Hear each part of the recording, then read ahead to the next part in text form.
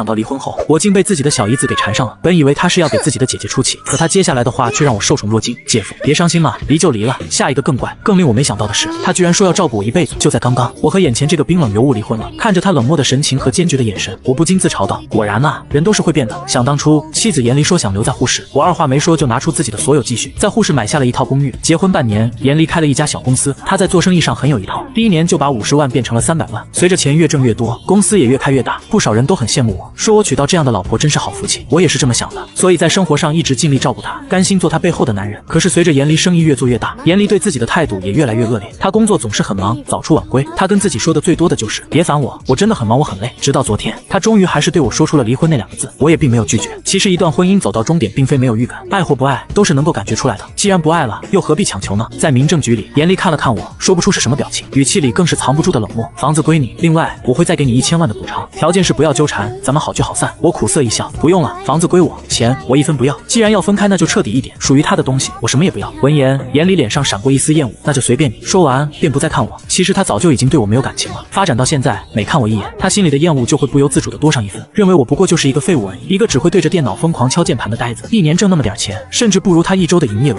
更何况他现在都不缺人追，实在没必要和我浪费时间。啪啪，一枚红色的章分别盖在了2个红本上，办事员把离婚证递了过来。严离将离婚证装进自己的爱马仕包里，丢下一句我还有事儿，先走了，然后头也不回的离开了。整个过程都没看我一眼，我独自一人回家，房间里还是那么安静。看着空荡的楼梯口，我叹了口气，严希慈他应该走了吧，严离应该早就告诉他妹搬出去了吧，应该是这样的。想着想着，我转身进了浴室，将淋浴调到最大，任凭温热的水流打在身上，脑海里思绪翻飞。都说离婚算是重生，既然是重生，那就要开始新的生活了。我给自己定了个小目标，努力挣钱，争取早点换房。我可不想在这里住下去了，毕竟这曾经也是他的家。既然没了关系，那不如更彻底一点，最好连一点回忆都不要留下。澡洗的差不多了，将脸上的水擦干，顺便擦了擦头发，站在镜子面前，我习惯性的欣赏了一下自己的8块腹肌，将下半身裹上浴巾，拿上自己的脏衣服，出了浴室。然而才一出来，就看见站在餐桌前正在喝水的少女严希慈，也就是自己的小姨子。女孩穿着白色的家居服，下身同样是白色小短裤，柔软的长发披在肩上，一双美腿修长笔直，是很漂亮的漫画图。我下意识的用脏衣服捂住身体，脸上写满了惊讶。我都跟你姐离婚了，你怎么还没走？要是知道她在家，打死我也不能这样出来。闻言，少女转过身来，随着长长的睫毛一颤，惺忪的睡眼眨了眨，半晌咕嘟一声，将含在自己嘴巴里的液体咽了进去。离婚了吗？这大清早的，离什么婚呢？严希慈是严离的妹妹，大概是刚喝完水的缘故，看起来水嘟嘟的，颜值和身材都很不错。虽然只有1.65米的身高，可是腿却占了多半，夹着苗条的身材，视觉效果足足有1.7米了。看着她傻乎乎的样子，我也是被逗笑了。咋的？离婚还有早高峰啊？说实话，这3年来，我对这个妹妹也是照顾的无微不至，毕竟是老婆的妹妹，我是真当自己妹妹一样看待的。难不成你姐没跟你说吗？我淡淡问道。对面的女孩眨眨眼，睫毛微微下垂，看起来无辜极了，半耸了耸那漂亮的一字间，说了句没有。女孩话才说完，水润的眸子便落在了我的腹肌上。哇，没想到姐夫居然还有腹肌，腰线看起来也很紧实。1年多了，这还是自己第一次看见姐夫不穿衣服的样子。女孩咽了咽口水，漂亮的脸蛋不知不觉爬上了一层嫣红。察觉到严希慈目光有些害羞，我连忙用手里的脏衣服把身体挡得更严了。看什么看？小小年纪的别乱看。闻言，严希慈愤愤不平地撇了撇嘴，小声嘀咕了一句：我今年都20了好吧？姐夫总把自己当小孩子，他早就成年了好吗？20了也得找你姐去，跟你姐打电话，不然只能去外面租房子了。闻言，女孩脸上瞬间写满了不情愿，就连小巧的鼻子也没忍住皱了皱。说实话，她不想走，这些年都是姐夫在照顾自己，每日3餐一顿不差，失落的时候也会开导自己。可是姐姐呢，连人都看不见，难得坐在一起也是只会挑毛病，觉得自己这不好哪不对的。她不想搬出去，更不想到外面去租房子，她想留在这儿，谁爱走谁走，反正自己不走，我不走，坚决不走。听见让自己走，女孩立刻紧紧地把住门框，一脸紧张地盯着我，那模样就像是我真的要把她轰出去一样。其实我也挺无奈的，倒不是真心想捧她走，只是我和严离都离婚了，她的妹妹还跟自己住，这算怎么一回事呢？我可不想听见什么闲言碎语。女孩摇摇头，一脸坚决道：我不走，要走你走，不过估计你也不想走。说完，更是转身迈着清脆的步伐，逃也似的回自己房间去了。我瞬间人傻了，这不是我的房子吗？就在我无语的时候，楼梯上的脚步突然顿住，又倒退了几步。严希慈露出半个脑袋，歪头看向我：姐夫，你也别太难过呀，日子还长呢，就凭你这才华和颜值，肯定能给我找一个后姐回来。讲真，我是真拿这个严希慈没办法，这丫头鬼精鬼精的，撒娇耍赖一把好手。我摇摇头，想着回头自己给她在学校申请雇宿舍，也算是对她有个交代。回到卧室，躺在床上点开手机，没玩几分钟，忽然就收到了编辑的消息。就在刚刚，我收到了编辑时光的消息：兄弟，上本书成绩不错，之前不是跟你说过考虑一下改编的事吗？结果成了。闻言，我一整个亚麻呆住了。好家伙，真是有心栽花花不开，无心插柳柳成荫。当时编辑说没准能改编，我还以为就是随口一说呢，没想到居然还真的给成了。卖呀！我不假思索道，这也是我正准备跟你商量了。现在有2个公司也看上了这本书，一个是云雅公司，小公司，但是给的价格比较高，300万；另一个就是爱奇艺，大平台，也是准备改网剧，不过价位要少20万。但是大公司的话，一般作品制作不管是道具、服装妆还是明星上都要精良一些，也就是知名度会更大。具体看你。作为编辑，时光可以说是一个很好的编辑，手底下的作者私下里都叫他暖男。这种事情其实他也可以直接决定了让我来签字就好，但是他没有，还是争取了我的意见。不过当我看到这条消息的时候，感受到的不只是暖，主要是震惊。云雅公司那不就是严离的公司吗？专门搞一些网红，制作一些小网剧。随着现在用户不断增大，看网剧的人也不断增多，主要是网剧时间短，爽点笑点多，看起来很放松。这个特性也给这个行业带来了一笔相当可观的利润。严离算是赶上了，也吃到了红利，不然也不可能3年之间身价过亿。只是没想到他的公司居然选到了自己的书。不过仔细想来倒也不奇怪，毕竟严离已经好久没关注过自己，选书这种事儿他向来也不参与。说实话，我很想选爱奇艺，不是因为个人恩怨，主要是大平台值得信赖。虽然都是网剧，但是不同平台拍出来效果肯定不一样。我可不想自己辛苦1年多写出来的书拍出来成了垃圾，而且喜欢看剧的人还会掉头回来追书。这样想一想，还是爱奇艺好。我果断地回复了一句，还是爱奇艺吧，麻烦师哥了。我倒是不麻烦，这样吧，我在价格上再努力争取一下，要是实在涨不上去，也就只能这样了。瞧瞧，多好的编辑，所有出发点都是为了作者好。后面我们又商量了一下具体细节，定在下午2点去签合同。放下手机，我还是觉得有些不可思议，又拿起手机点开微信，把聊天记录重新看了一遍，确认刚才的事儿是真实发生的。我忍不住长舒一口气，只觉得浑身轻松。刚好自己想换个房，原本还担心没钱，这不钱来了。想着想着，我就迫不及待地登上小贝 app， 开始看房子。新房新生活，我越想越起劲儿。楼上，妍希慈躺在柔软的粉色双人床上，女孩的床很软，阳光透过窗户照了进来，洒在她的身上，将她本就白皙的皮肤照耀得像是剥了壳的鸡蛋一般。修长的美腿随意地叠在一处，那双秀气好看的脚丫就自然而然地翘了起来。她半盖着被子，一双漂亮的大眼睛眨巴眨巴，呆呆地看着天花板。离婚了呀？说实话，她倒是不心疼姐姐，只是有点心疼自己这个姐夫。这些年，不光自己，爸妈也很喜欢姐夫。人家都说一个女婿半个儿，在他们家，姐夫真的是能当亲儿子用的。无论大事小事，姐夫从不含糊。前年老爸做手术，姐姐忙工作没时间，是姐夫主动请了1个月的假。从老爸住院开始，每日3餐1顿不落的送，陪他聊天，推他去晒太阳，一直到康复出院。后来自己考上了大学，住进了他家，他一点不觉得麻烦，还特别照顾自己，对自己简直比亲哥哥还好。生活上可以说姐夫一个人照顾了他们一家人，可就是这么好的一个男人，却被姐姐抛弃了。妍希慈越想越是替姐夫委屈，可是他又有什么办法呢？毕竟他那个姐姐是个10头牛都拉不回来的倔性子。想到这儿，女孩叹了口气，姐夫嘴上虽然不说，但是心里一定会很难受吧？分手都很难过，更别说是离婚了。网上都说人一旦离了婚不死也得8层皮，我要怎么帮助姐夫呢？别说失恋了，他连恋爱都没谈过呢。女孩白皙的小手从枕头底下将手机摸了出来，看了看上面的时间，现在快10点了，恰好今天早上没课，要不自己给姐夫做顿饭，好好安慰一下他。对，就这样，现在的他是最需要人照顾的时候了。想到这儿，女孩果断坐了起来，一双美腿微微弯曲，从床头柜的抽屉里拿出自己洗干净的白色袜子，穿在了脚上，将袜子穿好，又换上了一条9分的牛仔裤，搭配一件黑色休闲短袖，这才匆匆去卫生间洗漱。她的皮肤本来就白，在黑色的衬托下显得越发白皙，马尾高高竖起，整个人看起来青春活力。简单的洗漱一番，女孩就出门去了。没错，她要去超市买菜，原来都是姐夫照顾自己，现在换自己照顾姐夫。不对，现在不能再叫姐夫了，得叫哥。在超市里溜达的时候，还不忘拍了一个短视频，发送到自己的日常账号里。别看他今年才20岁，其实是小破站的一个 UP 主，生活类博主，发了2年的视频，粉丝也积累了10来万，每个月也可以拿到一些钱，几千块钱对于一个大学生来说，也算是一笔响当当的收入了。在超市里转了好大一圈，挑挑拣拣，最后买下了一块瘦肉和一把青菜。女孩提着买好的东西，一边浏览菜谱，一边低着头原路返回。走进小区，看着这里的一切，她忍不住陷入了回忆。17岁那年，姐姐说她找了一个很不错的姐夫，在沪市给自己买了大房子，说这里的环境很不错，她觉得自己嫁对人了。可是现在，姐姐确实是变成了凤凰，可她似乎忘记了曾经那根拼命生长，只为了让她立足的树枝了。女孩摇了摇头，迈着灵巧的步伐进了单元门。回到家，脱掉脚上的小白鞋，换上一双粉色的草莓拖鞋。这鞋子还是她来的第一天姐夫带着她去买的，她很喜欢。就在刚刚，小姨子妍希慈为了安慰我这个刚离婚的姐夫，准备亲手给我做顿饭。女孩先是将窗台上的案板拿了下来，然后把买回来的肉洗干净，这才放在案板上，拿着刀开始认真切肉。做过肉的朋友都知道，新鲜的肉类触感都是软腻的，想要切成薄片真的是一件很不容易的事儿，尤其对于从来没下过厨房的人，堪称高难度动作。妍希慈的手长得很好看，皮肤白皙，手指修长，指甲也是莹润健康的颜色，因为用力能够看到骨骼笔直的形状。不熟练的女孩每切一块肉就要拿起来看看薄厚程度，这样一来就导致2只手上油腻腻的，这种糟糕的触感让女孩忍不住嫌弃，软就算了，还这么油。姐夫这些年做了无数顿饭，不知道他是不是每次都要忍受这些。感叹过后，他强忍不适，再次拿起刀认真的切了上去，大概是手太油了，才一用力就切在了自己的手指上，白皙的手指瞬间出现了一道口子，鲜红的血液朝外流出。女孩疼得倒吸一口气，飞快的回到卧室，拿了一张创口贴简单的包扎了一下，回来继续切肉。放弃是不可能的，毕竟这点小伤和姐夫比简直就是冰山一角。将肉切好，重新洗了一遍，准备炒菜。妍希慈属于心灵手巧的类型，虽然自己没做过饭，但是按照教程里教的，葱姜蒜一样不缺，炒的也算是有模有样的。还沉浸在看房软件里的我忽然闻到一阵香味，我放下手里的笔记本，好奇的走了出来，看着厨房里认真做饭的少女，我被吓了一跳，都怪自己看得太入迷了，做饭时间都给忘了。我急忙走了过来，伸手要拿她手里的锅铲。行了，我来吧。自从她搬来这几年，我就自然而然的充当起了了哥哥的角色，这些活都是自己来的，我是真怕他再给又烫了。没事的，还是我来吧，姐夫你好好休息。颜希慈摇摇头，女孩说完更是小手一抽，生怕我来抢似的，将锅铲藏在身后，还不忘朝我灿烂一笑。那小模样，别提多懂事了。我哪舍得让他干活，忙伸手去抢，这一抢正好就看见了女孩中指关节处的创口贴，怎么弄的？我下意识紧张地问道。女孩笑眯眯地解释着，语气随意，就是刚刚不小心切了一下，没事儿，也就你发现的早，不然都愈合了。她不想让姐夫担心，再说自己又不是小孩子，这点小伤真的不算什么。我忍不住心疼，还愈合了，骗笨蛋呢！我关切的眼神让女孩忍不住愧疚，本来是想让姐夫省点心的，没想到又让他担心了。我只是想给姐夫做顿饭而已，都怪那坨肉，我就是看你心情不好，想给你做饭来着。不过我感觉我马上就要成功了，请你走开，不要当我成功路上的绊脚石。女孩绷着脸故作生气道，看着她执拗的样子，我是既心疼又好笑。谁说我心情不好的？以后做饭的事儿还是我来，你只负责吃就好了。说完，我伸手就要去拿她手里的锅铲，女孩哪里肯，当即伸出纤细白净的胳膊，推着我的肩膀把我送了出去。我身高1.84米，颜希慈才1.65米，大概是身高差所致。她这样从背后推着我，这画面居然有点萌萌的。女孩振振有词，走吧走吧，从今天开始严大厨要正式上线了，这才是第一天，以后她要承担起照顾姐夫的义务呢。见她如此坚决，我也没了办法，只好叮嘱了一句，那你注意点，不懂就喊我。进了屋想想还是不放心，索性把自己的笔记本拿了出来放在餐桌上，一边浏览买房信息，一边盯着颜希慈做饭。颜希慈身材比例很好，笔直的少女背，再加上堪堪一握的小腰，还有笔直匀称的漫画腿，这会儿正拿着锅铲认真的炒菜呢，模样笨拙却认真。阳光照在她身上，一切都是那么的明亮且干净。这还是第一次见她下厨，我忍不住感慨，自家的小白菜终于长大了呀。她其实还是有很多优点的，成绩很好，人漂亮，性格大大咧咧，平时在学校也懂事，不少老师都跟自己反映过，说颜希慈将来一定会有很不错的前途。做饭女孩忽然转过来，看着我的时候笑容明媚灿烂。哥，这里2个罐子，哪个是盐哪个是糖？她觉得应该是第一个，但是又有点不确定。左边的。看了一眼，我淡淡说道。说完继续低头浏览房源，别说10分钟不到，我还真看见了一套不错的，120平米，32厅加1卫，还是1楼带个小院子，可以种花，就是价格有点贵，光是首付就要320万，就这还不是什么高档小区，主要是位置好，大学附近，再加上这2年房价本来涨得就快，自己倒是可以把现在住的房卖了。可问卖房这事儿最忌讳的就是着急，越是着急越是卖不上个好价格，要是慢慢卖，没准还能多卖个几10万。这些年虽说严厉挣了不少钱，但是他其实并没有给过自己，想要解决的办法只有一个，就是借钱。想了想，我摇摇头，算了，等自己顺利拿到了版权费再借钱也不迟。还盘算着女孩的饭已经做好了，她把稍微发黑的小炒肉和一盘青菜以及2碗热腾腾的米饭整齐地摆放在餐桌上，这才笑眯眯道，吃饭吧，尝尝严大厨的手艺。女孩说完，拉开椅子在我的对面坐了下来。我看着桌上的菜有些吃惊，不是做的不好，而是做的很不错。论女孩第一次做饭能有多惊艳，除了稍微多了一点酱油之外，讲真，第一次做菜这个水平我着实震惊了。将电脑收了起来，拿起筷子夹了一块小炒肉放进嘴巴里，很好吃，嫩嫩的，还带着点辣椒的香味，第一次能做成这个味道，确实很不错。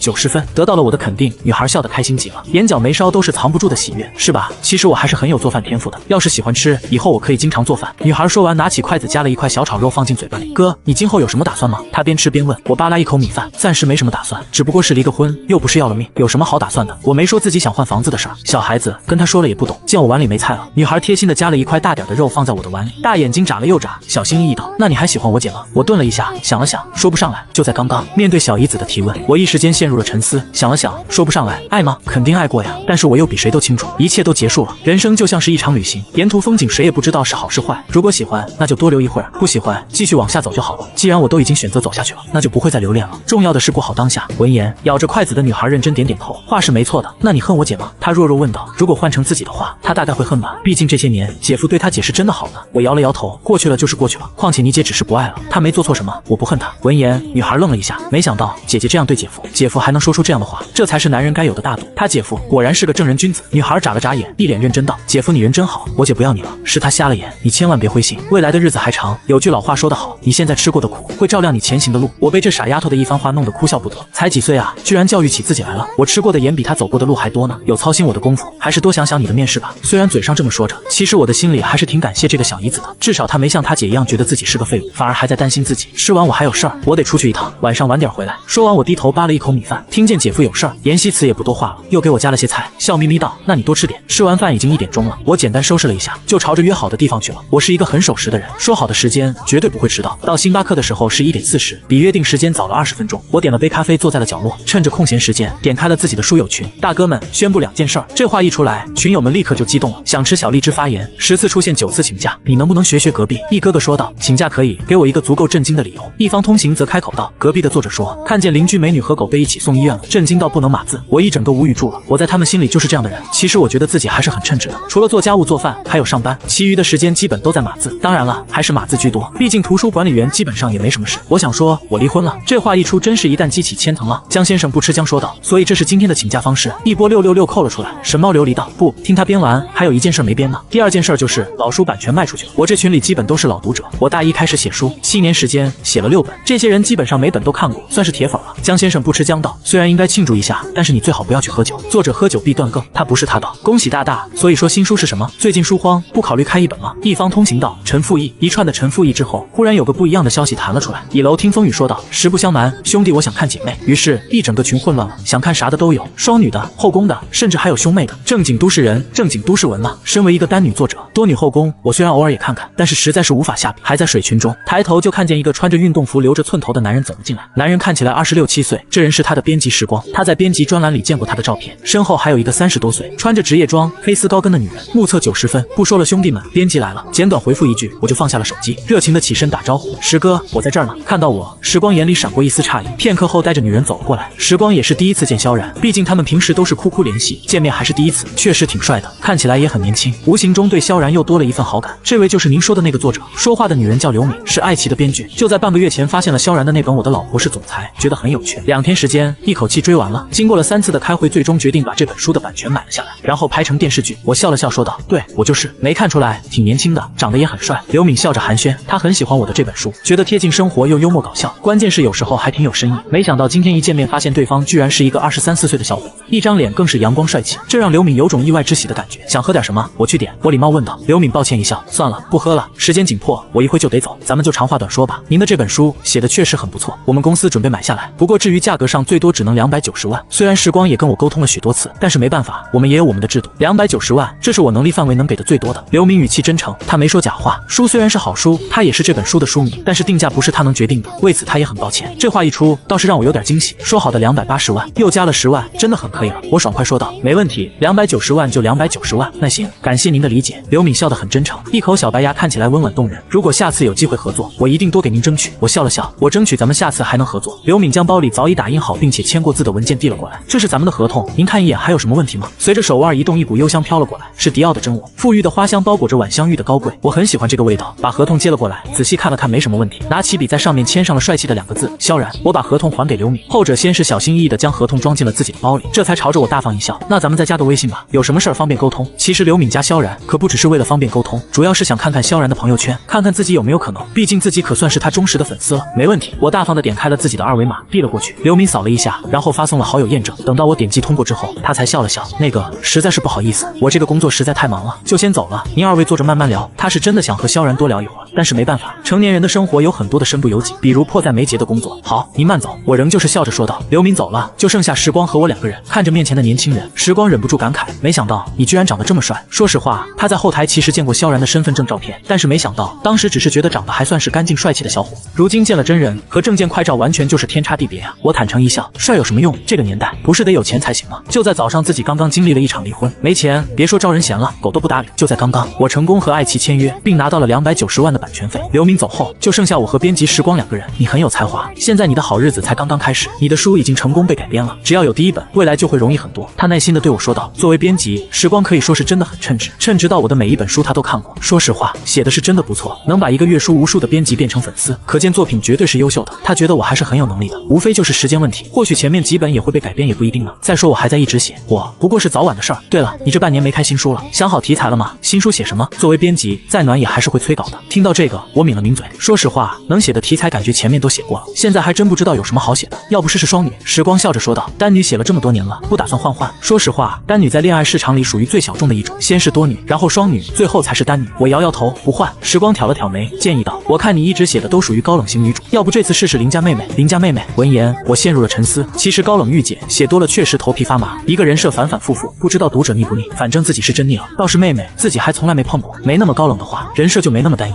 趣味性也会多一点。能搞。我点了点头，那就试试妹妹。时间不知不觉的已经过去2个小时了，太阳徐徐西落，火焰般的晚霞像是要燃烧整个天空。夏天就是这点不好，即便是余晖也会使人觉得刺眼。交大的林荫道上，女孩迈着2条修长漂亮的腿，步伐匆匆，身后的马尾也跟着一晃一晃的。她现在要去熟食店给姐夫买她最喜欢吃的炸鸡和啤酒。就在下午，她已经看见姐姐开单身趴的朋友圈，照片里的姐姐笑得很开心。她很久没见过她那么开心的笑了，只是这样的笑容和环境，也不知道姐夫看了会不会伤心。为了不让姐夫伤心，她决定给姐夫也开一个。姐姐可以开开心心的开趴，姐夫也能，不就是聚会吗？给姐夫也安排上，今晚高低整8个菜，庆祝起来。总之现在一切的事情都要以姐夫为重，姐姐的错就让他来弥补好了。女孩穿梭在落满余晖的喧嚣街道上，最终站在了炸鸡店门口的长队里。东瞅西望的目光最终落在了前面不远的蛋糕店，看着玻璃展台上精美的蛋糕，女孩觉得应该再给姐夫买个蛋糕。离婚是新生，得庆祝，还是要好好庆祝，最好再叫上姐夫的几个朋友。虽然自己不知道他们的联系方式，但是没关系，姐夫有手写电话号码的习惯。他说这样的话，如果自己手机丢了，就可以按照本子上的电话打过去，那些心存不良的骗子就骗不到他的朋友了。瞧瞧多么的贴心和周到，即使手机丢了，都要保证自己朋友不要被骗，这样为别人着想并且温暖的人，真的不知道姐姐为什么会不要。其实姐姐和姐夫吵架不是1次2次了，经常都在冷暴力。严希慈也和姐姐沟通过，可惜姐姐实在太强势，每次都以她是小孩子什么都不懂为借口，匆匆忙忙结束话题。东想西想的，很快轮到了自己。女孩挑了一只最大的炸鸡，这才心满意足的付了钱，将飘着香气的炸鸡提在手里。女孩又朝着不远处的蛋糕店走了过去，仔细挑选了一番过后，最后选定了一个蓝色奶油上面带着一个奥特曼和一群小怪兽的蛋糕。听说每个男孩子都有一个奥特曼梦，姐夫也是男孩子，经此磨难，希望他还能相信光。人的生活里得有光。他指了指透明橱窗里的蛋糕，朝着店员礼貌一笑：“你好，这个蛋糕能不能帮我做一个一样的？”面前的女孩长得很漂亮，尤其是笑起来的时候，眉眼弯弯，总是给人一种很清纯并且干净的感觉，像是开满了一山谷的百合，灿烂并且纯美。这样的长相，光是看看就很容易引起好感。店员姐姐温柔的点点头，当然可以。得到了肯定答案，女孩笑得更灿烂了，那真是太好了。去掉上面的生日快乐，换成离婚快乐，可以吗？似乎被这个特殊的要求惊呆了。店员姐姐微微瞪大眼睛，一脸不可思议的看着面前的姑娘：“您确定是离婚快乐吗？”女孩肯定的点点头：“对，就是离婚快乐。”闻言，店员姐姐咽了咽口水，现在的人真的是越来越会玩了。有要求蛋糕师傅画2淡1长的，有要求画软软的，现在居然又来了个离婚快乐的。这年头赚个钱可真难啊！半小时后，蛋糕师傅按照女孩的要求做出了一个精致的奥特曼蛋糕，按照严希慈的要求，在上面写了大大的离婚快乐。趁着姐夫还没回来，果断走到茶几跟前，将抽屉拉开，找到姐夫的通讯录，然后仔细的输入在自己的手机里，怀着紧张的心情拨了过去。好在事情很是顺利，姐夫的一众好友听到我的请求也纷纷表示同意。电话打完就到了最简单也是最重要的点外卖环节了，不是自己懒得做，实在是时间不够，4个人怎么也得8个菜，要是做起来的话，没有2-3个小时是不可能的。时间明显不够就不说，自己做饭的技术也确实堪忧，万一再搞砸了，那可就不好了。果断搜索姐夫最爱吃的烧烤店，腰子、羊肉串、牛肉串一样100个，最后还不忘要了一个麻辣香锅，还有辣爆田螺，这些都是姐夫吃烧烤必点的。满满一桌全是姐夫喜欢吃的菜，点好外卖，女孩就开始收拾屋子了。时间总是过去的很快，已经1个半小时过去了。还在收拾屋子的严希慈忽然听见了门铃声，就在刚刚，还在收拾屋子的严希慈听到了门铃声，来人正是姐夫萧然的好友张川和许成。2个人接到了严希慈的电话，就相互通了气儿，朝着萧然家走了过来。看见2人，严希慈忙让开位子，礼貌道：“哥，里面坐。”屋子被女孩收拾得干干净净的，灰色的大理石地板看起来一尘不染。见2个人坐在了沙发上，女孩急忙把刚才没来得及拿掉的抹布拿在手里，笑眯眯地说了一句：“你们先坐，我去给你们倒水。”说完转身朝着厨房去了。看着女孩在厨房忙碌的背影，许成忍不住朝着张川跟前凑了凑，忍不住感慨：“你说这眼里要是有希慈对萧然一半就好了，估计也不能走到今天这一步。”张川点点头，仿佛对这话认同极了。谁说不是呢？你瞅瞅这屋子收拾的，还这么贴心。这些年感觉一直都是然子一个人，见严离一面都难，更别说还给咱倒水了。严希慈成绩好，人长得漂亮，关键还特别懂事儿。现在萧然跟严离离婚了，不但没选择跟姐姐去过好日子，反而担心萧然，主动留下来陪着她，确实难得。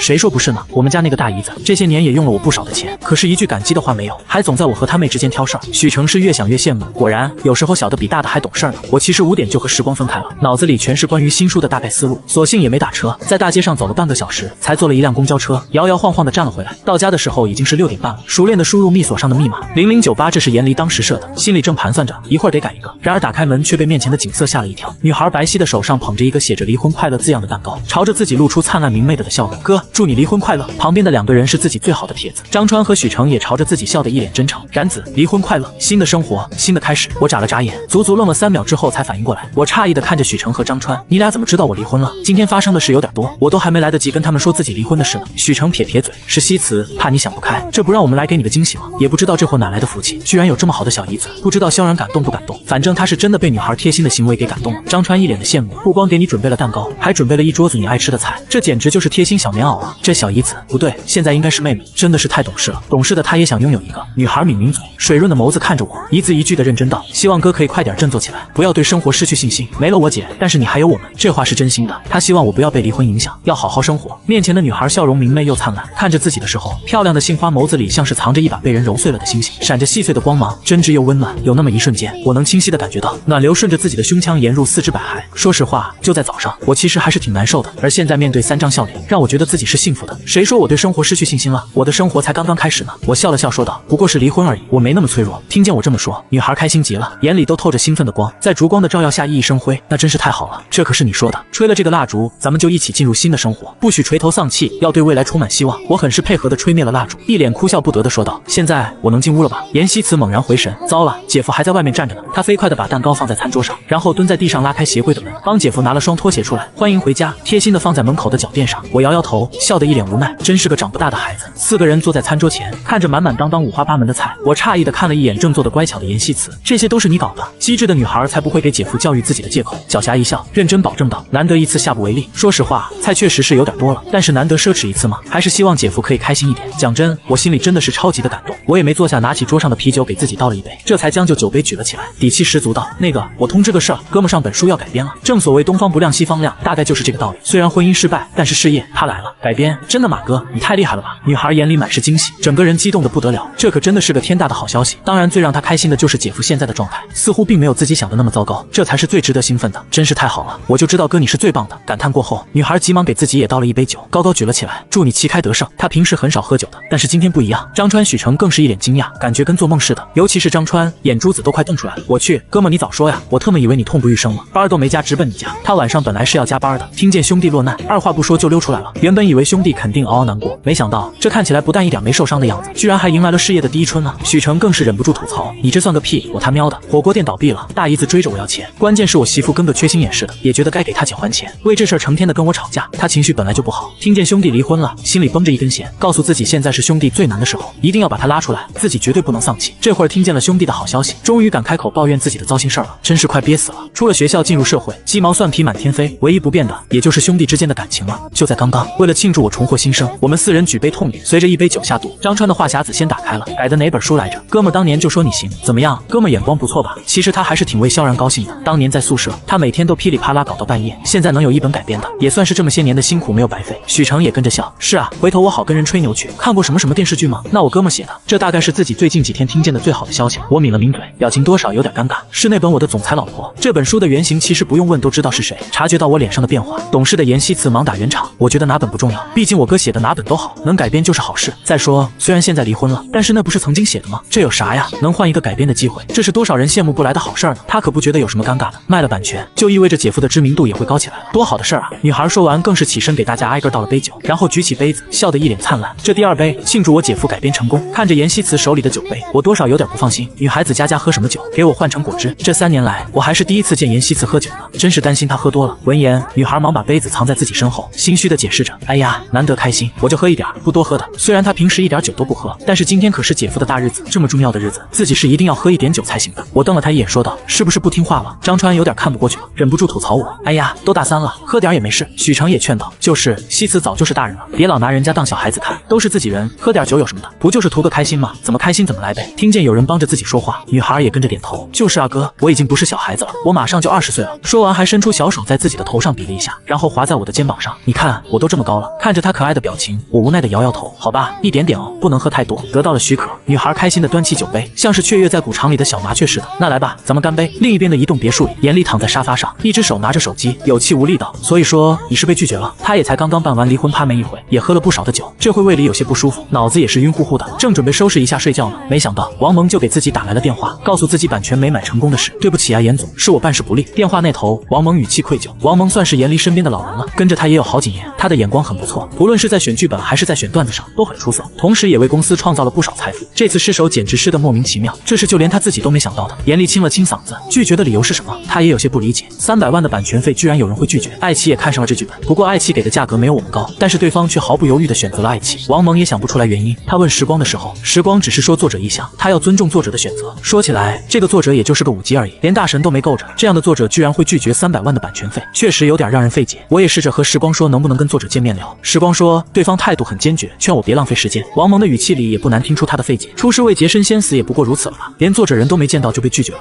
眼里有些好奇，这本书叫什么？作者是谁？这年头居然还有钱买不来的东西。书名叫我的老婆是总裁，作者是怡然自得。王蒙如实相告，严离瞪大了眼睛，感觉自己酒都醒了不少。怡然自得，你确定？怡然自得是前夫萧然的笔名，这个他知道，只是没想到怎么就这妖巧，偏偏选上了他的书，而且在自己的印象里，萧然不是已经扑街好几年了吗？居然还能写出好书来，这确实令他有些惊讶。王蒙被严总的反应吓了一跳。是的，严总。严离眉头紧锁，还是有些不敢相信，这可真是太巧了。早上才离婚，下午公司就选到了萧然的书。书。这下他好像明白萧然拒绝的原因了，不过是运气好而已，有什么可骄傲的？既然他拒绝了，那他也不会是那种主动开口求他的人，这样只会显得自己掉价。他叹了口气说道：“行了，我知道了，只选出来这一本书吗？如果有，那就替换了。也不是，一共3本，但是这一本故事情节还有构架是最好的，剩下的2本和这本比还是有些逊色。”王蒙手底下有20个人，其中有5个人是用来专门选书的，他们每天都会在各个网站专门找一些销量不错的书来看。这一本算是千挑万选出来的，最适合公司的书了。只是没想到作者本人居然不同意。眼里眨眨眼，他不否认，这确实是自己没想到的。萧然的书居然这么有实力。略微思考之后，说了一句：“压低价格，在这2本里再选出1本来。”是严总。挂了电话后，眼里酒意全无，给自己倒了杯水，坐在沙发上，清冷的月光照耀在他的身上。女人点开软件，搜索了萧然的那本书，然后点开了他的评论，悠悠鹿鸣说道：“这书写的真不错，大大是不是真的有一个总裁老婆？这写的也太形象了。24小时不睡回应，加更啊大大，不够看，真的不够看。”意难平发文，不是我催，文笔绝了，好喜欢啊，加油冲反应。说实话，这总裁性格不太行，不过我很是喜欢男主。严离看了好几页，基本上无一差评。他这会儿心情有些复杂，拿起桌上的水又喝了一口。萧然呐，萧然脑袋一晃，他想起了另外一件事儿，那就是他的妹妹严希慈。今天一天实在是事情有点多，多的自己把妹妹都给忘了。想到这儿，他拿起电话给严希慈拨了过去。就在刚刚，我们4人也是喝嗨了，不知不觉就聊到了上学时期那次表演。萧然这家伙悄咪咪把老子鞋穿走了，害得老子穿着拖鞋去看的，正好还撞上班主任，那白眼翻的我到现在都没忘。许成一边吐槽一边吃着羊肉串，而我的脸上则写满了不服。行了吧，谁他妈让你为了装13，先把我鞋穿走的？结果还踩的全是屎。毕竟半夜室友带着满脚的屎回来就很让人不理解。女孩乖巧的坐在我身旁，大概是因为喝了点酒，血液加快流动的缘故，红润的小脸上带着羡慕。姐夫，你们上学的时候也太好玩了吧？他没住过宿舍，还真的不知道住宿会发生这么多有趣的故事。正笑得开心，忽然口袋里的手机响了起来，听见严希慈手机响了，一旁的许成打趣道：“谁啊？大晚上给你打电话，肯定是男朋友。这姑娘性格好，长得也漂亮，再说这都大3了，有男朋友也正常。”不等严希慈开口，我杀人似的目光朝着她瞪了过去。瞎说什么呢？小孩子家家，不好好学习找什么男朋友？对于严希慈，我是真的像对待亲妹妹一样的疼着。听见有人说她有男朋友，下意识就想反驳，当然这是一种自家白菜被猪拱了的心态在作祟。女孩将手机拿了出来，看着上面显示的陌生手机号，毫不犹豫挂掉，然后大大方方的将手机放在了身旁的桌子上，水润的眸子里带着些许的害羞。我才没有男朋友呢，是个陌生号码，一定是打错了。虽然自己今年20岁了，可是她从来都没有想过找男朋友的事儿。提起这个话题，甚至还会觉得难为情。张川也来劲了，我跟你说，希慈要找男朋友，一定要擦亮眼睛，怎么的也得找你姐夫这样的，又会照顾人，又会做饭，还事业有成，这可是真心话。这帮朋友里，他一直觉得萧然是那个最成熟的，长得帅，会照顾人，关键人家事业也是手拿把掐。自己要是有个妹妹，绝对强推萧然。我连忙瞪了他一眼，别瞎说，毕竟是含辛茹苦照顾了好些年的小白菜了。虽然偶尔有点傻乎乎的，但是在我心里，只有10项全能的男人才能配得上自己这个妹妹。看着张川和姐夫的表情，女孩不由得咽了咽口水，大约是喝了酒的原因，心跳也有些微微加快，默默低下了头。其实姐夫是自己见过最帅气的男人了，他很有才华，人又温柔细心，关键还特别体贴，确实是个难得的好男人。不过他不觉得自己会有姐姐那么好的运气。再说全世界也就一个姐夫，想找到一样的几乎没什么可能。这次姐夫离婚了，也不知道会给自己找一个什么样的后姐回来，一定要是那种漂亮很温柔的女孩子才行，只有这样的女孩子才配得上他的姐夫。另一边，严离在被挂断电话之后愣了3秒，才反应过来自己好像是拿工作号给妹妹打过去的。他打了个9格，用自己的生活号再次打了过去。女孩的小脑袋正开小差呢，桌上的手机就毫无防备的再次响了起来。她摇了摇有些发晕的脑袋，小声嘀咕着，肯定是又打错。然而话还没说完，女孩就彻底傻掉了，居然是姐姐。她瞬间紧张了起来，一颗心更是提到了嗓子眼，毫不夸张的说，就连酒都清醒了不少。她瞪大了眼睛，紧紧盯着屏幕，完了完了，一定是姐姐要喊自己过去的，一定是。可是她好不想去啊，怎么办？怎么办？不过几秒钟的时间，她的手心和额头就已经渗出一层细密密的汗珠。小时候爸妈工作忙，自己可以说是姐姐带大的，偏偏姐姐又是个冷漠强势的性子，从小就说一不二，她没少被姐姐骂过，所以严希慈对姐姐是真的有些害怕。见她表情不对，我下意识的看了一眼，果然是严离打来的，然后拍了拍严希慈的肩膀，语气温柔，你姐的电话接吧。听见是严离，张川和许成2个人你看看我，我看看你，谁也没说话，气氛莫名有些尴尬。严希慈一脸不情愿的拿起电话，慢吞吞的起身，低着头进了书房。姐，因为喝了酒，女孩带着厚重的鼻音，声音有些闷闷的。听见她的声音，严离愣了一下，感冒了。女孩目光一正，满脸问号，她可没感冒，她不过是喝了点酒而已。不过姐姐向来不允许自己喝酒，尤其这酒还是跟自己的前姐夫喝的，要是被她知道，估计分分钟能来抓自己。虽然她们2个人是姐妹，但是性格却很不一样。严离从小就话少，性格怎么说呢，比较凉薄淡漠，做事情向来都是目标明确稳准狠。但是严希慈是个热情活泼的女孩子，偶尔也会有那么一点的小迷糊。随着姐姐越发能干，家里的事儿别说自己了，就是爸妈大部分也是很听姐姐的。久而久之，这样的关系就变得更加的牢不可破。就像现在这样，严离一定要她搬出来，妍希此时怎么都不想搬出去，但是又不敢说。女孩强忍心虚，迫不得已撒了个谎，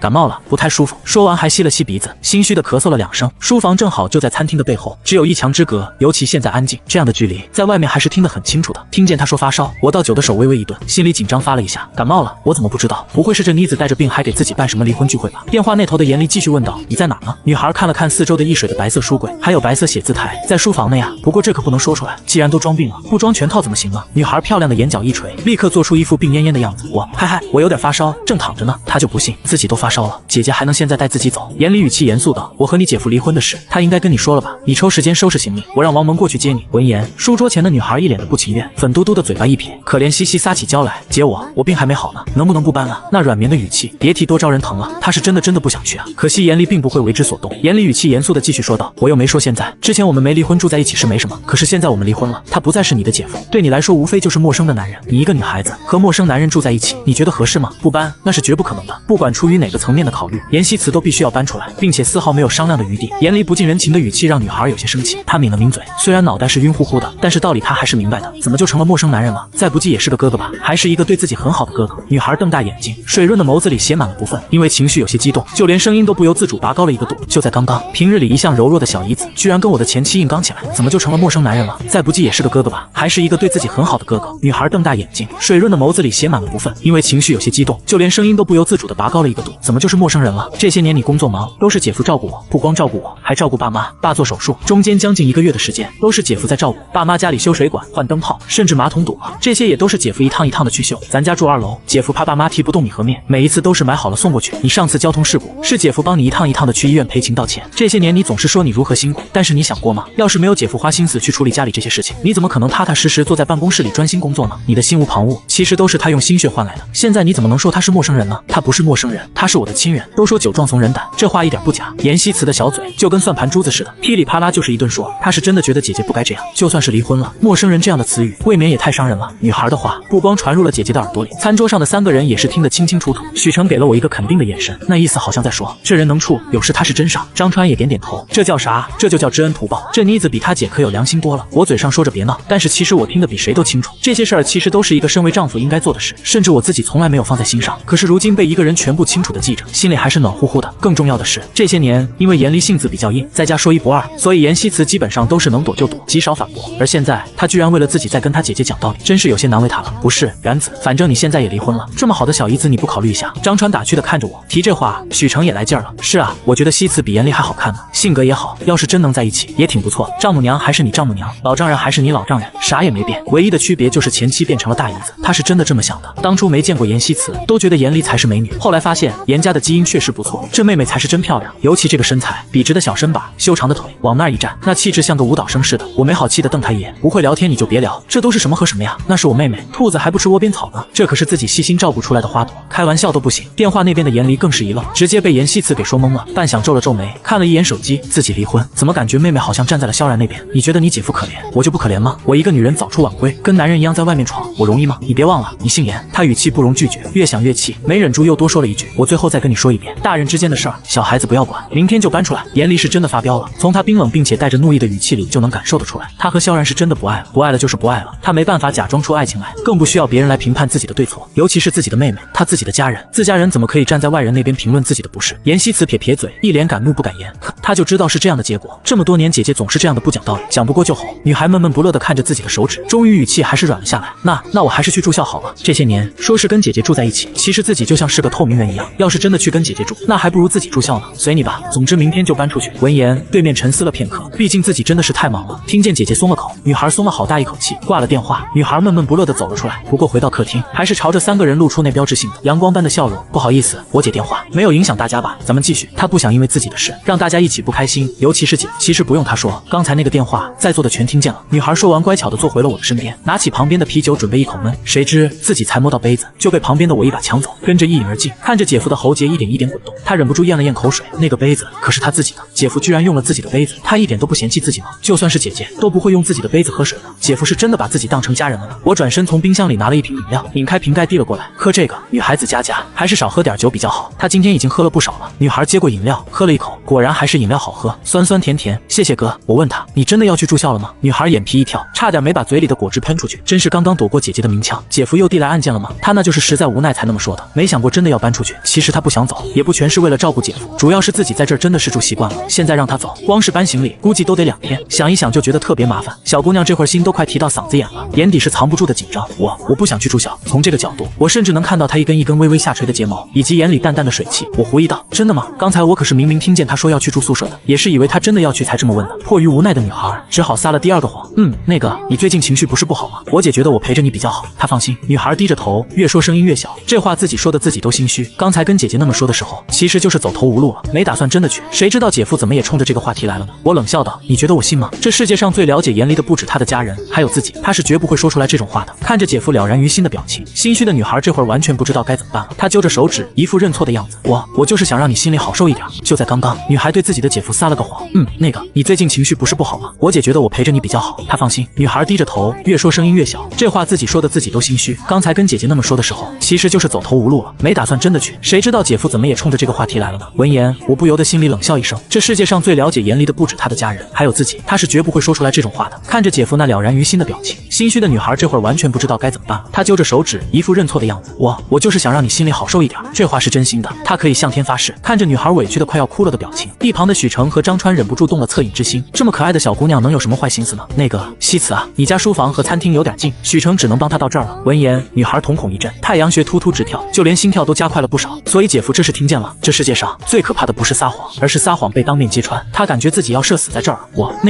女孩这会儿大脑一片空白，实在是不知道该如何解释。说了一半，脑袋便又垂了下去。看着她可怜兮兮的样子，我终于还是松了口。好了，不想去就算了，还有1个月你就要工作了，这个月就在这住着吧。其实我也不是不无考虑的，女孩今年大3，又是最后1个月，现在住校根本没办法申请，只能去跟人家挤着住。我是住过宿舍的，1.2米的小床，2个人挤着，1天2天是没问题的，但是这1个月肯定是不行的。而且她在一个陌生的环境，肯定不习惯，这样也没办法专心应付各个招聘什么的。反正都管了3年，也不怕最后一哆嗦，无非就是多一张嘴吃饭的事儿。反正这3年自己也早习惯了。听见姐夫终于同意自己住校了，女孩开心的差点跳了起来。她直了直小身板，拍着胸脯认真道：我保证这1个月绝对不给哥你添麻烦，也绝对不会让我姐知道的。要是她万一真的知道了，那你就说是我赖着不走的。看着她坚定的模样，我伸手在她脑袋上揉了一把，傻乎乎的。就算是严离知道了，难道不是该她自己去反省吗？为什么妹妹宁愿跟着自己这个姐，而不是她这个姐姐呢？这会儿已经10点半了，许成正准备再提一个，才举起杯子，还没来得及说话呢，口袋里的手机震动了起来，将手机拿了出来，看了看老婆发来的警告微信，许成无奈的叹了口气。然子，那啥，我老婆已经发消息开始骂了，我得先回去了。没办法，婚后生活就是这样，10点一过，老婆就会对自己发出夺命连环扣，不回家也得回家。没结婚的时候，总觉得婚姻是幸福的大门，结了婚才发现，婚姻更是一种无形的枷锁。这么一想，突然还有一点羡慕，至少现在的她无拘无束，不像自己。见许成要走了，张川也忙起身，那啥，我也得回去，晚上还得熬夜做个 PPT， 他还有活没干呢，不能再喝了。我很理解他们，其实他们也都不容易。自从毕业之后，摆脱了父母的束缚，却迎来了生活的束缚，这就是成年人的日常。一帆风顺是小说里才有的剧本，现实中没有光环，只有拼搏和忍耐，偶尔还得接受生活放的大招。就比如离婚。见他们要走，我也没做过多的挽留，只是叮嘱他们路上小心，到家回个消息。这2人一走，屋子立刻就安静了下来。看着满是狼藉的桌子，我低头准备将桌子收拾干净。见状，女孩连忙说道：哥，这些我来吧，你累了1天了，早点休息。他今天1天的事儿真的是太多了，这会儿反正也没事，自己来就可以了。不用，我又不是残疾人。我说完就开始清理垃圾，女孩也没闲着，跟着我一起收拾。2个人收拾起来速度很快，20分钟，刚才还乱七八糟的桌子就变得干干净净。我伸了个懒腰，看了一眼挂在墙上的时钟，已经11点了，然后看着面前的女孩说道：早点休息，我还有点事，晚安。说完转身进了书房。我一点也不困，虽然喝了酒，明天还要上班，但是现在我更想按照下午和时光沟通的，先把自己的新书写出来。毕竟写书这个东西，有了想法越快动笔越好，不然拖太久自己就忘了，即使记得也不会再有当时的那种心情。灵感对一个作者来说很是重要。听见书房门啪的一声关上，站在客厅中间的女孩，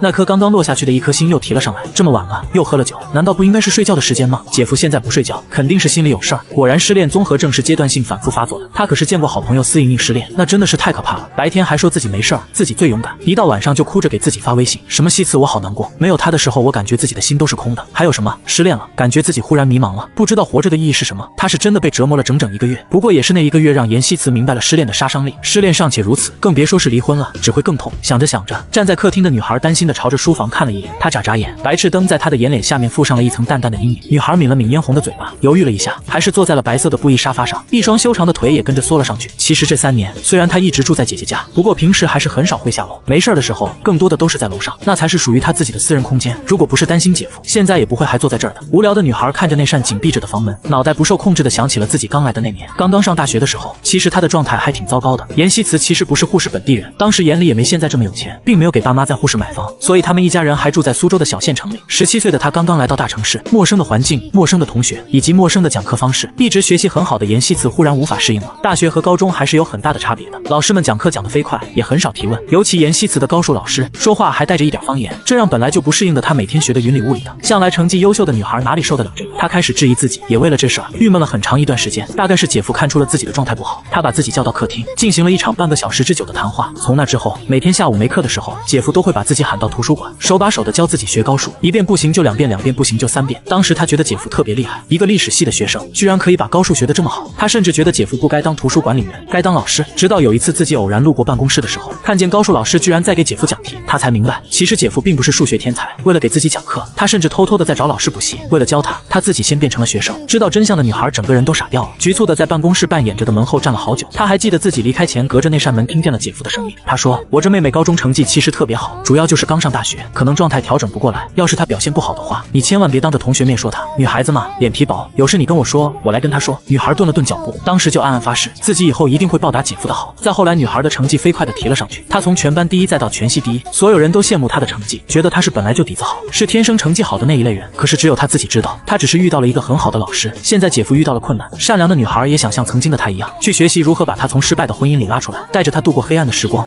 想到这儿，女孩叹了口气，呼，还是百度一下离婚后遗症该怎么治愈吧。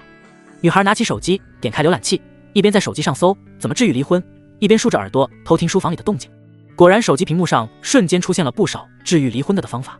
女孩看得认真极了，接受专业的心理治疗、沙盘疗法、叙事疗法、人本主义疗法等。女孩摇摇头，这个肯定是不行的。小手一滑，继续往下看。寻求朋友及家人的帮助，处于失恋的痛苦时，可能出现自闭、不愿与人交流的情况，这时会加重失恋后的孤独、寂寞、痛苦等感受，所以需要参与人际活动，例如可以和朋友聊天、逛街、看电影等。此外，也可以对他们倾诉，获得理解和支持，并让负面情绪得到合理的宣泄。看到这一条，女孩不由眼睛一亮，她觉得这个说的很有道理，尤其再看看那扇封闭的白色书房门，觉得就更有道理了。这明显就是陷入封闭了，她姐夫可千万不能封闭啊，不然的话，情况一定会加重的。她犹豫了一下，果断起身走进厨房，从冰箱里拿出一盒牛奶，然后细心地倒在透明玻璃杯里，再放进了微波炉中。她要去给姐夫送牛奶，说是送牛奶，其实就是想趁着送牛奶的机会，看看萧然现在的状态好不好。据说人在晚上的时候失落会放大10倍，是最多愁善感和想不开的时候。他得去观察一下姐夫现在的状态才行。走到书房门口，轻轻敲了敲门，跟着拧开门把手，蹑手蹑脚地走了进去。萧然这会儿正对着电脑发呆呢，一回神猛然发现门有人正朝着自己走来，冷不丁被吓了一跳。他拍拍心口，没好气道：“你怎么还没睡？属猫的吧，一点动静都没有。”闻言，女孩吸了吸鼻子，语气里是说不出的乖巧：“我就是来给你送杯牛奶。”说完，小心翼翼将还冒着热气的牛奶放在了萧然电脑桌上。看着热腾腾的牛奶，萧然语气缓和了不少。明天没课吗？平时他都是睡得很早，有时候才10点，楼上就已经是一片漆黑了。现在都快11点，可还不睡，要不就是有心事，要不就是明天没课。作为一个称职的前姐夫，萧然对他的作息还是很熟悉的。女孩摇了摇头，谁说他没课？不光有，还很早呢，8点的课。姐夫，你这会儿还不睡，是不是心里不舒服？其实你可以跟我说的，你放心，我是绝对不会笑话你，更加不会说出去的。女孩一字一句的真诚道。看着他担心的表情，萧然简直哭笑不得。我真的没事儿，我就是在写新书，主要是自己没碰过的题材，有点费脑子。萧然码字码的并不是很顺利，都说万事开头难，这话一点也不假，才写了几句就卡住了。主要还是卡在了人设上，他并没什么邻家姐姐妹妹之类的朋友，想写出来其实还是有点难度的。听见萧然这么说，女孩的心这才放回肚子里。她笑笑，要是不嫌弃，可以和我讨论一下，虽然我没看过太多小说，不过多一个人总是多一条思路嘛。萧然摇摇头，没事儿，我再想想。你先睡吧，就算是讨论，那也是明天的事儿了。面前的女孩真诚又乖巧，看着她，脑海里原本虚无人物忽然就逐渐鲜活了起来，人设也更加的具象化，可爱，偶尔有点小迷糊，但是有时候又懂事的让人心疼。古灵精怪，对，就这样写吧。听见萧然这么说，女孩也不敢再打扰他了。要知道，在女孩的心里，姐夫可是一个很厉害的作者，他的作品可是能改编成电视剧的，他哪敢打扰他？那你记得把牛奶喝了。女孩说完就轻手轻脚地走了出去，还贴心地把门给关上了。出了门，女孩默默地走到了厨房，从橱柜里抓了一把黄豆，泡在小碗里，这才轻手轻脚地上了楼。明天的早点就喝豆浆好了。萧然一个人坐在电脑桌前，开始奋笔疾书。刚才他感觉自己一个字儿都写不出来，写一行删两行，但现在的萧然简直就是全丝如尿崩，对着键盘噼里啪啦就是一顿猛敲。萧然的码字速度其实挺快的，毕竟是写了5、6本书的人了，1小时4000左右，1个晚上的时间写了1万字多，算是顺利的写了一个开篇出来。第二天一早，萧然是被一阵破壁机的声音吵醒的。女孩起来的早，昨天晚上睡觉之前就已经研究好豆浆该怎么打了。这对于一个成年人来说并没有什么难度，不过对于做早饭，新手词就只会做简单的三明治。可即使是三明治，女孩依旧很是用心。先是拿出生菜，挑了2片最嫩的绿叶，洗干净之后再将上面的水分擦拭干净，放在自己准备好的全麦面包上，跟着再往锅里倒入油，然后煎一个鸡蛋，最后再切2片火腿包在里面，用盘子将三明治摆放整齐，白皙的小手将豆浆细心地倒在杯子里，女孩这才微微俯下身子，小巧漂亮的鼻子在上面轻轻嗅了一下。随着一股浓郁的黄豆香气扑面而来，女孩满足地眯了眯眼睛，那卷翘的睫毛便像是一朵开了的太阳花一般好看。果然自己是个做饭小天才，还在为自己的劳动成果而开心。回头一看，萧然已经不知道什么时候出现在自己的身后了。早啊，哥！清晨的阳光透过了窗子，照在她精致的脸上，将她本就白皙的皮肤照耀得像是剥了壳的鸡蛋似的，脸上居然一点毛孔都看不到，说是肤如凝脂，一点都不过分。一头乌黑的秀发也乖巧地披在身后。他回了女孩一个微笑，早。萧然伸了个懒腰，自从结婚到现在，自己还是第一次享受到这种睁开眼就有人给自己做早餐的待遇呢。虽然是在离婚之后，但是萧然觉得还不错，因为刚起床的缘故，他这会儿还穿着睡衣，睡颜也有些惺忪，但是这样的脸不但丝毫不会觉得邋遢，反而更加真实自然了不少。洗漱一下来吃早饭吧。女孩朝他露出一个甜美的微笑。好。萧然说完，转身去了卫生间，刷了牙，洗了脸，顺便洗了个头，还拿出剃须刀刮了一下没长出多少的胡须，这才从卫生间里出来。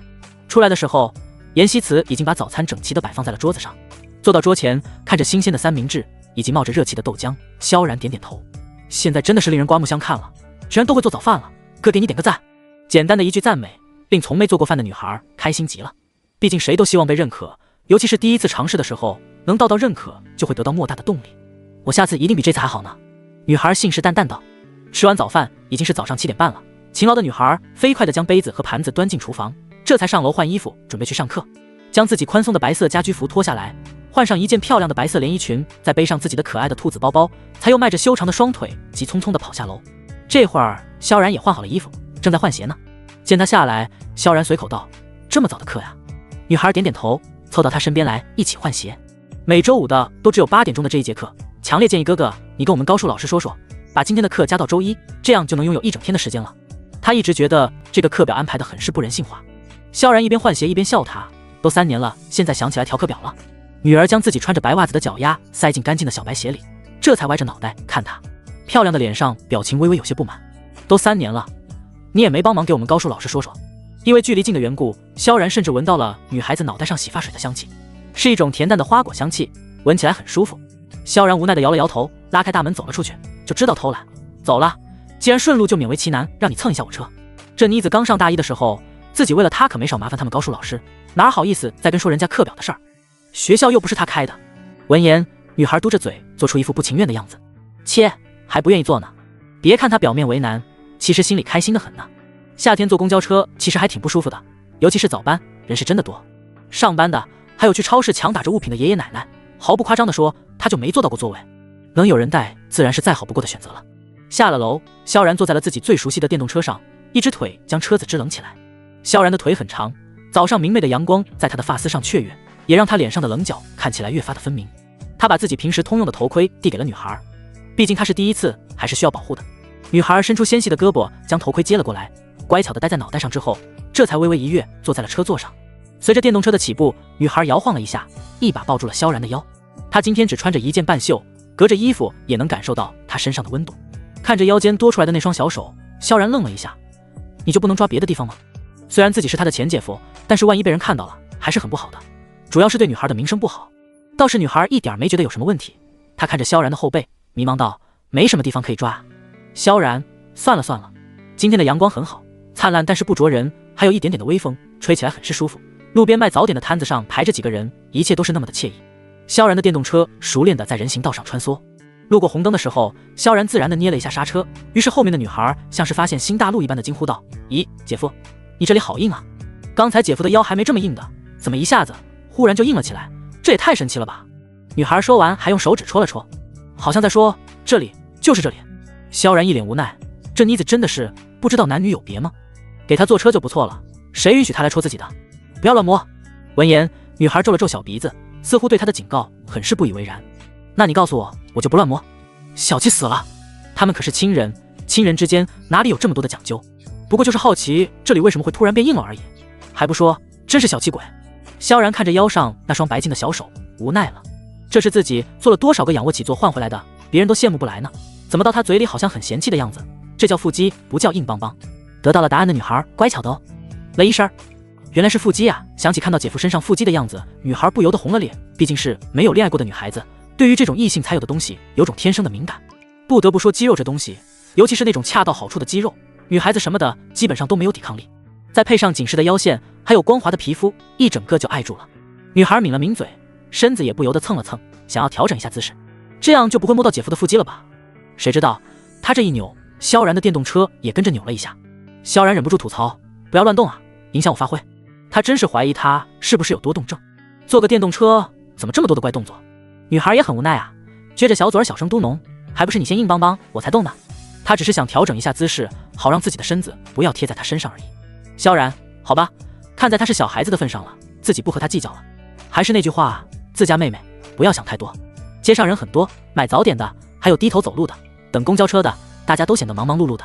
微风穿过两边的柏树，轻轻吹到了女孩柔软的小身子上，她忍不住感叹，还是电动车上学的感觉好。说起来，她还是第一次坐姐夫的电动车呢，倒也不是刻意不坐，主要是萧然7点半上班，自己的课表又只有周4和周1这2天的早课，所以总是也碰不到一起出门。那你干嘛不学？萧然问她。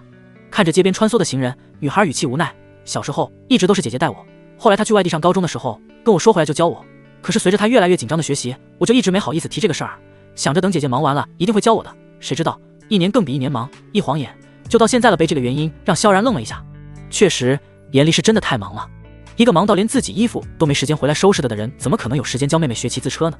毕竟这东西需要时间。她犹豫了一下，要不我教你吧，这样以后你也能骑车上学了。闻言，女孩一脸开心，就连身子都不由自主地靠近了一些，恨不得凑到她的耳边来。真的吗？真的吗？要是萧然愿意教她，那可真的是太好了。虽然自己马上就要毕业了，但是电动车的用处真的是太多了，比如买菜上班什么的，要是自己会骑车，简直不要太方便了。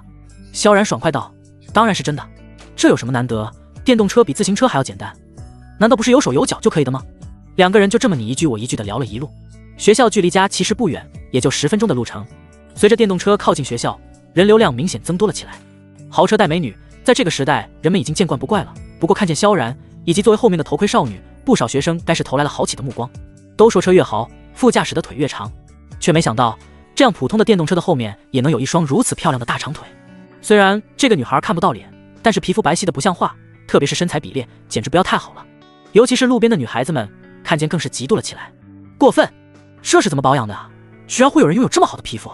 相比女孩子们，男孩子可以说是善良的物种了，只是激动于原来电动车也可以带这么漂亮的妹子啊！是谁说必须豪车才行的？感觉自己忽然有了动力。萧然是一路是骑进学校的，学校太大，不骑车的话根本走不完。电动车一直骑到了财经学院才停下车，回头看后面的女孩，好了，快去上课吧。女孩伸手将自己的头盔摘了下来，递给萧然，丢下一句：那你记得中午回来吃饭。然后迈着轻快的步伐朝着教学楼走了进去。这会儿司莹莹正朝着这边走呢。说实话，看见头盔少女的时候就觉得身材和妍希慈有点像，这会儿头盔拿掉更是100%的确定了。当下将嘴里的面包咽了下去，大叫：希慈！见是闺蜜女孩，当下笑得眉眼弯弯，眼里细碎的光一闪闪的。早，只一个笑容，闺蜜立刻断定出女孩今天的心情特别好。她神秘兮兮的看了一眼对面的妍希慈，是今天发财了，还是你的 vlog 点赞过万了？妍希慈向来可都是好事儿坏事全写在脸上的人，只有心情很好的时候会露出这样的笑容。自己可是她最好的朋友，可以说是再了解不过的人呢。女孩摇摇头，都不是，她今天既没有点赞也过，也没有发财。司莹莹诧异道：那你怎么笑得这么开心？女孩眨了眨水润润的眸子，一脸莫名，有吗？她没有笑得很开心吧？司莹莹肯定的点点头，有。她1.0的眼睛是不可能看错的。到底是因为什么？女孩心里也说不清楚。她随口道：哦，那可能就是早上的豆浆比较好喝。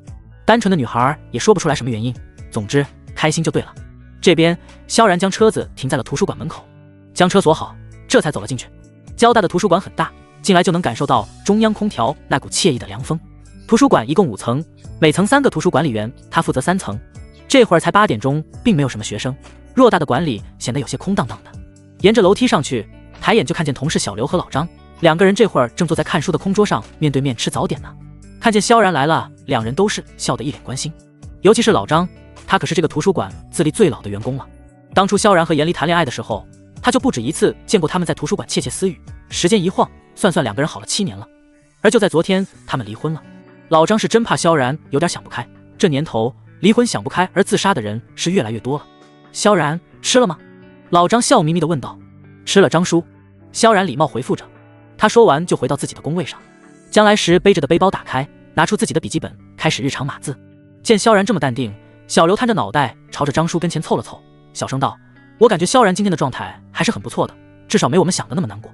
严离颜值高，公开工作能力强，在不少人的心里都是女神级别的地位，被这样的女神给抛弃了，他们觉得萧然心里肯定不好受。不过他看起来既没有什么邋遢的形象，也没什么宿醉的表现，反而还能笑着跟他们问好，这样的态度让2个人诧异的同时，心里也暗暗松了口气。没想到萧然这小子还是个硬种，心理承受能力挺强。码起字来时间过得真的是飞快，一晃眼就到了中午的下班时间。收拾好东西，正准备回家，放在手边的手机就响了一下。萧然拿起来一看，居然是刘敏发来的。刘敏，萧老师您好，我们公司财务已经把钱打到您的账户上了，麻烦您确认一下。刘敏一大早起来就忙活这事儿呢，本来给的就少，要是给钱再不及时的话，他可是真的太不好意思了，毕竟这可是自己喜欢的作者了。看见消息，萧然忙退出了微信，点开了短信，果然有一条是工商银行发来的，您尾号3045的卡账户余额为279.5432000元，时间是早上的11点钟。说好的290万变成了279万，剩下的钱应该都是直接被扣了税，这一点萧然还是懂得。不过说实话，看着这将近280万的余额，萧然还是有些兴奋的，毕竟有了钱，自己就可以换房了。新的环境，新的开始吗？这就像是有的人分手一定要去理发一样，是一个道理。他飞快地给刘敏回了消息：萧然，谢谢啊，你要不提醒我真的没注意呢。刘敏，不用客气，这些都是我应该做的。对了，萧然先生，忘了跟您介绍了，我是爱奇艺的编剧，所以对于这本书或许需要某些地方做一点点的改变。刘敏，当然了，绝对不是说您写的不好的意思，其实每一本小说改编电视或多或少都会被稍微修改一下，毕竟电视剧这东西是面向大众的，或许还有未成年在看，我这么说您能理解吗？刘敏担心萧然反对，所以他说的很是小心翼翼。其实站在读者的角度来说，他觉得这本书写的真的是特别的好，多改一点都不会失去本来的味道。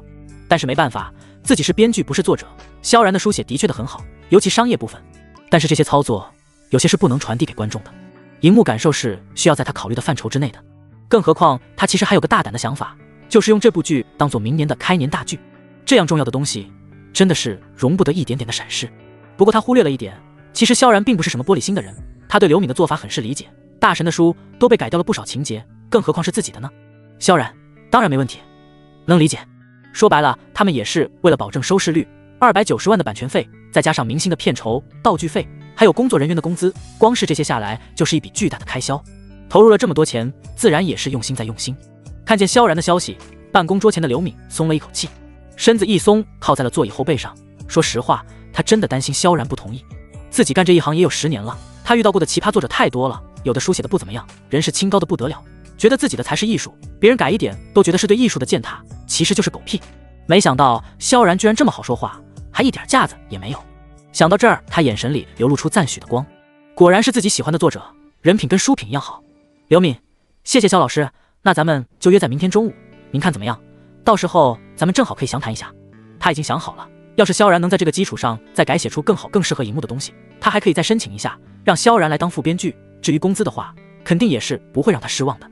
萧然眨眨眼，明天中午的话，可能自己还得请个假才行啊。他犹豫了一下，还是回复道：没问题。刘敏，对了，萧老师，您新书准备了吗？最近书荒，俏皮。讲真，他觉得萧然的书写的是真的好，最近正好书荒，所以就多问了一句。萧然，正在写呢，大概下午会发书，不过可以养养再看，毕竟才1万字，而且新书期基本都是4000一天，很多读者嘲讽我面还没上来，书就看完了。刘敏，没关系，4000就4000，好书不怕等，期待萧老师的新书。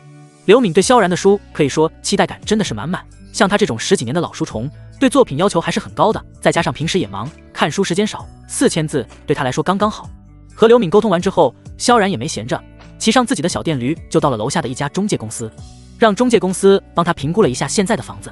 中介倒是给了好坏参半的答案。这2年因为房价普遍上涨，萧然的房子现在至少能卖700万，毕竟面积大，还是复式，比新房的价格还要高不少。但坏消息是，得等，毕竟二手房了，得佛系一点。说白了就是看运气。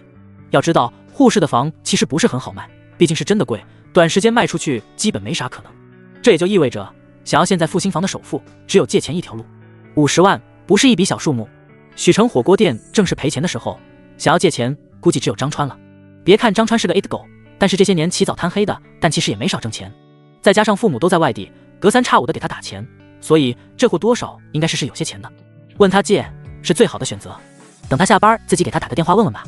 心事重重的回到家，才开门就闻到了一股香味儿，辣椒炝锅后伴着浓郁的肉香，味道直往鼻子里钻。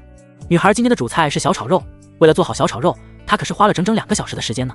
光是视频就看了无数遍，切辣椒的时候更是辣到辣眼睛，倒是眼睛眼现在都还是感觉火热热的。听见门响，正在盛饭的女孩迫不及待地问了一句：“哥，你回来了吗？”“回来了。”萧然说完，自然地换了鞋，朝着餐厅走去。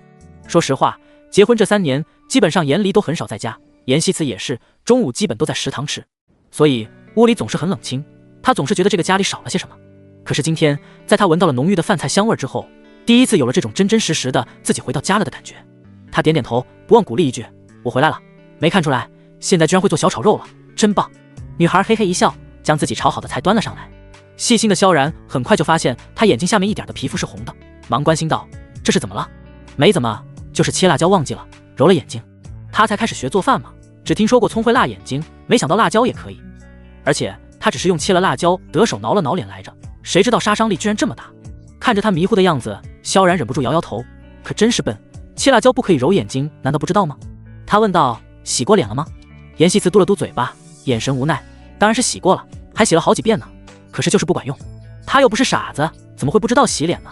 但是洗了也还是有很强的灼热感啊，完全不管用。”萧然关心的用手在四周围的皮肤上摸了一下，滚烫滚烫的，然后从冰箱里拿了一个冰袋出来，又找了一条毛巾包好，这才细致的放在他发烫泛红的皮肤上。一会儿应该就好些了。平时他做饭的时候，偶尔被辣椒辣到，也是这样解决的。冰袋放在脸上，刚才还火烧火燎的皮肤瞬间就舒爽了下来，那种感觉简直不要太爽。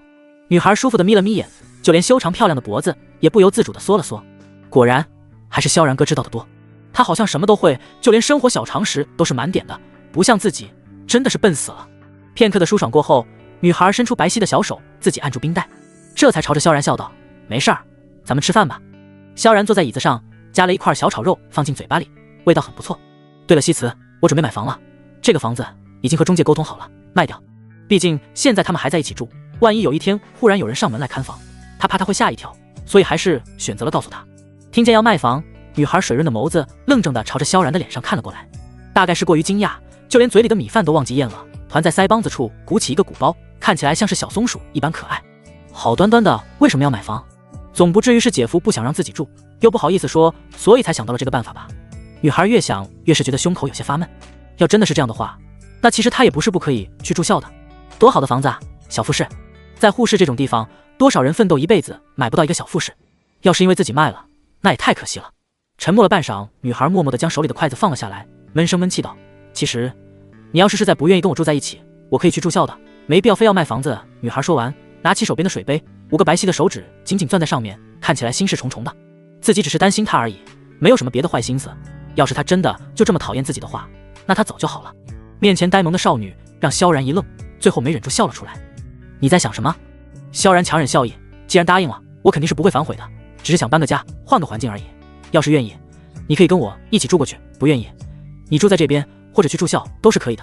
萧然说完，又夹了一块小炒肉放进嘴巴里，别说味道真不错。看来聪明的少女是真的很有做饭天赋，留下来当个免费厨师的话，也是不错的选择呢。听见萧然这么说，女孩当下松了一口气，伸手拍了拍自己普通直跳的小心脏。她皱了皱鼻子，我才不去住校呢。说完又重新拿起了自己的筷子，开始吃饭。那姐夫，我可以跟你一起搬家吗？女孩小心翼翼地看着他，这么多年，她早已经习惯跟他住在一起了。再说，真把自己放在这儿，一个人住这么大的房子，她也会害怕的。萧然点头，当然可以，反正不过1个月的时间而已，先跟着自己或者在这边住都可以。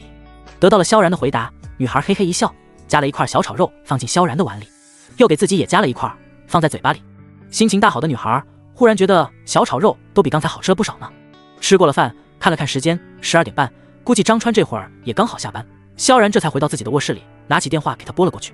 喂，川子，你手里有钱吗？萧然开门见山道。闻言，张川愣了一下，多少？萧然50万。大哥，你可真是瞧得起我，咱俩一起毕业的，你凭啥觉得我就有50万啊？张川无语了。那你有多少？30万，就这还是算上了今天刚发的工资呢。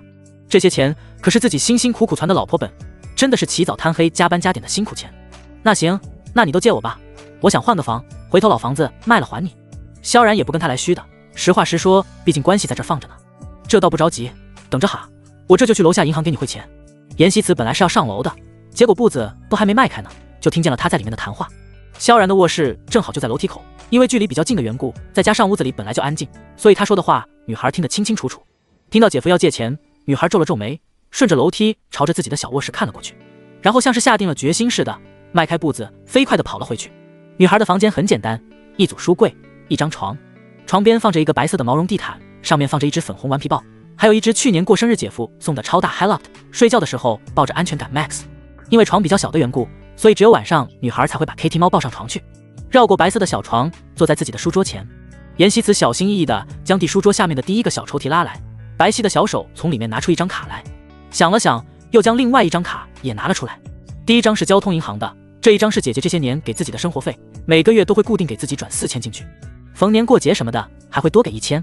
从大1到大3，足足3年，算一算也有差不多16万了。另外一张就是这些年当生活博主挣来的，自己虽然每个月也在用钱，但是毕竟都是在家里吃饭，有个1000块的零用钱就差不多了，所以也存了不少，大概4万块。2张卡凑一凑也有20万块了。女孩将2张卡片攥在手里，皱眉思考了一下，生怕这些还是不够，又将桌上的小白包拿了过来，从里面翻出了一张信用卡。这是老爸给的，说是让自己没钱用了就刷卡，额度也不高，一共2万。虽然自己一直装在身上，但是从来也没用过，额度是满的。这些就是他全部的家当了。这些年都是萧然在照顾自己，给自己买菜做饭什么的，没有那频繁的1日3餐，自己也不会攒下这么多钱。更何况他对自己不光是1日3餐的照顾，有些东西是不能用金钱来计算的。希望自己可以帮到他吧。想到这儿，女孩将3张卡攥在手里，匆匆忙忙地冲下了楼。这会儿萧然还正坐在床上发愁剩下的20万从哪儿来呢，就听见楼道传来一阵咚咚的脚步声，跟着气喘吁吁的严希慈就出现在了自己的门前，2只放在一处的手里还紧紧地攥着几张卡。萧然眉头一动，你这是怎么了？女孩咽了咽口水，站在门口将自己手里的卡递了出来。看着萧然的时候，眼里的光更是认真极了。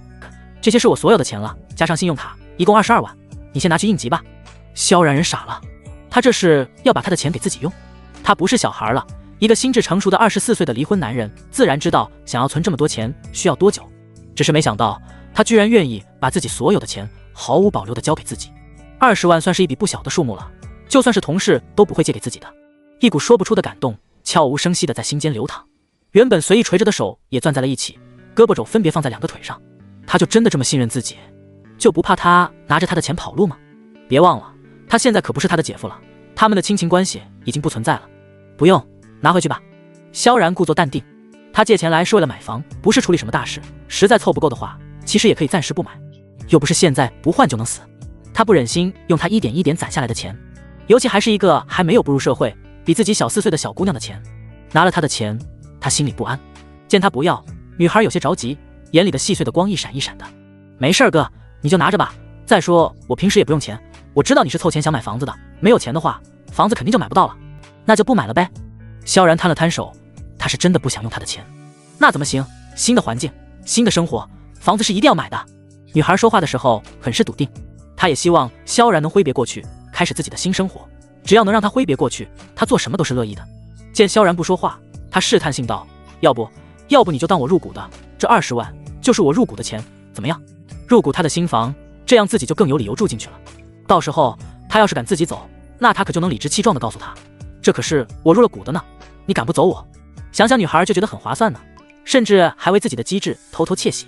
萧然忍不住好笑，我这可是买房，听说过做生意入股的，可没听说过买房入股的，这不是胡闹吗？女孩微微嘟嘴，似乎对他的说辞颇为不满。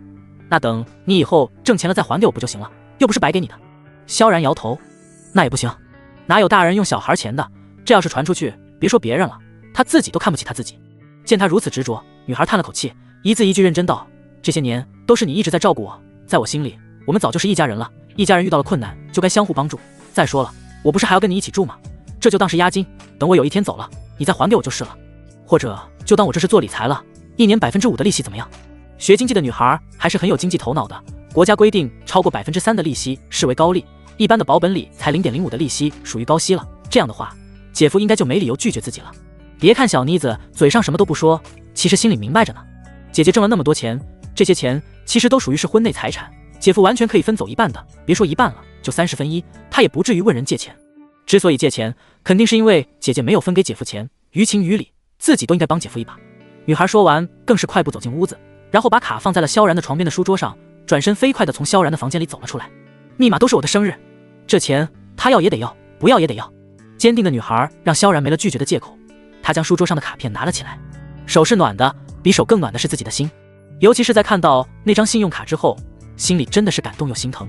下午2点，萧然按时去了学校，抓紧时间检查了一下前5章，就点击了发送，跟着又开始继续存稿。作为老马字元，萧然打字还是很快的，尤其是有灵感的时候，真的是一顿操作猛如虎，一看字数1万5。一张的标准字数是2000，尤其是新书期，所以1下午的时间，萧然存了8张稿子，直到老张走了过来，拍了拍他的肩膀，告诉他下班了。萧然意识到现在已经6点钟了，他礼貌地笑了笑，行，我这就收拾东西。说完又像是想起了什么，对了老张，明天我有点事儿就不过来了，你帮忙看着点啊。老张点点头，没问题啊，状态不好的话就多休几天也行，毕竟刚刚遭遇离婚，给了谁也没心思上班，他能理解。老张说完就朝他挥了挥手，笑眯眯地回家了。看着他的背影，萧然无奈地耸了耸肩，为什么全世界都觉得自己应该很难过？不过话说回来，既然明天都请假了，现在钱也有了，不如明天去看看房子好了，反正和刘敏约的是下午，自己还有一早上的时间呢，闲着也是闲着。想到这儿，他在电脑上快速输入58同城几个字，跟着进入页面，找到了上次看好的房源，然后点开了联系电话，用手机拨了过去。电话嘟嘟的响了3声之后，就被人接了起来。喂，你好，是个20几岁的男士声音，普通话说的不错。萧然边看着电脑上的图片一边说道：你好，我在58上看到你手里有个房子要出售，就是天庆小区那个1楼。听见是问房的，男人更是热情了起来。是的是的，那间房是这个小区最后一间没有出售的房子了，主要因为是样板房，都是要留到最后的，您是想买吗？萧然看上的的确是一间样板房，要不是样板间，他可能也就不买了。主要是样板间和别的房子比起来有个好处，那就是装修家电全部齐全，这样的房子几乎等于拎包入住。不过这种房子每个小区也就那么1间2间，并不是想买就得买上的，还是有一部分机遇在里面的。是的，什么时候可以看房？萧然肯定道：8点之后6点之前都是可以的，您看你什么时候有时间？那就明天吧。好的先生，怎么称呼您呢？萧然。萧先生，您可以叫我小王。挂了电话，萧然这才将电脑装进自己的背包里，然后斜挎在身上，起身朝着图书馆外面走了出去。下午的阎锡慈也没闲着，躺在自己的小床上逛了一会儿小破站，就点开了7点。本来是想看看姐夫那本要改编的书来着，没想到这一点正好就看见了姐夫的新书，反正也没什么事儿，女孩索性就躺在床上认真的看了起来。书里的开篇就是女孩睁眼的时刻，主要是介绍女主叫小希，成绩很好，这一点跟自己很像，一双大眼睛，有着柔顺的长发，跟自己还是很像，她从小就是公认的大眼睛呢，姐姐的眼睛都没自己的大，跟自己也像。至于头发嘛，女孩那不由自主的摸了摸自己那头秀发，滑滑的，头发应该也是跟自己也是一样的吧。继续往下看，醒来的女孩没着急起床，而是坐在床上伸了个懒腰，简单的舒展了一下腰身，然后穿上了那双带着草莓图案的软底拖鞋。看到这儿，阎锡慈的眼因为惊讶不由微微瞪大。好家伙，这不就是自己？他的拖鞋就是草莓图案的，还是自己第一天来他家里的时候姐夫给自己买的呢？难道说姐夫这是把自己当女主给写了吗？女孩像是发现了什么天大的秘密一样，因为激动，心脏的跳动微微有些加速。被人写进了书里，还是以女主的形象出现，不得不说这种感觉真的是很奇妙的。毕竟萧然的文字功底很是在线，将女主外貌描写得相当完美，这就让女孩更是激动了。说实话，这还是自己第一次在男频看恋爱文呢。不得不说，男女频的恋爱文差异还是挺大的，主要是在人设上。阎锡慈平时无聊的时候也会看看小说的，不过都是女频的恋爱文，女主大多都很强势，男主不是高冷就是腹黑。偏偏阎锡慈天生就不是强势的人，那种文怎么说呢，就代入不了，看起来就觉得很假，时不时的总是想吐槽2句。但是男频的恋爱文就不会，很自然也比较贴近现实。作为第一次在男频看恋爱文的女孩，她表示自己既新奇又开心，好像是新世界的大门都被打开了的感觉。不过才1万字，女孩趴在床上反反复复地看了好几遍，脸上还带着那种书迷特有的姨母笑。直到听见密码锁传来的滴滴解锁声，女孩这才从小说里被拉回现实。她眨眨眼，下意识地朝着床头柜上的闹钟看了过去。呀，都已经6点半了，萧然哥回来了。完了，自己还没做饭呢。女孩猛一拍脑袋，直接呈鸭子坐的姿势坐了起来，跟着伸出修长的双腿，飞快地穿上自己那双小草莓拖鞋，顺着楼梯朝着楼下跑去。然后一脸抱歉地看着萧然，气喘吁吁解释道：哥，对不起，我忘记做饭了。面前的姑娘真诚又乖巧，看得萧然心疼又好笑。本来他也没有在家做饭的习惯，能给自己做2顿他就已经很感激了。至于晚饭，自己也可以做，或者叫外卖呗。他笑笑，今天的晚饭我来做吧。说完转身进了厨房。可是懂事的女孩哪好意思让他来呢，忙跟在他后面。眼见萧然马上就要拉开冰箱门了，女孩借着自己的身材灵巧，咻的一钻到了萧然面前，白皙的胳膊挡在冰箱前面，语气温柔又可爱：还是我来吧，哥哥你还是去码字吧。萧然多写一点，自己晚上就又可以看最新的章节了。这可比自己在女频看见的那些龙傲天什么的有趣多了。才1万字，他就已经变成了他的小书迷了，自然是希望他能多写一点，自己好多看一点了。萧然瞥了他一眼，没事儿，我先做饭吧，晚上闲了再写。说起来自己已经2天没有做饭了，这2天一直都是妍希慈在做饭。他在萧然眼里还是个孩子呢。虽然有人做饭的感觉很爽，但是萧然同时还有一种雇佣了童工的愧疚感。执着的女孩怎么可能同意呢？忙摇头道：不用不用，姐夫你去写书吧，我来做就好了。对了，晚上咱们就吃皮蛋瘦肉粥怎么样？女孩说完飞快地转过身，左手从冰箱里拿出一包包好的瘦肉，右手拿着一个皮蛋，然后举在他面前晃了晃，大眼睛眨巴眨巴地看着萧然。他这2天可是看了不少的做饭视频呢，皮蛋瘦肉粥简单又好吃，他能行的。还是我来吧。闻言，女孩抿抿嘴巴，脸上写满了不同意。不码字可不行。她语气严肃又认真，什么闲了再写，现在就去写。萧然大概是意识到自己刚才说话的态度有问题，女孩急忙找不到，不是，咱们这老房子还不知道什么时候才能卖掉呢，新房子的话光是分期每个月至少也要还1-2万块的吧，所以姐夫你的任务其实还是很重的，毕竟你现在是一个有房贷的男人了，要加油哦。说完一本正经看着萧然，似乎在认真等待他的回答。这话说的吧，不能说在理，简直就是扎心，都给萧然整不会了。仔细想想，自己好像很多年没有被身边的人催促自己码字了呢。不得不说，在现实里有人督促着，还真的就没办法偷懒，尤其是对于萧然这种即将要走上还贷之路的人。他叹了口气，算了，还是码字吧，码字还贷。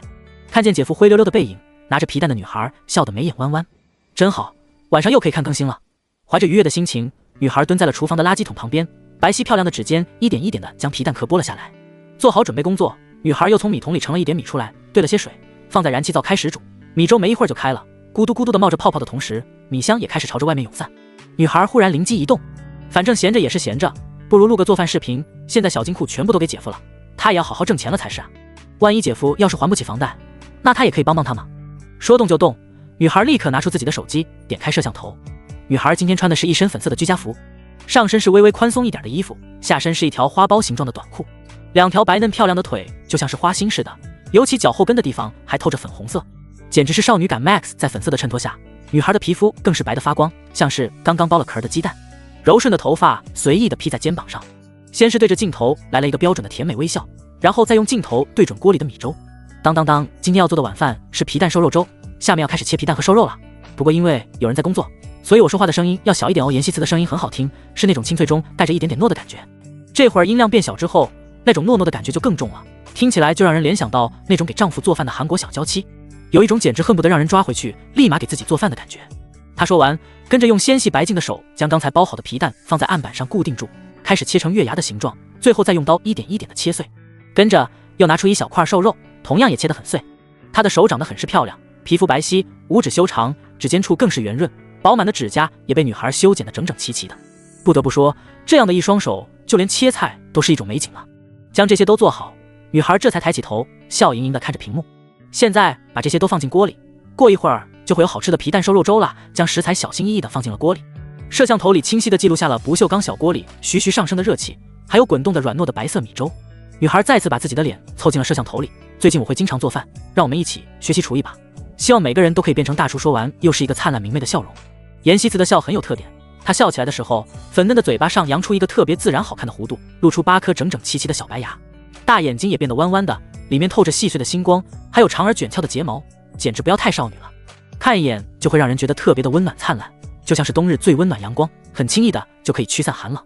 录制完了，女孩拿着手机惬意的坐在了沙发上，一双修长的腿也随意的叠了上去。大概看了一遍没什么问题，就点开了小破站，然后登录自己的账号，点击了发布。发布完，女孩也没忘记自己的粥，回到厨房，拿起汤勺搅拌起来。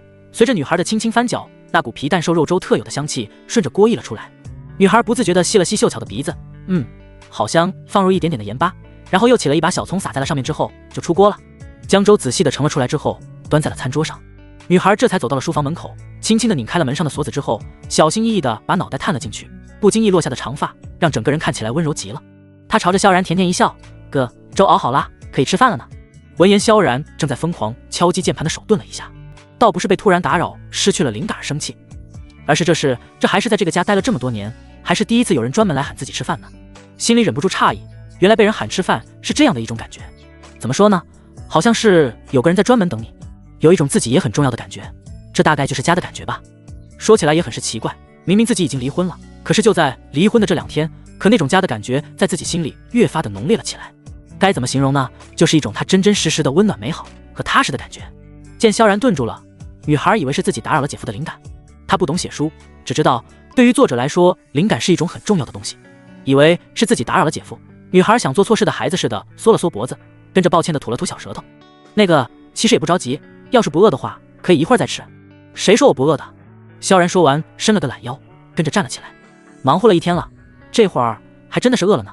出了书房，就看见桌上摆着的2碗简单的皮蛋瘦肉粥，两个人一起走了过去，面对面的坐了下来。白的皮蛋粥上面还撒着一点点翠绿的小葱，看起来就很有食欲。萧然拿起勺子尝了一口，味道很不错。讲真，他真的怀疑阎锡慈是不是一直都会做饭。他的厨艺真的是很好，甚至比自己这个做了好几年饭的人做出来的东西还要好吃。萧然又吃了一口，忍不住感叹：我发现你还挺有做饭天赋的，这哪是不会做饭啊，就这厨艺丢到外面去讨生活，已经可以养活自己了好吗？真的吗？得到好评的女孩眯了眯眼，脸上的表情就像是一只吃到了小鱼干的猫咪一样，得意的尾巴都快要翘了起来。自己用心做出来的食物得到了好评，真的是一件令人开心的事情了。看着她一脸开心的样子，萧然忍不住就想逗逗她，假的，难吃。闻言，女孩嘴巴一嘟，轻轻哼了一声，才不是呢，姐夫说假话，刚才明明都夸自己了，她也要自己尝尝。才拿起勺子，跟着自己的手机就震了一下，是短视频被人打赏后的信息。她有个习惯，就是每次被人打赏之后，哪怕只有1毛，自己也会在评论区里留言感谢。在她眼里，这些不只是钱，更是他们对自己作品的喜爱。但凡是喜爱她作品的人，她都会真诚地对人家表示感谢。女孩特意将手机音量调到很小，这才点开视频。下一秒就看见了漫天飞的弹幕：我爱吃鱼，好想知道慈慈在给谁做饭，羡慕死了。不要八卦，慈慈这是要官宣了吗？这么用心，一定是做给自己男朋友的，羡慕的眼睛发红。才不是小白，痛失老婆，是谁抢走了我慈的心？明明不是，想当慈慈男朋友的第 N 天。看着满屏的弹幕，矜持的女孩有些害羞。哼，这些人满脑子就是恋爱啊，老婆啊，真是无聊，他才没有恋爱呢。见他一直不吃饭，萧然忍不住好奇，在看什么？我刚刚好像听到你说话了。闻言，女孩吓了一跳，身子一僵，紧张道：没什么呀，这可不能让姐夫知道，要是被他知道了，万一再误会自己跟粉丝说了什么想要嫁他当老婆之类的话，那他一定会原地社死的。萧然眉头一动，没什么会是这个表情吗？直觉告诉萧然，他一定是在骗人。要是没什么，紧张什么？真的？他反问。女孩咽了咽口水，急忙把自己的手机装进了口袋里，故作镇定道：当然没什么，就是看了一个视频。他才不会被他知道呢。你拍的视频？萧然问道。刚才他是真的听见他的声音了，虽然很小，大概是因为经常处在安静环境之中，所以萧然对声音还是很敏感的。女孩心口一悸，神经不由绷紧。她刚才明明把声音调得很小了，这都能听到。不过也不是不能让姐夫知道，毕竟她不是姐姐。严离说是做媒体的，说白了就是专门包装网红的，大概是对网红的生活太了解了，所以严离很忌讳妹妹做这一行。毕竟网红和明星有很大的不一样，都说娱乐圈乱，网红圈更是乌烟瘴气。也是这个原因，女孩一直没敢把自己做博主发生活视频的事儿告诉他们，萧然自然也就一无所知了。女孩咽了咽口水，略略有些心虚的小声道：那个，我姐不是不希望我做什么博主走当网红的路子吗？所以我就一直没告诉你。说完，带着期待的眼神看着萧然。不过现在我姐不在，你不会告诉她的对吧？坦白的女孩突然把萧然搞懵了，她还真不知道他居然一直在拍视频呢。她眨眨眼，我可没那么闲。对于这件事儿，其实萧然的看法和严离很是不一样，只能说严离是看过的黑暗面太多了，所以把事情想极端了。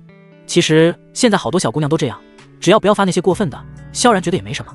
闻言，女孩笑得开心极了，我就知道，还是你最好了。果然还是姐夫最懂自己，跟他说什么他都能理解，不像姐姐那样冷冰冰的，一点都不通情达理。也不知道为什么，自己每次只要跟姐夫在一起的时候，就会觉得特别放松，什么事儿都愿意和他分享。那你给我看看，你都拍了些啥？萧然觉得自己作为哥哥，还是有必要过问一下的。女孩咽了咽口水，一脸慌张，怎么又转回来了？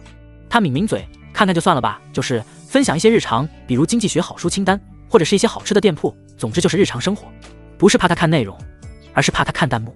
那弹幕自己都没眼看，更别说是萧然哥了。那也行，你得跟我说你网名叫啥，在哪个站发的。萧然一边吃粥一边问。小样，和我斗。果然听见姐夫不坚持要看自己手机了，女孩立刻放下了防备。哦，就是小破站，名字就叫，是西辞呀。之所以选择坦诚，并不是因为女孩傻，而是因为她懂事。怎么说，姐夫也是关心自己，他也知道现在网络上乌七八糟，什么都有。告诉他是为了让他放心，自己绝对没有发一些不该发的。闻言，萧然放下手里的勺子，然后拿出自己的手机，直接点开小破站，输入妍希慈的网名。接着他最新发布的视频就出现在了界面上。点开后，和女孩说的一样，确实是做饭视频。视频里的女孩笑面如花，漂亮极了。萧然仔细看着，应该就是刚才发的。看见姐夫居然这么无聊，真的去搜索自己的账号，女孩一怔，整个人都不好了。下一秒就毫不犹豫地站了起来，伸手出去抢萧然的手机。大骗子呀，早知道就不告诉他了。这个视频上面可有关于他的弹幕。萧然也不傻，瞬间站了起来，还把手机举得老高。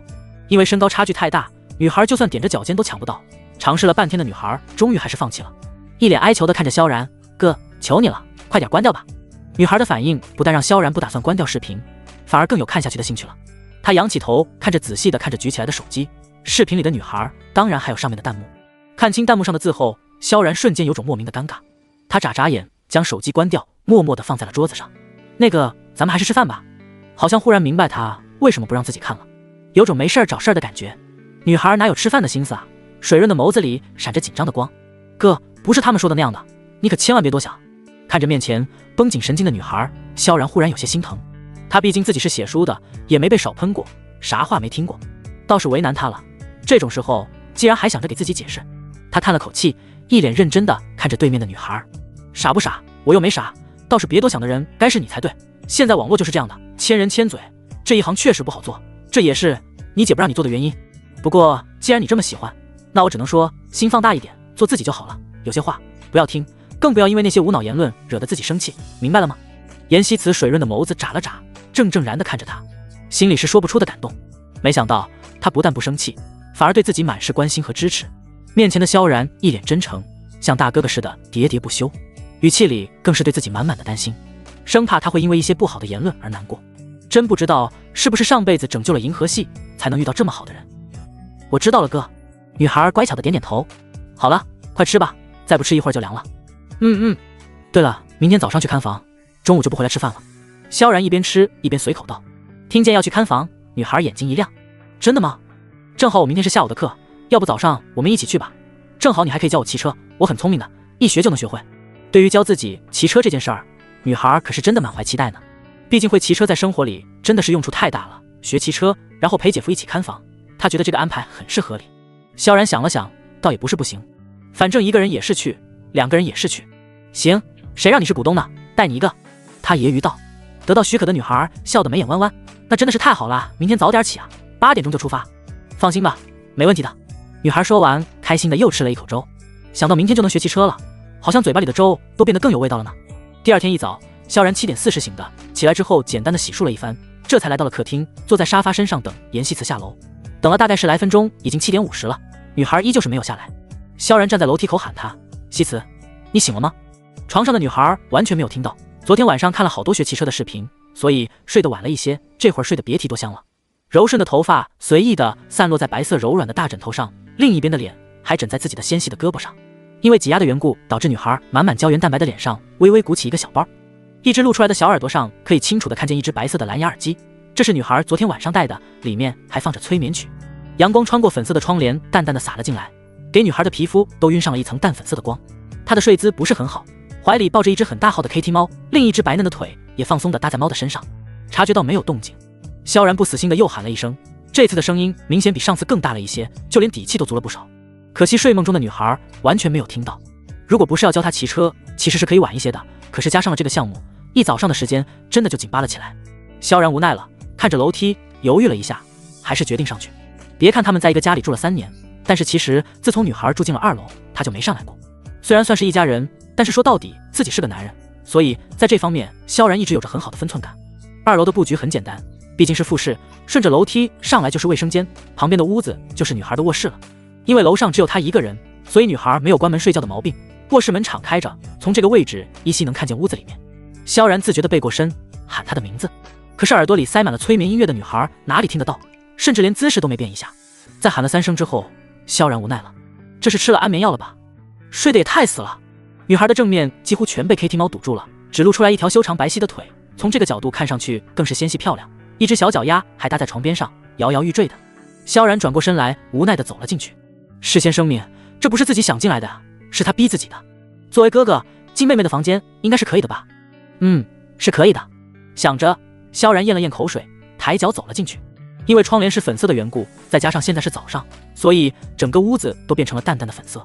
空气里还透着一股少女特有的香气，不是化妆品的味道，是那种花香裹挟着淡淡奶香的味道，很好闻。萧然忍不住多嗅了2下。女孩很爱干净，白色的书桌收拾得一尘不染，上面还放着一张女孩在海边的照片。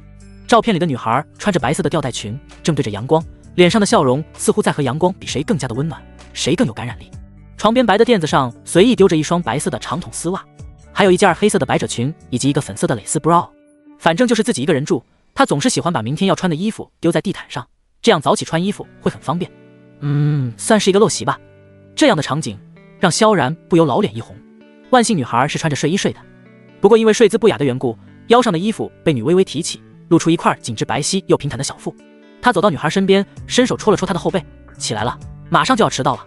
睡梦中的女孩长长的睫毛垂着，一点动静都没有。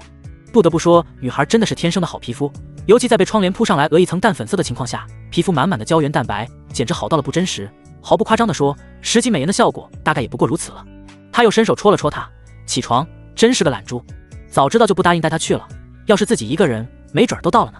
感受到背部传来的摇晃，女孩微微动了动身子，但是一点起床的意思都没有。她不想起，她梦还没做完呢，得续上。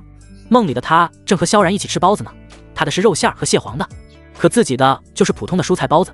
看着她包子里的黄色蟹油，女孩馋得直咽口水，好不容易哀求了半天，萧然才答应让自己吃一口她的包子，这才咬了一口，还没尝到是什么味道的呢，自己就醒了。这简直亏大了，不行，她一定要尝到哥哥的包子是什么味道的。于是女孩很快的又进入了梦里，大概是终于尝到了包子的味道，女孩居然露出了一个半梦半醒的微笑，嘴里呢喃道，还是蟹黄的最好吃。这一整套操作看得萧然那叫一个大无语，真的服了，刚才不是都动了一下吗？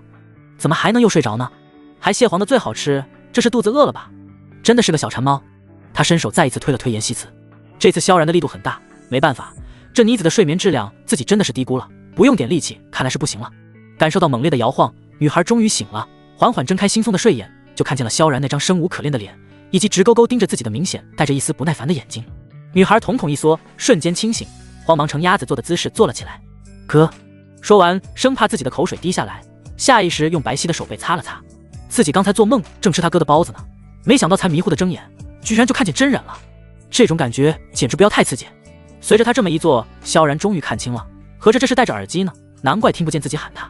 他忍不住吐槽，你这是一晚上没睡觉吗？猪都没你睡得死。女孩抱歉一笑，揉了揉自己的脑袋，原本柔顺的头发被他抓得有些凌乱，语气心虚，对不起啊哥，主要是昨天晚上有点兴奋。他把耳机从耳朵上摘下来，小心翼翼地收好，然后伸出腿穿上拖鞋，起身将窗帘飞快地拉开，随着一阵强光涌入，女孩彻底清醒了起来。哥你等我，马上就好。他说完就慌张地朝着外面的卫生间去了。倒是萧然闻着满屋子的少女香，多少有点不太自然，按捺住不由自主加快跳动的心脏，萧然忍不住感叹，看来自己眼里的小女孩真的是长大了，以后一定要保持距离才可以，他毕竟是他的前姐夫，要有分寸。这边女孩进了卫生间，匆忙将门关好，这才拍了拍自己扑通直跳的小心脏，那可是女孩子的闺房啊，姐夫居然进了自己的房间了，而且地毯上还放着丝袜，还有 bra， 越想越是忍不住心跳加速，真是羞死人。这些可是女孩子最私密的东西了，都怪自己偷懒没有收好。女孩双手合十，紧闭双眼，开始默默祈祷，老天保佑，萧然哥一定没有看到，一定没有看到，不然他真的会射死的。虔诚的祈祷过后，女孩这才伸出白皙的小手，将水龙头打开，然后用凉水洗了把脸。看着镜子里精致的小脸，女孩暗暗发誓，下次绝对不能起迟了，一定不要他哥再看到自己尴尬的场面。回到屋子里的时候，萧然已经下楼了。女孩脱下自己的家居服，匆匆换好了衣服，白丝加百褶小短裙，上身是一件宽松的水手服，妥妥一套 JK。 明明是清纯的感觉，却被女孩有料的身材硬是撑出了一份预感。伸了个懒腰，这才元气满满的下了楼。萧然这会儿已经穿好鞋子，站在门口等她了。女孩飞快地穿好自己的小白鞋，两个人一起出了门。下了楼，萧然将电动车钥匙插了进去，然后轻松地把电动车推到单元门外面，这才回头看向身后的女孩：“今天你来骑？他昨天可是说过要教她骑车的呢。”萧然从来都不是一个食言的人。看着偌大的黑色电动车，女孩漂亮的双眼微微瞪大。啊，他来骑？他不会啊？萧然哥不是想要和自己同归于尽吧？见女孩一脸惊讶，萧然忍不住道：“不是要学骑车吗？电动车可比自行车简单多了，要是这个都骑不好，就别想学自行车了。”胆小的女孩紧张的用两只手抓着自己小白包的皮带子，眼神里写满了担忧。可是万一要摔了，可就是两个人，一定很痛吧？姐夫要教自己，那肯定是要跟自己骑一辆车的，这样的话一摔就是两个人，让他跟自己一起摔跤，那也太不好意思了。萧然忍不住好笑，他拍了拍电动车坐垫，一脸笃定地看着他：“没事，只摔你一个人，想什么呢？他又不上去，最多在旁边扶着点。”啊！女孩瞪大了眼睛，这是什么意思啊？搞了半天，他压根没想跟自己一起骑啊，是自己想多了。想到这儿，女孩委屈地吸了吸鼻子，亏得自己担心他摔了，他居然压根没准备跟自己一起。看得萧然忍不住好笑：“我的意思是你先坐上来，我扶着你骑。自己扶着车，至少能控制着点儿，总比两个人都上去强。”哦，这样啊。听到有人扶着自己，女孩脸上的表情放松多了。放心，不会让你摔了的。她点点头，那我就不客气了。说完，抓着自己的小包，一脸坚定地走了过来，大眼睛眨呀眨地看着萧然。所以他坐哪儿啊？萧然清了清嗓子：“你先坐上来。”说完，自己抓着车把，让他上去，然后指了指车把前面的两个刹车杆，介绍了起来：“这个就是刹车，你先捏一下，感受一下。”闻言，女孩听话的捏了一下，硬邦邦，没啥感觉。萧然又摸了摸右边的把手，这个是只可以拧的，拧一下就会加速。不过你刚开始学，最好别加速，不过太慢也不行，容易摔。总之一切都得听我的，明白吗？哦。女孩认真点点头。说完，怀着忐忑的心情迈开腿坐了上去，白色的丝袜在阳光下有点晃眼睛。萧然清了清嗓子，扶着车把开始了教学模式。来吧，你先在小区里试试。女孩忐忑地坐好，直了直小身板，然后深吸一口气，两只手放在了车把上，拧了一下油门。大概是太过紧张了，再加上又是第一次，导致女孩的力度控制的并不太好，有些用力过猛。巨大的动力导致电动车挣脱了萧然的手，嗖的一下飞了出去。这可把胆小的女孩给吓坏了，一颗心瞬间就提到了嗓子眼里。姐夫，救命！萧然一边追一边紧张道：“松油门，松手！这样的速度要是摔了，可真不是开玩笑的。”紧张的女孩早已经大脑一片空白了，哪里还反应的过来什么松油门，下意识的死死的扳住刹车。于是车子猛地一停，车上的女孩在惯性的作用下身子超前一倾，为了不让自己摔倒，女孩飞快地跳了下来，两只腿像是支架一样死死抓在地面上。好在是安全落地了，没摔跤。女孩长长的松了一口气，心脏剧烈的跳动让她忍不住感叹：真的是好刺激啊，就像是在坐过山车一样，刺激的汗毛都要竖起来了。萧然松了口气：你知道这样多危险吗？还往下跳？虚惊一场的女孩嘿嘿一笑：下次不跳了，不跳了。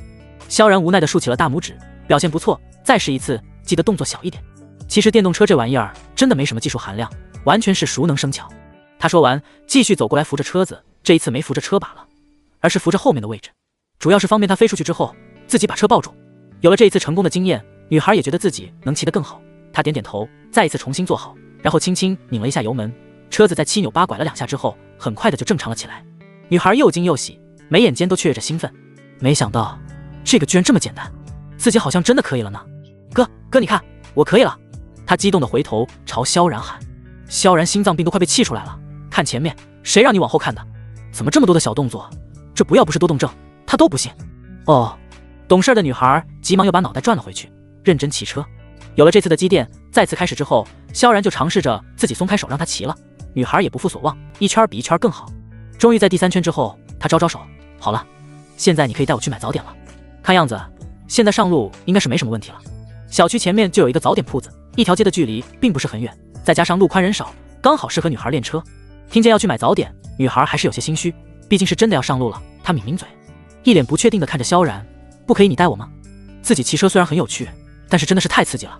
比起自己骑，他还是喜欢坐在萧然后面，满满的都是安全感。萧然伸手在他的头盔上弹了个脑瓜背儿，不可以，胆子这么小可不行。学车不就是为了上路吗？再说自己就坐在后面，能出什么事儿？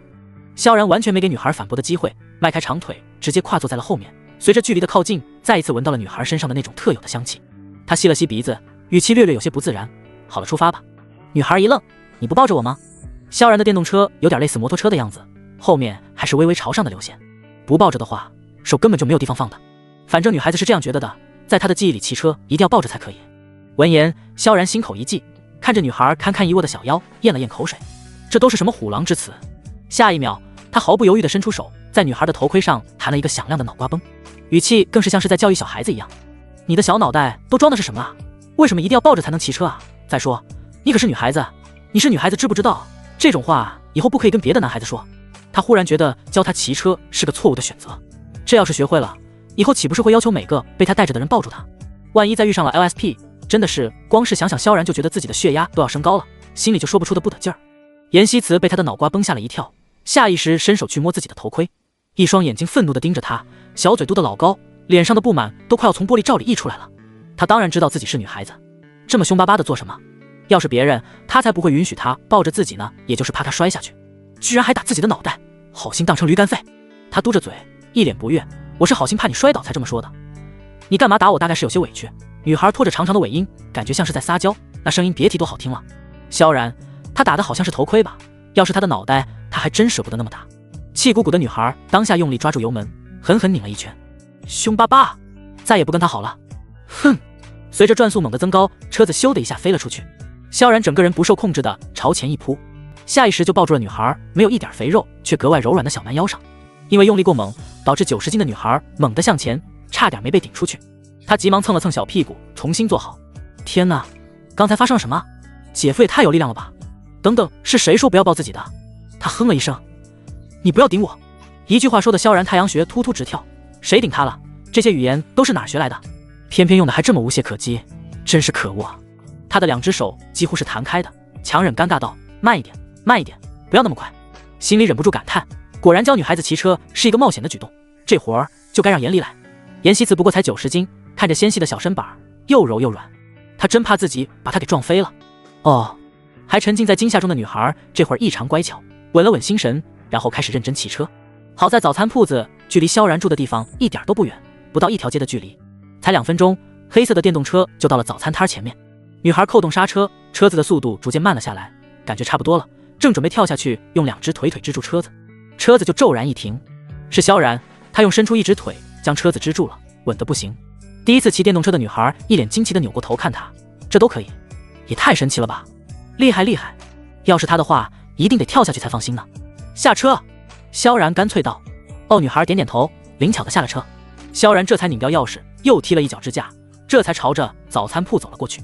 早餐铺的老板是个中年女人，穿着个红色半袖，面相和善极了。看见萧然热情地打起了招呼，哟，这是跟老婆一起来的呀？可真漂亮，还是第一次见你老婆呢。他在这里卖了很多年的早点了，和萧然也比较熟悉，虽然知道萧然结婚了，但是还真没见过他老婆。今天这么一看，忍不住感叹这小子眼光是真好，这么水灵的媳妇儿，难怪舍不得不带出来呢。闻言，女孩胸口一紧，一张俏脸也微微有些发红，忙摆摆手，慌张地解释起来，那个他是我哥哥，他可不是他的老婆。这样的叫法也太尴尬了。萧然比他还不想引起什么误会，忙笑笑，这是我妹，还小呢。闻言，老板嘿嘿一笑，哦，原来是妹妹啊，瞧我这眼神儿。虽然嘴上这么说，老板心里可是没觉得自己这话有什么毛病呢。都这么亲密了，骑着他的车还带着他，不是他老婆，那也快成老婆了。老板说完，笑眯眯地看着严希慈，那妹妹今天想吃点什么？这都有什么啊？萧然这会儿忽然想到了女孩早上的梦话，好像是什么螃蟹之类的，估计是想吃螃蟹了。螃蟹没有，蟹黄汤包倒是有。他朝老板笑笑，要2个蟹黄包吧，大的那种，再要2个菜包，2杯小米粥。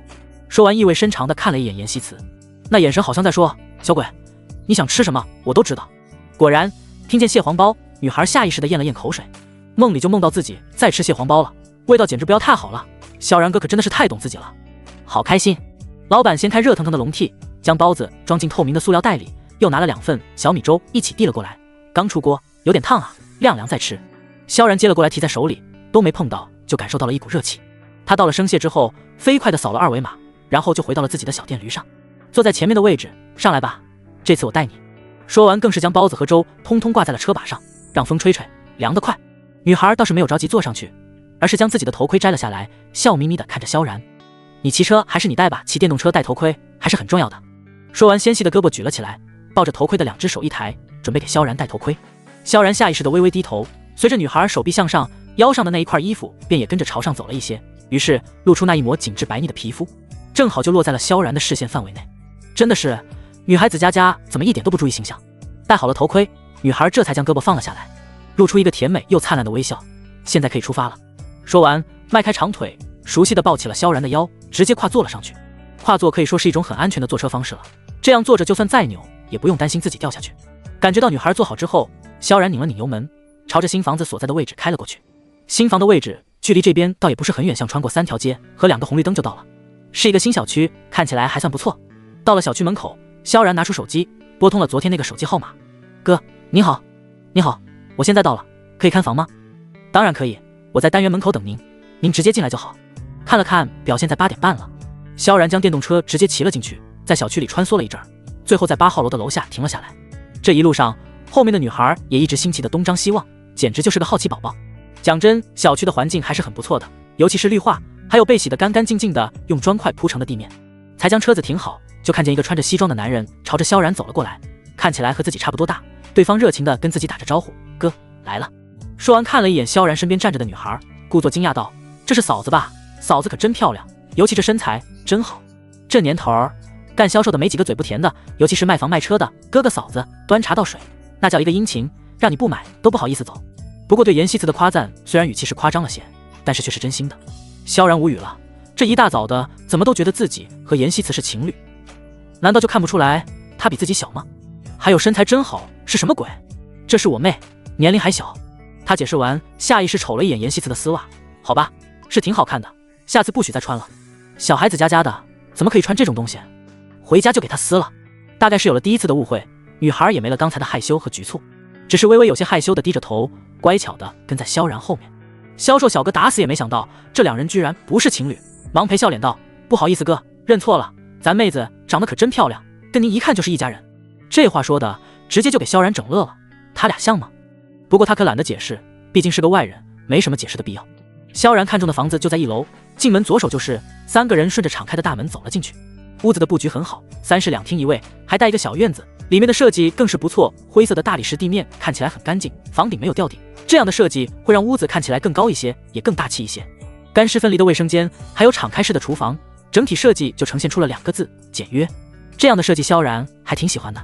转了一圈下来，愣是一点不满意的地方都没有。他朝着销售小哥点点头，看起来和图片上没什么区别，挺好。旁边的妍希慈更是像个好奇宝宝似的，探着小脑袋，这个屋子里逛逛，那个屋子里看看。和萧然一样，他也是越看越是觉得满意呢。哥，实话跟您说，咱们这个是个样板房，专门拿来给顾客做展示的，为了给顾客展示出最好的效果，当初这房子的我们还是专门请的诚信的设计师呢。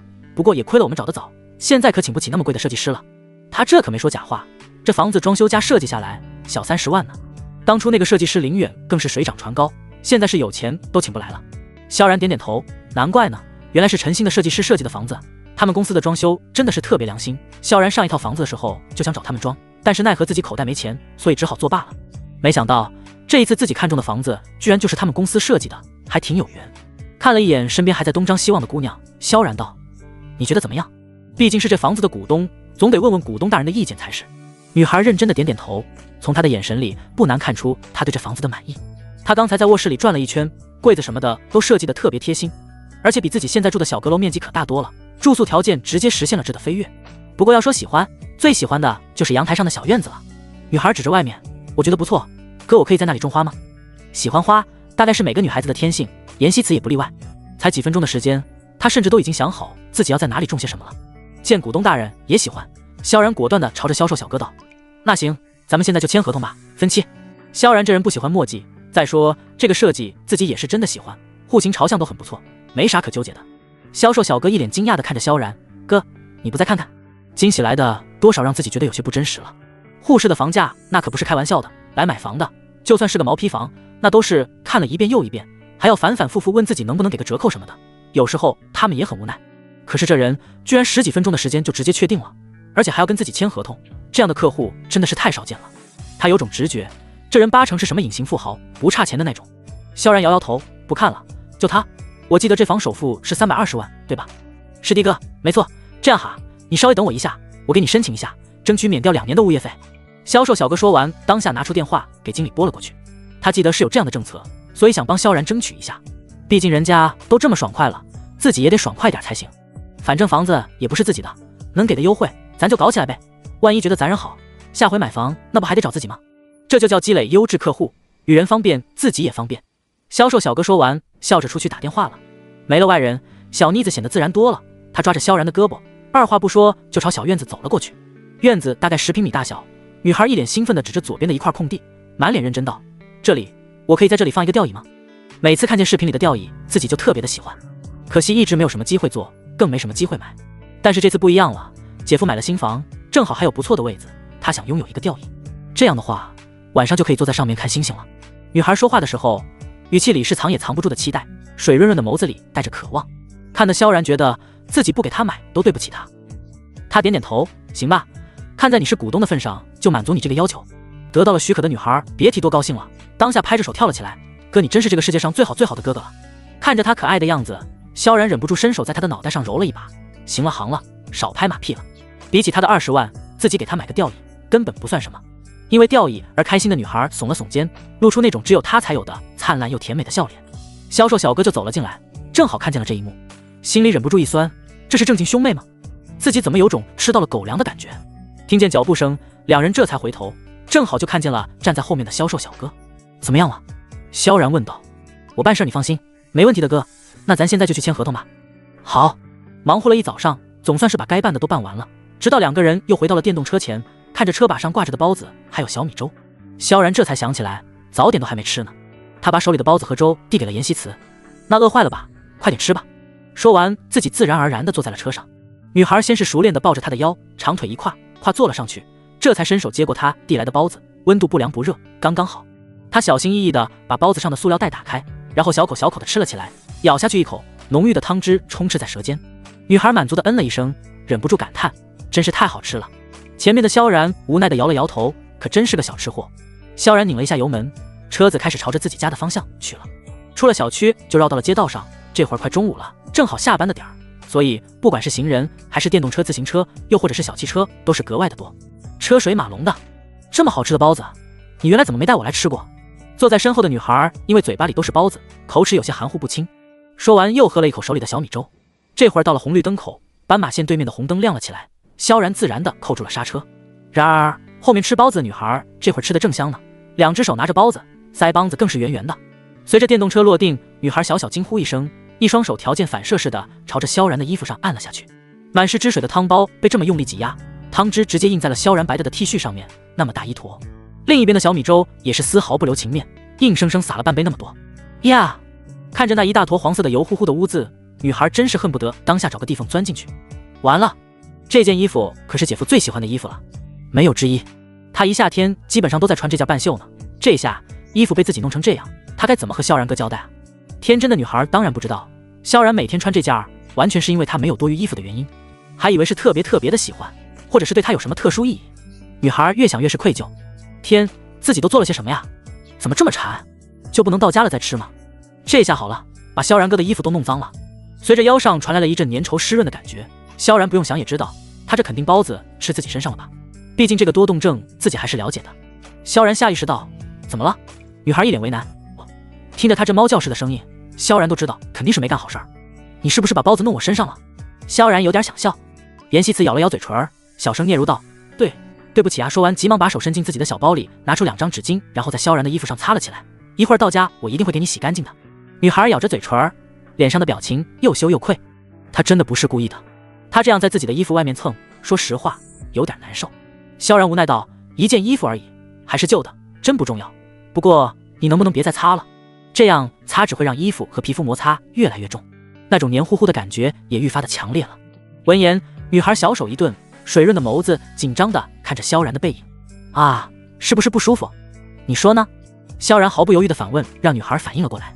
这样擦确实很难受，当务之急应该把渗在皮肤上的先擦掉，然后再垫上2张卫生纸，先将衣服和皮肤隔离开，这样才会舒服。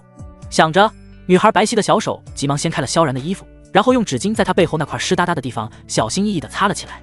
大概是怕挨萧然骂，胆小又紧张的女孩动作很温柔，轻轻的，搞得萧然有点痒痒的。那种指腹和皮肤有意无意的碰触，更是让他莫名的心跳加速。毫不夸张地说，萧然感觉自己的后背都麻了。他咽了咽口水，那个，你别擦了。闻言，女孩看了看手里带着黄色污渍的纸巾，信誓旦旦道：没关系的，你再坚持一下，不然太不卫生了。说完，又抽出一支纸巾，开始帮萧然擦拭。这会儿腰上面一点的地方已经擦干净了。随着手指继续往下，女孩的眼睛也跟着朝下面看了过去。这一看，目光正好就落在了萧然不小心露出来的那一点点的灰色内裤边上。最要命的是，那个地方居然都被自己搞上了小米粥，也是黄色的。随着女孩瞳孔一震，精致的小脸更是以肉眼可见的速度爆红了起来。毫不夸张的说破，她感觉自己的心跳都要停下来了。这她可怎么擦？她太难了，这活儿真的没法干了。要知道，这可是男孩子的内裤，要是被姐夫看到自己把小米粥搞在了他的内裤边上，光是想想，女孩都尴尬的脚趾不由扣紧。愣怔了半晌，她咽了咽口水，强忍心跳，将她的衣服小心翼翼地扯了下来。算了，认命吧，怎么样都会挨骂的，大不了自己赔他一条新的就是了。只是还是好尴尬。这会儿，人行横道对面的红灯跳了一下，变绿了。萧然继续往前骑，后面的女孩终于老实之后，萧然也很快地恢复了刚才的淡定。车子拐了弯，穿过一条熟悉的街道之后，终于回到了家。两个人下了车，熟练的输入密码之后，将门打开，一前一后的走了进去，跟着站在脚垫上一起换拖鞋。一双大号灰色，一双小号粉色，都很干净。一进门，萧然就迫不及待的去自己卧室将衣服换了下来。不过他并没有准备让他帮忙洗衣服，而是想随手扔掉，毕竟这件衣服自己穿了很多年了。谁知道才一出门就差点撞在了等在门口的女孩身上。他一脸诧异的看着他：你站我门口干嘛？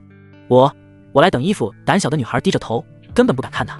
看着他可怜兮兮的模样，萧然叹了口气：不用洗了，丢了就好。好好的衣服怎么能丢了呢？放心吧，我一定帮你洗干净。女孩说完，毫不犹豫地将她手里的衣服抽了过来，抱在怀里，飞快地跑进了厨房。内裤的事儿自己是真的无能为力了，但是衣服她能洗。开开水龙头，又在衣服上仔细地涂抹了一些洗洁精，2只白皙漂亮的小手用力地搓了起来。女孩洗得认真极了，因为太用力导致手掌都有些微微发红。她心里默默祈求上苍一定要洗干净啊。不过大概是老天爷睡着了，又或者根本就懒得理她。不管女孩怎么洗，都不过只是去除了上面的油渍。然而那坨黄色一点也没变。看着衣服上的污渍，女孩郁闷地嘟了嘟嘴巴，陷入苦恼。真的是洗不掉啊，这可怎么办？要不再用洗衣液试试看？想着，女孩又飞快地跑到楼上，拿出自己洗衣服的洗衣液，倒了一些出来，然后开始揉搓。可惜事与愿违，依旧是没什么作用。不光是没有作用，反而那一块被女孩用力揉搓的地方，看起来就连棉质都变得有些疏松了。就算是洗干净都不能再穿了，更别说没洗干净了。看着约等于报废了的衣服，女孩陷入了深深的苦恼中。她擦了擦手上的水渍，心事重重地下了楼。随着屋子里安静了下来，浴室里哗哗的流水就变得声格外明显。女孩朝着门上看了一眼，默默地走到窗户跟前。算了，还是先给姐夫再买件新的吧，自己可真的是个废物啊。她越想越是沮丧。这会儿浴室里的萧然已经洗完了澡，穿好衣服，一边随意地擦着头发，一边走了出来。见女孩心事重重地站在窗前，想也没想地走了过去。还在发呆的女孩愣是一点声音都没听见，还是忽然闻到了一股好闻的洗发水味道，才下意识地回头，正好就看见了在擦头发的萧然朝着自己走了过来。萧然本身就长得很帅，这会儿因为洗了澡，皮肤吸足了水分的缘故，看起来更是滑嫩滑嫩的，和女孩子的好皮肤不一样，不是那种看起来就软嫩的感觉，而是带着一种特别健康的感觉。女孩惊讶地瞪大了眼睛，仔细地盯着他的脸看。其实妍希慈是学金融的，班里也有很多的男孩子，不过眼神特别好的他总是能轻易地看见他们鼻翼上的黑头，还有痘印，又或者是脸上的油光。但是姐夫的脸上就一点都没有，干净到让他这个女孩子都觉得惊叹。哇，你的皮肤也太好了吧。说完更是忍不住的想要戳一戳看。说干就干，女孩毫不犹豫地伸出软嫩的手指，轻轻地在萧然的脸上戳了一下。虽然不是女孩子的那种软糯 Q 弹，但是手感也还不错，毕竟她本身就不是肉嘟嘟的脸。她感觉自己像是发现了新大陆一样，忍不住感叹，为什么看起来很好，一点都不弹呢？好奇宝宝似的她忍不住还想再戳一下，结果还没接触到萧然的脸，就被他一把攥住了手腕。干嘛？这一下萧然更加肯定之前的想法了，他一定是有多动症。女孩子家家一天总喜欢动手动脚，抱自己的腰就算了，现在还想摸自己的脸，简直就是得寸进尺。因为刚刚洗完澡的缘故，萧然的手上还带着水汽，温度更是要高那么一些。妍希慈觉得自己的手腕暖红红的，女孩眨眨眼，呆呆地朝着那只抓在自己手腕上的手看了过去，长长的睫毛也跟着颤了颤。萧然的手长得很好看，十指修长，但却不是那种漂亮纤细的手，而是那种骨节分明又按需力道的感觉，指甲也修剪得整齐干净。女儿忍不住发出惊叹：哇，你的手也很好看。萧然，够了，太不矜持了，真的是太不矜持了，不矜持到自己想把他抓住打他的屁股。这姐俩真是绝了，一个碰一下都嫌烦，另一个没事儿就喜欢碰自己，这叫啥？物极必反吗？萧然强忍着打他屁股的冲动，没好气道：你是女孩子，不可以动手动脚的，知道吗？说完又补了一句：我还有事儿，要出去一趟。然后转身朝着自己的屋里走了进去，留下蒙蒙然的女孩一个人站在阳台上，看着他离开的背影，他迷茫的眨眨眼。这就走了？他就是真的觉得很新奇而已。难道是自己真的有什么问题？哼，要是别人他才不会这样呢。可是对于萧然，他就觉得一点危险都没有，反而还特别的好玩。至于到底为什么会有这样的想法，女孩自己其实也说不清楚，就像是一种本能。不过姐夫既然有事儿，他也不好再打扰他了，还是先在网上给姐夫买件衣服好了。跟刘敏发了2条微信，确认了一下地址，萧然就出门了。因为距离比较远的缘故，所以萧然并没有骑自己的电动车，而是选择了打车。车子兜兜转转了20分钟才到目的地，是一家名叫简安的咖啡馆，小木屋风格的，外面白的围栏里还有绿植，看起来就让人觉得很放松。刘敏向来也不是喜欢迟到的人，和萧然约好地方就早早的来了，1点半就已经到了。这会儿正喝咖啡呢，才一抬头就看见萧然走了进来。他今天穿着一条灰色运动裤，上面的黑色 T 恤将整个人的皮肤衬托得更加白皙和干净。刘敏攥着咖啡杯的手一顿，怎么觉得好像比上次见面更加帅气了呢？他忙起身朝着萧然招手：萧老师，这边。看见刘敏之后，萧然礼貌点头，跟着走了过去，拉开对面的椅子，随意的坐了下来。你好啊，刘编剧。刘敏微微一笑：我比你大5岁，还是叫刘姐吧，刘编辑太官方了。萧然一愣：5岁？真没看出来，我还以为咱们同龄呢。说实话，刘敏不论从穿衣风格上还是皮肤上，都看不出来是一个比萧然大5岁的年龄该有的状态，看起来和颜离其实差不多。刘敏被萧然的话逗得忍不住一乐：我倒是想和你同龄呢。没想到这人不光有才华长得帅，居然还这么会说话，对他的好感又多了一分。都说人一定要多了解才能知道他的缺点，可是他越是了解萧然，越是觉得这个男人很不错啊。刘敏挑挑眉：对了，你喝什么？咖啡就好。萧然说完，朝着服务员招了招手：一杯冰美式。好的，先生。对了，刘姐，您看咱们这个……哦，是这样的。本来还想闲聊2句的刘敏，一下被萧然拉回了工作上。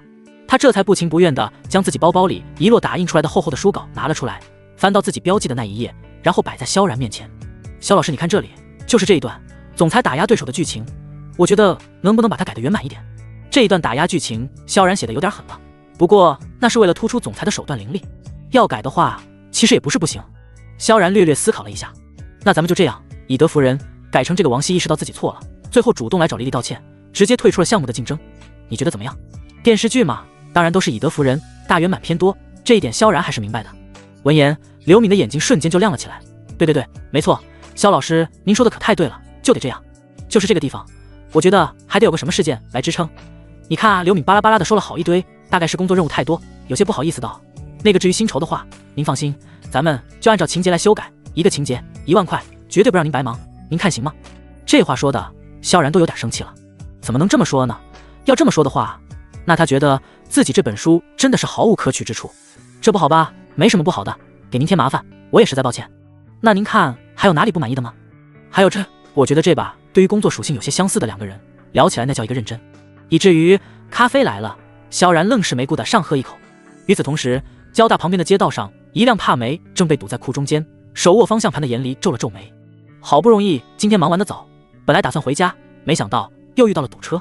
看着长长的车道，他叹了口气，拧开手边的矿泉水，轻轻抿了一口，跟着拿起手边的电话，点开通讯录，找到严希慈的电话。正好自己现在就在他们学校门口，要不进去看看他吧？反正下午没什么事儿，闲着也是闲着。这边女孩正在床上琢磨晚上给萧然做什么好吃的呢，床头的手机忽然就响了起来。她伸出白皙的胳膊，五指微微用力，将手机拿了过来。看着上面显示的姐姐这2个字，几乎是一瞬间，女孩那好看的远山眉就不由得皱了起来，甚至还有些紧张。姐姐怎么又给自己打电话来了呢？自从自己撒了谎之后，她就特别怕姐姐打电话过来，还真是怕什么来什么。她抿抿嘴巴，怀着忐忑的心情将电话接了起来。喂，姐，你现在在哪儿？严离说话总是这样，直入主题。女孩一愣，她可是跟姐姐说过自己会去住校的，这都过去2天了，要是说自己还没搬走，肯定是会被骂的。她眨眨眼，心虚的咽了咽口水。啊，我呀，我在学校呢，正好我顺便路过。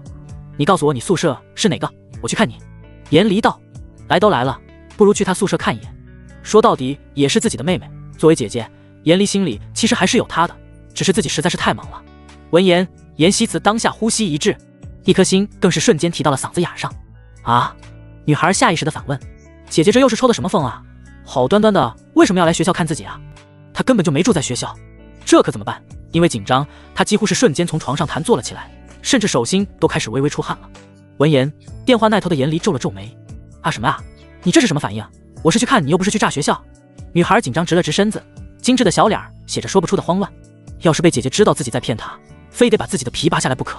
她捂着心口，试图让自己镇定下来，然后心虚的试探道：那个姐，我下午课挺多的，要不你过2天再来。严离反问：现在才1点，你需要上课吗？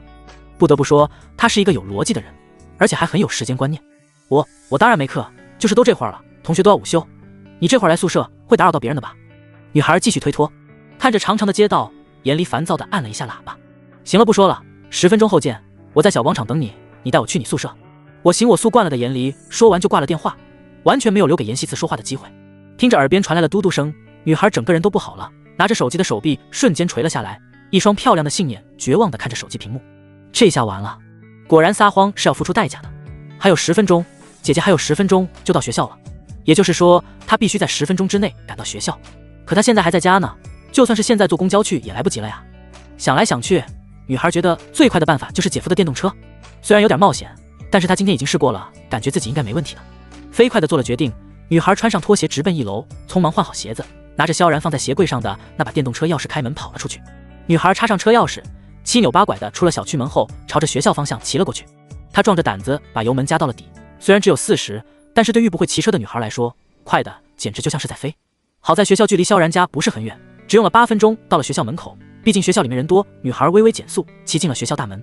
这会儿，严离已经进学校了，深蓝色的帕梅就停在了交大门口那一排车位上，低着头正准备下车呢，口袋里的手机忽然响了起来。他将手机拿了出来，低头看了一眼，是王萌，这才接了起来。喂，严总，刘总秘书把合同给咱们送过来了，您看您什么时候有时间？闻言，严离皱了皱眉，行，我知道了，你先放我办公室里。还在打电话，就看见一个戴着头盔、身材酷似妹妹的电动车嗖的一下穿了过去。严离也没多想，只扫了一眼，目光就又落在了别处。毕竟妹妹是不可能骑电动车的，她连自行车都不会骑呢。那您下午还回来吗？下午再看，我这会在西次学校，先不跟你说了。挂了电话，宽敞的水泥路朝着小广场的方向走了过去。这边惶惶不安的女孩已经将电动车停在了非机动车停放点上，然后摘掉头盔放在后备箱里，擦了一下额头上的汗，一边盘算着怎么把姐姐忽悠回去，一边急匆匆地朝着小广场的方向走了过去。还没走几步，就听见身后传来了姐姐的声音：严希慈。女孩回头循声望去，今天的姐姐穿着一身黑的西装，一头大波浪干练的扎成了马尾的样子，7厘米的黑色高跟鞋，走起路来昂首挺胸，一看就是那种事业型的女人。严希慈心口一紧，大概是心虚，女孩笑得格外的甜美：姐，你还挺快啊。严离走了过来，迎面晒过来的太阳让她有些刺眼，她略感不适的皱了皱眉。刚才看见一个骑电动车的女孩，好像也穿你这样。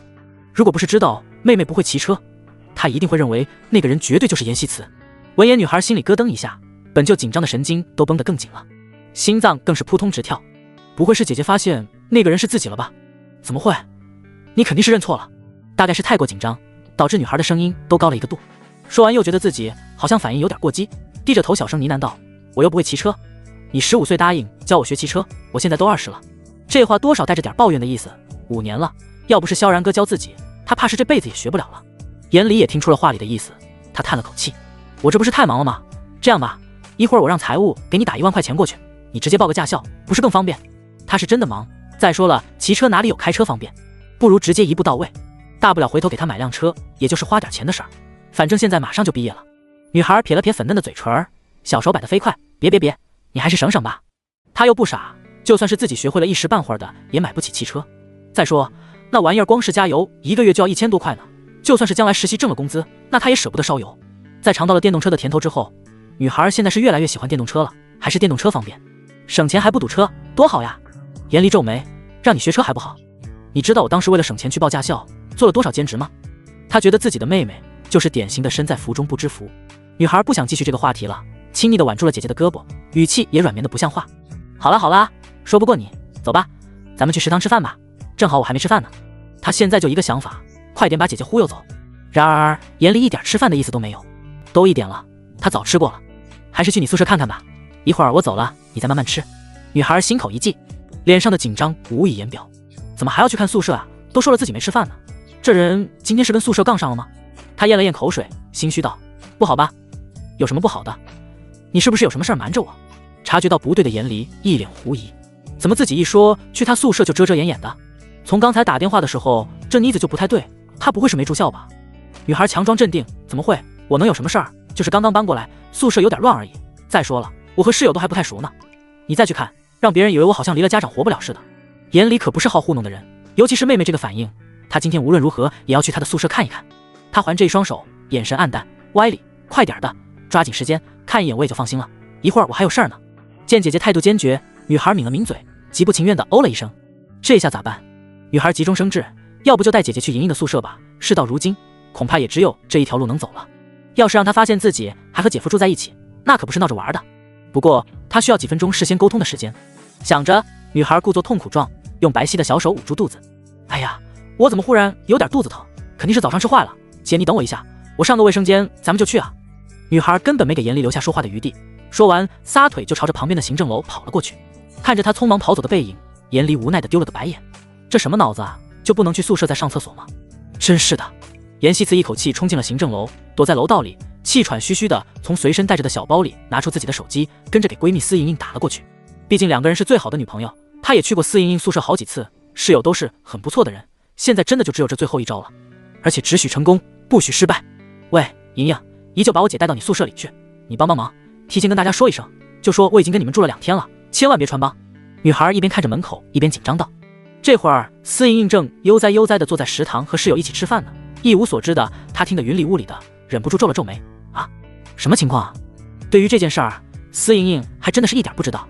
哎呀，我姐和我姐夫前2天离婚了，然后我姐非要我搬来住校，但是我这不是还没搬吗？怕她生气，所以只能让你们帮我骗一下她了。因为着急，她说话的语速很快。闻言，司莹莹吓了一跳。不是，你这胆子也够大的，你居然敢骗你姐！作为闺蜜，司莹莹自然没少听说过他们家的爱恨情仇，更是没少听说她这个厉害的姐姐。严希慈最是怕她姐了，没想到这么大的事儿，她居然敢骗她姐，这可真是有点令人吃惊啊！司莹莹想想都觉得紧张。还有，你姐和肖老师都离婚了，你为啥不搬出来啊？说实话，她也有点不理解女孩的做法，毕竟男女有别，她和一个男人住在一起确实不太合适。女孩一边朝着楼道口偷看，一边摸了摸额角上的汗珠，语气焦急。哎呀，回头再跟你解释，你先帮帮我。她姐这会儿还站在外面等她呢，没准都已经走过来了。到底是好闺蜜了，司莹莹也不能见死不救。哦，明白了，我这就回去。好。挂了电话，女孩总算是松了一口气，拍了拍自己扑通直跳小心脏，匆忙转身朝着刚才的地方折了回去。姐，这下好了，咱们走吧。带路。严离不耐地白了她一眼，跟在女孩后面，心里忍不住埋怨，都是一个父母生的，这性格怎么就一点没随了自己呢？做事情毛手毛脚的，好像那脑子永远在口袋里揣着似的，一天不是跟自己撒娇就是耍赖的，一点没个大人样子。这马上就要进入社会了，这样的性格她真担心哪天给人骗了。5分钟后，姐妹俩到了女生宿舍的楼下，看着宿舍的玻璃门，女孩深深吸了一口气，一定要安全的骗过去啊！她发誓以后再也不骗人了。姐妹俩沿着楼梯上了3楼，朝着司莹莹的宿舍走了过去。看着紧闭的宿舍门，女孩伸手轻轻敲了敲。司莹莹在回来的路上就已经和室友商量好了，这会儿听见敲门声，急忙起身去开门。希慈回来了。司莹莹一边说，一边偷偷朝着严离身上看，心里忍不住暗暗吐槽，不愧是老板啊，看一眼就觉得高冷。察觉到了司莹莹在看自己，严离大方的点了点头。你好，我是希慈的姐姐，给你们添麻烦了。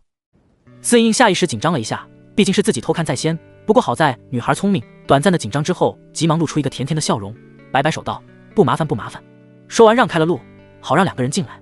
到底是女生宿舍，收拾得很干净，每个桌子上都很整齐，地面更是拖得干干净净的。严离大概扫了一圈，觉得还不错，这才转过身看着身后的严希慈，哪个是你的床？女孩下意识地指了指司莹莹旁的床位，这个是我的。粉色的床单上面还带着美少女战士的图案，被子倒是叠放得整整齐齐的，挑不出什么毛病来。严离满意的点点头，看来确实是长大了一个人，也可以把自己照顾好。夸奖的话还没说出口，严离的目光就落在了桌子上一本粉色的小说上，书名叫《在霸道总裁的心上撒野》。粉红色的封面上画着一面墙，一个女孩靠在上面，对面站着一个很帅的男孩子，准备壁咚。严离皱了皱眉：“你没事就看这些？他花钱让他上大学，可不是来培养他的恋爱脑的。”严希子诧异地看了一眼身旁站着的司莹莹，那眼神好像在说：“拜托，这种书你怎么不收起来啊？”司莹莹瞪大眼睛看他，他怎么知道他姐要来啊？你给我看在好朋友的份上，仗义的女孩还是挺身而出，带着一脸乖巧的笑容看着严离：“姐，这书是我的。”闻言，严离的脸色这才缓和了下来，他讲述重新放回了桌子上，意味深长地看着自己的妹妹：“你现在的任务是找一份好工作，明白吗？”“女孩低着头，模样乖巧极了。该看的都看了，宿舍2个女孩子看起来人也不错，除了有点恋爱脑。严离淡淡道：“行了，时间不早了，我就先回去了。”闻言，2个女孩齐齐松了一口气。严希慈乖巧道：“姐，我送你。”“不用送了，我自己走就行。”严离其实有点想一个人走走。读私人这句话其实是没错的，他想一个人静静的在学校里再看看。那也行，那你开车慢点。好。严离说完，起身出了宿舍门。看着严离离开的背影，司莹莹埋怨道：“喂，你什么情况啊？居然连自己姐姐都骗，他胆子也太大了。刚刚没时间和自己解释，现在时间总是够的吧？”女孩长出一口气，脑子里紧绷的弦总算是松了下来，小手扇风，可算走了，吓死我了。说正经的啊，我觉得你姐的做法没错，你是女孩子，孤男寡女共处一室，像什么样子？司莹莹眉头一挑，意味深长地看着面前的女孩。别看她长得没有严希慈好看，但是司莹莹是属于那种情商特别高的人，大概是因为父母离异的原因，从小就特别懂人情世故，简称人精。她觉得如果自己是严离的话，也不会让自己的妹妹跟前夫住在一起的，那也太奇怪了。自己都离婚了，妹妹留下算是怎么回事？再说毕竟男女有别，司莹莹实在是想不通严希慈这么做到底是为什么。面对闺蜜的不理解，女孩无奈地嘟了嘟嘴：“哎呀，我就是看我哥心情不好，想陪他住2天而已。你想啊，我姐这一走，屋子里本来就空落落的，我要是再走了，那可真的是连个说话的人都没有了。也不知道为什么，只要每次想到姐夫一个人，她就会觉得他特别可怜，忍不住就想对他好。”司莹莹摇了摇头：“我劝你还是早点搬出来，这样对谁都好。”“知道了知道了，这会儿马上2点了，我们先去上课吧。”女孩说完就挽着他的胳膊，一副要去上课的样子。司莹莹怎么想都觉得不对，一脸狐疑地看着他：“你说你这么舍不得搬出来，不会是喜欢你姐夫吧？”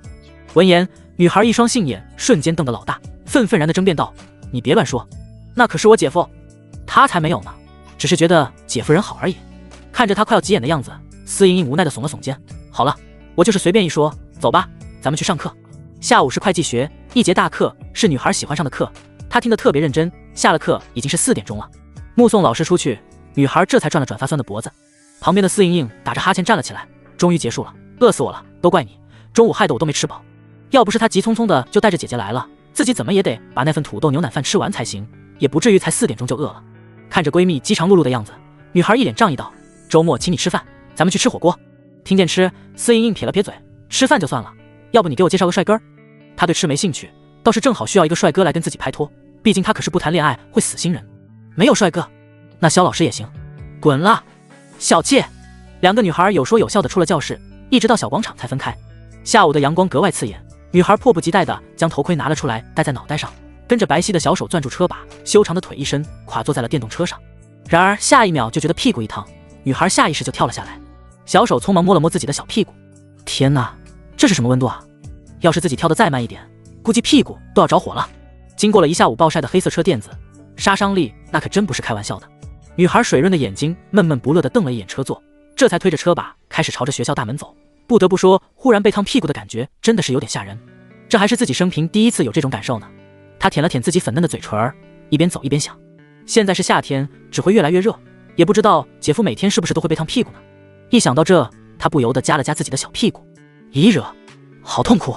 忽然就觉得萧然哥好可怜啊，每天都要遭受这样的酷刑。反正这会儿烫得自己也做不了，女孩索性就将车子停在了树荫底下，自己蹲在树下，拿出手机开始搜索夏季防烫车垫。随着纤细的手指在屏幕上一顿输入之后，一排防烫的车垫就全部出来了，各种各样材质的，有塑料的，有凝胶的，价格参差不齐，估计质量也是。女孩认真的挑选了半天，最后选择了一个凝胶的水垫，价格嘛有点贵，200块。不过为了姐夫的屁股健康，大方的女孩还是点击了下单。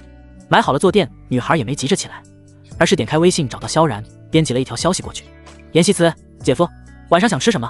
我顺路买回去。萧然这会儿和刘敏已经讨论出大概的方向了，正坐着闲聊呢，就收到了严希慈发来的消息。他回复道：你坐公交车不顺路，我去就行。严希慈，没事儿，我骑车了。看着手机里传来的微信，瞳孔一震。啥？他说他骑车了？谁让他骑的？怎么忽然觉得自从严离搬出去了，这妮子的胆子现在是越来越大了？真的是以为他没人管了吗？这才刚刚学会，谁让他骑到学校去的？万一摔了怎么办？萧然，谁让你骑车的？严希慈，事发突然，我姐今天突然要来宿舍看我，就10分钟时间，我不骑车根本就到不了学校。她也不想骑啊，还不是为了绝境求生吗？萧然，最好还是在学校等我，我带你回去。严希慈，哪有那么夸张？我行的。萧然，不，你不行。严希慈，我行的。萧然，你真不行。被萧然接连2遍否定能力的女孩心里开始不服气了起来，她抿了抿嘴，愤愤然地盯着萧然的头像。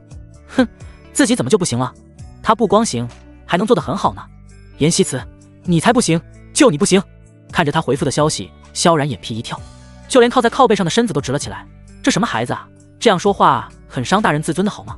谁不行了？他离婚又不是这个原因。萧然，你是不是欠揍了？信不信我告诉你姐？萧然，不要骑车，在学校等我。严希慈像是没看到似的，回复了一句：晚上就吃空心菜和肉末茄子吧，就这么定了。女孩说完就把手机装进了自己随身带的小包包里，她就是要证明给他看自己行的。不光行，她还要去买菜呢。这2个萧然经常做，她觉得是他喜欢的。被伤了自尊的女孩这会儿早已经骑着电动车朝着学校外面开了出去。说起来也真的是奇怪了，来的时候满脑子都是思考怎么应付姐姐，居然一点都不害怕。现在问题处理完了，自己再坐到车上，心里还是挺紧张的。他一路骑出了学校，朝着菜市场的方向骑了过去，速度比来的时候慢了不少，主要是怕撞到别人。但是奇怪的是，反而越是慢车把越是不受控制。没有经验的女孩当然不知道，电动车这种东西其实也是依靠惯性的，骑得快的时候因为阻力大，方向反而好操作一点，但是慢下来的时候阻力小，把手就相对的轻了很多，车头更容易摇晃。明明只有10分钟的距离，简直骑得他抓心挠肝。不过他并没有后悔，电动车上的女孩表情坚定，心里还一直默默地告诉自己，这一定是不熟练的原因，等以后就会好很多。怀着忐忑的电动车女孩总算是骑到了菜市场，买了一把空心菜和茄子以及一些肉末之后，这才准备原路返回。这会儿快5点了，正是高峰期，尤其是菜市场，人那叫一个多。才不过10分钟的时间，就已经明显感受到进来的人多了很多。毫不夸张地说，刚才还熙熙攘攘的菜市场，这会儿已经快人挨人了。这也没办法，毕竟周围就这么一个菜市场，周边是小学又是大学，还有一个小公园，这样的居住环境注定了人不会少。女孩推着车，一边安慰自己出去了就好了，一边小心翼翼地朝着外面走。原本以为出了市场就会好，没想到出了市场人倒是少了一些，但是电动车和汽车的数量明显增多了不少，尤其是人行道上，电动车、私家车还夹杂着几个走路的人，总之混乱得很。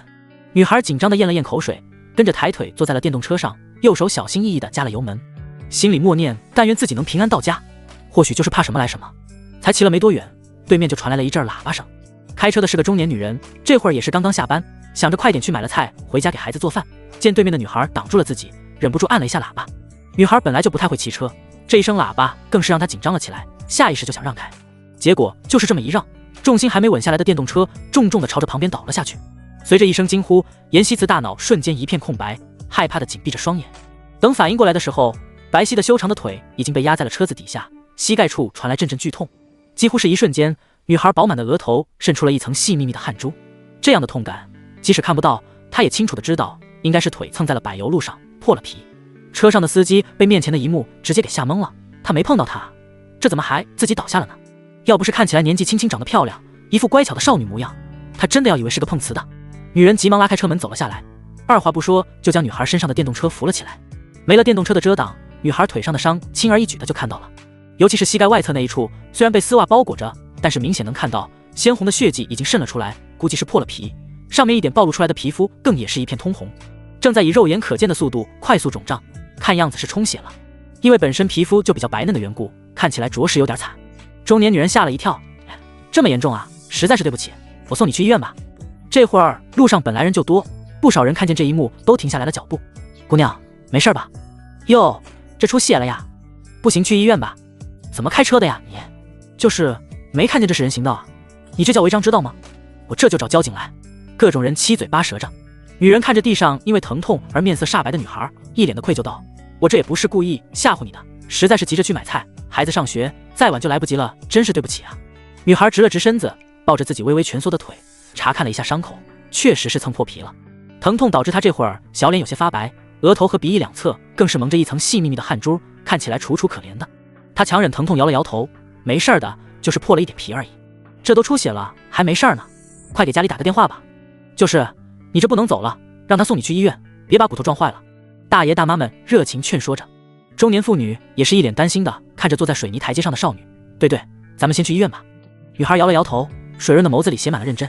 真的没事儿，本来也是我太慢了，是我自己不会骑车，你去买菜吧。人家只是按了一下喇叭，也没有碰到自己，至于摔倒了，那是自己学艺不精的后果。再加上这个姐姐现在已经被大家说了半天了，本来就和人家没什么关系，自己好像是个碰瓷的一样，哪好意思让人家送自己去医院啊？那要不你给家里人先打个电话吧，这电动车也摔了，你一个人肯定骑不回去了。中年妇女还是有些不放心。提起家人，女孩下意识的就想到了萧然，她本来就不让自己骑车，是自己觉得可以，偏要骑，这下又摔了，她哪好意思找她？要是被她知道自己摔了她的电动车，估计她又要说自己有多动症了。女孩吸了吸鼻子，声音闷闷的，我没事的，你先走吧，我休息一下，自己可以回去的。闻言，中年妇女看了看表，那行吧，那我就先走了。自从萧然知道了严希慈骑自己的电动车去了学校，心里就直发毛。反正和刘敏已经捋清楚了大概思路，自己回去先试着写写看吧。他看了看对面的刘敏，不好意思啊，刘姐，我家里还有点事儿，要是没什么的话，我就先回去了。闻言，刘敏忙道，那我送你吧。萧然这来了一趟，不但帮把自己想改的地方都给出了满意的结果，甚至连思路都说好了。本来打算说完下午一起吃晚饭呢，没想到他现在就要走，不送人家一下，自己实在是不好意思。不用了，刘姐，我打车就行。没事，还是我送你一下吧，正好咱们路上还能再聊聊关于剧情的问题。话都说到这份上了，萧然也不好意思拒绝了。那您把我放在交大门口就行。两个人出了咖啡厅，就上了刘敏的车，朝着萧然家的方向去了。一路上，刘敏说了很多，基本上都是一些关于他自己的介绍。他说，萧然就听着，他不说，他也不问。15分钟后，车子路过了学校前面的菜市场，萧然朝着拥挤的市场门口看了一眼，也不知道严希慈是去买菜了，还是回家了。车子继续往前开，没出10米就被堵住了。没办法，菜市场这边的路向来不好走，人太多了。刘敏只好停下来，一双眼睛东张西望的想看看前面发生了什么。结果这么一看，正好就看见了前面不远处的马路边上围着的几个人，随口道，那边好像是出什么事儿了。闻言，本来心里就不踏实的萧然下意识的就顺着他的目光看了过去，没想到这么一眼就看见穿着水手服的女孩正表情痛苦的坐在地上，虽然小腿部分被绿化给挡住了，他看不到，但是就从他脸上痛苦的表情，萧然也分析出来了，这一定是摔了。他眉头一皱，他说啥来着？真是死犟的。刘姐，不好意思，我得在这下车了。说完就准备拉开车门下车。刘敏急忙喊他，这不是还没到吗？怎么在这下车啊？那个人是我妹。刘敏一愣，这可真是够巧的，没想到就送他回个家，居然还能碰上他妹妹。想着他也急忙拉开车门跟了下去。这会儿女孩双手撑地，身子微微弯曲，正准备站起来呢，没想到腿才刚一伸直，就痛得倒吸一口凉气，身子不由一歪。旁边的大妈见势不好，急忙将人扶住。你这孩子可真倔，我看着都疼，快给家里人打电话吧。是啊，这样一个人走不回去的。萧然穿过人群2步走了过来，一边说一边从大妈手里将人接了过来。这是怎么了？怎么弄成这样的？严希慈一愣，猛然抬头，正好就对上了他担忧的目光。他急忙低下了头，脸上的表情内疚又自责。他怎么会出现在这里？肯定会怪自己把车子撞到了吧？自己真的是太笨了。来，我看看严不严重。早说让你在学校等我，就是不听话。萧然说完就微微俯下身子帮他查看伤情，另一只手还扶着女孩的胳膊。说来也奇怪，严希慈本来没打算哭的，但是现在看见萧然这么关心自己之后，心里那股委屈一下就涌了上来，就像是那种受了委屈一直忍着不哭的小朋友，在看到妈妈的一瞬间，心里的委屈就再也忍不住了。他不但没抱怨自己把他的车弄坏了，反而第一时间来帮自己看腿。女孩越想越是委屈，漂亮的杏眼里当下就涌出一团水雾来，然后快速聚集变成了一个透明的小鼓包。我也没想这样的，哥，对不起。他的声音明显带着哭腔，说完那一滴晶莹剔透的泪珠正好就挂在了脸蛋上。察觉到眼泪流下来的女孩急忙用手背抹掉，像个做错事的孩子似的。他安慰似的摸了摸女孩的脑袋，没事儿，咱不哭，有哥呢，这有啥好对不去的？再说他买菜不也是为了给自己做饭吗？萧然说完就俯下身子蹲在他身边帮他查看伤口，语气温柔，下次给你发消息一定要记得看完。其实萧然在咖啡厅的时候还给他发了好几条让他别骑车回家的消息呢，但是女孩那会儿已经骑上车了，压根儿就没看手机。这会儿听他这么一说，就更是愧疚的无地自容了。女孩咬着嘴唇，脸上的愧疚都快要溢出来了。我能回的。她是真的不想给萧然再添麻烦了。周围留下的2个热心大妈听见2个人的谈话，也明白了他们的关系，忙道，哎呀，小姑娘你就别逞能了，快让你哥哥把你带回去吧。是啊，大热天的就别在路边坐着了，快点回去消消毒，不然会感染的。萧然心疼地按了按他腿周围红肿的地方，怎么样，疼不疼？女孩摇了摇头，不疼。说不疼那是假的，只是不想让萧然再为自己担心了而已。这会儿刘敏才把车停好，正好走了过来，见状忙道：哎呀，这是妹妹吧？要不咱们去医院看看吧。刘敏今天穿着一件白色的西装，下身是一条白色的高腰短裤，加上一双高跟鞋，妥妥的御姐范儿，再加上那一头的大波浪，看起来妩媚的很，别有一番味道。看见刘敏，严希慈一愣，原来姐夫说的自己有事儿，原来是和这个漂亮姐姐在一起啊。毕竟姐夫现在是单身，跟别人约会也是正常的。可是明明道理自己都懂，不知道为什么心情不但没好，反而更加的郁闷了起来，胸口隐隐发闷，有种喘不上气的感觉。见刘敏来了，萧然忙道：麻烦你了，刘姐，你先回去吧，我得把我妹妹带回去才行。严希慈的伤口自己看了，其实在家就可以处理，毕竟天气炎热，再加上医院人又多，去医院还没有自己来得快，早点处理了，让她躺在床上休息，那才是真的对她身体好。要不我送你们吧？不用了。那改剧本的事儿，您这边需要多久？2天时间。2天时间要改那么多东西，你可以吗？放心。好的，那我就先走了，祝你妹妹早日康复。刘敏说完，转身开上自己停在路边的英菲尼迪，朝着主街徜徉而去。看着刘敏的背影，女孩眨眨眼，一脸好奇道：哥，这个姐姐是不是和改编有关系啊？他们刚才说的话自己都听到了呢。是啊，她是编剧，有些地方觉得不合适，所以需要改一下，一个情节1万块。萧然其实还挺开心的，毕竟这一通改下来，第1个月的首付就不用愁了。眼下新书需要1个月的上架时间，也就是说这1个月新书免费，根本没什么钱可以拿。老房子虽然要卖，但是谁知道什么时候才能卖掉呢？所以萧然还是挺缺钱的。他说完，这才将放在他受伤处的目光收了回来。来吧，我先抱你上车。都伤成这样了，让他自己上去明显不现实。闻言，女孩眼皮一跳，下意识紧张道：我能的，我可以自己上去。她可不好意思让萧然抱，毕竟自己长这么大还没被异性抱过呢，光是想想就觉得紧张。说完，女孩匆忙抬起腿，想要朝着电动车走过去，谁知才一动，那种剧痛就又顺着膝盖朝上蔓延。膝盖摔破过的人应该都知道，那种酸爽简直了，尤其是在弯曲准备走路的时候，疼得要命。女孩这会儿疼得倒吸一口冷气，甚至就连萧然抓着的那只胳膊都明显的抽了一下，不过心里的那种沉闷感却神奇的消失了。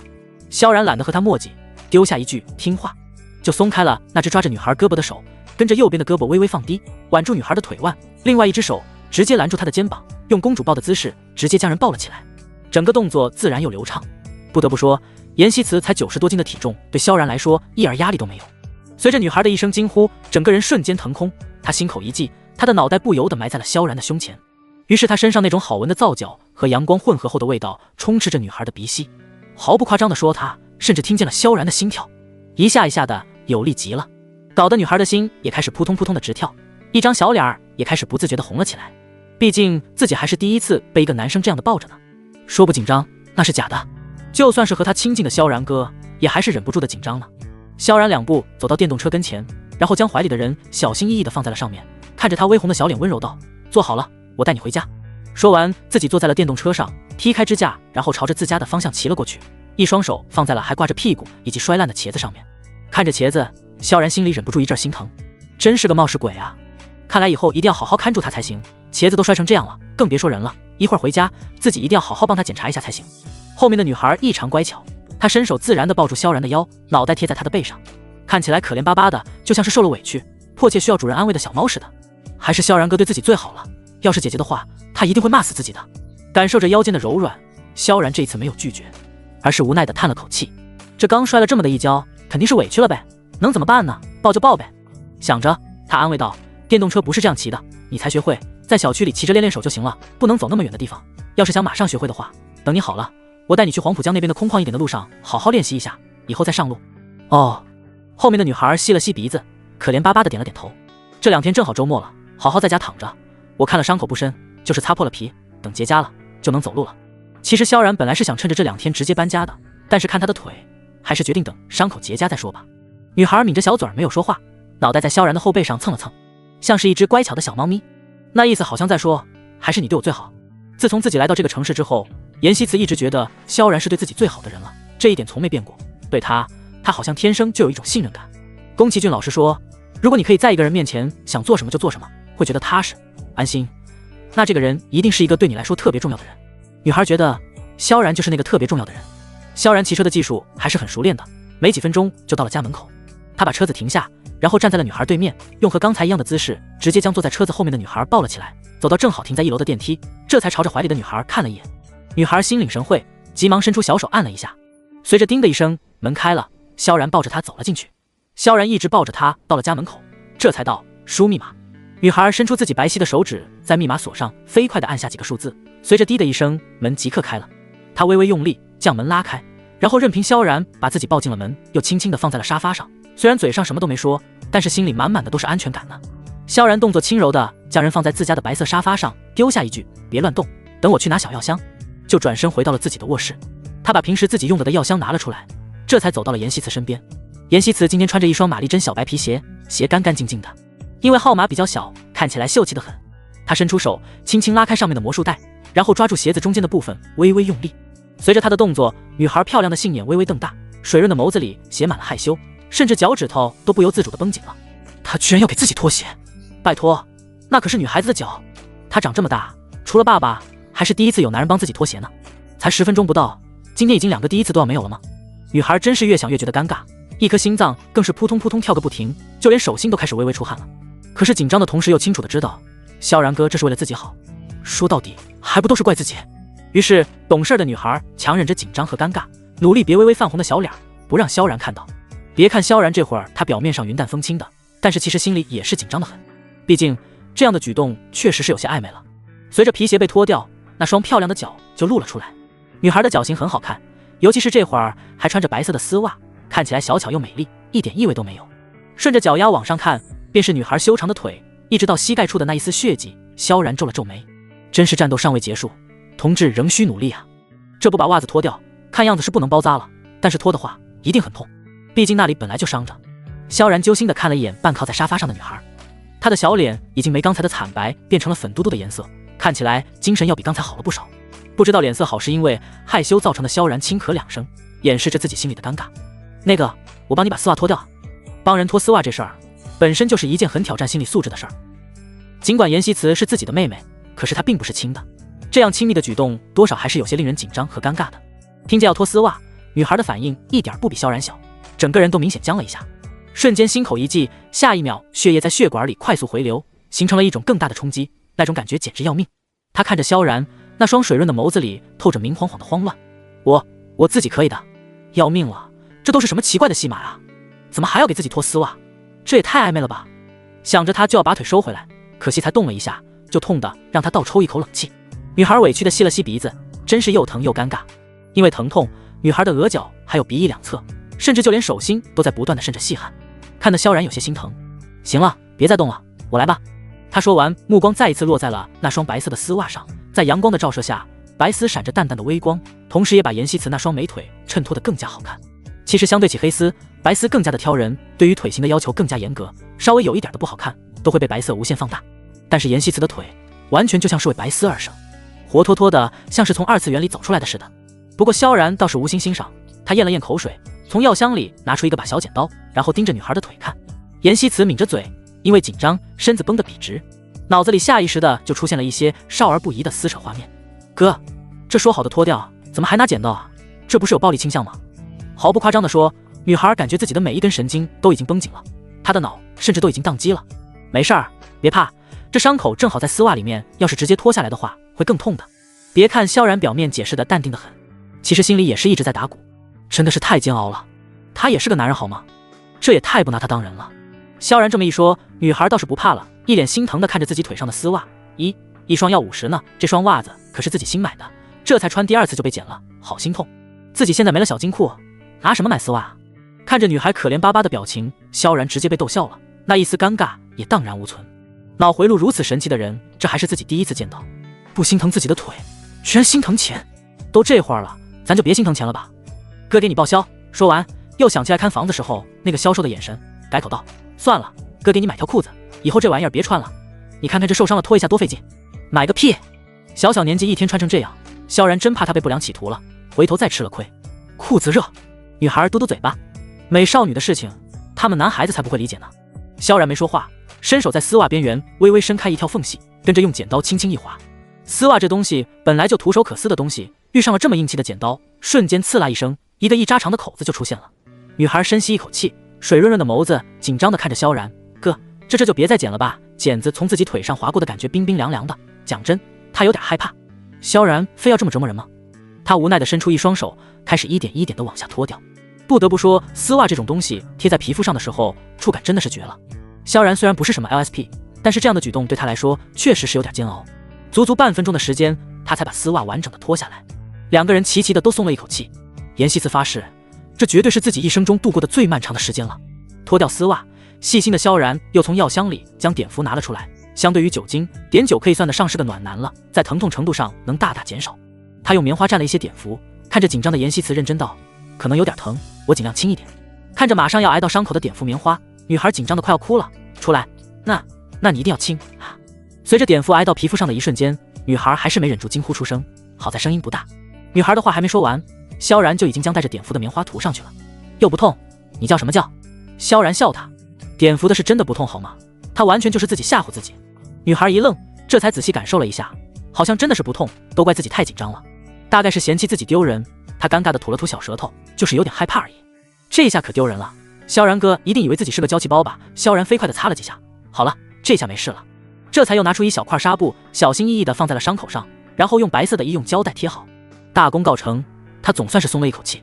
看着擦汗的萧然，女孩忍不住有些愧疚，她眨了眨水润的眸子，语气真诚又愧疚：“哥，我是不是又给你添麻烦了？真的是辛苦你了。”“不辛苦，就是命苦而已。”萧然随口揶揄了一句，起身去餐厅去帮严希慈倒水。天真的女孩一脸莫名的看着萧然的背影，欲言又止，只言又喻，自己都让他到了认为命苦的程度了吗？想到这儿，女孩漂亮的眼尾一垂，粉嫩的小嘴也嘟了起来，精致的小脸一苦，那表情就像是被人丢出家门垂头丧气的小猫似的。倒好了水的萧然走了过来，将水放在桌子上，见女孩这副表情，忍不住偷偷笑出了声。行了，开玩笑的，喝点水好好休息，我去做饭。听见萧然松了口，女孩这才欢快了起来。她就知道自己虽然笨，但是也不至于到了让人觉得命苦的程度吧。她一定会好好拍补偿她的。萧然拿上刚才摔烂的茄子，还有拿一小袋肉末以及空心菜进了厨房。客厅里就剩下女孩一个人，反正也没什么事儿，自己索性就躺在沙发上，拿起手机，点开姐夫的新书看了起来。小说里，女孩很喜欢吃男生做的饭，所以男生每天都会给女生送饭，那种甜蜜的感觉都快要从书里溢出来了。可惜只有2张。女孩意犹未尽地朝着厨房看了过去。厨房里的萧然戴着围裙，应该是正在切菜。严希慈深深吸了一口气，莫名就把姐夫和小说里的男主联想到了一起。于是，一颗心不自觉地跳动得飞快。自己是女主，姐夫要是男主的话，那不就是等于他咽了咽口水，伸手拍了拍自己微微发烫的脸蛋，努力劝说自己都是假的，不要胡思乱想了。那电视剧里还不是也有很多会做饭的男孩子吗？对，总不能都安在男主身上吧？他只是写书而已，才不会有什么奇怪的想法呢。就是自己想太多了，一定是。萧然毕竟是做饭的老手了，做起饭来很是熟练。将茄子切片，中间抹上一层厚厚的肉末，放在油锅里炸一下。片刻之后，肉末浓郁的香气就飘了出来，再加上一点葱姜蒜，还有辣椒，这道菜就算是完成了。跟着热锅冷油，直接清炒空心菜，这些都是他喜欢吃的东西，做起来更是得心应手。不到半个小时的时间，晚饭就已经做好了。将米饭盛好，然后把菜放在桌上，萧然这才把身上的围裙去掉，然后走到沙发前，看着还在玩手机的女孩，一脸无奈。起来吃饭了。女孩这会儿正沉迷小说呢，被萧然的声音吓了一跳，下意识地按了锁屏键，然后慌里慌张地坐了起来。这会儿女孩的腿经过了半个小时的休息之后，已经好多了，至少没有那种明显的痛感了，不过灼烧感还是有的。她自然地伸出一只白嫩的小手，然后微微抬起脑袋，一双满是灵气的眸子朝着萧然眨巴眨巴，那意思简直不要太明显了，快点扶我一下吧。从这个角度看过去，那纤长又浓密的睫毛卷翘出一个自然又好看的弧度，一双眼睛里更是像被人揉进了晨光一般，闪着柔和漂亮的光。看着她的表情，萧然无奈又想笑，忍不住就想逗逗她。现在想起我来了，骑车的时候不让你骑，怎么就不听呢？见萧然不肯扶自己，女孩闷闷不乐地嘟了嘟嘴，就知道萧然是一个小气的人。她直了直身子，小心翼翼地站了起来，白皙的手腕直接挽住了萧然的胳膊，跟着整个人微微用力，朝着萧然靠了过来。我是病人，你能不能不要这么小气啊？大概是窗户离女孩比较近的原因，她的胳膊冰冰凉凉的，皮肤更是软糯。反而萧然刚刚做完饭，这会儿胳膊上热乎乎的，再加上一直运动的关系，他的胳膊带着一点肌肉，相对之下就显得硬邦邦的。皮肤和皮肤的触碰让萧然有点不太适应，尤其是女孩这会整个身子都朝着自己靠了过来，他真怕她再摔了。粗心的女孩一点也没察觉到萧然脸上的变化，在她心里他可是最好最好的哥哥呢，亲昵一点自然是没什么的。甚至每次和他有肢体接触的时候，自己还会觉得很好玩。他忍不住感叹，为什么你身体都是硬邦邦的？老实说，就连今天戳他脸的时候，虽然手感还行，但是也没有那种 QQ 弹弹的感觉，这让女孩很是想不通。萧然，这都是什么鬼问题？还有硬邦邦又是什么词语？他咽了咽口水，最终还是没忍住。你是个女孩子啊，你能不能矜持一点？也就自己是他姐夫，这要是别人，他这样对人家动手动脚，自己真的能气死。女孩瞪大了眼睛，愤愤然地辩驳着，拜托，这都什么世纪了？再说我才不会跟别人这样，还不是因为你是我哥？这可真的是太冤枉人了。在别人的面前，她都是很乖巧矜持的女孩子呢，只不过是跟他比较亲近而已，怎么可以这样说自己？哼，越想越生气。女孩决定不要他扶着了。要强的女孩直接松开了手，受伤的那只腿微微弯曲，单腿朝着餐桌跟前跳了过去，一张小脸绷得紧紧的，嘴巴还嘟得老高好，看上去就是生气的样子。萧然叹了口气，一脸无奈地走了过来，帮他拉开凳子。我这还不是担心你，你可是女孩子，现在渣男那么多，你要是跟别人也这样，万一被人骗了怎么办？身为一个图书馆老师，萧然知道的关于学校学生的八卦可不少，每天光是打着学习来图书馆恋爱的人没有50也有100了，他可真的不希望妹妹被人给骗了。还是那句话，自己精心照顾的小白菜，谁敢拱，他就能敲断他的嘴。生气的女孩才不要听这些呢，她觉得姐夫就是跟自己不亲近，没把自己当成妹妹，哥哥和妹妹这样难道不是很正常吗？小脑袋一撇，死活不肯和他说话了。不过其实女孩也不是真的生气，就是觉得他太有距离感了，有种自己被嫌弃的感觉。见状，萧然一脸揶揄道，好了，不要再生气了，要是再生气，那我只能去你的账号下面告诉你的粉丝你摔倒的糗事了。闻言，女孩眼皮一跳，水润的眸子里写满了不可思议，怎么可以这样？要是被粉丝知道她都20岁了还会摔跤，真的是太丢人了。女孩嘟着鼓鼓的腮帮子，气呼呼地看着萧然，似乎很是不服气，但是偏偏又没什么办法，最后只好吸了吸鼻子，委屈巴巴道，好吧，那我就原谅你了。萧然给她碗里加了些菜以示安慰，好好吃饭吧。于是刚才还委屈巴巴的女孩立刻又觉得自己还是很幸福的。你说什么？生气？谁生气了？她才没有呢。啧啧，原谅的如此轻而易举。吃了饭，女孩就想上楼休息了。不过对于走路都困难的她，上楼简直是一件不要太艰难的事儿了。可是刚刚被姐夫说自己不矜持，要面子的少女也不准备让她扶着，就自己蹦蹦跳跳的走到了楼梯口，准备跳上去。要知道2层的楼梯想要单腿跳上去，那可真的是个体力活。她吸了吸鼻子，无比认真的做了一个加油的手势。加油，你可以的。女孩语气坚定极了，说完更是做出了准备要单腿跳上去的动作，看得萧然一脸无奈，拜托，这样会显得好像自己很没有同情心啊。他最有同情心了好吗？他绕到他身子前面，然后微微弓了弓身子，语气无奈，行了，加油上来吧，这可是2层的楼梯，别调不好再摔了下来，那才是真正的火上浇油。闻言，女孩看着萧然不算厚实但却很温暖的后背，犹豫了一下，然后整个人便趴了上去。萧然顺势抱住她的腿，然后将女孩挂在自己的后背上，开始一层一层的往上走。随着女孩趴在身上的一瞬间，萧然清晰地感受到了女孩子的柔软，尤其是2个人中间像是藏了一只柔软的小猫咪似的，搞得萧然再一次老脸一红。赶快好起来吧，不然天天背上背下的，没感情也要背出感情来了。趴在萧然的背上的女孩闻着他身上那种既熟悉又安心的味道，粉嫩的嘴角忍不住荡出了一个甜美的笑容。看吧，果然萧然哥心里还是心疼自己的，他都背自己上楼了呢。单纯善良的女孩子们真的是一种特别可爱的生物，她们甚至根本不需要哄，只是感受到一点关心就会觉得特别的开心。就像现在的妍希慈一样，心里暖的悠上了2楼。萧然身子微微弯曲，将背后的女孩小心翼翼地放在了床上，这才转过身来看她，行了，这会儿也不早了，早点睡觉吧，我还有稿子没写完，晚安。听见要晚安了，床上的女孩扬起脑袋，朝着姐夫露出一个甜美灿烂的笑容，还伸出纤细的胳膊，伸展5个手指，轻轻挥了挥，晚安呀，哥哥。他现在已经对萧然哥哥这个称呼越来越熟悉了，而且每次叫他哥哥的时候，自己就会觉得安全感满满，有一种被人保护着的感觉，也不知道这是个什么怪癖，反正女孩是乐在其中。萧然下了楼，也没急着去码字，反而是先去卫生间开水龙头洗了把凉水脸，这才朝着书房走去。打开电脑，顺利的进入了作家后台，先是看了一下反馈，感觉很不错，不到1万字，已经有50多条评论了。不过萧然并没有得意，毕竟现在都是老读者，熟悉的人对自己总是有一份包容，想要看成果还得等上推荐，那个时候才是紧张的时候。把明天的稿子传了上去，定好时间，萧然这才退出后台，然后点开城管码字，按照自己今天和刘明讨论的剧情开始了一番改写。书房里灯光昏暗，萧然码字的时候不喜欢开灯，这会儿除了键盘发出的噼里啪啦的声音之外，几乎没有任何动静。人一旦有了码字方向，其实写起来还是很快的，尤其是这种手指跟得上脑子的时候。不知不觉就1点半了，萧然已经完成了额1半的工作，反正明天还有一天的时间，倒是也不着急。想着，他伸了个懒腰，看了看字数，已经15000多了，剩下的一半明天再改吧。关掉了电脑，回到自己的屋子里，躺在了床上。楼上的卧室里，女孩嘴巴微微动了动，明显是陷入了睡梦中。梦里是一个难得的晴天，她下楼跟姐夫一起看电视，2个人看的是泰坦尼克号，自己正看得认真，门铃响了，是自己给姐夫买的花到了。她去开门，然后将花抱在怀里，走到萧然跟前，萧然哥，我喜欢你好久了。大概是刺激到了，梦里的女孩猛然惊醒，一双大眼睛瞪着漆黑的天花板，半晌才深吸一口气。天哪，自己怎么会做这种梦？这也太羞耻了。她给萧然送花，这都是什么狗血剧情啊？还好这是假的，不然自己真的会社死的。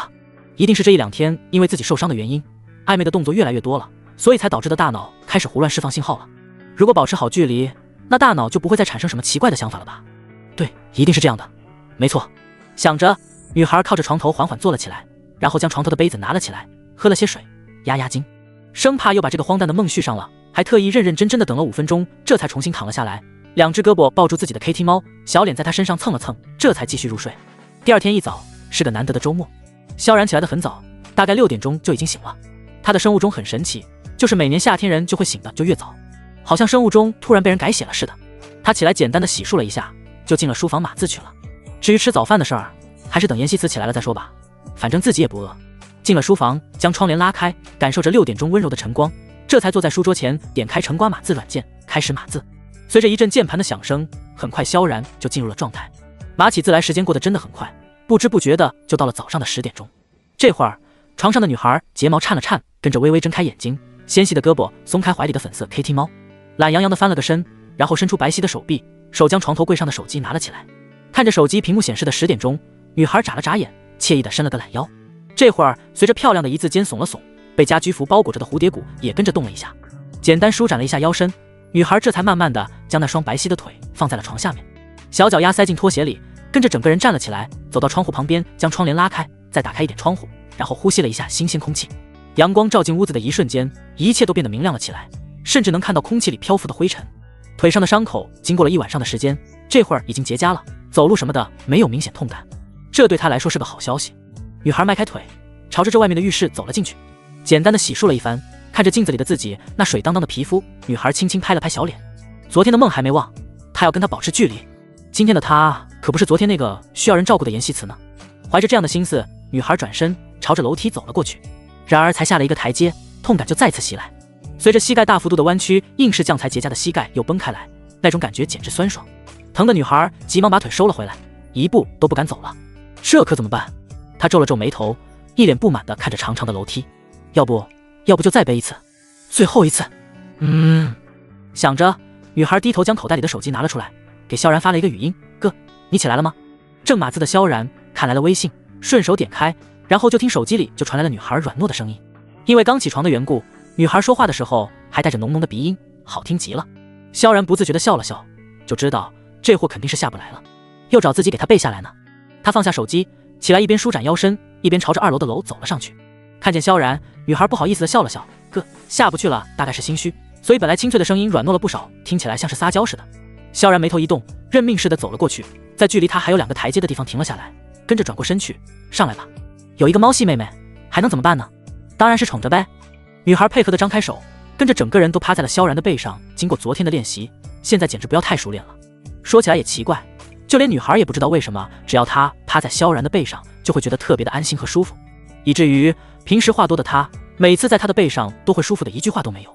萧然伸手将她的腿抱住，女孩大腿上的肉最是软嫩，触感更是绝了。Q 弹到不行，堪比婴儿的皮肤，握着这样的一双腿，很难让人不心跳加速。匆匆下了楼，萧然就把人放在了灰色的大理石地板上。这会儿他心跳得厉害，不过自以为是的萧然可不觉得这是什么奇怪的信号，他觉得这就是累的，毕竟作为哥哥怎么会对妹妹有想法呢？乖乖坐好，我去弄吃的。说完转身进了厨房。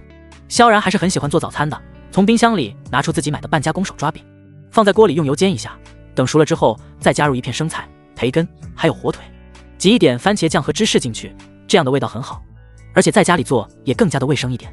做好手抓饼，又从冰箱里拿出3个橙子来，剥开皮放进了榨汁机里，然后用榨汁机榨出来2杯橙汁，一顿早餐就算是做好了。看着桌上热腾腾的早餐，女孩一脸惊讶：哇，手抓饼，哥你好厉害啊！她没想到萧然居然连手抓饼都会做。女孩迫切地将盘子放在自己面前，然后用2只手小心翼翼地抓着，小嘴凑上去咬了一口，跟着眼睛一亮，脸上的表情别提多享受了。这简直比外面的还要好吃呢。萧然的手抓饼做的真的很好吃，油不多也不少，再加上自己用的培根和火腿都是在超市里买的最好的，味道自然不会错。好吃你就多吃点。萧然笑眯眯地打起了广告。说实话，自己做的食物被人认可，确实是一件令人心情舒畅的事儿。女孩又吃了一口手抓饼，浓郁的培根味道让她满足地眯了眯眼，跟着拿起桌上的橙汁喝了一口，酸酸甜甜的。一起床就能吃到这么美味的食物，真的是一件非常幸运的事情啊。别墅内，站在空空如也的冰箱前的严离皱了皱眉，他这才想起来自己自从搬过来好像根本就没有买过食物，能有才奇怪呢。难得的懒觉起来，却发现家里没有吃的，这真的是一件很令人头疼的事儿。他皱了皱眉，然后回到了卧室，躺在1.8米的双人床上，两眼空洞地看着房顶。说来也奇怪，他本来以为和萧然离婚应该是一件特别快乐的事情，但是那种快乐只延续了2天，在第3天的时候就彻底的消失了，取而代之的是一种极其复杂的感觉，甚至还带着一点莫名的挫败感。尤其是在刚才面对空空如也冰箱的一个瞬间，那种感觉尤为严重。他叹了口气，鬼使神差地拿起旁边的手机，搜索到萧然的作者页面，然后点了进去。本来是想再看看那本书的评论的，没想到这么一看，正好就看见萧然发了新书，书名很有趣，天上掉下个林妹妹。林妹妹居然还有心思写书，真是好心情啊。明明是自己跟他提出的离婚，他是被甩掉的那一方，按理来说他该失落才对啊。可是现在看起来，萧然不但没失落，反而过得津津有味的，卖了版权，还开了一本新书，而且人气居然这么高，这让严离有点受挫。可是萧然怎么感觉比自己还洒脱，完全没有一点留恋的样子。严离是很聪明，但是同时也是一个具有很强占有欲的女人，这会儿越看越是生气，忍不住把手机丢在了一边。正好自己的衣服都还没来得及从那个家里拿出来，她现在就过去，正好看看萧然是不是真的过得很好。想到这，女人从床上坐了起来，飞快地换好衣服，然后随意地挽了一下头发，走到鞋柜跟前，穿上自己的高跟鞋，拿起帕梅的钥匙，转身出了门。萧然和严希慈这会儿已经吃完了早饭，萧然端起2个空盘子进了厨房，正准备回去拿杯子，就看见女孩站在桌边，白皙的小手里拿着2个果汁杯，单着一条腿，蹦蹦跳跳地朝着厨房跳了进来，跟个兔子似的。她今天穿的是那身白色的宽松居家服，头发被她随意编了2个麻花边，额前的碎头发环拿可爱的小熊发夹了起来，让那原本漂亮的鹅蛋脸看起来更加的小巧了。萧然吓了一跳，一边朝着她走，一边伸出2只手过去。哎，我来，别摔了。女孩嘿嘿一笑，小身子一扭，从她胳膊下面钻了过去。没事的，还是我来吧。再说只是腿受伤了，又不是手也受伤了，再不干活她就要变成小废物了。女孩说完，小心翼翼地朝着厨房里的洗碗池跟前走了过去。萧然也懒得和她争，看着她乖巧的背影，道了一句：好吧，随你。说完转身朝着书房走了过去。稿子还有一点就写完了，顺利的话下午就能拿过去给刘敏看了。萧然是一个做事情很有打算的人，他不喜欢拖拖拉拉。然而才走到书房门口，就听见门外传来一阵熟悉的高跟鞋声，随着密码锁滴滴响了几声，门被人从外面打开了，跟着严离从外面走了进来。看着面前穿着一身休闲装的严离，萧然一脸诧异：你怎么来了？闻言，正在洗杯子的女孩心里瞬间咯噔一下，谁来了？她瞪大了眼睛，惊恐地朝着外面看了过去，正好就看见了正在朝着屋里走的姐姐。女孩眼皮一跳，随着胸口一悸，大概更是直接宕机，满脑子只有一个念头：完了！吧唧，玻璃杯子掉在了水池里，和金属台发出撞击的声音。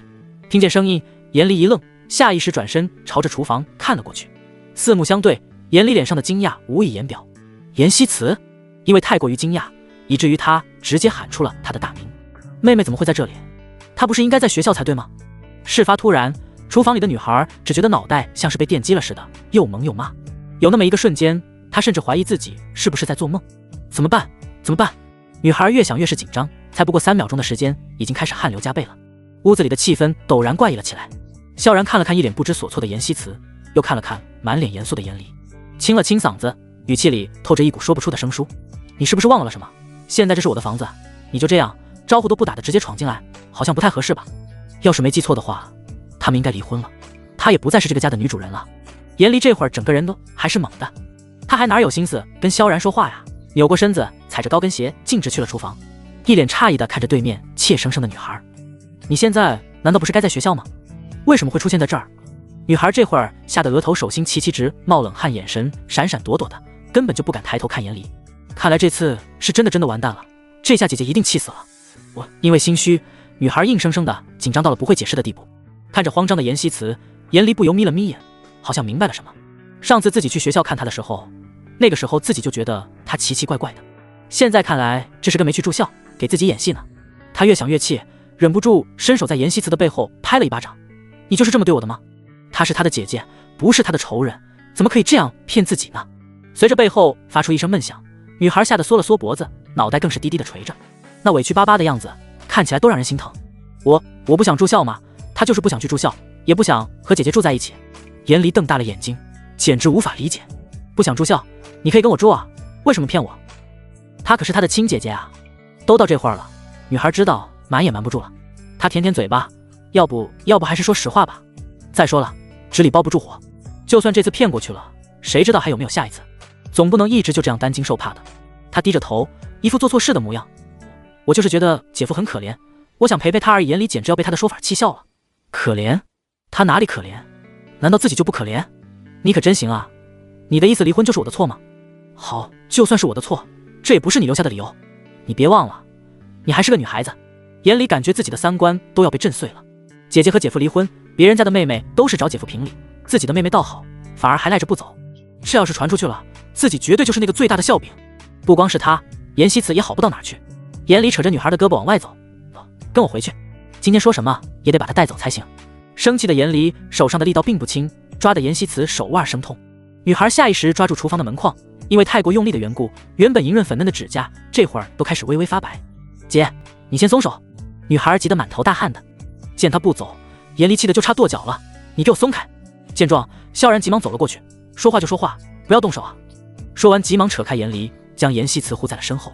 没别的原因，就是见不得严离以大欺小。虽然姐姐管妹妹无可厚非，但是教育不是这么个教育方法。严离直接被她给气笑了，朝前一步，一双眼睛死死盯着萧然，语气里带着藏不住的愤怒。我管我自己的妹妹，你急什么？还有，严希慈她不光是个女孩子，更是我妹妹，你有什么权利管我？这可真是有意思了，自己的妹妹跟自己的前夫住在一起不走，这事儿给谁心情能好？她算她是个菩萨。既然话都说到这份上了，萧然也没准备让着她。你还知道她是你妹妹呢？这么多年了，你管过她吗？你给她做过一顿饭吗？还是她心情不好的时候，你安慰过她一次？严希慈17岁护士，今年整整3年，她这个姐姐没有带着她去周边任何一个景点参观过，因为对环境不熟悉。女孩第1年走丢了好几次，最后都是萧然把人找回来的。所以在严希慈身上，萧然觉得自己还是很有话语权的。为什么严希慈宁愿跟着自己这个外人，也不跟自己的亲姐姐呢？还不是因为她给她的陪伴实在是少得可怜吗？身后的女孩听见萧然说这些，吓了一跳。现在可不是说这些的时候，这样只会让姐姐更加的生气。是她自己做事太欠考虑了。再说自己骗人确实是自己的不对。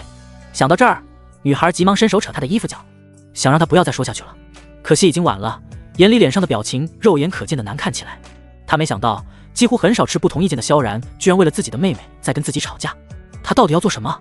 严离冷笑，你很懂她啊，我们姐妹的事儿，什么时候需要你这个外人插手？说完又朝着严希慈瞪了过去，语气严肃，你也这么想的是吗？她想知道她这个妹妹还把自己这个姐姐放在眼里吗？女孩抿了抿嘴，她怎么对自己都可以，但是她不可以这样说萧然。在女孩的心里，萧然从来不是外人，甚至比亲人还要亲呢。她沉默半晌，终于一本正经地看着对面颐指气使的姐姐，眼神里透着坚定。姐，萧然哥不是外人，你不能这么说他。眼里简直要气炸了，跟个身子都不受控制的抖了抖，眼神更是犀利的吓人。你还在帮他说话？你刚刚叫他什么？萧然哥，为什么这么叫？是不是因为你也知道我们已经离婚了？女孩大概被姐姐强硬的态度感染了，这会儿只觉得自己生气又愤怒。俗话说得好，兔子逼急了还要人呢，更别说是一个有血有肉的人了。你们确实离婚了，可是毕竟在一起生活了这么多年，难道一点情分都没有了吗？没有。姐妹俩情绪都激动了起来，气氛剑拔弩张。这样的场面还是萧然第一次见到，他从哪看过没见过严希慈敢这样反抗姐姐，更是没见过严离被谁气到发抖。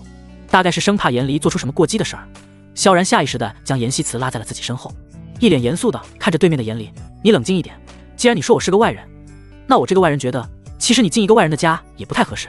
说实话，不知道为什么他听见不得严离这样对严希慈的，严离气得脸色煞白，带着一股说不出的愤怒。这不是他第一次护着自己的妹妹了。他朝着女孩吼道，现在马上上去给我收拾东西，我送你去学校。他感觉自己的肺都要气炸了。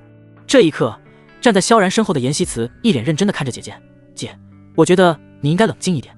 这些年他总是这样，总是命令自己这样那样，从来没有考虑过自己到底是不是愿意。当初选择学校、选择专业的时候就是这样，现在还是这样。为什么姐姐总是要命令自己做自己不想做的事情呢？难道她就不能有自己的想法吗？严离大概怎么样也没想到，这一次妹妹居然这么不听话。这还是自己记忆里严希慈第一次这么跟自己对着干，这居然让她一个向来铁血的女强人有些手足无措。她脸色煞白地看着自己的妹妹，你可真行啊，严希慈，这么多年我花钱供你上学，你是学到狗肚子里去了是吗？你就是这么回报我的吗？我最后再问你一遍，你走不走？他供他上学，给他生活费，这么多年没有功劳也有苦劳吧？说实话，萧然和严离在一起这么多年，对他还是很了解的，只是就连他都还是第一次看见严离这副样子呢。女孩眨眨眼，满脸紧张，这些年自己顺着他的事儿实在是太多了，这次他想顺应自己的心意。女孩嘟着脸，语气无奈，我不想走，她是真的不想走，尽管闹成这样也还是不想走，她骗不了自己的内心。严离被他的气坏了，行，有本事你这辈子都别回来。丢下一句狠话之后摔门走了。看着姐姐的背影，女孩心里其实也特别难过，一边是自己姐夫，一边是姐姐，说实话她谁也不想伤害，事情弄到现在的地步自己也很无奈，一种疲惫的无力感迅速席卷全身，以至于甚至没有站着的力气。她深吸一口气，脸色微微有些发白。见她这副模样，萧然心疼的在她脑袋上揉了一把，没事儿，你姐这人就这样，就是脾气大，冷静2天就好了，别往心里去。严离她还是了解的，就是那种暴脾气的人，控制欲强，总是觉得自己付出了很多，人又爱面子，但是对她的这个妹妹，其实她还是很在乎的。女孩抬起头看她，四目相对的一瞬间，她清楚地看见了萧炎神里的关心。很奇怪，就那一个瞬间，一种说不出的暖意从胸口的方向涌向四肢百骸。哥，谢谢你。她一字一句认真道，谢谢她没有把自己当成包袱甩出去，谢谢她在自己无助的时候会毫不犹豫地将自己护在身后，谢谢她让自己第一次感受到被人保护，这是一种什么样的滋味。萧然叹了口气，手掌轻轻地在她肩膀拍了拍，好了，别想那么多了，好好待着吧，不想走就不走，别想太多。就严离那种驴脾气，就算是严希慈现在追上去道歉，估计都能把他轰出来，更别说是他还不道歉了，还是在自己眼皮子底下带着吧。哥，我想上楼去。女孩低着头，声音闷闷的。经过这么一场闹剧，她感觉自己脑子里乱哄哄的，现在就只想回去休息。她觉得有些问题自己需要好好想想了。闻言，萧然当下半蹲在女孩前面，来吧，我背你。她的腿还没好，自己还是背她上去吧。女孩也没推辞，熟练地爬到了萧然的背上，脑袋也不由自主地靠了上去。或许是严离的言辞太过冰冷，或许是自己心情太糟糕，这一刻她在萧然背上的女孩感受到了一种前所未有的温暖还有安全，居然鬼使神差的就出了一种就想这么一辈子靠在上面的冲动。萧然熟练地抱住女孩的大腿，然后一步一步地朝着楼上走去，一直到了他卧室里，这才小心翼翼地才把人放在了床上。他转过身来，语气里带着安慰，好好休息吧，睡一觉，你现在最需要的就是休息。女孩懂事的点点头，看着萧然的表情是说不出的乖巧。谢谢你哥。这话说的倒是让萧然有些不好意思了，说啥傻话呢，都叫哥了，这不是应该的吗？说完转身下了楼，回到书房，萧然继续按照要求修改稿子。毕竟约定好的2天时间，今天已经是第2天了。2楼卧室里，心事重重的女孩躺在柔软的床上翻了个身，然后将那只粉色的 KT 猫抱在了怀里，脑子里不受控制的想起了刚才发生的事儿，生气的姐姐以及把自己护在身后的前姐夫。其实他对自己的好还不止这些，过往一幕一幕的浮现。他笑眯眯的跟自己说，你做的饭真的很棒。他手把手的教自己骑电动车，他真诚的鼓励自己可以去做自己想做的事儿。他叫自己起床，他看到自己受伤时候那种担心的眼神，他背自己上楼的时候心里的那种悸动，以及那个奇怪的梦，每想起来一次，心里就会被温暖一次，会心跳加速，会忍不住嘴角偷偷上扬。那种紧张又兴奋的感觉是自己从来没有体验过的。这一刻，就算是再没有谈过恋爱的女孩子也终于明白了，这或许不是亲情。终于意识到自己不对劲的女孩不由微微红了脸，她被自己大胆的想法吓了一跳。天哪，她怎么可以这样呢？萧然哥可是一直把自己当妹妹照顾的，要是被他知道自己居然对他图谋不轨，光是想想女孩就忍不住羞愧。单纯的女孩这会儿彻底慌了，毕竟她真的是第一次对一个人产生这样的感情，这种感觉简直让她既兴奋又紧张。但是一想到这个人是把自己当成妹妹的萧然，她就羞耻又尴尬，甚至有一种负罪感。完了，女孩白皙的小手拍在了自己的脑门上，一脸的生无可恋。不过楼下的萧然可不知道女孩正在经历怎么样的一种纠结。在努力奋战了2个小时后，终于把刘敏要的稿子全部赶了出来。看着自己写完的稿子，萧然松了一口气，整个人放松地靠在了自己的椅背上，拿起桌上的水杯喝了2口，这才不慌不忙地拿起手机给刘敏去了电话。刘敏这会儿刚刚洗完澡，正穿着吊带和居家短裤，坐在床上认真地给自己涂身体乳呢。提问：年龄大的姐姐为什么依旧很年轻呢？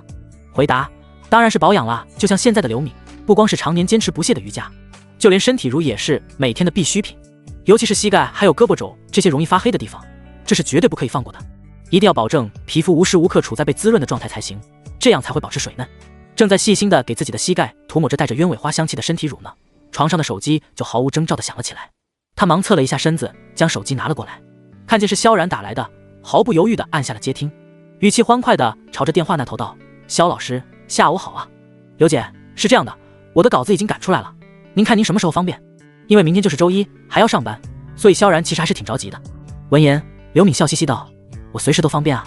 说完看了一下床头的闹钟，电子屏幕大写的15点03分，他犹豫了一下，语气里带着商量：这样吧，4点钟我去接你，你看怎么样？对于29岁的姐姐来说，她们真的是太擅长培养好感了，毕竟法律也没规定只有男孩子接女孩子这么一说，毕竟男孩子也是宝贝呢，那怎么好意思，我自己过去就好了。不行，我去接你，就这么定了。再说我们导演也想见见您，听听您的意见呢，要是不介意的话，我叫上他们，咱们晚上一起吃个晚饭怎么样？刘敏的语气里透着期待。萧然想了想，然后点头道：那行吧，那就麻烦刘姐了，毕竟有导演跟自己吃饭，这也是一个非常难得的事情。太客气了，能为这样有才华长得又帅的人服务，怎么能叫麻烦呢？这明明是幸运好吗？两个人还在说话，就听见外面响起了一阵敲门声，忽然传来的敲门声让萧然愣了一下，总不能是眼里又回来了吧？他忙对着电话那头道：那刘姐，咱们就一会儿见，有人敲门，我先去看看。你忙。挂了电话，萧然怀着疑惑的心情走到门口。谁啊？他已经想好了，要真是严离，反手就是一个关门。您好，我是京东快递的。门外传来了一个温柔的男声。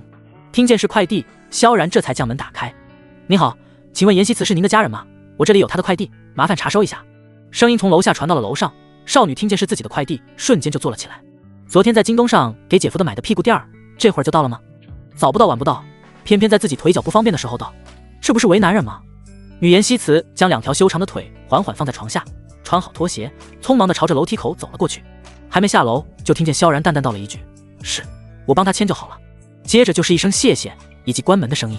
别看女孩平时大大咧咧的，但是在她现在意识到自己喜欢萧然之后，那种下意识的害羞和尴尬让她不自觉地变得格外矜持。她已经不打算让萧然再背她下楼了，毕竟真的是太亲密了。她一只手抓着楼梯上的围栏，另外一只胳膊完全伸展，手掌贴在墙壁上，然后单着一条腿一层一层地朝下跳。萧然本来是准备把快递放在桌子上就回屋去的，听着楼上传来的咚咚声，下意识顿住了脚步，看来是没睡着啊。他走到楼梯口，看着一蹦一跳的女孩，忍不住有些担心：要不要我背你？女孩一惊，急忙摇摇脑袋：不用，我自己可以的。说完更是连下楼的速度都快了起来，好像生怕他觉得自己不行，然后要上来背他似的。迷茫的女孩现在也不知道自己该怎么做，只能下意识的先和他保持距离。见他这么坚决，萧然索性也不再说了。他挑了挑眉：你的快递到了。妍希慈下完最后一节楼梯，一本正经地看着他，解释道：不是，是你的。他刚刚下楼，说话有些气喘吁吁的，不知道因为剧烈运动的原因还是心虚的原因，小脸上像是涂了一层淡淡的胭脂一般，透着一层红晕，好看极了。听见是自己的，萧然一愣，下意识问道：我的？上面明明写的他的名字啊，难道是他给自己买了东西？心虚的女孩低着头，快步走到白色的餐桌跟前，这会儿像是做了贼一样，这会儿根本不敢抬头看他，甚至就连目光都有些闪躲不自然。白皙的小手对准快递盒上的黄色胶带，用力一扯，顺利地将快递拆开。女孩子拆快递什么的都是天生的好手，但凡用剪刀，那都是对快递的不尊重。将里面的包装拿了出来，然后拆开上面的塑料纸，跟着一个多边形的蓝色的凝胶垫子揉了出来。女孩用小手捏了捏，里面厚厚的一层凝胶，摸起来又软又厚实，还凉凉的，不是那种冰凉，是很舒服的那种凉爽感。她翻了个面，仔细检查了一下，看起来质量也很好，没什么问题。确认了没什么问题之后，她这才把屁股垫递给了萧然，微微有些难为情道：这个给你。萧然看着这个4边形的怪东西，一头雾水，这啥呀？这个就是。说到这儿，女孩舔了舔嘴巴，脸色也越发的红润了起来，一双白皙的小手不由得攥在了一起，看起来有些局促。不得不说，人类真是一种神奇的生物。昨天还要背要摸的女孩，在意识到自己喜欢萧然，居然紧张的这会儿，硬是连屁股2个字都说不出来了。毕竟那本来就是个敏感的部位，再加上心里的敏感，于是那个词就变得更加敏感。见状，萧然吓了一跳，下意识道：你没事吧？”女孩强忍心跳，努力假装无事发生的样子，但是语气中还是带了一丝扭捏。就是一个降温的电动车垫，夏天用这个就不会被烫屁股了。早知道送出去的时候这么为难，当时他就应该直接写他的名字了，然后直接说自己什么都不知道就好了，哪里还用得着现在这样，还得解释。萧然怔了半晌，看着女孩难为情的样子，差点没笑出声来。所以他是被烫屁股了。他强忍笑意道：“嗨，原来是这个啊。说实话，自己是真的不知道有这种东西，从来也没搜索过。毕竟他从来都把电动车停在阴凉一些的地方，也没怎么被烫过屁股。不过尽管如此，萧然还是挺感谢他的。不可否认，他对自己确实很关心，以至于连这种微不足道的自己都没注意过的小事，他都会想办法让自己更舒适一些。谢谢。”萧然说完，晃了晃手里的车垫，特别的礼物。这个礼物确实很特别，特别到足够自己记一辈子了。一个屁股垫，反正这会儿也没什么事儿，他决定现在就去给自己的电动车套上。我现在就去给我的电动车试试。说完，转身打开了门走了出去。女孩眨眨眼，目光落在了他消失的地方，白嫩漂亮的脸上表情有些复杂。得到了这么好的反馈，要是平时女孩怎么都会好好的得意一番，恨不得尾巴翘到天上去。可是今天不但一点激动感觉都没有，反而还有那么一点的小小的难为情。还是那句话，做贼的总是心虚的，而他就是那个偷摸做贼的人。萧然飞快地下了楼，然后把垫子套在了自己的电动车上，还挺好看的。这里就不得不夸奖一下妍希慈了，还是很有眼光的。满意的看了看，这才又返回楼上。听见脚步声的女孩这才回过神来，转过身匆忙的想回到自己那个属于自己的空间去，然而还没迈出2步，就听见后面传来萧然的声音：“对了，希慈，你肚子饿不饿？要不要吃点东西？”萧然一边朝着餐桌走了过来，一边问道。其实他这会儿一点都不饿，但是考虑到女孩只吃了早点，还没吃午饭，担心她肚子饿了，所以还是问了一句。闻言，女孩摇摇头，她这会儿可没什么吃饭的心思，光是那些小心思都够自己饱餐一顿了。她就想上楼一个人好好待着，回到自己的小世界里，好好琢磨琢磨。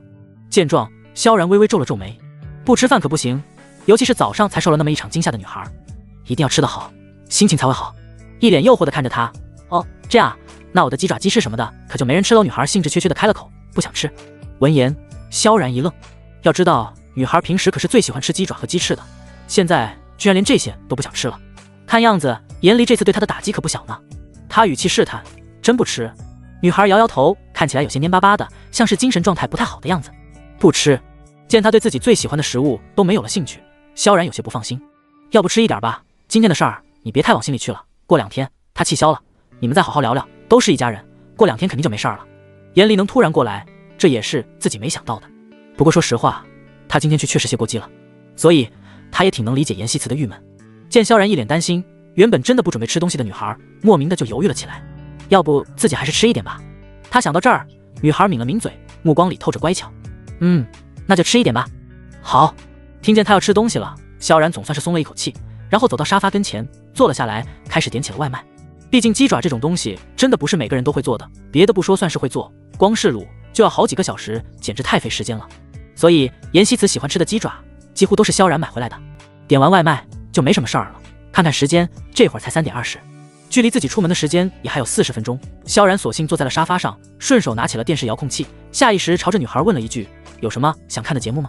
其实萧然并不喜欢看电视，不过今天是个例外，毕竟女孩心情不好，看一点开心的节目有助于缓解心情，安排好她，自己才能放心的出门啊。女孩眨眨眼，朝着沙发跟前走了过来。哦，要不就看密室大逃脱吧。她其实还是挺喜欢看电视的，尤其是综艺，觉得特别好笑，每次看的时候心情特别愉悦。反正这会儿也没什么事儿，看看就看看吧。女孩小心翼翼地走了过来，坐在他的旁边，随着他的屁股落在沙发上，那一处明显有了一个小坑，一双腿放得乖巧，2只手也撑在沙发上。想了想，或许是觉得太近了，女孩又挪了挪小屁股，把距离挪得更远了一些。没办法，处于暗恋中的女孩就是这么敏感又纠结，尤其他们的关系还比较敏感，所以女孩就不由得更加小心翼翼，生怕对方看出来自己好像正在对她图谋不轨。其实对于她这个小动作，萧然还是察觉到了的，毕竟萧然本身也是一个细致的人。不过他倒是没多想，毕竟这么热的天气，距离远一些可以凉快一些。调整好节目，萧然就随意地靠在了沙发上，一边看电视一边刷自己的评论区，看看最近读者的反应。相反，女孩倒是看得挺认真的。节目里最先出来的就是杨幂，扎着2个双马尾，玩着下装失踪，用甜腻的声音朝着一个队伍里的几个人问道：“咱们现在的任务是什么？”看见杨幂，女孩下意识的身子朝前倾了一下，就连眼里的光都认真了起来。这可是她最喜欢的明星之一呢。第一次看《三生三世十里桃花》的时候，女孩就被杨幂的眼睛深深的吸引了。感觉眼睛里带着灵气。后来刷抖音的时候看到过杨幂的算术，还有学历什么的，就感觉她好厉害，长得好看，成绩还那么棒，所以就更喜欢她了。总之，了解越深，就觉得她越是厉害，也就越发喜欢。看着她专注的样子，萧然随口道：“你很喜欢杨幂啊？”这边严离坐在自己空旷的别墅里，越想越是生气，忍不住拿起手机给自己老妈去了电话。严妈妈这会儿正在阳台上晒被子呢，听见手机响了，匆忙将被套搭在上个月萧然才给新换上的电动晾衣架上，然后擦擦手上的水渍，朝着茶几走了过来。看见是大女儿的电话，笑眯眯地接了起来：“喂，离离呀。”说起来，自己的这个大女儿还真的是一个懂事的孩子呢。自从上了大学，没让家里操一点心，不光如此，还每个月给自己寄一些钱，说是给妹妹用的。唯一的缺点大概就是人比较强势，她认定的事儿总是比容不得别人说不好。妈，有个事儿，我跟您说一下。严离语气严肃：“你说，我和萧然离婚了。”听见女儿离婚的消息，严妈妈的脸上写满了不解，她惊呼：“啊，为什么啊？”说完，还不安地在沙发上移了移身子。萧然是多好的女婿啊，年轻帅气就不说了，还是大学图书馆的管理员。虽然挣的钱没有严离多，但是这些年对他们真的是当亲生父母一样照顾。这年头儿，年轻人压力大，有几个能管老人的，更别说还是女婿了。他能做到这样，真的是太不容易了。再加上亲家人也是难得的好人，一家人都是特别有教养的人，逢年过节的总是会来看望自己和老伴儿。他们老两口一直对严离的婚事特别满意，他实在是想不通，严离到底是为什么要离婚。严离就知道老妈肯定是这个反应，他无奈道：“没为什么，就是不爱了。妈，我打电话不是来跟你说这个的，是为了西辞的事儿。”严妈妈简直惊呆了，感觉自己就跟做梦似的，这都什么和什么啊？大女儿离婚，小女儿又出问题了。她紧张地咽了咽口水，西辞又怎么了？她不是一直很乖吗？严离叹了口气：“我都跟萧然离婚了，她还住在萧然那里不肯走，你觉得合适吗？女孩子家不怕被人说闲话呀。今天早上还为了萧然跟我大吵一架，简直就是鬼迷心窍了。真是不说还好，越说就越是生气。现在翅膀长硬了，现在居然敢和自己对着干了。更可气的是，萧然居然就冲在妹妹前面护着她，好像自己才是那个外人似的。即使现在想起来，胸口都忍不住发闷。对面的严妈妈哪还有心思关心二女儿搬家不搬家的事儿啊？毕竟两件事比起来，明显是大女儿的离婚更重要。她语气里透着紧张：“肯定是你抓着萧然离婚的吧？好好的怎么就能离了呢？”说实话，因为严离懂事的早，再加上严爸严妈都是那种比较温柔的老好人，所以这些年家里的事儿基本上都是大女儿做主。只是没想到离婚这么大的事儿，她都不和家里人商量一下。严妈妈除了震惊就是闹心：“离都离了，妈你就别说那么多了。再说我这么大人了，啥事儿不明白？你还是看好你的二女儿吧，她这样真的是太让我伤心了。以后她的事儿我也不管了。”严离说完，果断挂了电话。世界上没有哪一个母亲愿意自己女儿离婚的，她太了解女儿的性格了，一定是她逼着人家萧然离婚的。她叹了口气，眉头紧锁：“这都什么事儿啊？”严妈妈犹豫了半天，决定先给萧然去个电话，问问到底是怎么回事儿。毕竟萧然是个理智的孩子。萧然这会儿正在卫生间洗手呢，就听见外面响起了自己的手机铃声。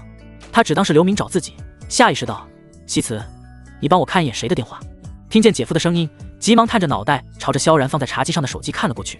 见是丈母娘3个字，女孩瞳孔一震，一双秀眉不由微微蹙了蹙。直觉告诉自己，这一定跟今天姐姐来有关系，别不是姐姐让老妈来电话叫自己离开的吧？一想到这儿，女孩的心都提到了嗓子眼上。萧然这会儿手洗完了，依旧没听见女孩的声音，用毛巾擦了擦手，走了出来看着她：“谁的呀？”女孩咽了咽口水，眼神茫然：“你丈母娘。”萧然，他走了过来，伸手从桌上拿起了手机，然后在女儿的注视下接起了电话：“喂，妈。哎，萧然啊，听黎黎说你们俩离婚了呀？”说实话，严妈妈到现在还有点怀疑事情的真实性，毕竟真的是太突然了。萧然点点头。为什么啊？严妈妈可太不理解了，这不是一直好好的吗？离婚可是大事儿，怎么能说离就离呢？说实话，严妈妈这些年对自己一直不错，她也不想让老人跟着着急上火。萧然语气平静，就是没感情了，过不下去了，自然就离了呗。严妈妈追问道：“那总得有个原因吧？”原因？其实还真没什么大原因，不爱的人总是走不下去的，这还需要原因吗？她也不知道该怎么回答才能让老人更加的明白。这个您还是去问严离吧。从萧然的态度里，严妈妈这下是彻底明白了，看来是真的离了。这些年从萧然不管是对严离还是对他们这一家人，其实都还是很好的，所以严妈觉得没准自己说和还能把这婚给复了，毕竟离婚这可不是开玩笑的。她语气劝慰：“我觉得你们可能都在气头上，要不你听妈一句，咱回头把这婚给复了吧。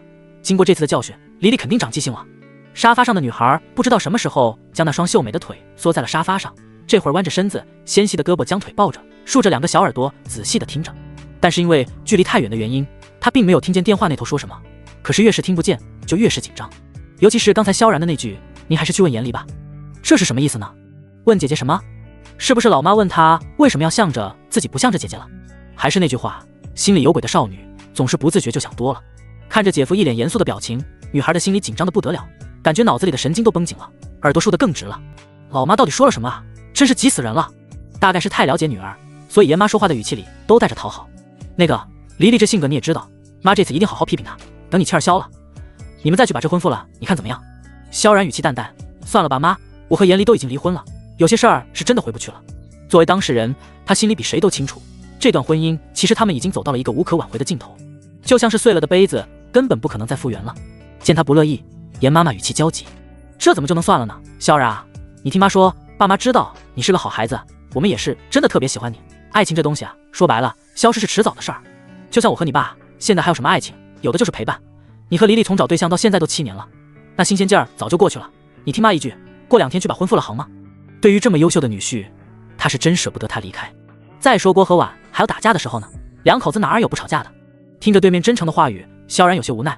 妈，我和他可能是缘分尽了吧？现在我们这样其实也挺好的。说实话，他并不想复婚，反而时间越久，越是觉得离婚是自己做的最正确的一件事儿。相比之前，现在的他更加开心。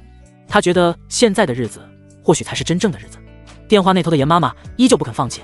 那怎么行呢？妈这么喜欢你，你看这么多年咱们一直都很不错，妈是真的舍不得你这个女婿啊。萧然依旧是心平气和，妈，有些事儿真的不能强求，不过您放心，以后您要是和爸遇到了什么麻烦，随时给我打电话，我一定尽力帮助你们。他不是那种翻脸不认人的人。再说虽然和严离离婚了，但是严妈妈这些年对自己的好他都看在眼里的。随着手机里传来嘟嘟2声，萧然知道这是有电话进来了，抬手一看，果然是刘敏的电话，应该是他已经到了。他急忙道，先不说了呀妈，我这儿还有点事儿。说完就匆匆挂了电话。见萧然挂了电话，女孩侧过脸朝着萧然看了过去，眼神里满满的都是紧张和好奇。他抿抿嘴，放心，没说你。对了，我还有事儿，先出去一趟，你在家好好待着。说完便朝着鞋柜走了过去。听见和自己没关系，女孩心里狠狠松了一口气，姿势都变得随意了起来，总算是又躲过一劫啊。居然没有提到自己爱，是不是这就说明姐姐没说自己还住在萧然哥这？又或者是老妈觉得这没什么？她也不知道到底是为啥。不过反正自己是顺利过关了，今天开始这一天过得可真是够刺激的。这边严妈妈越想越是着急，从刚才萧然的话里，她明显听出来了，其实她也没有和严离和好的意思。当妈的没有盼着子女离婚的，尤其是像萧然这样的男人，和他离婚简直就是一个愚蠢的选择。想到这儿，她瞳孔一缩。对了，刚才严离不是说西辞还在萧然家住着吗？要不让西辞帮忙跟萧然说说？对，严妈拿起手机，果断给严西辞去了电话。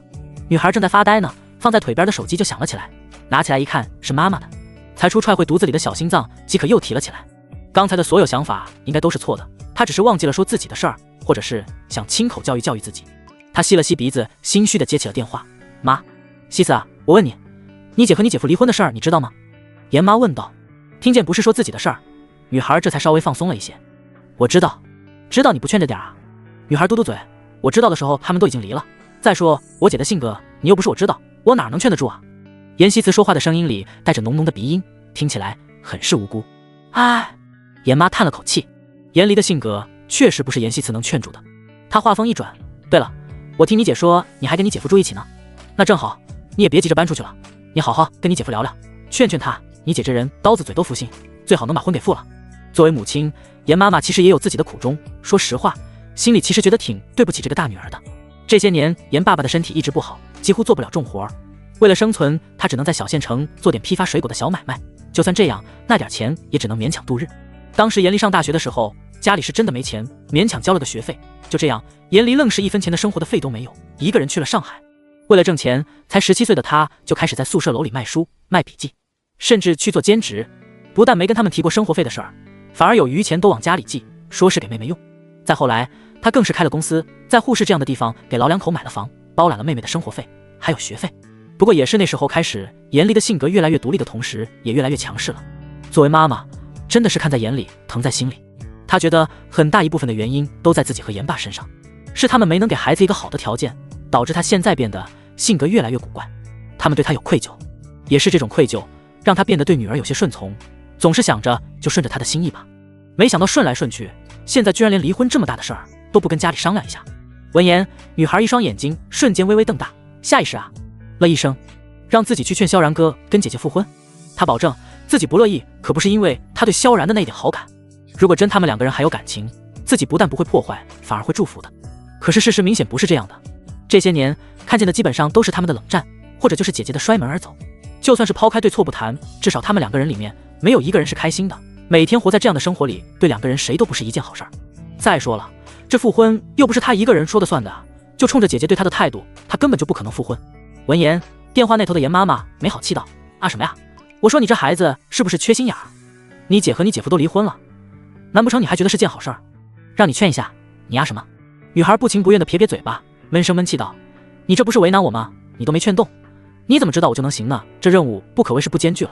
严妈妈大概是没想到小女儿居然会说出这样的话，心里没来由的憋了一股火。你怎么能这么说呢？那是你的姐姐和你的姐夫，你可别忘了，没有你姐就没有你的今天，你不努力一下怎么知道就不行？严妈妈语气里满是指责和不理解。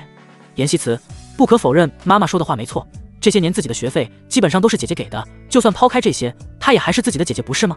她吸了吸小鼻子，默默地低下了头，自己也不知道该怎么说了。见女孩不出声，那边的严妈妈继续道：你听我的，就在你姐夫家里住着，好好劝劝你姐夫，知道吗？严妈妈说完就挂了电话，留下女孩怅然若失地坐在沙发上，足足愣怔了3分钟之后，她才叹了一口气，将手机随意地丢在旁边，然后伸出手白皙的胳膊，将那双修长的弯曲的腿抱住，像只鸵鸟似的把脑袋埋了进去，蜷缩起来，只剩下一双小巧的脚丫踩在沙发上。忽然有一种愧疚的感觉涌了出来，老妈要自己好好劝劝姐夫，可是她居然在偷偷的喜欢他。要是被妈妈和姐姐知道自己有了这种想法，那心思单纯的女孩这下彻底陷入了苦恼。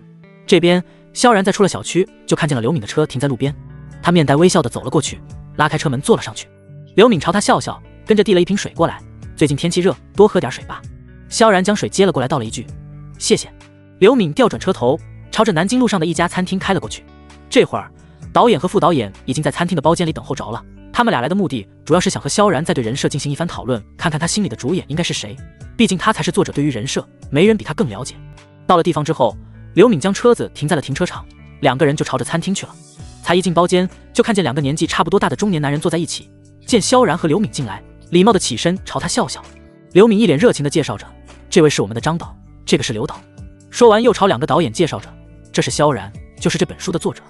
作为导演，他们自然也是看过这本书的，不得不说书写得很精彩，情感各方面都很到位。虽然之前就听刘敏说过这个作者很年轻，长得也很帅气，但是一见面还是忍不住微微惊讶了一下。张导礼貌地伸出右手，没想到居然这么年轻，真的是江山代有才人出啊。刘副导也是频频点头，一脸的赞同。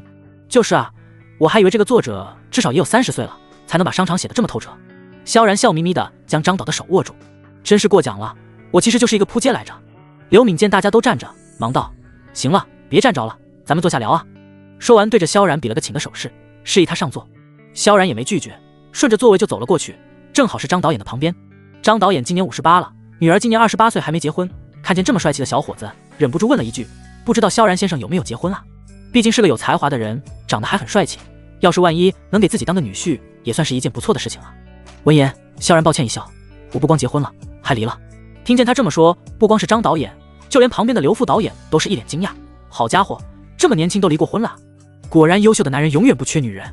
不过刘副导演还是幽默道，果然优秀的人事事都赶在前面，都是老江湖了，说话做事还是很讲究的。没人去问他为什么离婚，更没人问他有没有孩子之类的八卦。对了，肖老师，您能不能先把改好的剧情给我看一下？刘敏率先道，他可是等了2天的时间呢，对他们这些人来说，时间可都是金钱，当然是越快越好。闻言，萧然忙把手里的东西递了过去，一脸谦虚道，写的比较粗略，您先看看，要是有不合适的地方，咱们可以一起讨论。张导演哈哈一笑，瞧瞧，这才是真正的作家呢，不像有些人写的狗屁不是，还觉得自己才是真正的艺术，其实根本就是个屁。不可否认，这样的人其实还是很多的，不光只限于作者，各行各业都不缺这样自以为是的人。萧然明白，其实就是商业互吹而已。他笑笑，过奖了，只不过是技不如人，用情捕捉罢了。话说回来，自己不过就是拿人钱财替人消灾罢了。毕竟290万的版权费，人家可是真真实实的打到了自己的账户里。再牛的商品，不还得有个售后吗？咱也不能只管卖不管别的呀。再说，那改一个情节，不是还有1万块的辛苦费吗？实不相瞒，为了买房，萧然现在身上并没有什么钱，目前一共修改了2处，2万块，这些钱应该够他们搬家置办一些简单的东西了。这句话说的直接说进了张导演的心里去了。自古以来10个文人9个清高，娱乐圈更是了，稍微有点流量，恨不能拿鼻孔看人，难得有萧然这样的人，光是和他说说话就觉得很是愉快。张导笑笑，对了，萧先生，实不相瞒，这个剧我们准备定成开年大剧，也就是元月1号，又是个大女主剧，所以我想听听您对这个女主的人选是怎么样的。毕竟现在已经马上就8月了，8月正式开拍的话，想要拍完怎么也得4个月，再留下1个月的时间过审和配音和剪辑，时间也是很紧张的。闻言，萧然愣了一下，他就是个作者，选人的事儿不都是导演的吗？不过既然问到了自己，他还是认真的想了想。我觉得只要是性格坚毅、比较强势的，其实都可以。我们这边呢定了2个主演，一个是秘密，一个呢就是周迅姐，您觉得他们2个谁更合适呢？既然是开年大戏，那女主就必须得是能挑大梁的。这2个人的片酬虽然很高，但是相应的流量也不会低，一个是流量，一个是实力，都很能打。闻言，萧然一愣，好家伙，这么高的配置吗？还得是爱奇啊，他还以为是什么3线小明星呢。不得不说，光是女主就给了自己一个很大的惊喜。想起阎锡慈特别喜欢杨幂，萧然下意识道，那就幂姐吧。他又不是什么圈内人，也不关心片酬，不过他知道阎锡慈喜欢他，所以下意识就觉得希望他能来演这部剧的女主。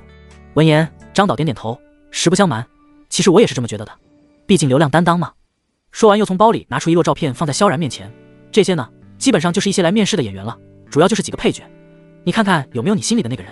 其实作为导演，他当然也是有自己的想法的，不过毕竟花了大价钱，又想做好，还得要万无一失才行。闻言，萧然拿起桌上的照片一张一张认真的看了起来。这会儿刘明已经飞快地把萧然给自己的稿子看到了最后一页，他越看越是觉得惊喜，果然让作者来改动才是最好的，他对人物心理的把控真的是太好了。刘敏一脸惊喜地赞赏道，真的是太棒了，他有种预感，只要能拍出来绝对能大火一把。听见刘敏的肯定，张导和刘副导演的心情也很是不错。刘副导演站了起来，这会儿咱们也说的差不多了，就上菜吧，边吃边聊。张导演点点头，对，边吃边聊。服务员，麻烦上下菜。趁着上菜的空档，萧然拿出手机找到了阎锡慈的头像，女孩的头像是樱桃小丸子，她从小就也很喜欢看小丸子。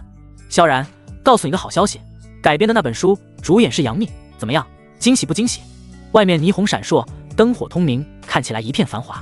家里，女孩没有开灯，怀着郁闷心情的坐了好久，心里说不出是什么滋味，像是被人打翻了5味瓶，复杂极了。凌乱的女孩足足坐了4个小时，还是一点头绪都没有。看见这个消息，她并没有特别的兴奋，甚至都不知道该怎么跟她回复。阎锡慈，哦，知道了。看着女孩传来的消息，萧然明显感受到了她的不快乐。毕竟阎锡慈真的是一个没什么心机，嬉笑怒骂都表现在脸上的人，即使看不到，也能从她的语气中清晰地感受出来。萧然，还在为你姐的事儿不开心啊？阎锡慈，没有啊，倒不是故意逞强，只是有些事儿根本没法开口，尤其是跟她。萧然，你一定有事儿。直觉告诉萧然，这妮子就是在为白天的事儿郁闷呢。毕竟是自己的姐姐，这么吵了一架，换了谁一定心里都是不好受的吧。看着萧然发来的消息，女孩没有再回复，心里依旧很不知滋味，像是胸口堵了一块大石头，自己特别想将它挪开，却是始终不得其法，越是费力就越是身心疲惫。想到这儿，她朝着冰箱看了一眼，都说喝酒可以忘记烦恼，要不自己也喝点吧，反正就自己一个人，喝点她就上楼。女孩起身，连拖鞋也懒得穿了，索性就那么赤着脚朝着冰箱走了过去，将上次庆祝萧然离婚没喝完的2瓶啤酒握在手里，然后拉开阳台的门走了出去。夏天的晚风很是清凉，还带着阵阵的潮湿感。女孩抬起头，一双漂亮的眸子朝着天上看去。今晚的星光并不好，夜幕一片漆黑，像是被人给罩住了似的，没什么光亮，只有一颗星星，特别的亮，看起来有些孤独。女孩呆呆地看着那颗星星，将易拉罐拉开，然后抿了一口，冰冰凉凉的。她又喝了一口，逐渐的也就习惯了那种冰凉的感觉。这边萧然在察觉到女孩的不开心之后，只是随便吃了点，觉得时间差不多了，就推说自己有事儿，跟着就打车回来了。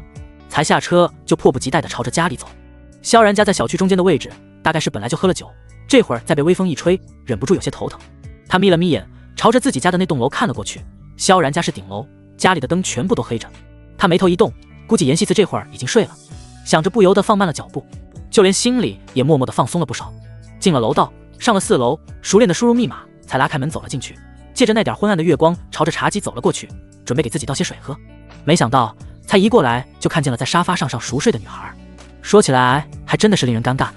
郁闷中的女孩忽略了自己那点可怜的酒量，天真的他本来只想在沙发上坐一会，结果直接睡着了，于是直接睡到了现在。经过一天的煎熬，这会儿别提睡得多香了，甚至连梦都没做。银色的月光肆意地洒在女孩的身上，将她本就出挑的身材衬托得更是完美。原本的暖白皮，这会儿看起来也成了冷白皮，尤其那双修长笔直的腿，以及那双秀巧的脚丫，简直美得让人移不开眼。不过萧然倒是一点欣赏的心思都没有，他叹了口气，走到她身边，顺势在对面的茶几上坐了下来，伸手推了推她。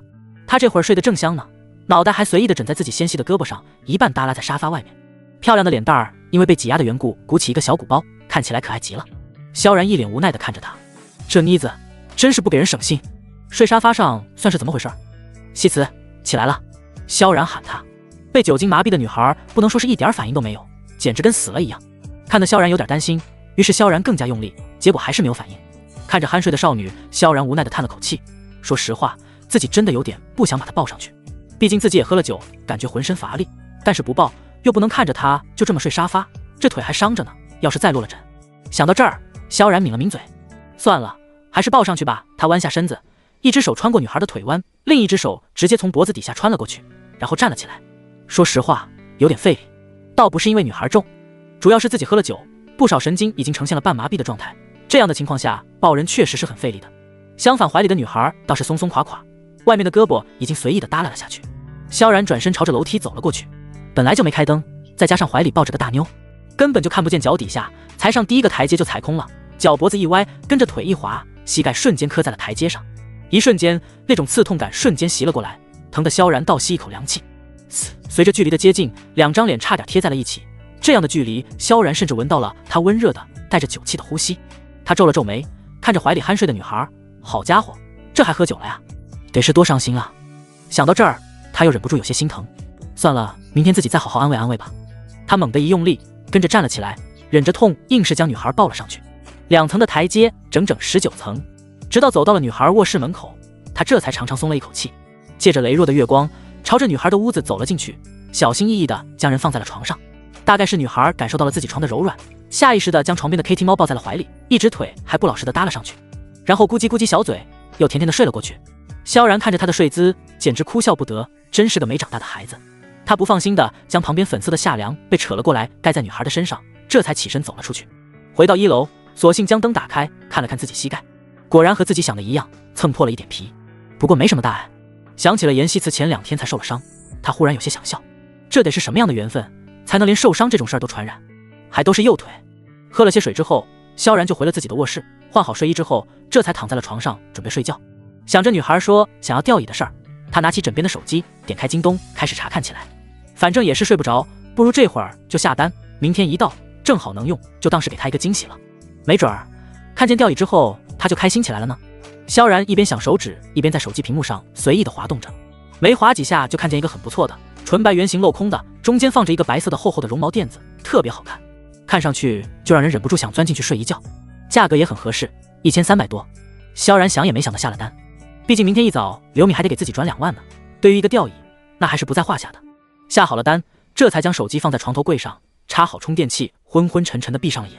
都说喝酒助于睡眠，但是对于萧然不但没有助眠，反而大脑特别清醒。想起白天的事儿，心里叹了口气。对于一个已经拥有过感情经历的人，他清楚的明白自己或许对楼上的那个女孩心动了。他发现这段时间自己看见她开心，自己就会笑，看见她失落，自己就会焦虑。他清楚的明白，这就是喜欢，并不是什么所谓的兄妹情，自己不过一个俗人，只是他对自己的这个想法很是头疼啊。毕竟他们的关系太过复杂，他还是他曾经的姐夫。想到这儿，他无奈的叹了一口气，真的是造化弄人啊。都说每一个人出生之前都是看过这辈子的剧本才决定来的，萧然觉得他的剧本肯定被那个王八蛋偷偷换了，不然的话他是绝对不会选这种狗血剧本的。说实话，恋爱问题本身就又有一种混乱心智的能力，萧然现在也很是头疼，当然主要困扰的就是他们的身份问题了。而且一时半会他觉得自己并没有什么好的办法，脑袋里乱哄哄的，一会儿又想起了搬家的事儿。现在阎锡慈的腿也没什么问题了，还是抓紧时间把家搬了吧，这样的话就再也不用担心阎离突然闯过来的事儿了。毕竟他这一闹对阎锡慈的刺激确实不小，这些萧然都看在眼里的。日月轮转，转眼就是新的一天。床上的女孩听见闹钟声，迷迷糊糊地睁开了眼睛，然而下一秒看清楚了自己在哪里之后，瞬间坐了起来，看着自己身上的小被子陷入了沉思。她明明记得自己在沙发上，怎么在屋子里呢？她咽了咽口水，第一反应就是萧然哥自己抱上来的。一想到他上次抱自己上电动车的场景，女孩的心脏就没出息的跳动了起来。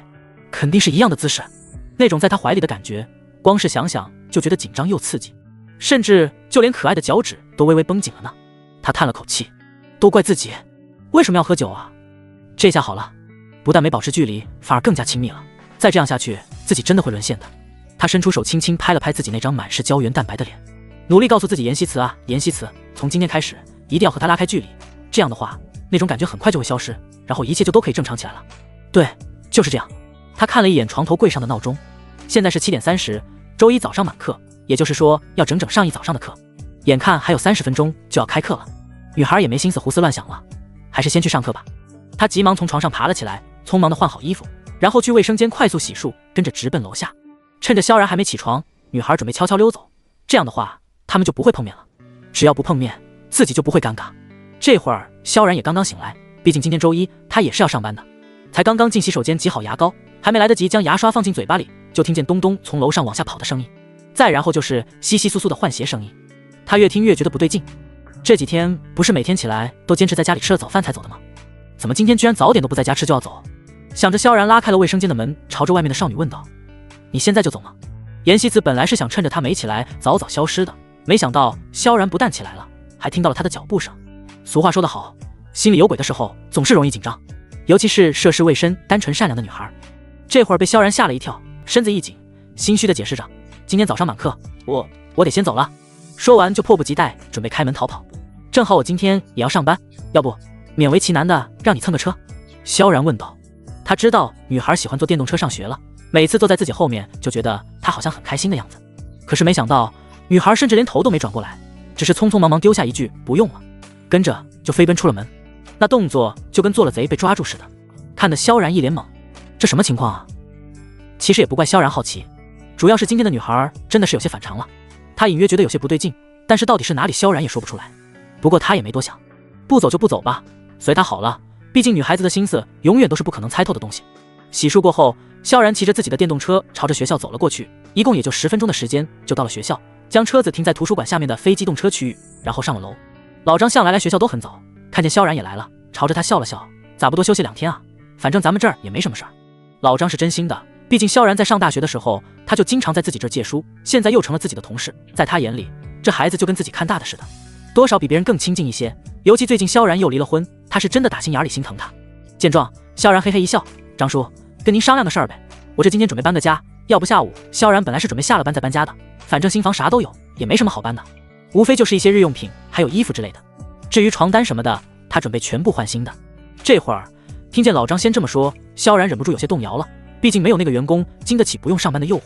行，我知道了，照我说你今天早上都多余来，好好休息几天呗。本来图书馆就是清闲差事，其实1个人都够了，3个人完全就是多余，还是我张叔最好。萧然笑道。行了，少拍马屁。张叔说完，笑眯眯的背着手去书架那边整理书去了。看着张叔的背影，萧然笑了笑，这才低下头将自己的笔记本拿了出来，摆在桌子上，然后开始码字。萧然照例将自己的笔记拿出来，摆在桌子上，然后开始码字。到目前为止，新书已经发出去2万多字了，按照这个速度，差不多再有几天就能试水了。他可不能偷懒，码字的时候时间总是过得飞快，一不注意就已经中午下班时间了。老张打了声招呼之后，自己就先去食堂吃饭了。萧然先是将自己的电脑关上，这才拿出手机给妍希慈去了消息。萧然，中午回家吃饭吗？他知道妍希慈今天下午没课，打算中午一起回家吃饭，然后下午一起收拾东西搬家，毕竟她是女孩子，她的东西自己也不好收拾。这会儿心事重重的女孩正和闺蜜在校门外的一家麻辣烫店里坐着呢，看着萧然发来的消息，本来就闷闷乐的脸更是拉得老长。她犹豫了好久，删删减减的发送了一句：“我中午就不回去了，下午还有课。”这才把手机放在了桌子上。其实她下午并没什么课，只是矜持的少女在发现隐藏在自己心里的那点小心思之后，忽然觉得自己不知道该怎么面对萧然而已，甚至有一种羞愧。她对自己那么好，可是自己却对她起了歪心思，这简直就是对她的一种羞辱。见状，坐在对面正喝着奶茶的司莹莹一脸关心：“你今天怎么了？”从早上一见面，她就发现她不对劲儿了。向来热爱学习的她，一早上硬是走神无数次，感觉心不在焉的，一看就是发生了什么事儿。女孩吸了吸鼻子，闷声闷气道：“没什么，这种事儿怎么好说出来吗？”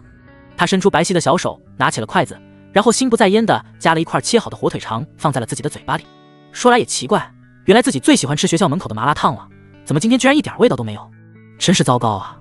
见状，司莹莹叹了口气，双手朝前一靠，一脸正经地看着他。我跟你说，你可别瞒我啊，我还不了解你吗？你肯定是遇上什么事儿了。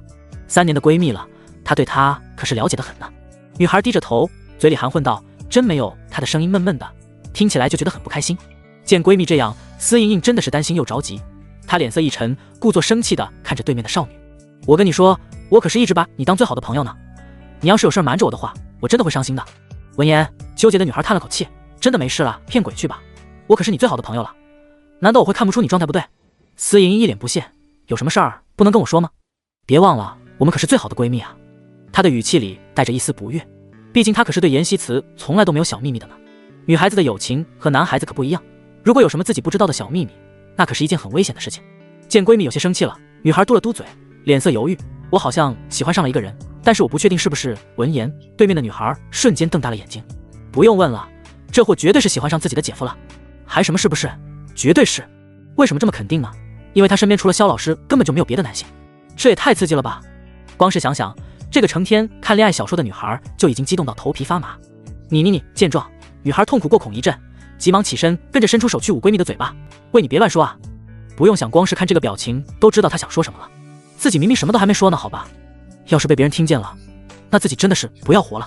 直到女孩看见对面的女孩心领神会的点点头，这才松开自己的手。司莹莹深吸一口，天啊，你差点就把我捂死了。妍希子都饿了个白眼过去，谁叫你乱说话的？她可是个矜持又温柔的女孩子呢，要是她真的对谁无礼了，不用怀疑，那就是自己故意的。这也太刺激了吧。司莹莹感觉自己知道了什么惊天大秘密，这会儿激动的连最喜欢的麻辣烫都没心思吃了。刺激什么啊，我就是问问而已，你不要这么激动嘛。遇上这样的闺蜜，自己真的是积了3辈子的德，倒了8辈子的霉，简直不知道该说什么好了。喜欢一个人就是心里小鹿乱撞，然后他开心你就开心，他不开心你就想让他开心，没事就想黏着他，有事的话也会想着他。司莹莹一本正经道。作为资深恋爱人，这方面司莹莹简直不要太有经验了。她说完，一副了然于胸的样子，朝着女孩一笑。所以你是在因为这个事儿闷闷不乐对吧？你喜欢上了肖老师？要知道，萧然在学校因为长得帅，是图书馆最年轻的老师，所以还是深受的女孩子们的欢迎的。能和这样的帅哥恋爱的话，光是想想就觉得很是激动呢。闻言，女孩狠狠白了他一眼，表个头，你什么思想啊？家教告诉妍希慈不能骂人，但是她的眼神出卖了他。对面的女孩明显感受到了杀气，一脸不理解地看着他。不是，只不过是个暗恋而已，你紧张什么？什么叫做暗恋呢？就是在对方完全不知道的情况下喜欢上了对方，就能郁闷成这样，这不是典型的自作多情吗？女孩低着头，说话的时候愧疚又心虚。关键是我觉得我不应该这样。对于就这件事儿，她越想越是觉得自责，当然也不管来源于妈妈的电话，最主要的还有姐夫把自己当妹妹，自己却有了当姐姐的想法，可恶，真的是太变态了。司莹莹皱眉，一脸认真地看着他。那咱们这么说吧，就算是你不和肖老师恋爱，难道就没有别人跟他恋爱了吗？萧然今年也才24岁，没有孩子，还有房子，条件也不错，谈恋爱是迟早的事儿，2婚更是必然。闻言，女孩眨眨眼，带着水光的漂亮眼底一片茫然。她又不傻，这个道理自己自然也是明白的。萧然哥以后肯定还会有自己的生活，就像他说的，人生的路上会有很多的风景，姐姐只不过算是一个而已。司莹莹一本正经地看着他，所以说为什么他可以和别人恋爱，不能和你呢？而且话又说回来，就算是你们2个真的是相互喜欢，那也不一定能熬到最后结婚。真的要是走到了那一步，中国不也还有一句古话吗？船到桥头自然直。别看司莹莹今年才20岁，对这些情感分析那叫一个透彻。说起来，其实司莹莹的父母就是离了婚的，并且2个人现在又各自再婚，再加上她从小就成熟的早，又有过4段感情经历，所以很多事情看得真的比别人透彻得多。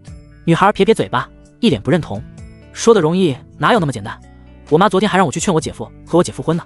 司莹莹简直被她的理论气笑了。大姐，你妈现在让你退学，你会退吗？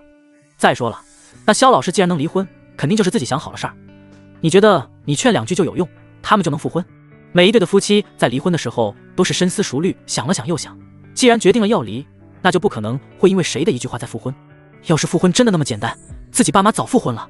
闻言，天真的女孩更加郁闷了，长长的睫毛一颤，一双水润的眸子里写满了认真。那你说我怎么跟我妈说呢？司青青单手托腮地看着她，一副老练的样子。那你就让你妈来劝好了呀，她可是妈妈啊，她都办不到的事情，你就能行？再说了，你妈这么做完全就是浪费时间。再说了，总不能光心疼你姐，不心疼你吧？为了让你姐复婚拆散你们。别看司青青年纪小，说出来的话简直就是语不惊人死不休。女孩吓了一跳，因为紧张，就连语速都变快了不少。什么叫拆散我们啊？我们什么都没有，你别乱说。司莹莹倒是淡定得很，她喝了一口奶茶。我这边的建议呢，就是不要太紧张，白给自己压力，放宽心，既来之则安之，反正他喜欢不喜欢你还不一定呢，没准过2天给你带着后姐回去了。再说只是好感而已，紧张什么？没准有一天你起来，忽然看见他在卫生间一边刷牙一边干呕，然后就那么一瞬间，你就觉得哇，我原来是瞎了吗？为什么我会喜欢这样一个人啊？然后你的暗恋突然就停止了，整个过程除了你，没有第二个人在知道。至于你妈的问题，我敢负责任的说，那根本就不是问题，毕竟复婚这事儿真的不是别人2句话就能说通的。他说完，拿起筷子在麻辣烫里面挑了一块竹笋塞进嘴巴里，脆脆的带着浓郁的辣椒香气，很好吃。天真的女孩被闺蜜这一番大胆的言论彻底惊呆了，她眨眨眼，懵懵然的看着对面的一脸老成的司莹莹。是啊，他们现在本来就没有什么，一切不过都是自己的一厢情愿而已，表现得太过激了反而不好，不如就顺其自然好了。正好看清楚自己的内心，要是真的觉得他就是自己这辈子都不能错过的人，那为他做一点努力又有什么关系呢？女孩如同被人醍醐灌顶了一般，好像一切问题都被闺蜜的2、3句话迎刃而解了。谢谢你莹莹。司莹莹摆摆手，不用客气，毕竟这些事儿呢，其实都是我妈跟我讲的。当初我谈恋爱的时候正好高3，不光老师反对，我爷爷奶奶、爸爸还有后妈全都闹翻疯了，只有我妈支持我。她说这是对的，很正常，不要刻意阻止自己的感情，有些东西你越是刻意阻止，反而越会肆意疯长。这就像是天天把减肥挂在嘴边，反而很难瘦下来，是一个道理。因为一直在提醒自己要减肥，不可以吃，不可吃，告诉自己不可以吃，其实就是在变相的提醒自己你还没有吃东西，然后恶感越来越强烈，到最后终于打败了自己的毅力。这也是为什么家长越是不同意孩子早恋，孩子就越是爱得死去活来，甚至离家出走的原因。再反观那些家长同意早恋的，家里的孩子不但没有影响学习，反而成绩更好了。因为人的身体里天生就有反骨基因，每个人都有，只有正确的引导才能真正的解决问题。那后来呢？严希慈的大眼睛里写满了好奇。后来事实证明我妈说的是对的，确实是在某一个瞬间，就那么一个瞬间，我突然就不喜欢她了，然后我就好好学习了，再后来咱们就成了好朋友。司莹莹说话的时候一脸的云淡风轻，真不知道她到底经历过什么才会这么的从容和淡定。这一刻严希慈居然还有点心疼她。女孩默默地夹了一些菜放在闺蜜的碗里，语气里满是心疼。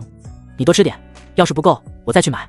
司莹莹白了她一眼，我又不是猪。话音才落，就看见正好从门口走进来的萧然，忍不住瞳孔一震。妈哎，这也太巧了吧！人尽世的女孩急忙朝着萧然热情的摆摆手，萧老师这边。听见萧老师3个字，女孩眼皮一跳，下意识地朝着门口看了过去，然后神经不由得微微绷紧，心跳更是没来由地开始加快。还真的是他，吃个麻辣烫都能碰到，这到底是什么样的缘分啊？说来还真的是巧了。萧然本来是打算回家做饭的，但是既然燕西慈说他不吃，那自己索性也就不做了。毕竟一个人做饭一个人无聊就不说了，还容吃不完。出了学校正好看见门口有家麻辣烫，想起来有学生说这家麻辣烫店特别好吃，所以萧然决定过来试试。没想到才一进门就看见了正在吃麻辣烫的2个女孩。听见司莹莹喊自己，萧然大大方方的走了过去。挺巧啊，你们也吃麻辣烫啊？正好我中午还有点事儿，那个我就先走了，萧老师你们吃啊。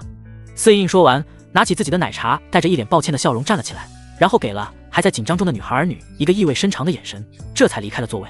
但愿有一天他们能修成正果吧，毕竟感情这种事儿本身就是很神奇的东西呢。反正他没觉得喜欢上自己的前姐夫是一件多么可羞耻的事儿，这反而需要更大的勇气呢。话又说回来，萧老师长得可真帅。这边坐在沙发上的女孩这会儿紧张的不得了，毕竟是她刚刚还骗姐夫说自己下午有课，没想到居然吃个麻辣烫就遇到了。女孩越想越是心虚，甚至连头都不敢抬起来。萧然坐了下来，一脸关心你的看着他。那个，你今天怎么了？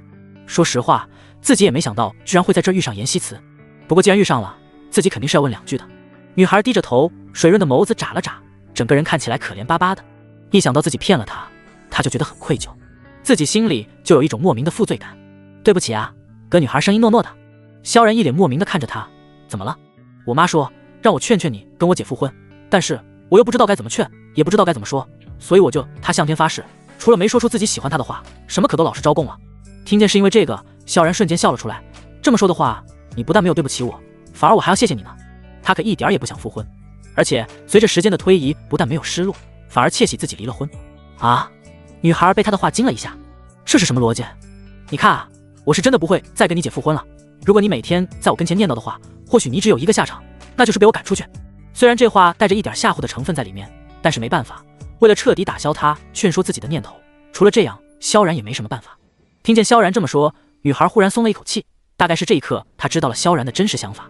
说实话，她也一直觉得萧然很有可能会想要跟姐姐复婚，所以她才会这么纠结。不确定的女孩又问了一次：“那就是说，你真的不想和我姐复婚吗？”萧然一脸坚定道：“不想，复婚那是绝对不可能的事情。”说完又想了想，下午我们先搬家吧，搬完家抽个时间，我会跟你妈打电话说这件事儿的，让她知道我肯定是不会复婚的，而且这样你也可以松一口气了。等搬了家，你姐也不会再找过来了。要是你愿意，可以继续住；不愿意的话，说到这儿，萧然没有再说下去了。主要是他发现，说到他要离开这种话题的时候，自己居然会有那么一点的舍不得。得到了肯定的答案，这下女孩心里的那口气便彻底松了下来。虽然他喜欢她，但是女孩并没有要戳破这层窗户纸的想法，就像是司莹莹说的，或许只是好感，过2天就会消失也说不定呢。反正她也不知道自己就以妹妹的方式留在她身边好了。好，那我们吃了麻辣烫就回去搬家吧。豁然开朗的女孩脸上再次出现了那种天真烂漫的笑容。吃完饭，2个人就骑着电动车回了家。其实搬家这事儿对于他们来说真的不要再简单了，就是把自己的日常用品全部收拾了，然后打包离开就行。毕竟这里的一切萧然都不准备留着。2个人各自回屋开始收拾东西。萧然的东西很少，衣服裤子日用品下来1个箱子就装完了。妍希慈毕竟是女孩子，东西还是要多一些的，一共2个箱子，还有一个大号 KT 猫。2个人甚至连搬家公司都不用，拉着行李箱就离开了。中午的阳光有些刺眼，看着认真走路的萧然，妍希慈忍不住好奇，真的一点都不留恋了吗？他反正没什么留恋的，跟着他哪里都是家。萧然摇摇头，当然不。对于这场婚姻，他唯一觉得值得留恋的大概就是自己失去的青春。不过万幸，现在他也才24岁，还算年轻。现在的他只想好好挣钱。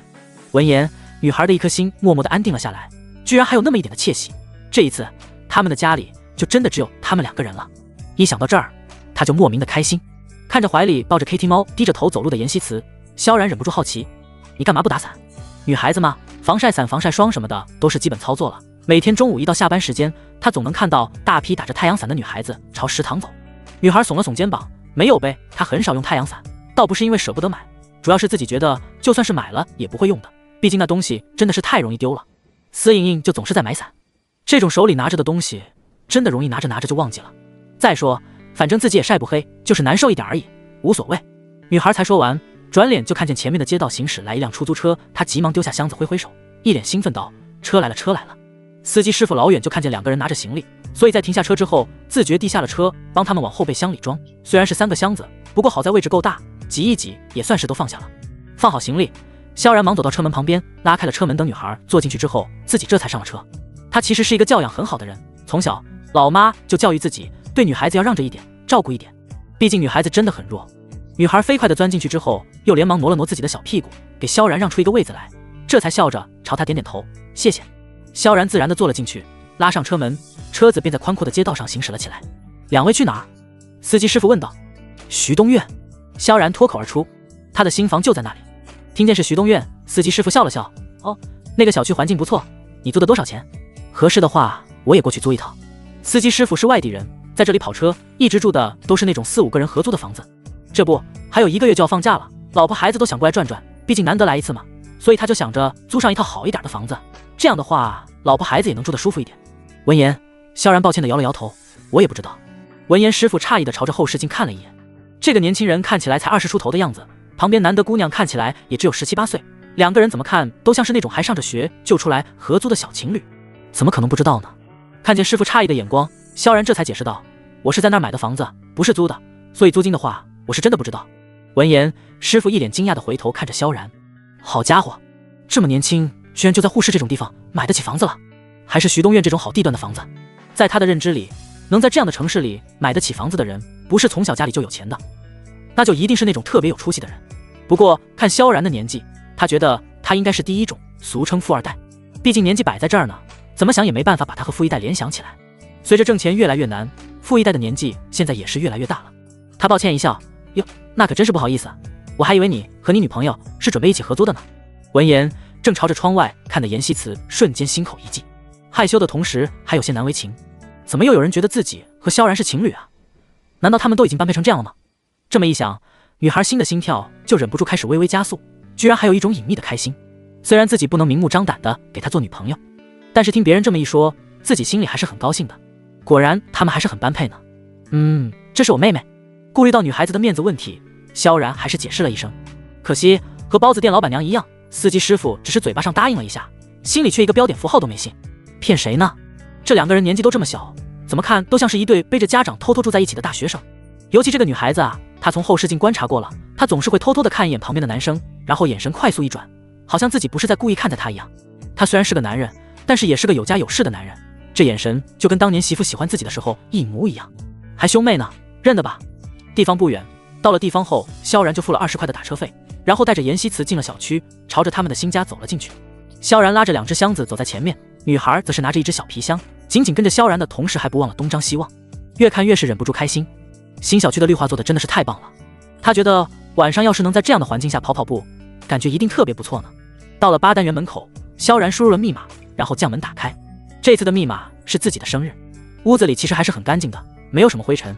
说实话，他觉得都已经可以直接住下了。不过爱干净的女孩可不这么觉得，她一脸认真的建议卓，这个屋子一定要好好收拾一下才行的。这样吧，我先收拾屋子，姐夫你可以休息一下，毕竟是自己的新家呢，不好好收拾，他觉得完全就是对不起这么好的环境。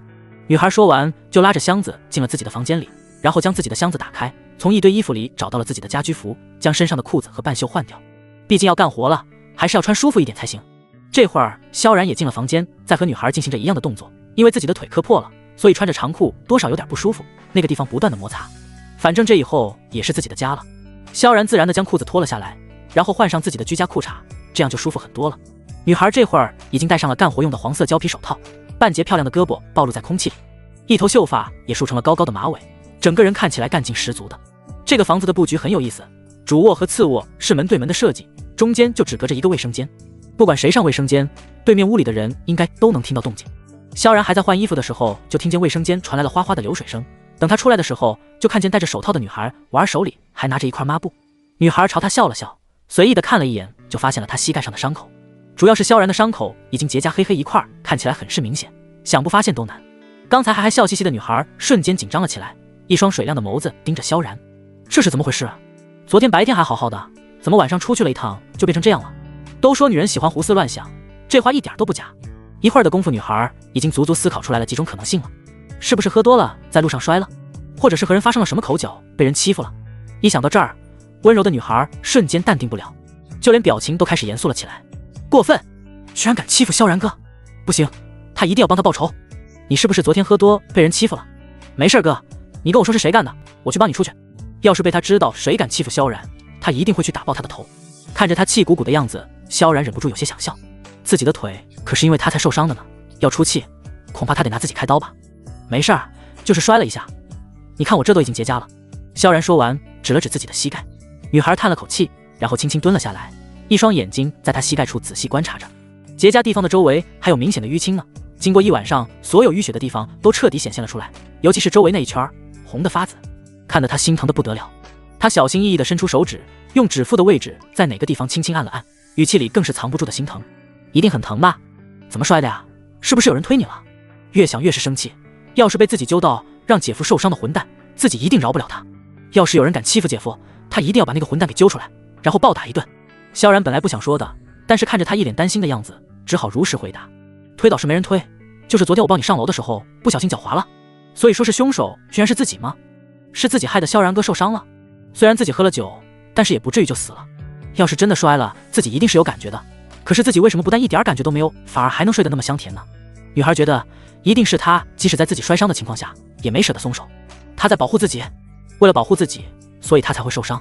想到这儿，女孩的小手不由得揪在了一起，一双惊讶的眸子也逐渐闪着愧疚的光，脸上的表情更是多了几分自责。都怪自己。见他表情严肃，萧然忙道：也就是你看得早，要是再晚一点，我这马上都好了。这种外伤其实疼也就是那2天的事儿，第3天基本上就不会再疼了，然后等疤一掉，彻底好了。女孩吸了吸鼻子，对他的话很是不认同。什么马上都好了呀？你坐下我帮你看看。因为经历过，所以自己更是知道有多痛。他忙扶着萧然坐在床上，然后一脸紧张地看着他。对了，咱们的药箱在哪？听见药箱，萧然急忙摇摇头，我这都好了，真的不用。他才不需要上药呢。女孩的眼里写满了执拗，什么不用啊？这里都肿了，一定要用红花油才可以。爸爸小时候干活受伤，妈妈就总是会给爸爸用红花油，坚持几天很快就会好的。虽然红花油的味道不好闻，但是作用真的很棒。后来自己也总是帮爸爸涂药呢。对于上药，他特别有经验。女孩脸上的表情坚决极了。萧然知道，要是还不让他上药的话，估计他一天都会郁闷的。他无奈地看着他，在我箱子里。萧然的日用品不多，衣服什么的也没多少，所以像是药箱这种东西，他就顺手跟自己的衣服放在一起了。听他这么说，女孩想也没想的就朝着萧然的行李箱走了过去，跟着扣开上面的锁，将里面的药箱拿了出来，才又走到萧然跟前。他先是摘掉了自己手上的橡胶手套，然后这才把那瓶红花油拿了出来，倒出来一点在自己干净的手掌中，然后搓热，最后才小心翼翼地将手放在了萧然膝盖处红肿的地方，轻轻揉搓了2下后，细心的女孩又伸出几根手指来，用柔软的指腹小心翼翼地推按了起来。大概是怕自己力气重了，弄疼了萧然，女孩扬起脑袋，一脸认真地看着他。这样痛吗？萧然摇了摇头，一脸不屑道：猫挠一样。说实话，其实还是有点酸痛的，但是他知道这样说只会让女孩更加揪心。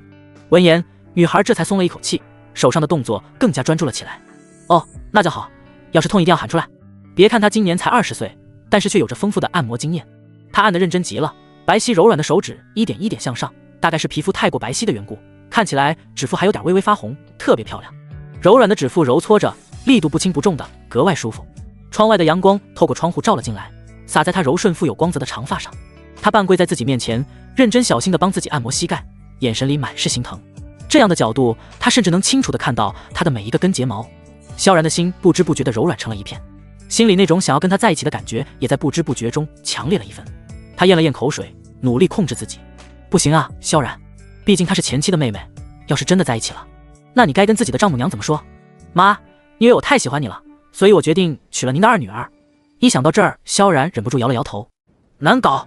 足足按摩了5分钟，女孩这才停下手上的动作，带着一脸甜美的微笑地看着萧然。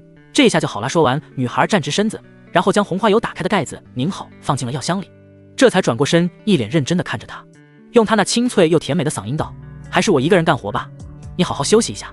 说完，拿起自己刚才放在桌子上的手套，重新戴了起来，迈着轻巧的步伐转身走了出去。他要去收拾屋子了，毕竟这可是他们的新家呢，一定要收拾得特别干净才可以。看着他兴冲冲的背影，萧然也跟着站了起来，自己可不好意思真休息，让他一个人干活。再说他可能是皮糙肉厚，这腿真的是没什么大碍。他从床上站了起来，然后走到卫生间，准备找笤帚和簸箕。不过很遗憾，这些日常用品并没有，于是就只好又默默地回到自己的屋子里，换了裤子，朝着女孩看了过去。他这会儿正在擦电视机上面的灰尘呢。女孩微微踮起脚尖，一双美腿因为用力绷得更加笔直，长发乖巧地散落在身后。女孩的背很挺拔，是那种很漂亮的少女背，一只胳膊正在来回摆动，努力擦拭着上面的灰尘。萧然清了清嗓子，朝她道：我下去买个东西，你不要乱跑。说完开门走了出去，在小区门口买了一套质量比较好的扫帚和簸箕套装。萧然拿着就往回走，就在距离家门口还有不足10米的地方，正好停着一辆快递车。快递员正在往下搬一个巨大的纸箱，因为货物比较重，所以他搬得很是吃力。看着大纸箱，萧然猛然想起自己昨天买的吊椅，这么大的体积，应该是自己的吊椅到了吧。想着他快走2步，伸手将箱子的另一边拖了起来。我帮你吧。谢谢谢谢，你可真是个好人。快递小哥这会儿简直要被这个铁东西给累死了，见有人帮自己忙，总算是松了一口气。对了，你这是2单元101的吗？是啊，巧了，我家的。说话间，2个人已经进了楼道。萧然一只手拖着纸箱子，另外一只手里还拿着簸箕，实在是没办法开门，他只好站在门外喊了一声西辞。正蹲在地上擦阳台玻璃门的女孩听见萧然的声音，忙丢下手里的抹布，白皙秀巧的小脚踩着那双草莓拖鞋，啪嗒啪嗒的朝着门的方向小跑过去。虽然萧然哥告诉自己旧的东西都不要带过来了，但是这双拖鞋他舍不得丢掉，还是悄悄地带了过来。来啦！女孩脆生生地回应着，一边伸手将门打开。然而看着面前拖着大纸箱的萧然，刚才还满是开心的小脸上瞬间变得迷茫了起来，下意识道：这是什么？萧然哥不是说自己出去买扫帚的吗？怎么还带了这么大的一个箱子回来？看着满脸好奇的女孩，萧然忽然改变了主意，他准备先卖个关子，让她好奇一下，然后再告诉她，这是你要的吊椅，怎么样，开不开心？他故作无视道：这个是买的一张桌子。哦，懂事的女孩答应着，急忙伸出纤细的胳膊，小手搭在箱子底下，想要帮他们一起抬。你还去开阳台开门吧。萧然道，毕竟他们2个人就已经足够了。哦，好的。乖巧的女孩又急忙迈开步子，朝着阳台跑了过去，在他们之前将门推开，于是一整个光秃秃的小院子就暴露了出来。快递员问道：放在哪儿？就放右边一边吧。萧然道：这么重要，是自己一个人还真的是搬不过去呢。好，2个人说着就把箱子费力地放在了右边一点的角落。女孩眨眨眼，心里忍不住疑惑，这个地方不是给自己放吊椅的吗？为什么现在又要放一张桌子啊？难道是萧然哥把答应自己的事情都给忘记了吗？想到这儿，女孩不由有点失望，但是她并没有表现出来，就站在一旁认真的看着。大概是因为箱子太大，再加上快递员有些气喘吁吁，女孩忍不住感叹道：“哥，你这个桌子也太重了吧？”萧然看了她一眼，都说了是桌子，能不重吗？闻言，女孩嘟了嘟嘴，自己就是问问，怎么还凶巴巴的？将东西放下，快递员擦了一把头上的汗，那个东西送到了，我就先走了。萧然点点头，对着燕西辞道：“去拿把剪刀过来。”哦，女孩吸了吸鼻子，回到了自己的房间里，将自己平时用的小剪刀拿了出来，攥在手里。萧然哥一定是忘记要给自己买吊椅的事了吧？他叹了口气，算了吧，忘了就忘了吧，反正自己或许也住不了多久，要一个吊椅确实有些浪费了。他一边安慰自己，一边朝着小院子走了过来，然后将自己平时用的小剪刀递给正在研究纸箱的萧然，努力调整着自己低落的小情绪。萧然接过剪刀，然后毫不犹豫地将纸箱拆开，将上面一层一层怕泡沫还有塑料剥开，终于露出一个圆乎乎的铁东西出来。一旁的女孩眨巴着大眼睛，看的那叫一个认真。这到底是什么东西？怎么会有桌子长成这样的形状？好像不是桌子吧？随着萧然一点一点的剥开，终于一个完整的吊椅出现了。萧然的故作惊喜地看着严希慈，模样像是在哄小孩子似的。当当当，一瞬间，女孩的眼睛都亮了起来，脸上的表情更是惊喜的不行。天啊，萧然哥居然真的给自己买吊椅！他就知道萧然哥是不会骗自己的。白色的鸟笼形状的吊椅中间镂空的地方还雕刻着精美的花朵图案，里面铺着一层厚厚的毛绒垫子。他感觉自己的少女心都要被萌化了，真的太喜欢了啊！因为激动，女孩的心脏扑通扑通的直跳。她发誓，这是自己收到过最喜欢的礼物了。女孩当下拉住了萧然的手，柔软的小手一晃一晃的，水润的眸子里闪着细碎好看的光。哥，我就知道你最好了。少女的声音本来就软糯，这会儿因为激动还带着一点点的颤音，简直不要太好听了。她真的是太激动了，几乎是一瞬间，萧然只觉得心跳瞬间漏了一拍，被他抓着的手指更是酥酥麻麻的，像是有细微的电流走过一般。他居然拉着自己的手跟自己撒娇，心里的默默的又朝着严希慈倾斜了一寸。见萧然表情不对，沉浸在欢乐中的女孩忽然意识到自己的做法有些过于亲密了，瞬间红了脸。要命了，为什么总是忍不住对他动手动脚的？自己居然拉了萧然哥的手，还跟他撒娇了。女孩这会儿感觉自己的肾上腺素都要升高了，这种感觉简直是羞耻、激动又刺激啊！她真的是想死的心都有了，甚至怀疑自己是不是真的有什么多动症，怎么总是控制不住自己对萧然哥做出一些亲密的事情啊？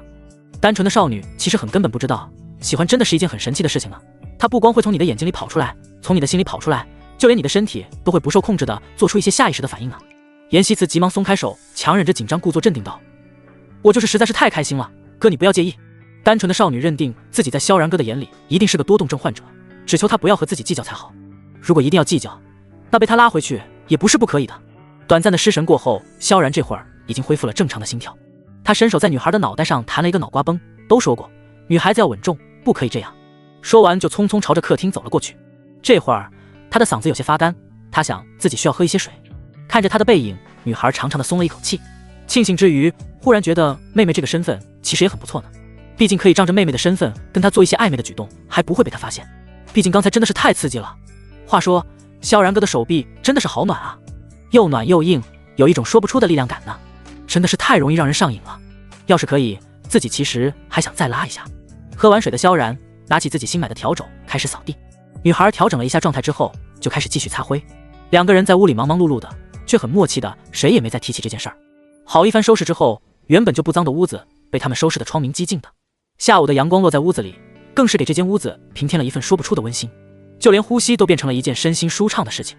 女孩惬意地坐在沙发上，一双修长的白腿叠在一起，秀巧漂亮的脚丫还晃来晃去的，歪着脑袋，一脸好奇地看着旁边沙发上的萧然。哥，咱们什么时候去买东西啊？来的时候家里好多东西，萧然都没让自己拿，说想要买新的。别的倒也不急，就是锅碗这些厨具的话，如果今天不搞定，明天可就没办法吃饭了。萧然低头看了看手腕上的表，这会儿都5点多了。他淡淡道：“咱们现在就去吧，正好晚饭也在外面吃好了。反正现在都已经5点钟了，买完东西正好吃了晚饭，回来就可以早点休息了。毕竟都累了一下午了。”女孩瞬间打起了精神，一脸兴奋地坐了起来。好，她最喜欢买东西了。当然，勤俭持家的少女是绝对不会乱买的。她买东西很仔细，买回来的东西基本上都没有浪费过。说走就走，两个人当下从沙发上起来，各自回屋换了衣服。女孩将自己的家居服脱了下来，随手丢在床上，然后换上了一条浅蓝色牛仔裤，还有一件白色半袖。临走的时候还不忘照了照镜子。看着里面身材匀称、满是青春活力的女孩，她这才满意的走了出来。这会儿萧然也换好衣服出来了，说来也巧了，她也穿了一条浅蓝色的牛仔裤，上身是一件白色百搭的半袖，看起来特别的阳光。两个人门对门，脸对脸，看着彼此身上的衣服，居然有一种情侣装的错觉。女孩心口一悸，小脑袋里忍不住倍感神奇，他们现在已经如此默契了吗？就连衣服都会选成一样的呢。兴奋的女孩强忍着心跳莫名的加快，然后强装无视，笑眯眯地看着萧然，真巧，我也喜欢穿浅色。萧然虽然也觉得很巧，但是没什么其他的感觉，毕竟夏天穿白色是真的凉快，还显得比较干净。他平时就很喜欢穿白色。行了，走吧，骑电动车。他说完就率先打开门走了出去，然后朝着自己心爱的小电驴走了过去。坐在车上，然后将钥匙插了进去。后面的女孩锁好了门，匆匆忙忙地跑了过来，一只小脚踩在脚蹬上，然后飞快地用一只手扶着萧然的肩膀，然后长腿一伸跨坐了上去，接着这才把放在肩膀上的那只手收了回来，两只手一起抱住了萧然的腰。整个过程轻车熟路，随着小腹传来的温热的感觉，萧然下意识的小腹一紧，也不知道为什么，每次只要他碰到自己的腰，他都会有这种一紧的感觉。做好了吗？可以出发了。5点半的街道，黄昏渐落，夕阳烧出一片彩霞来，给整个护士蒙上了一层淡淡的橘黄色。街上车水马龙的，穿着校服在路边买小吃的孩童，提着菜准备回家做饭的中年男女，还有不少低着头走得飞快的青年男女。明明都在各自忙碌，但是看起来却很是和谐。微风带着余热阵阵吹在女孩细嫩的皮肤上以及发丝上，不知道从什么时候，她已经越来越热爱这座城市了。穿过2个街区，电动车最后在周边一家最大的超市门前停了下来。2个人下了车，顺着大门走了进去。日常扫码之后，萧然就熟练地朝着推车的方向走了过去，然后随手拉了一辆车。女孩更是小跑2步，紧紧跟在他身边，像是生怕自己走丢了似的。超市里的货架上整齐地摆放着各种货物，看起来琳琅满目的。为了给顾客更好的购物感受，还放着音乐，是一首 Cindy 的《爱你》，甜度爆表。这歌儿萧然很多年前就听过，是一首老歌了，旋律轻快又简单。走到厨具区域，女孩在一排碗筷套装前面停了下来，目光最后落在了一个带着小黄鸭的套装上面，里面有大中小3种型号的碗，每个都印着小黄鸭的样式，看起来很可爱，而且每个型号的都是2只，它们正好又是2个人，女孩觉得特别适用。她俯下身子看得认真极了。萧然其实对碗筷什么的没什么要求，只要能用干净就可以。见女孩这么喜欢，他忍不住道：怎么喜欢这个呀？女孩肯定的点点头，大概是太过用力，倒是长长的马尾晃了晃。大部分女孩子都对卡通图案一点抵抗力都没有，这大概就是所谓的少女心吧，妍希慈也不例外。小黄鸭图案可比什么富贵花好看太多了，是真的很喜欢呢。大概是怕萧然觉得幼稚，女孩眼尾一垂，随着长长的睫毛一颤，清澈的眼底满是哀求。虽然一句话都没说，但是那意思再明显不过了。求求你了，真的是好喜欢呀。萧然沉默3秒之后，果将那套餐具提起来，放进了自己的购物车里，然后转身道：走吧。真的是现在都会用眼神撒娇了。买好了碗和厨具，2个人挑了一些牙刷之类的，这才逛到了床上用品这边。这会儿床品区人倒是不多，不过都是成双成对的，女孩挽着男孩的胳膊，时不时趴在耳朵上说2句悄悄话，气氛暧昧。这让心里有鬼的女孩没来由的产生了一种他们已经在一起了的错觉，于是心跳微微加速了一些。导购阿姨是中年老阿姨，倒是很热情，看见2个人忙走过来：你好，2个人是要床品吗？女孩点点头，然后一脸认真道：我们想买2套，一套男士的，一套女士的。闻言，导购阿姨一脸诧异：好家伙，这是分居了？照她说都是白瞎，迟早要睡在一张床上，何必那么麻烦？还不如一张床买2套的利用率高呢。哦，那你跟我来看看这边的。说着，导购把妍希慈领到了货架的另外一边，这边基本上都是一些女孩子用的床单，暖粉色还有淡蓝色，是那种很少女的颜色。女孩一眼就相中了一条粉色的。见萧然还站在一边不动，她扭过头，一脸好的回头看他：你怎么不挑呢？萧然一脸无奈：挑什么挑，随便挑一个不丑的就行了呗。说实话，他这会儿有点摆烂了。对于床单被套这些东西，女生们好像天生就有一种神奇的挑选能力，她们总是能选到质量好、样式好、价格又美丽的东西。但是对于男生，他们的唯一需求大概就是不丑。至于什么图案啊、什么样式啊，好像都可以，不丑就行。他清了清嗓子，有些尴尬：我随便拿个就好了，灰色就行。能说出个颜色，已经算是他对床单的尊重了。闻言，女孩一脸茫然：这么简单？萧然点点头：对啊。见状，导购阿姨笑眯眯地看着妍希慈：那你帮她选不就好了？一般男朋友的东西都是女孩子帮忙挑的呢。听见男朋友3个字，女孩瞬间小脸一红，表情更是害羞起来。好在声音不大，不然的话，要是被萧然哥听见，自己真的是要羞死了。还没等女孩说话，导购就自来熟地挽着小姑娘，朝着另一边货架走了过去。这边都是男款的，你男朋友肯定喜欢。女孩眼皮一跳，真的是？怎么又这么说啊？她红着脸小声羞赧道：那不是我男朋友，倒不是自己一定要解释，只是怕萧然哥听见了不好意而已。他们两个其实都是那种会为对方着想的人呢。看着他脸上的羞赧，导购阿姨忍不住有些好笑。哎呀，这怎么还害羞上了？人家15、16岁在一起的都没你这么容易害羞呢。都同居了，一起买床品呢，别说是男女朋友了，就是说两口子都有人信。这都什么年代了，这孩子怎么比自己还保守呢？导购说完就拿起一个床单递到严希慈手里，你看看这个怎么样？是个小浣熊图案的，萧然这人属于偏成熟的，像那种卡通图案基本是不太用的，这一点女孩还是比较了解的。她一脸抱歉的将手里的床单还给了导购阿姨，又开始重新挑选了起来。自己的虽然买起来很快，但是到了萧然就有点费力了。贴心的女孩选了3个不同图案的床单放在她面前，一脸认真道：哥，你看你喜欢哪个？萧然认真的看了半天，说实话感觉没啥区别。他一脸茫然的看着严希慈，这不都一样吗？闻言，细心的女孩瞪大了眼睛，眼神里写满了不可置信。她努力的解释着，当然不一样，这个是平行4边形图案的，这个是横条的，这个是竖条的，怎么会一样呢？女孩一边说还一边用漂亮的手指指指这个指指那个，似乎对萧然的这种想法特别诧异。听说过口红色号没办法区分的，床单都区分不出来，她可还是第一个呢。哦，那随便拿一个吧。她犹豫了一下，指着一条自己觉得最好的，要不拿这个吧，这个是纯棉的，布料厚实，横条纹的样式也比较简单，睡在上面一定很舒服的。说完更是把床单拿在手里，然后展开来给萧然看。面前的女孩语气绵软，动作熟练，看着自己的时候那表情别提多认真了。一瞬间让萧然心里再次泛起了那种暖暖的家的感觉，甚至有一种他们已经在一起很久的错觉。念头才一生出就被萧然猛然制止，他在心里告诉自己，不行，绝对不行，这可是你前妻的妹妹，总不能几个月之后自己又出现在丈母娘跟前说这和当年娶严离的时候一样的话，然后娶人家的二女儿。光是想想，萧然就尴尬到用脚趾抠出3室一厅来。不行，他要斩断自己的这种想法。见萧然不说话，天真的女孩眨眨眼，哥，你是不是不喜欢啊？要是不喜欢我可以再帮你挑。萧然猛然回神，他摇摇头，那就这个吧，挺好的。2个人在超市里逛了足足1个半小时才出来。出来的时候天色已经暗淡了不少，日头藏在高楼大厦的后面，只剩下天边一片片被烧得赤红的晚霞，煞是好看。女孩2只手负责抱着萧然，萧然负责骑车。快到小区门口的时候，路过一家面馆，装修得很是大气，看着就感觉特别干净。身后的女孩建议道，要不咱们去吃面吧？好，萧然答应着，将车子开了过去。面馆收拾得很干净，环境也还不错。板娘是个中年妇女，看见萧然和严希慈走了进来，一脸热情地招呼着2位吃点什么。女孩抬头朝着上面的招牌图片看了过去，红烧牛肉面，还有蟹黄面和猪肚面，3种面都是特色，尤其是蟹黄面的图片，上面浓郁的蟹黄酱汁，还有一点小葱，看着就人是那个女孩忍不住流口水。她指了指上面的蟹黄面，然后歪着脑袋看萧然，哥，我想要一份这个。萧然倒是对蟹黄不太感兴趣，比起些蟹黄面，他更喜欢牛肉面，全是大块牛肉，看起来就很爽的感觉。一份蟹黄面，一份红烧牛肉面。好嘞，2位稍等，很快就好。老板娘说完，朝着后厨走了进去。因为时间的原因，这会儿面馆里的人并不是很多，2个人挑了一张空桌子坐了下来。女孩走到消毒柜跟前，从里面拿出了2个消过毒的玻璃杯，分别倒了些水，这才坐了回来，将一杯递给了萧然，剩下一杯放在了自己面前，贴心道，喝点水吧，这出来也有一会儿了，萧然哥应该渴了吧？因为人少的缘故，老板的面做得很快，没几分钟1碗蟹黄面就被端了上来。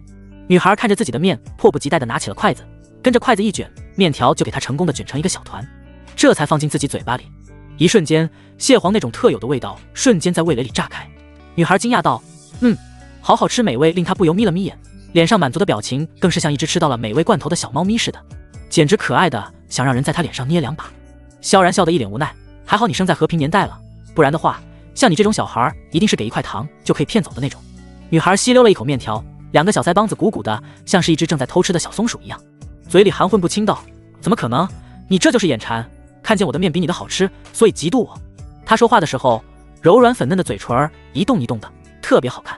萧然一脸不屑，我可不嫉妒你，我的面肯定更好吃。对于萧然来说，没有肉的面那才叫一个索然无味呢，管你什么蟹黄还是虾仁，都没有肉块吃着舒坦。女孩低下头，又不以为然地吸溜了一口，然后美味再一次在味蕾上爆开，漂亮的眉头微微动了一下，绝对不会有我的蟹黄面好吃，她才不相信还会有比蟹黄面还好吃的东西。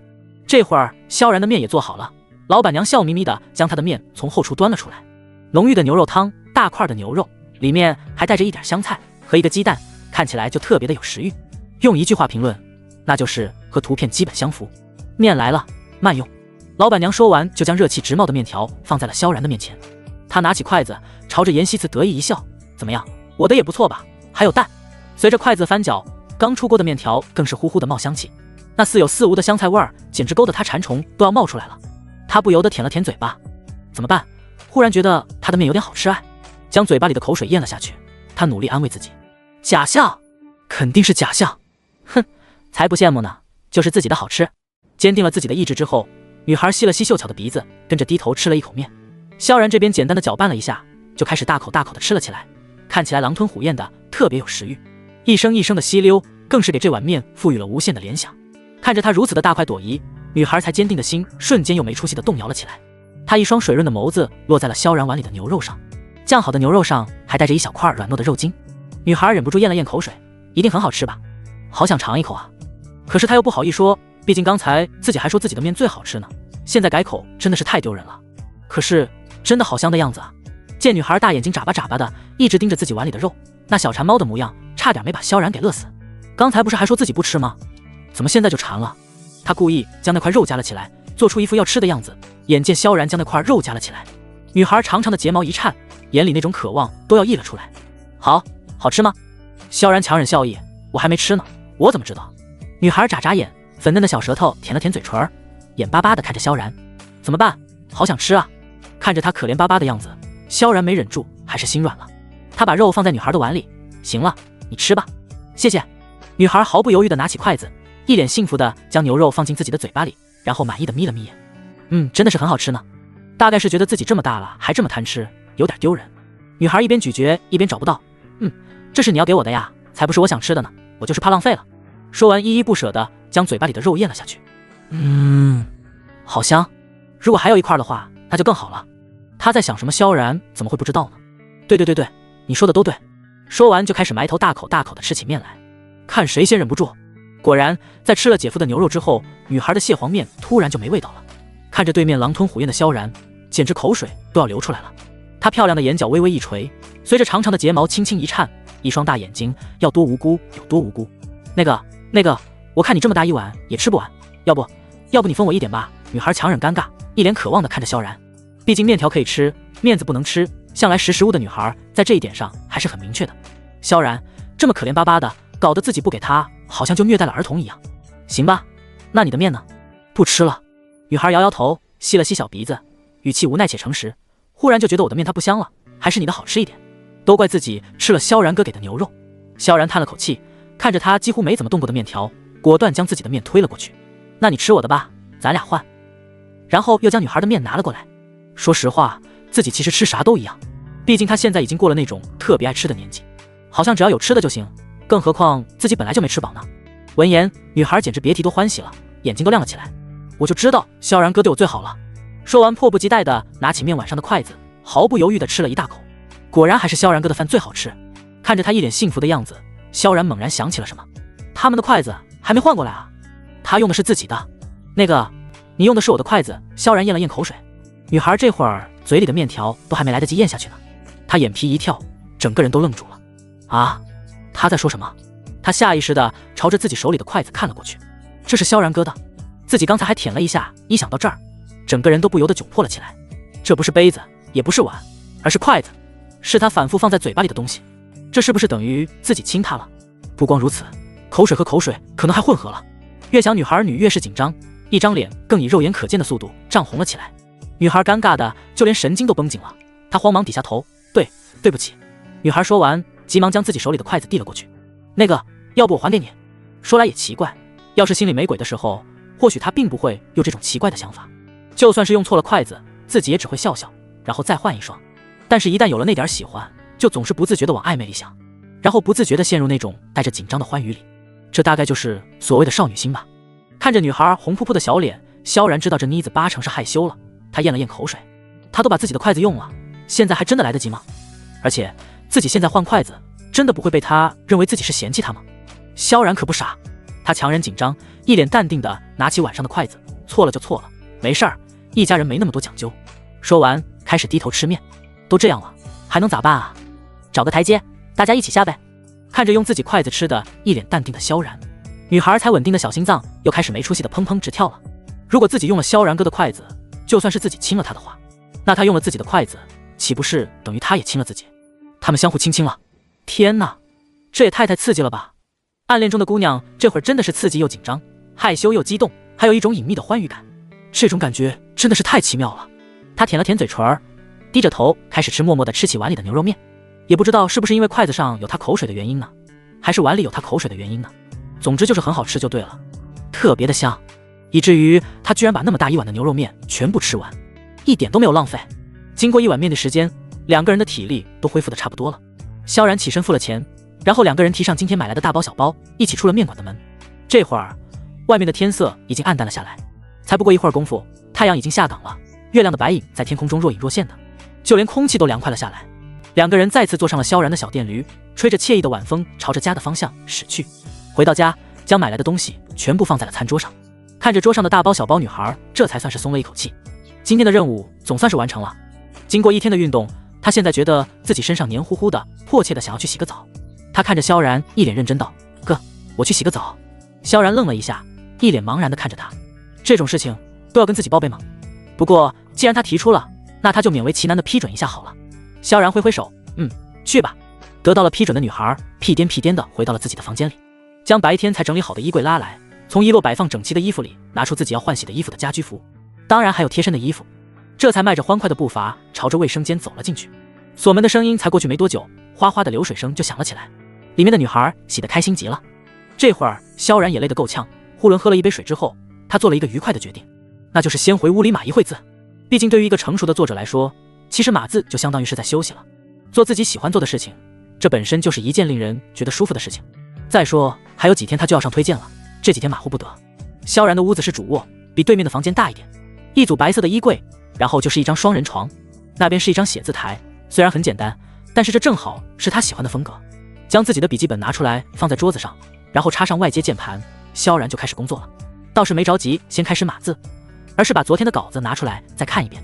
这样做最大的好处就是查漏补缺。众所周知，恋爱文很吃文笔，很多东西第一次都是没办法刻画的那么详细的，需要补充。而且由于萧然对这样邻家妹妹的人设毫无经验，所以总是陷入疑惑，忍不住思考，要是妍希慈遇到这样的事情，她会怎么办呢？现实中哗哗的水声，脑海里是她灿烂的笑脸。这一刻她心里有点乱。这边严妈妈越想心里越是着急，终于在被拒绝了2次之后，再一次给严离去了电话。严离这会儿也没闲着，还在加班中，就听见手机响了。他头也没抬的继续处理手上的工作，直到旁边的王萌提醒他：“严总，电话。”严离这才将电话拿了起来，看着上面显示的老妈这2个字，忍不住微微皱了皱眉，不过还是接了起来。“喂，妈。”电话那头的严妈妈语重心长道：“小离啊，妈还是想劝劝你，这离婚不是小事儿啊，都这么多天了，气也消了吧，赶快给萧然道个歉，然后把婚复了吧。”她是真心希望2个人赶快把婚复了，毕竟2个人都过了这么多年了，萧然这样的男人可真是不好找，过日子还是他是最重要。严离就知道老妈打电话肯定就要说这事儿，他将手里的笔放在桌子上，一脸无奈：“妈，我们不会复婚的，我已经对他毫无感觉了。”“哎呀，妈是过来人，你就听妈的吧，什么感觉来感觉去的，妈是过来人，妈比你知道。”萧然这孩子人品真是没得说，别的咱们就不说了，说个现实的，我敢保证你老了之后，万一有个病有个灾的，萧然绝对不会弃你于不顾，这就够了。严妈妈说的那叫一个苦口婆心，可惜严离是一个字儿也没听进去，他一脸不屑。总之一句话，我是不可能和萧然复婚的。再说我就算是老了，为什么非要男人来照顾呢？难道我不能请护工吗？你这孩子，你……哎呀，妈，我现在真的是不喜欢萧然了，您能明白吗？就是心里那种感觉消失了。再说他也不想每天对着我的冷脸啊，这样结束了，其实对谁都好。严离无奈的语气里透着认真，他清楚的知道自己是不爱了，不爱了就是不爱了。他今年才24岁，以后的路还长，一想到要和一个不爱的人过一辈子，他就觉得心里特别遗憾。我跟你说，妈，我不和你说了，我这正加班呢，您要是无聊，要不去楼下散散步吧。哎，好了，拜拜。严离说完就把电话丢在了桌子上，然后长舒一口气，一脸无奈的看着王萌：“咱们的报表刚才对哪儿了来着？都是老妈的电话，这正看表呢，结果一个电话，自己连看到哪儿了都忘记了。”严妈妈看着被女儿挂断的电话，眼神无奈，看得出来女儿这是没啥希望了。现在要是想让他们复婚，估计就只能从萧然下手了。想到这儿，严妈妈拿起电话，翻开通讯录，在里面找到一个叫亲家的名字，犹豫了一下，还是拨了过去。萧家，萧然的老妈邱玉茹正躺在床上惬意的贴面膜呢，就听见自己的手机响了。她将枕边的手机拿了过来，看着上面的来电提醒，微微一愣，亲家给自己来电话了。这会儿都已经9点钟了，直觉告诉她8成是有什么急事儿。她忙坐了起来，将手机拿到耳边，喂，亲家母。听见萧然妈妈这么和颜悦色的声音，严妈妈断定她应该还不知道2个孩子离婚的事儿。她捏了捏自己的手心儿，试探性的开口：哎，亲家母，有个事儿，我想问问你。邱玉茹和颜悦色道：什么事儿？您说。严妈妈语气犹豫，就是李李和萧然这俩孩子离婚的事儿，您知道吗？闻言，邱玉茹瞳孔一震，面膜差点没惊下来。啥？离婚？这怎么可能呢？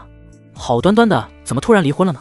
邱玉茹是苏州人，早些年做烟花生意，准确的说就是卖炮竹的，性格也跟个炮竹似的，一点就炸。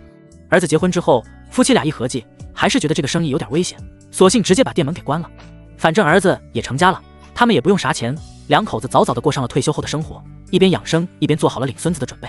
只是没想到这孙子没领上，儿子离婚了。说实话，邱玉茹着实震惊不小，甚至怀疑自己是不是听错了。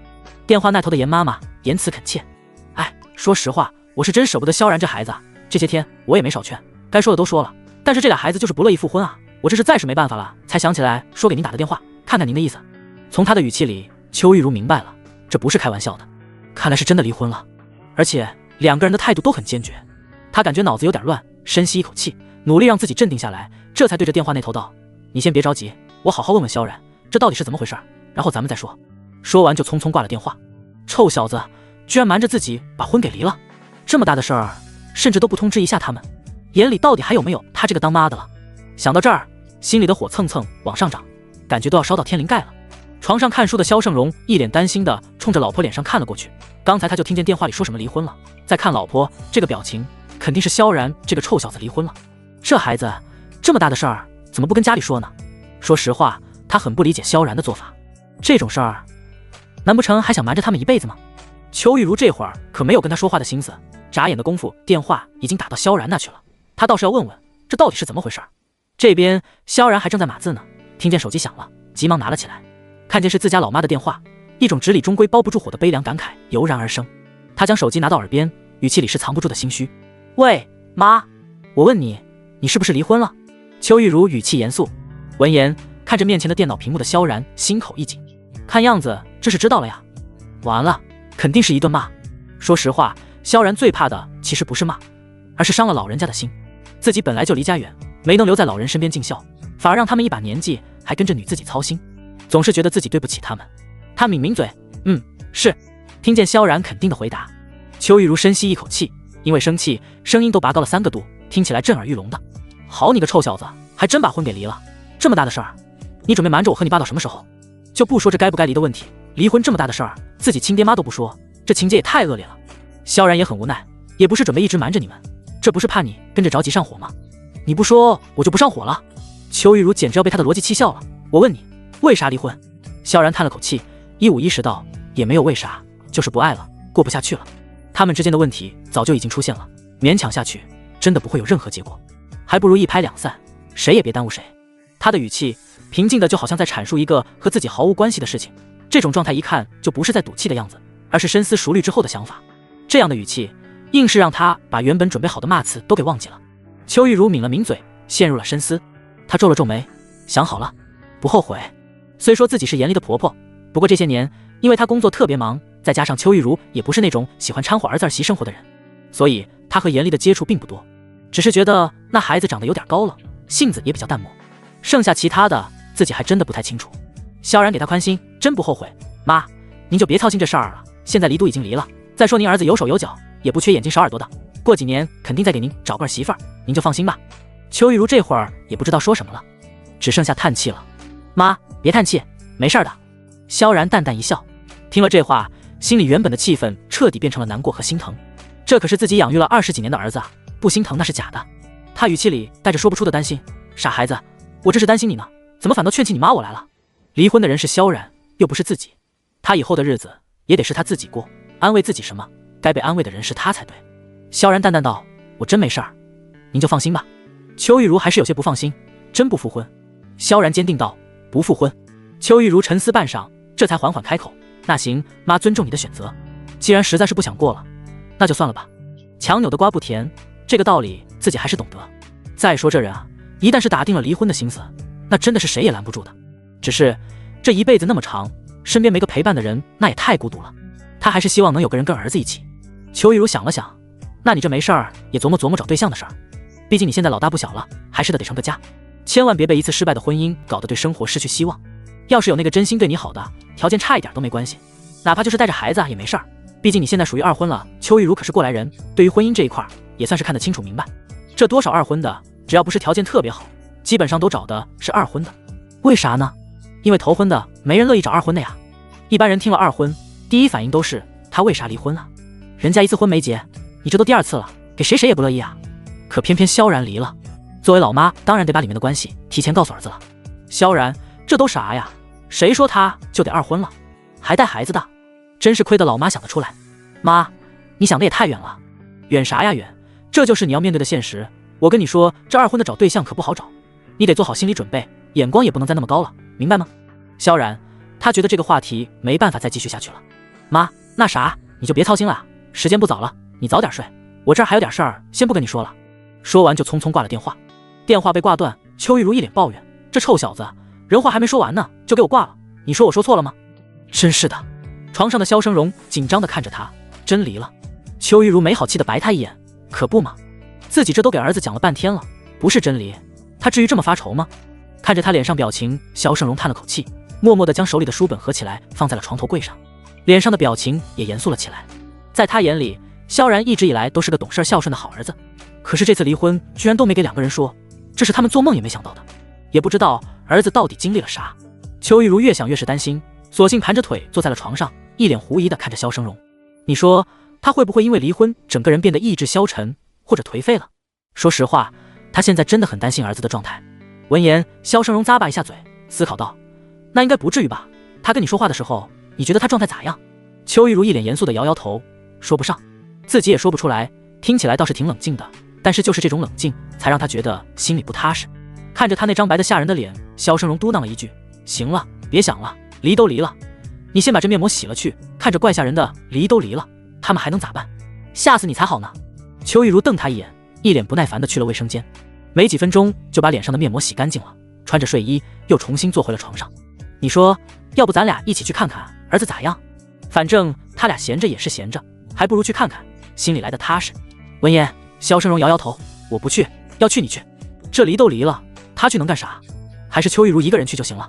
不去算了，我自己去就自己去。”这边女孩总算是洗完了澡，因为是夏天，她只是将头发大概的吹了一下，然后涂抹了一些护发精油，就准备自然风干了。这可是女孩子独门的护发小妙招呢。其实吹风机这个东西对头发的伤害还是挺大的，全部吹干虽然很爽，但是容易导致脱发，还有头发干燥。但是吹半干就不会了。大概是刚刚洗完澡，女孩这会儿的皮肤好的惊人，头发也微微有点潮湿。她穿着自己的粉色家居服，踩着草莓小拖鞋，哒哒哒的从浴室里走了出来，将自己洗干净的白色的半镂空的带着蝴蝶结的内裤以及同款的内衣晾晒在了阳台上。原来女孩有自己的卫生间，所以内衣什么的基本都晾在自己的卫生间里。但是现在她没有了独立的卫生间，想要晾晒内衣，自然就只能到阳台上来了。晾好内衣，女孩就屁颠屁颠的回到屋子里去看更新的最新章节了。今天一天都没看了呢，好迫不及待啊！听见屋子彻底安静了下来，萧然这才伸了个懒腰，自己也累了一天了，还是去洗个澡吧。想到这儿，他起身朝着浴室走了进去。因为女孩刚刚洗过澡的原因，这会儿浴室里水气氤氲的，还带着一股特别的香气，像是小苍兰的味道，好闻极了。萧然将身上的衣服脱了下来，然后打开水龙头开始洗澡。相对于女孩子，男孩子洗澡可就太简单了，洗发水、沐浴露就已经足够了。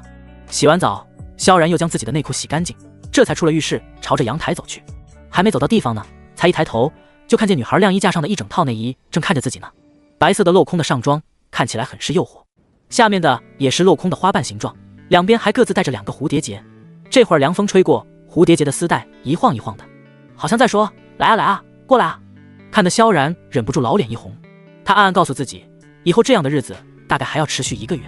他不停地给自己暗示，不能乱，稳住，那可是你前妻的妹妹。做好了心理建设，他这才咽了咽口水，转身朝着自己的卧室走。到门口的时候还是没忍住，看了一眼妍希子的屋子，女孩屋里的灯还亮着，也不知道现在在做什么呢。想着他转身回屋，默默地关上了门，像是关上了自己的心。能像关门这么简单的话，那就好了。他摇了摇头，开始继续码字，一直到晚上2点多才躺在床上准备睡觉。晚上，萧然做了一个很奇怪的梦，梦见自己居然去严家提亲了。他看着一脸震惊的严妈妈，紧张道：“妈，要不您还是把慈禧嫁给我吧。”于是，一整个家乱套了。常年身体虚弱的老丈人轰然起身，拿着拐杖朝自己身上打。严妈妈更是骂自己没良心，严厉更狠，直接来了一句：“祸害我一个还不够，还想祸害我妹妹？你这个流氓！我当年真是瞎了眼，看错了人。”猛然醒来，萧然深吸一口气，摸了一把头上的汗，忍不住感叹：还好只是个梦，这要是真的，那可真的是太可怕了。看了看闹钟，这会儿已经7点钟了，该起床了。他坐了起来，简单舒展了一下胳膊。今天女孩没课，大概是贪睡，这会儿还没起来呢。萧然也没喊他，本来睡懒觉这种事儿就是356个民族的共同爱好，他自然也不忍心打扰她的美梦，蹑手蹑脚地出了门，骑上自己的电动车，朝着学校图书馆去了。毕竟班还是要上的，听说只有摸鱼挣来的钱才是挣钱，打工挣来的那叫工资。萧然觉得虽然自己挣的有点少，但是还算是挣钱的那一类，毕竟是真清闲啊。才上楼梯，还没走到3楼呢，口袋里的手机就响了起来，拿出来一看是老妈的微信，估计这又是要安顿自己什么吧。想着，萧然一边上楼一边点开了消息界面。老妈，萧然啊，我和你爸商量了一下，决定明天过去看看你。夫妻俩为了这事儿，愣是一晚上没睡着，东一句西一句的，一直聊到早上4点，还没睡几个小时呢，这会儿就又醒了。看着手机里的信息，萧然皱了皱眉。好家伙，这就来吗？萧然，妈，你就放心吧，我真的没事儿。老妈，就这么定了。对了，泡菜要不要？给你带一点。邱玉茹其实是川省人，做泡菜真的是一绝。自从嫁给了萧胜荣之后，家的泡菜就没断过。萧然和萧生荣更是对他的泡菜赞不绝口，几天不吃就觉得少点什么似的。再说现在这么方便，想要什么出门就能买上，所以邱玉茹觉得自己还是给儿子带点泡菜最合适。萧然，这么突然的吗？老妈，不想让去。看着老妈的消息，萧然咽了咽口水，违心的回复道：那不能够，我这就是你家，随时欢迎，门锁密码是我生日。他知道要是老妈下定了决心，自己是绝对拦不住的，强行拦着没准儿还得挨顿骂。既然是非来不可了，那有些事儿自己还是有必要交代一下的，就比如严希慈在自己家住的事儿，还有自己换房的事儿。虽然这个不是什么大问题，但是萧然觉得自己还是说一下好，让老妈做个心理准备。萧然，妈，那啥，严厉的妹妹希慈你知道吗？还在我这儿呢，主要是小姑娘大3了，最后1个月了，现在申请宿舍也没法申请，等实习了她也就搬出去了。看着儿子发来的消息，邱玉茹眨眨眼，陷入了回忆。女孩和萧然他们一起住了3年了，自己一共见过2次，第一次就是订婚的时候，第二次是萧然结婚的时候，婚礼上他们一起吃饭来着。邱玉茹对她印象不错，白白净净的，人也漂亮，关键是挺有礼貌的，看起来特别乖巧。老妈，我知道了，那你可千万不能因为你和严厉离婚的事儿，就对人家姑娘有什么想法了，毕竟曾经是一家人。邱玉茹这人吧，其实脾气虽然不好，但是心眼特别好。看着老妈的消息，萧然松了一口气。说实话，他还以为老妈会说什么离婚都离了，人家妹妹住在你这儿算是怎么回事，人言可畏之类的，但是没想到老妈还想得挺开。既然这个问题解决了，那咱就进入下一个吧。自己换房的事儿，他还没来得及跟他们二老说呢，这要是不说，回头老妈再找错了门，他能把自己给吃了。萧然，还有个事儿，我想跟你说一下。邱玉茹，还有啥？一次说完，别磨叽。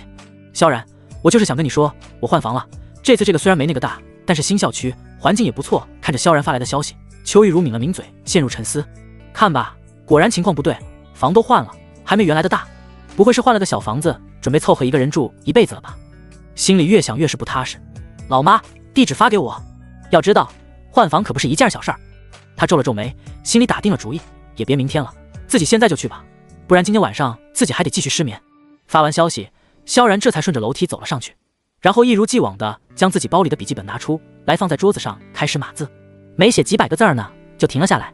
话说这新书的人设是真的很难写，毕竟自己不是女孩子，很难体会到女生的想法。就算是拿严希慈做了原型，好多剧情上自己还是吃不准。尤其是自己现在正在写的情节，尽管自己已经删改很多次了，但是还是觉得哪里不对，但是自己也很迷糊，没有一个清晰的方向。于是萧然决定，要不还是等中午回去之后问问他好了。毕竟作者如果不为难自己的话，那读者就要开始为难他了。严希慈因为今天早上没课的缘故，所以起得稍微有些晚。睁开眼的时候就已经是9点钟了。女孩满足的伸了个懒腰，这才下了床，简单的洗漱了一番，穿好衣服，朝着花鸟鱼虫市场去了。今天是自己拥有小院子的第2天，她迫切的需要一些花种，还有种花工具。买好东西，顺路又带了一些手工水饺。一回到家就兴冲冲的一头扎进了自己的小院子里。萧然到家的时候，女孩正撅屁股着小屁股，弯着腰，在自己已经松过土的那1亩3分地里开始勤劳的播种了。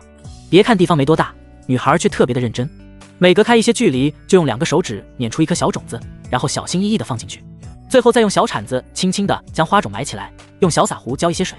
温暖的阳光雀跃在她柔软的发丝上，像是给她整个人镀上了一层温柔，莫名的有一种岁月静好的既视感。听见门口有动静，女孩回头来看，这一看就正好看见了站在鞋柜处朝着自己看过来的萧然。她蹲在地上朝着萧然挥了挥手，笑容灿烂又甜美。哥，你回来了。萧然点点头，我们中午吃饺子吧，早上去买种子的时候顺便买了些饺子回来。我去煮吧，你记得洗干净再出来。说完转身朝着厨房去了。真的不知道到底是20岁还是2岁，玩泥巴居然还能玩得那么开心。看着萧然的背影，女孩嘟了嘟嘴，低头朝着自己的腿看了过去，小腿上以及脚丫上还真的是有一点泥巴。她将身边的透明水管直接拉了过来，然后对准自己白皙的腿冲了冲。好在现在是7月底，天气热得很，所以就算是凉水也不会觉得很冷。将腿上的泥土冲掉后，又把手里的水管对准了自己的脚丫，2只漂亮的小脚轻轻在拖鞋上踩了踩，像是小猫踩奶似的，惬意又舒服。直到把身上的土全部冲干净了，女孩这才走了进来。煮饺子并不是什么技术活，做起来很快。女孩出腊女的时候，萧然就已经把饺子煮好了，放在了餐桌上。看着热腾腾还冒着热气的饺子，女孩露出了满意的表情，看起来很不错的样子啊，下次还买她家的。女孩说完就迫不及待地拿起筷子，然后夹了一个饺子，轻轻咬了一口，肉馅的，味道很不错。看着一脸幸福的女孩，萧然语气犹豫，有个事儿我想跟你说一下，毕竟老妈要来这事儿，还是得跟她说一下的。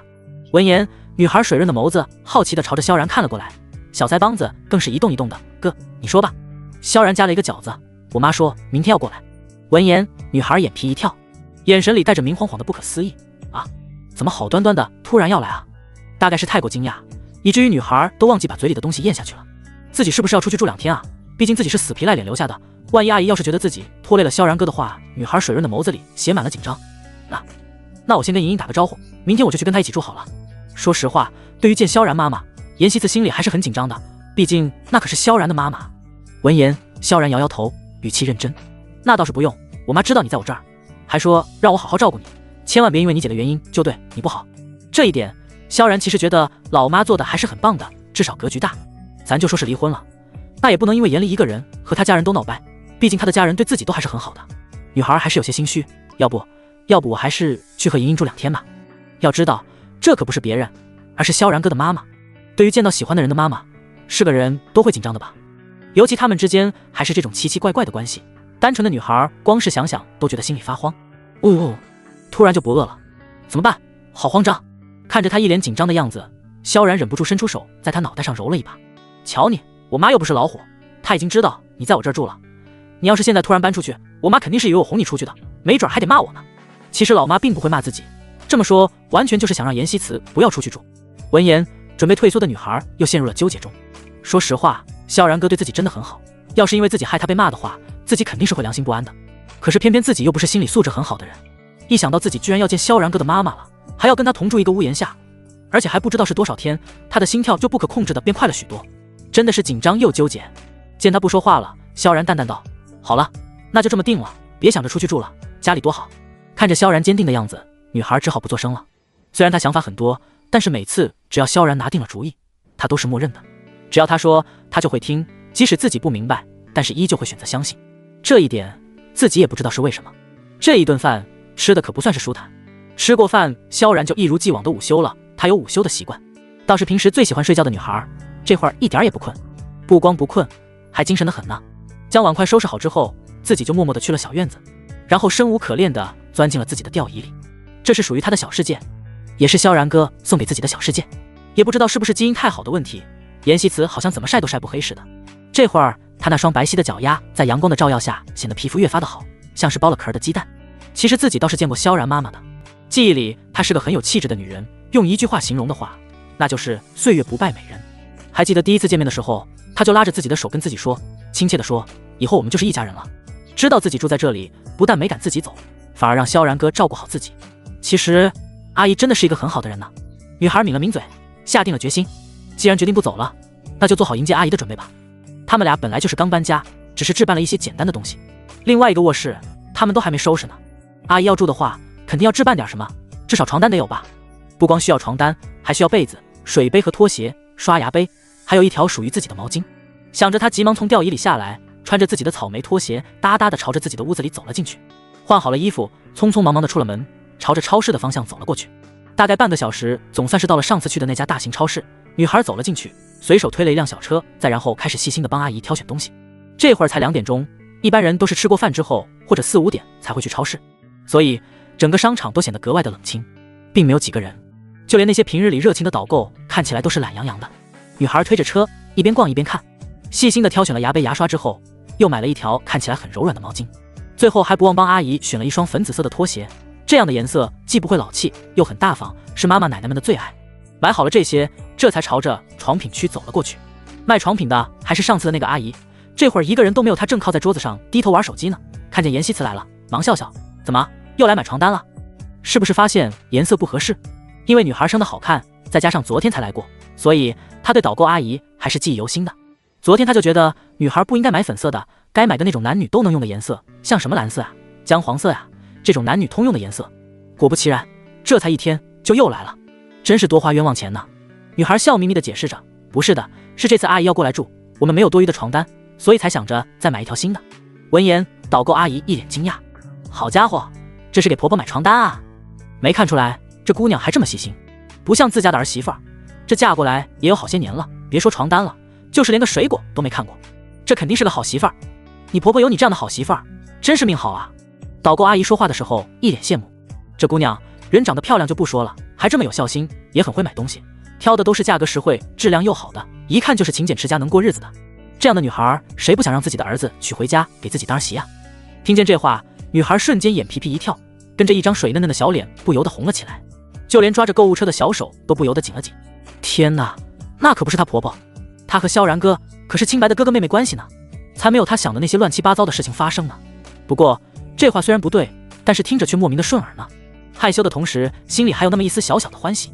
女孩强忍害羞，微微一笑，那个时间不早了，我还是先挑床单吧。说完，急忙朝着货架快走几步，好让售货员阿姨不要看见自己脸上的红晕。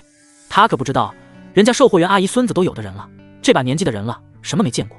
见她扭捏的样子就明白了，这肯定是害羞了呗。来，这边我跟你说啊，我们这一款是最受妈妈喜爱的，你婆婆肯定也喜欢。女孩在售货员阿姨的帮助下，细心的挑选了一套很不错的4件套之后，又买了一床下凉被，这才拿出手机看了看时间，现在才3点钟，反正也没什么事儿，索性就转到了菜品区。先是买了一条鲤鱼，然后又顺手拿了一把鸡毛菜。今天的她准备挑战一下自己，毕竟有好几天没有更新视频了。现在的她可是一个要靠着小破站的分成才能过活的人。所有东西都置办好了，女孩这才付了钱，心满意足的朝着自己家的方向走去。这会儿4点多，太阳倒是没有刚才那么毒了，不过依旧很热，以至于她的鼻翼两侧都渗出了一层细密密的汗，心里对空调的渴望又深了一层。好在距离不远，没一会儿就走到了家门口。进了家门，第一件事儿就是打开空调，然后惬意地坐在沙发上开始休息。对于这个新家，不知道萧然哥满意不满意，反正自己真的是特别的满意。虽然没有原来的大，但是却温馨了很多呢。尤其是2个人住的距离也特别的近，门对门，这样的距离对他在判断萧然在干什么就特别的有帮助。毫不夸张地说，就连他什么时候卡温，自己都是心知肚明的。单纯的毫无恋爱经验的女孩，真的是很容易满足呢。只要看着她每天开开心心的，那么自己的世界也莫名的美好了起来。看着自己满意的一切，心里莫名的涌出了一股幸福，以至于嘴角都不自觉的扬起了笑容。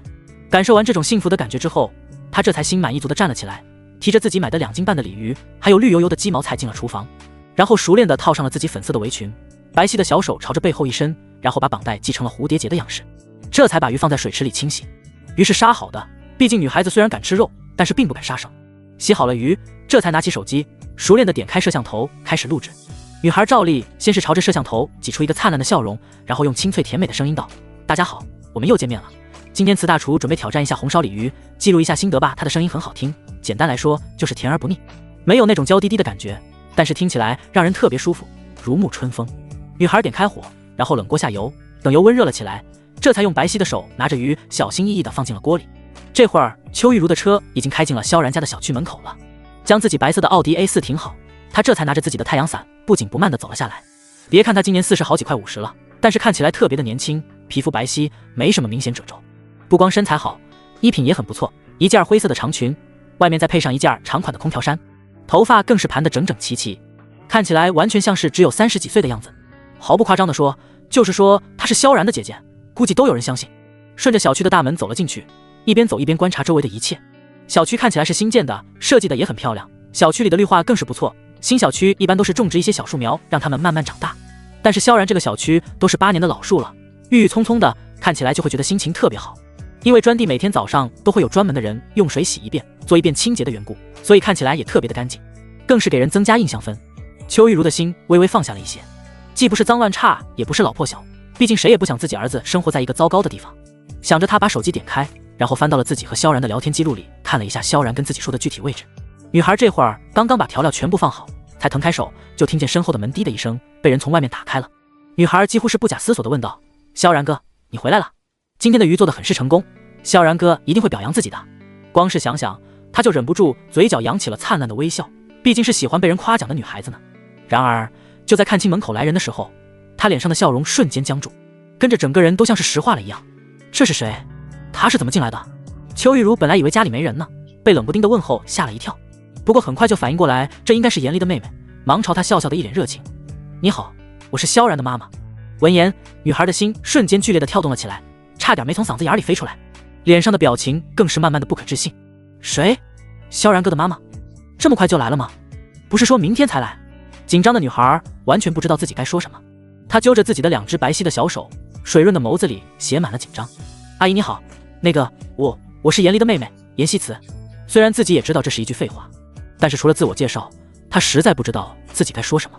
看着这面前一脸紧张的女孩，邱玉茹温柔的笑笑，语气和蔼，我知道，咱们还见过呢，你忘了吗？萧然结婚的时候，他们俩不光见过面，还坐在一张桌子上吃过饭呢。当时他就觉得这个女孩特别的温柔，人也很有礼貌，长得又漂亮。再后来有一年去严离家里拜年，女孩更是忙前忙后的，那乖巧懂事的样子，他到现在都还记忆犹新。今天一来，发现她居然还会做饭，无形中就更是觉得这姑娘不错了。紧张的女孩一双水润的眸子里写满了无所适从，她咽了咽口水，半晌才反应过来，慌张道：阿姨口渴了吧？我帮您倒杯水去。说完，白皙的小手急忙从餐桌上拿起一个透明的玻璃杯，然后走到餐桌前，拿着水壶开始倒水。看着她忙碌的背影，邱玉茹忙拦她：哎，不用忙活，没事儿的。紧张归紧张，但是礼貌的女孩是绝对不会失礼的。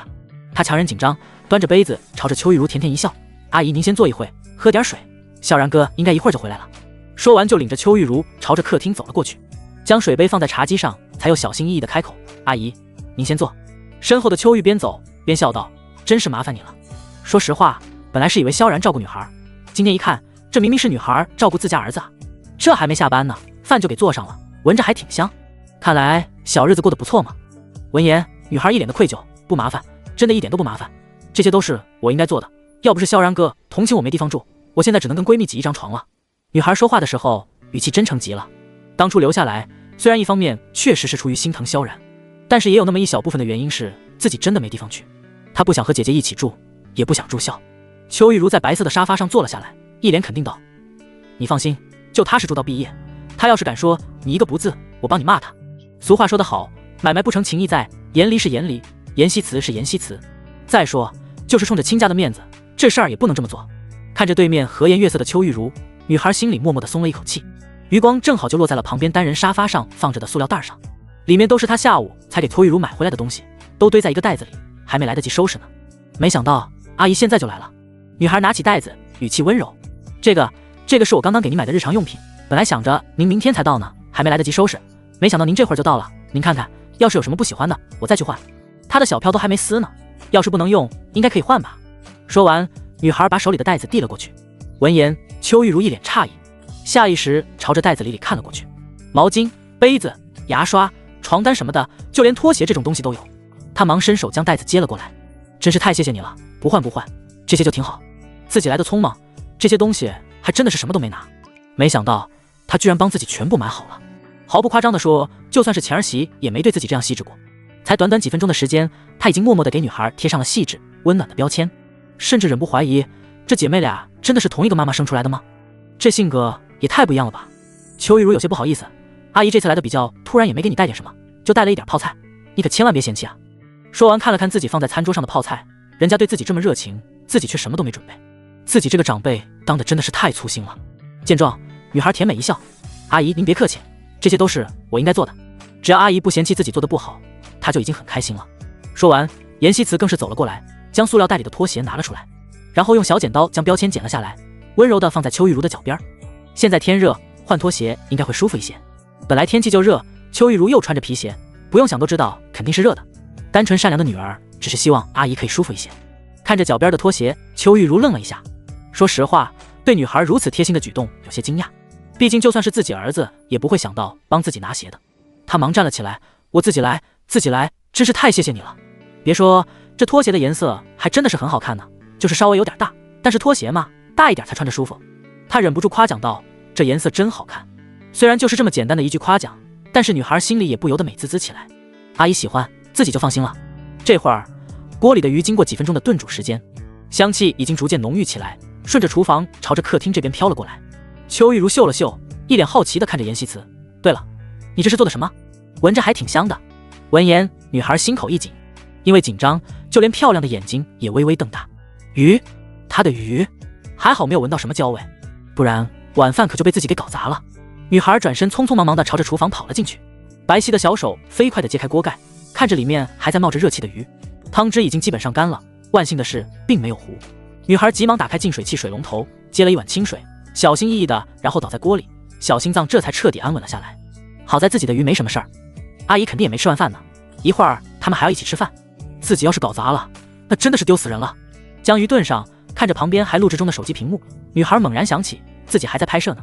她急忙将手机拿在手里，用手指戳了一下停止键，还好自己没有直播，不然的话这可以算是直播事故了吧。她一边庆幸，一边点开微信给萧然去了一条消息：“颜希慈哥，阿姨进门了。”萧然这会儿刚刚下班，才下楼，连自己的小电动车都还没上呢。听见手机响了，他不慌不忙地拿了出来，点开一看，整个人的表情都变了。这不是说明天吗？怎么今天就来了？偷家呀！不讲武德！想着，他连消息也没顾得上回，上了自己的电动车，加大马力朝着自己家的方向开了过去。从学校到家只用了8分钟的时间。其实倒不是萧然害怕老妈查岗，主要是担心心理素质不好的颜希慈会尴尬。毕竟上学的时候见到自己同学的家长都会紧张，更别说他现在见得可是他姐的前婆婆。这边婆媳两人还在聊天，就听见门滴的一声，跟着萧然从外面走了进来。他连鞋都没顾得上换，先喊了一声妈。邱玉茹笑眯眯地看着自家儿子：“你回来了，希慈今天晚上做了鱼呢，闻见香味了吗？”原本担心的事情并没有发生，儿子并没有将自己的房子换成了那种老破小，而且这新小区的环境确实很不错，这让邱玉茹的心已经彻底放了下来，自然说话也和气了很多。只不过他现在心里还是有个疑问，那就是这样的小区120平米下来至少也得700-800万了，这么多钱他还真是不知道萧然哪儿来的。但是碍于颜希慈在跟前，本来想问的是不是严厉的钱买房，变成了你这房看起来不错，应该不便宜吧。闻言，萧然一边换鞋一边笑：“这房还行，说起来算是我运气好，有本书版权卖了，要不是自己卖了版权，说实话还真没这么多钱换房呢。”闻言，邱玉茹一愣：“啥？卖版权了？”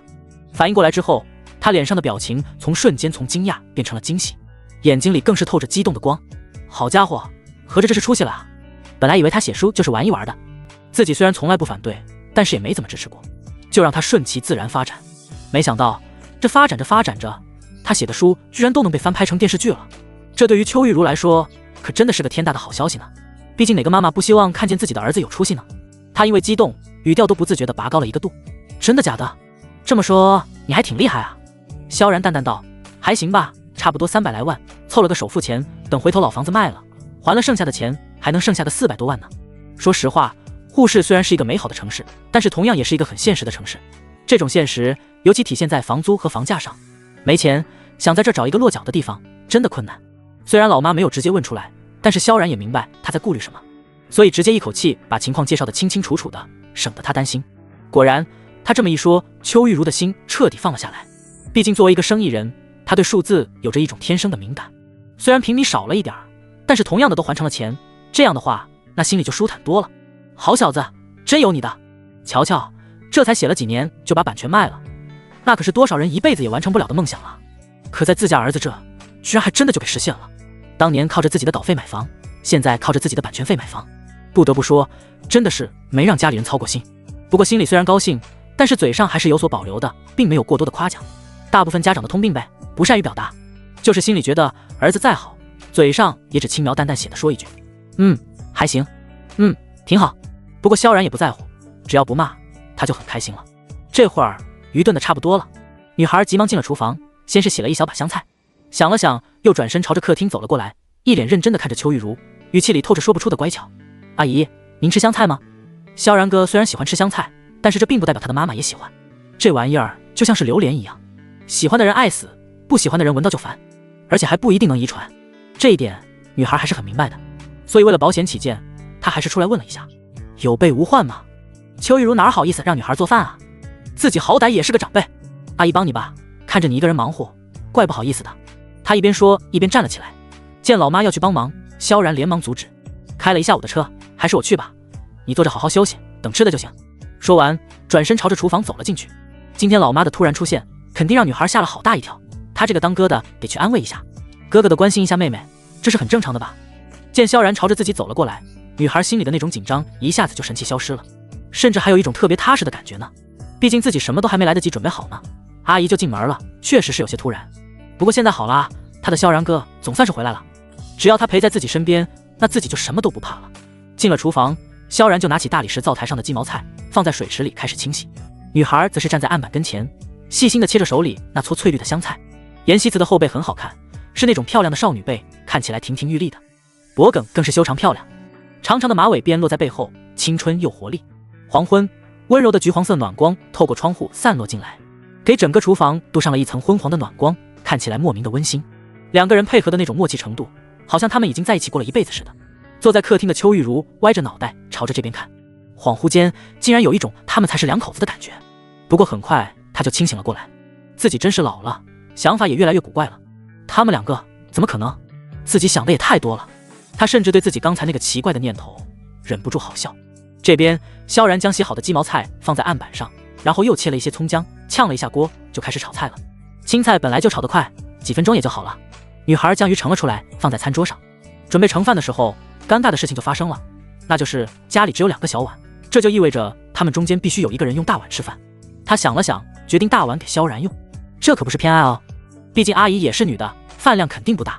萧然哥是男人，所以他用大碗才是最合适的。他这边才把饭盛好，萧然的青菜也出锅了，他朝着沙发那边喊了一声：“妈，吃饭了。”闻言，邱玉茹急忙站了起来，朝着餐厅这边走了过来。桌上的红烧鲤鱼摆放的端端正正的，整条鱼身特别的完整，除了改刀的地方没有一点掉皮之类的情况，上面还浇着浓郁的红烧酱汁儿，还有翠绿的香菜，光是看看就觉得食欲大开，看得邱玉茹忍不住感叹：这鱼做的不光闻着香，看着更香，萧然这小子可真是有口福啊。这话可是真心的。邱玉茹这人有个缺点，那就是不吃鱼，更是不会做鱼，倒也不是过敏，而是特别容易卡鱼刺，10次吃9次卡鱼刺，这可是不是他矫情，而是真的。邱玉茹出生的时候，家里的条件并不好，像鱼这种东西并不是经常能吃到的。那时候自己年纪小，正是贪吃的时候，每次都是急急忙忙就往嘴里塞，几乎是都被鱼刺卡住，然后难受个1天半天的。再后来随着自己嫁人了，生活也慢慢好了起来，但是也不知道为什么，还是吃一次卡一次，后来索性就不吃了。一来呢是省得别人笑话，二来呢卡着确实难受。不过这并不妨碍他对女孩的肯定，毕竟现在女孩会做饭的少，肯做饭的更少，就凭这一点咱就该鼓励。听见阿姨这么说，女孩笑得一脸真诚：阿姨您过奖了，我这就是才学会的，萧然哥比我做饭可好吃多了，是我有口福才对呢。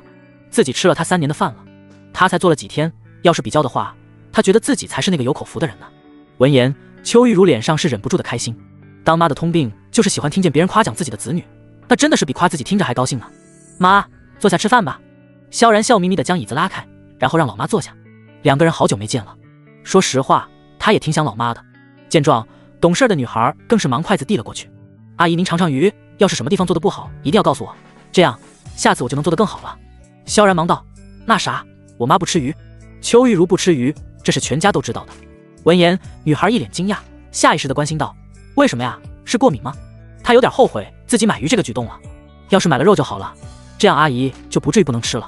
光吃点青菜，总是觉得自己招待不周，想想都觉得愧疚。看着女孩脸上的失落，邱玉茹忙解释道：也不是过敏，说了你别笑话，别看阿姨这么大年龄了，每次吃鱼就卡鱼刺，这后来索性就直接不吃了。这是真的，不是他矫情。这事儿自己也挺没办法理解的。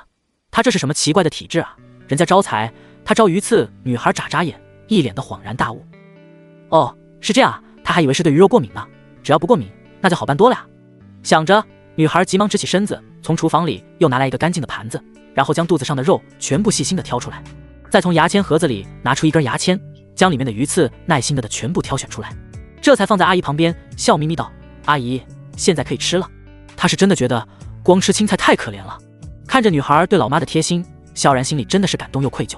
感动的是，她居然对自己的妈妈也这么好；愧疚的是，自己当儿子这么多年，总是想着老妈不吃鱼，觉得自己也不吃就行了，但是还从来没想过要帮她把鱼刺挑出来呢。和她一比较，自己是真的太粗心了。邱玉茹看着剔好鱼刺的鱼，更是一脸的感动。这可真的是太不好意思了，你快吃你的，别管阿姨。自己都是40多岁的人了，照顾小辈是应该的。但是今天自己不但没有照顾这个孩子什么，反而被他照顾得无比熨帖，心里除了感动，就是对他的喜欢，真的是太懂事儿了。这孩子要不是严离妹妹的话，自己都想要让他跟儿子处对象了。他笑眯眯地夹了一块鱼，放在女孩的碗里，眼神里满满的都是温柔。你也吃，小姑娘多吃鱼对皮肤好。说完，自己夹了一块女孩包好的鱼放在了嘴巴里，随着带着一点汤汁的鱼肉在味蕾里绽放，那种鲜美让他忍不住点点头。鱼肉是真的好吃啊。他朝着女孩举了举大拇指，一脸肯定道：“真不错。”听见邱玉茹喜欢吃，女孩开心极了，忙要拿盘子再给她多挑一些。邱玉茹哪好意思啊，伸手拦她：“不用不用，这都2大块了，够了够了，你别光顾着我，自己也吃点。”他说完更是低头给她夹鱼肉，但是因为最好的鱼肉已经全部被女孩挑给自己了，他勉强挑了些不错的放在女孩的碗里。来，咱们一起吃。2个人你一句我一句的，看着就跟亲娘俩似的，好像完全忽略了中间的萧然。不过尽管这样，萧然心里还是莫名的开心。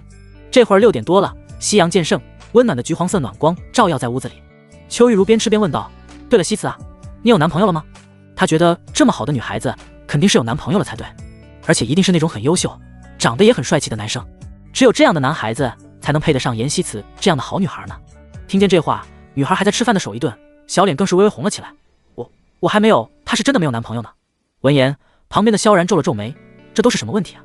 老妈，你确定这样的话不会显得很唐突吗？操心自己的就算了，怎么还操心起严西辞的了？见女孩一脸扭捏，邱玉茹眉开眼笑道：“哦，那你想找个什么样的男朋友啊？我觉得一定得是特别优秀的男孩子才能配得上你呢。”闻言，女孩的脸更是红了起来。这怎么一见面就说这个啊？或许作为长辈，因为过来人的原因，都觉得没什么，都觉得问问感情问题属于关心。但是作为小辈，真的会原地社死。尤其是像严西辞这种还没谈过恋爱的女孩，更是恨不能找个地缝然后钻进去。毕竟这对于她真的是一个敏感的话题呢。女孩低着头支支吾吾道：“阿姨，我还没想那么多呢。要是阿姨知道自己喜欢的人就是她的儿子，那还不知道会发生什么事儿呢。”光是想想就觉得刺激又紧张，一张小脸儿忍不住更加红了起来。见她小脸微红，萧然自然知道这是害羞了。他夹了一块鱼放在严西辞的碗里：“好好吃饭。”说完又朝着老妈看了一眼：“你这管的闲事儿也太多了，西辞还小呢，急什么？毕业了也不迟。那么早找男朋友干什么？现在渣男这么多，万一要被骗了怎么办？”闻言，旁边的女孩感激地朝着萧然看了过去。果然看，还是萧然哥最懂自己了。要是你没有他在的话，自己一定要难为情至死了。邱玉茹倒是对儿子这一句话很是不理解。她吃了一口米饭，继续道：“西辞今年也该20岁了，你那会儿才18岁就和严离处对象了吧？都说这男大当婚，女大当嫁的，自己就是问一句，人家女孩害羞也就算了，她紧张个什么？再说了，自己不过就是随口那么一说而已，毕竟大家之前都没怎么见过面，多沟通才能了解嘛。”萧然无奈一笑，然后夹了一块鱼放在老妈的碗里：“你也多吃点，多吃点就能少说2句了。”不得不说，女孩做的饭还是很好吃的。没一会儿功夫，3个人就吃完了饭，桌上的鱼更是只剩下1排骨架，真的是一点都没浪费，就连鱼头都被萧然给吃了。吃完还一脸肯定地看着严西辞，做的真不错，现在做饭是越来越好吃了。听见萧然的夸奖，女孩心里瞬间就开心了起来，当下笑得甜美又灿烂。只要萧然哥喜欢吃，我一定会做得更好的。闻言，才放下筷子的邱玉茹一愣，女孩对萧然似乎好的有点过头了。怎么说呢，有点像情侣那种好，不过也保不齐是真的把萧然当哥哥看，这一点她不太敢确定。毕竟这才一顿饭的功夫，并不是特别了解他们的相处方式。女孩也明显意识到自己嘴快了，心虚的用余光偷瞄了一眼对面的邱玉茹。要是被阿姨看出来自己对萧然哥图谋不轨的话，那真的是要羞死人了。越想越是觉得紧张，不由得微微心跳加速，一双小手也就在了一起，显得有些拘束。不过万幸，邱玉茹什么都没说，而是笑眯眯地站了起来，开始收拾桌子上的碗筷。毕竟女孩已经忙活一下午了，她实在是不好意思让她一个人继续忙活。严希慈哪好意思啊，忙起身拦着她：“阿姨，没事儿，我来就行。”说完就用白净的小手将阿姨手里的碗碟接了过来，然后利索地收拾了起来。严希慈虽然是干活新手，但是她真的很利索，可能和她的细致也有关系，做什么事儿都是有模有样的，一点也不拖泥带水。看着女孩能干的样子，邱玉茹眼神中流露出些许赞赏：“希慈啊，还是阿姨来吧，你辛苦一天了，这点活阿姨能干。”说完也跟进了厨房，开始擦洗灶台。见阿姨开始干活了，女孩忙伸手拉她：“没事，阿姨，我来就是了。您今天刚过来，要不让萧然哥带你出去转转吧？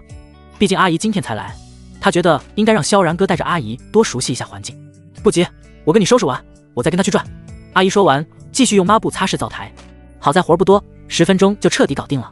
萧然知道老妈今天肯定是憋了一肚子的话想跟自己说，他识趣儿地看着才忙完的老妈：“妈，走吧，我带你在小区里逛逛，就当是吃完饭散步了。正好一会儿去超市给你买个床单。”老妈来的匆忙，自己什么也没准备，正好现在有时间，她陪着她一起去买。闻言，邱玉茹白了她一眼：“等你想起来呢，人家小希早就给我准备好了。要说这男孩子就是没有女孩子贴心，真是可惜自己当年没生个女儿出来。”闻言，萧然诧异的朝着女孩看了过去：“你什么时候买的？”没想到女孩居然这么细心，把老妈要用的东西都已经买好了。站在厨房里的女孩腼腆一笑，眼神里的光认真又诚恳：“我下午不是正好没事吗？所以我就去超市帮阿姨买了，也不会买，都是瞎挑的，希望阿姨不要嫌弃我才好。”她可不是瞎挑的，怀着生怕阿姨不喜欢的心思，那选东西时候的认真劲儿，恨不能把眼睛都挑瞎了呢。这么说，不过是怕阿姨有心理压力而已。她其实不是那种很懂得表达自己内心的女孩子，就连对人好也是一样的，只会默默的付出，生怕别人有心理压力。有时候就算自己真的很用心，也只会说都是顺手，没什么的，不嫌弃不嫌弃。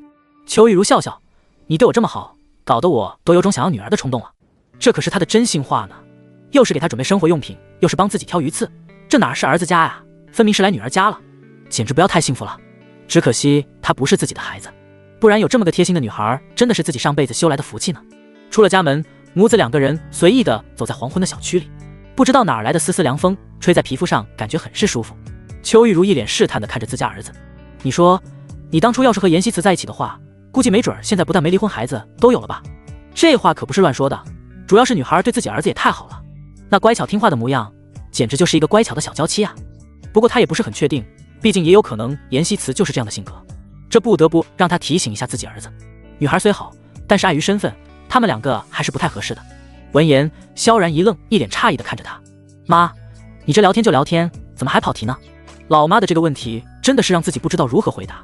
再说了，早她也不认识严希慈啊。老话说得好，早知3天事儿，富贵1万年。邱玉茹神秘一笑：“你瞧你，聊聊天呗，那个小心眼的劲儿，什么话跟老妈还不能说啊？”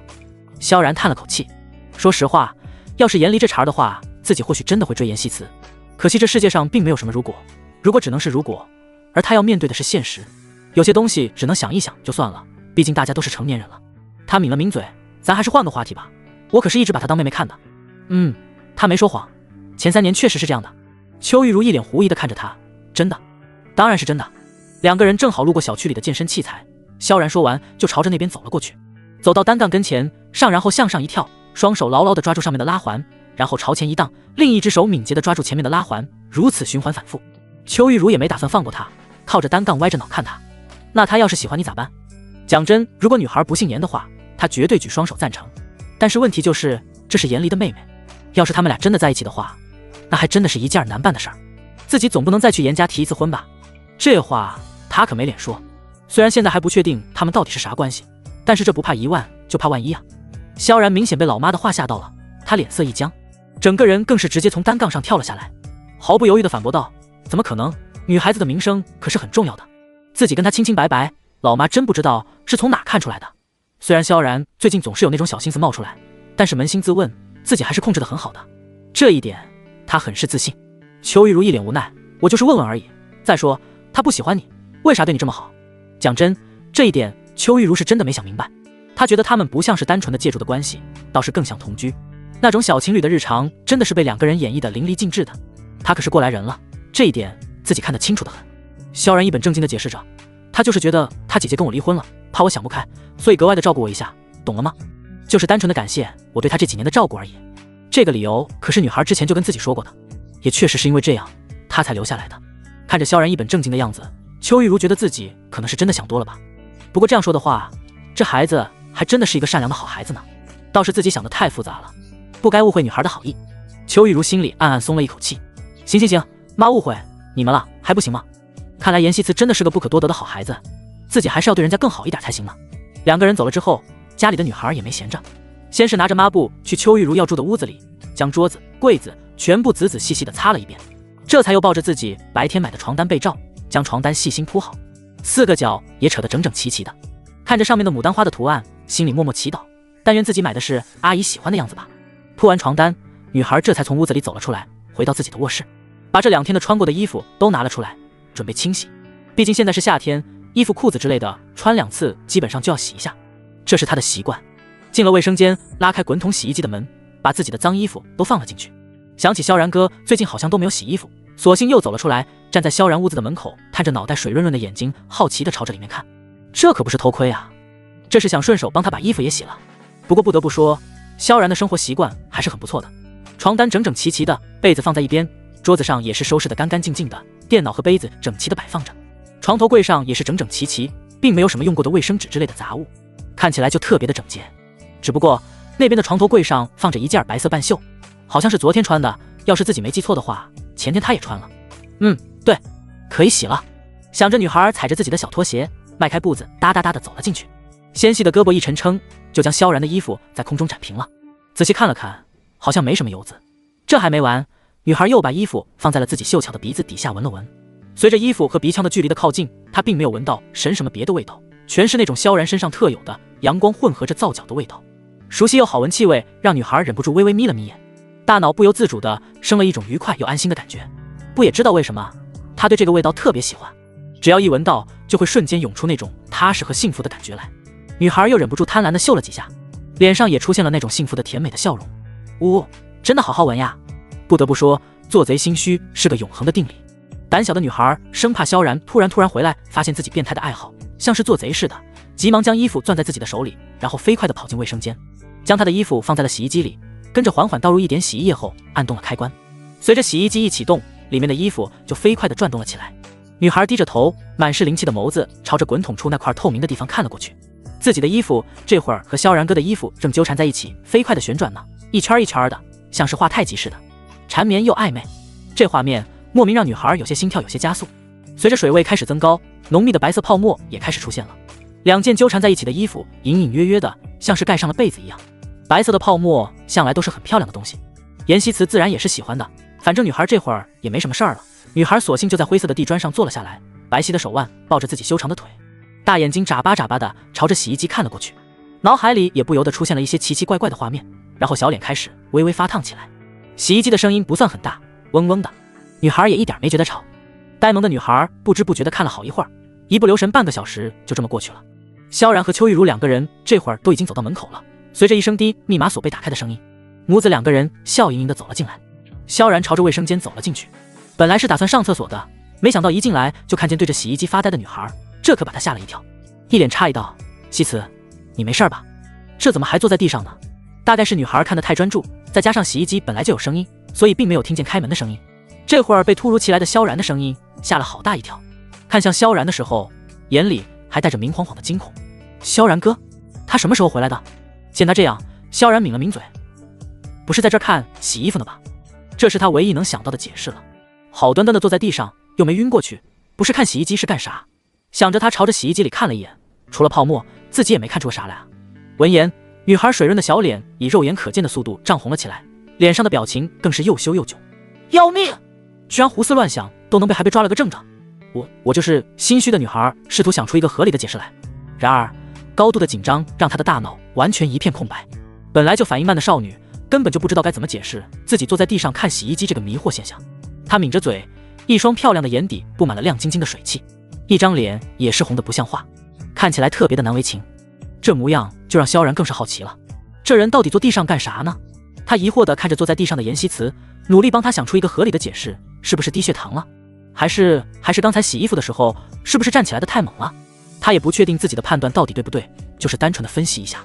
聪明的女孩急忙借坡下驴，对，我就是一晕了一下，然后害怕自己摔倒，索性就坐下了。说完更是立刻爬了起来，很不的马上结束这个令人尴尬的场景。这套操作直接给萧然看懵了，这什么情况啊？看着他慌张的背影，萧然不确定地问道：“那个，要不要喝点水？”妍希此可不缺水，她缺的是一个让自己逃离尴尬的地方。不用了。女孩说完就急忙朝着自己的屋子里走了进去。她现在迫切的需要冷静一下，不然的话自己真的会原地社死的。进了门，女孩就飞快地把自己的门锁上，满脸通红地扑在了自己柔软的双人床上，像一只鸵鸟似的飞快地把脑袋埋进了 Kitty 猫的怀里，脑袋还不停地在上面蹭来蹭去，一边感受着自己的心跳，一边暗暗骂自己没出息。妍希慈啊，妍希慈，你怎么会有这种怪癖啊？还被人当场发现了，要是被萧然哥知道了真相，那自己真的是要羞死了。这到底是什么毛病啊？以后绝对不可以再犯了，绝对不行！这样奇怪的举动会被人以为你脑子有病的。看着女孩的背影，站在客厅的邱玉茹忍不住有些担心，这孩子是不是身体不舒服啊？想着，她默默地换了鞋子，然后走到了餐桌跟前，给女孩倒了一杯温水，走到了她门口，轻轻敲了敲门。希慈，是阿姨，我可以进来吗？她说话的语气很是温柔。里面还在疯狂求 Kitty 猫安慰的女孩听见是阿姨，先是一愣，跟着像是弹簧似的瞬间坐了起来。阿姨找自己做什么？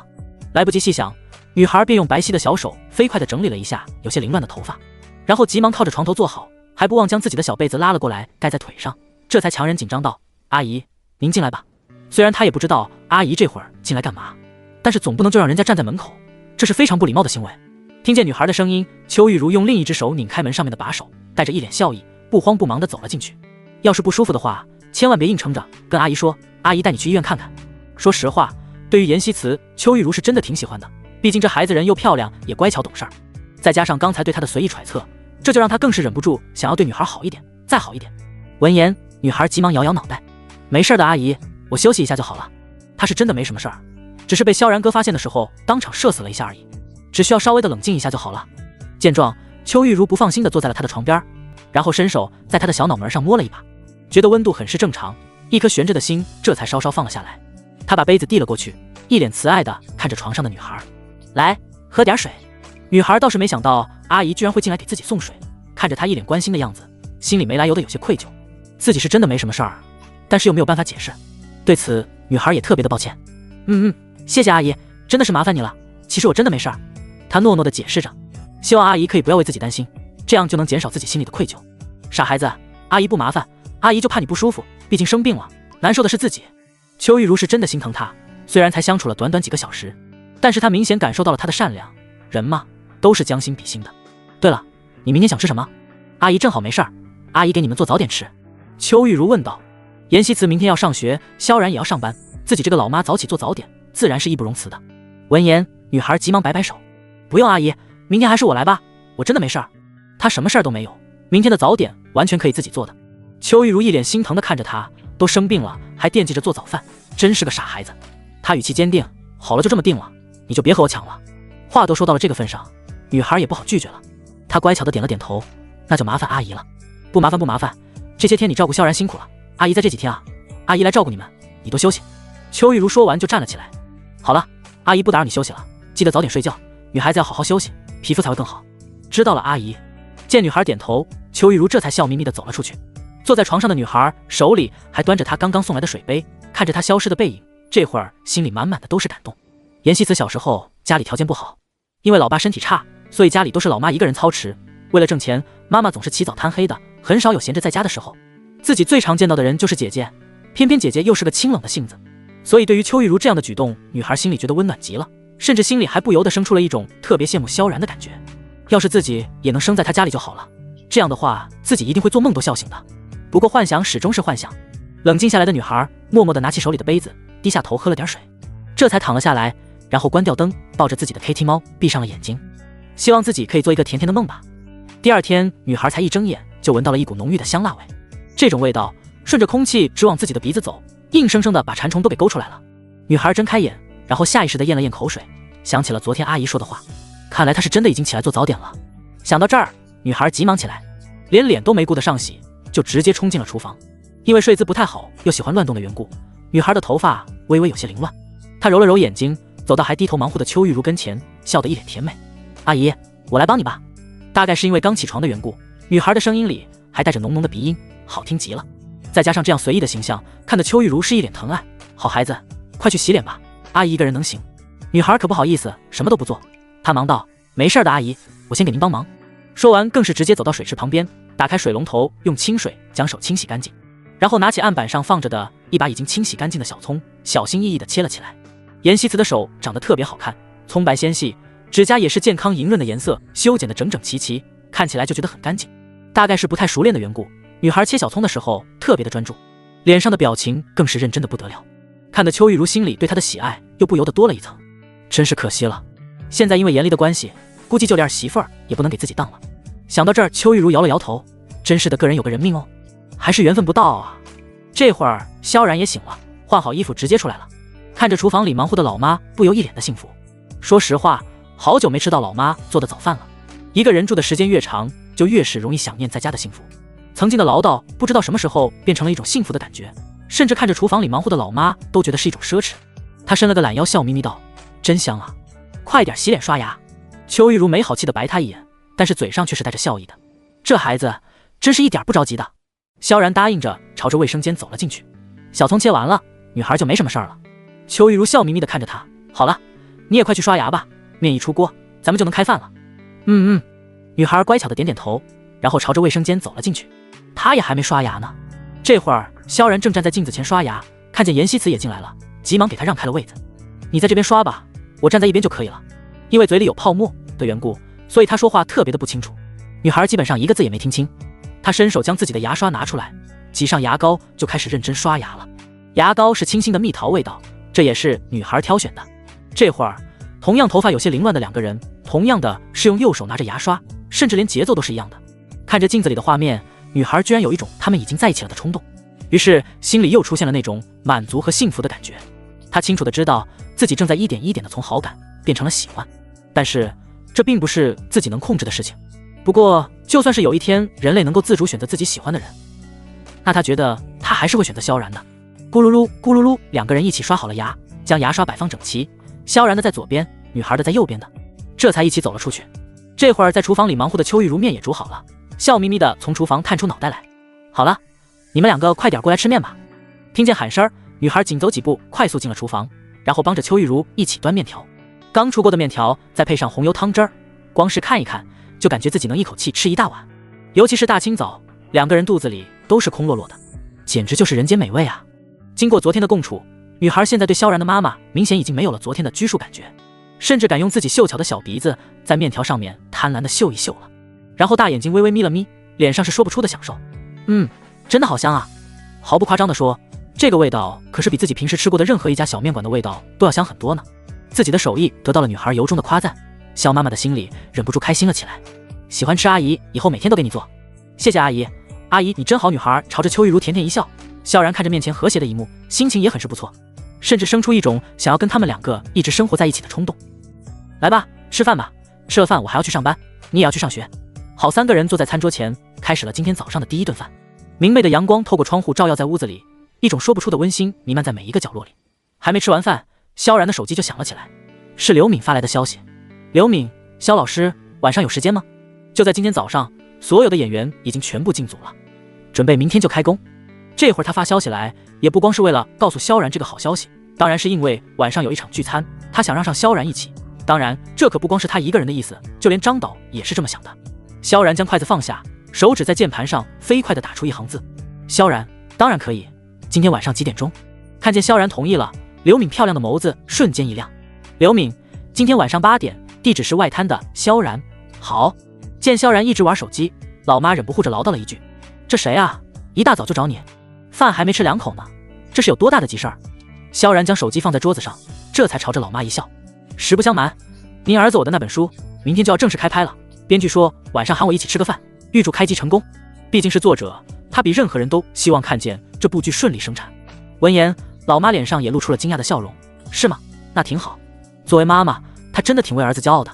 正在吃饭的妍希慈明显也被这个好消息震惊了一下，嘴角的一根面条都忘记了吸溜进去，长长的睫毛颤了颤，一脸不惊喜地看着萧然：那可太好了。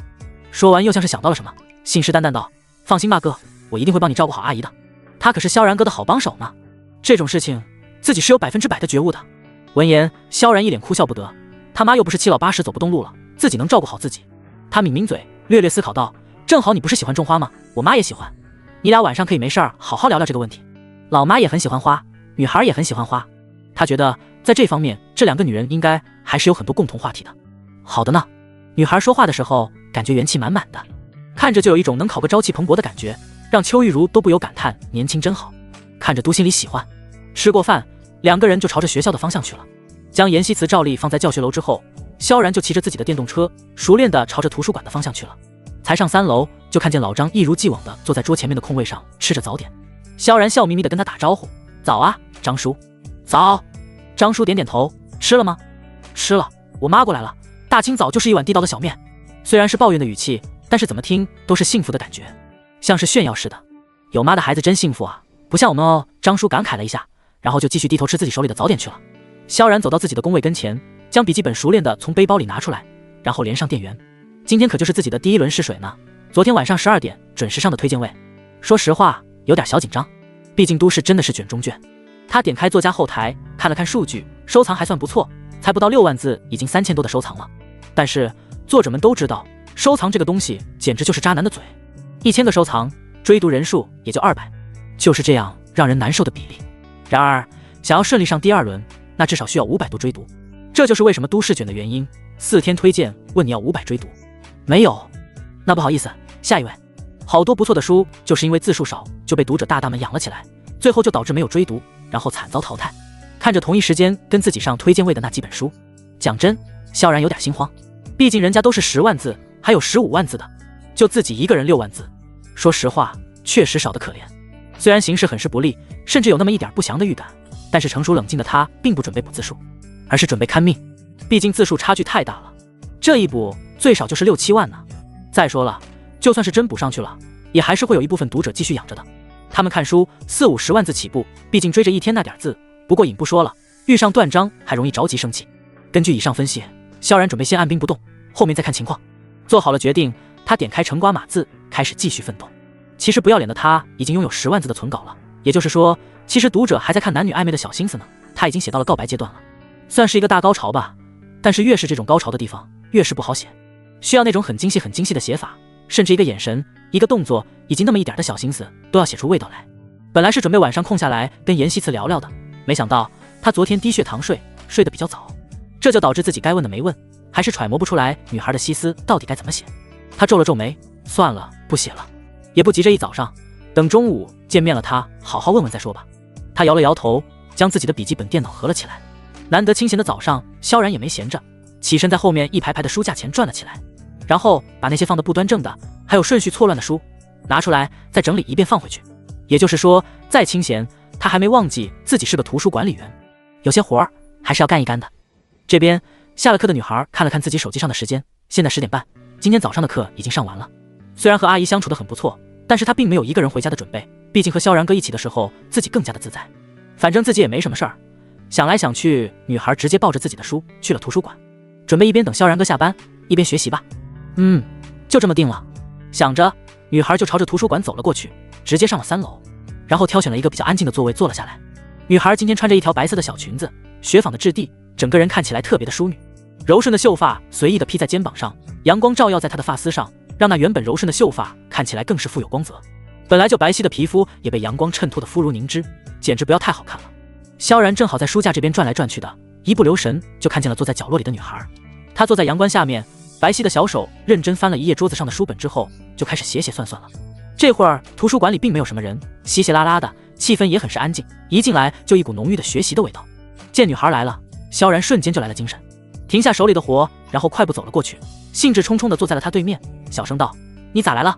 自己正惦记她呢，没想到人就主动送上门了。看见萧然，女孩嫣红的嘴巴荡出一个甜甜的笑容，露出一排整齐可爱的小白牙，眼里细碎的光一闪一闪的，像是藏着一把被人揉碎了的星辰似的。我来学习啊，正好等你下班。她的声音像是小奶妈似的，甜软可爱，搞得萧然没来由的心尖一颤。这妮子没事朝着自己笑得这么好看干什么？他都有点不知道该说啥了。萧清了清嗓子，这才一本正经地看着他。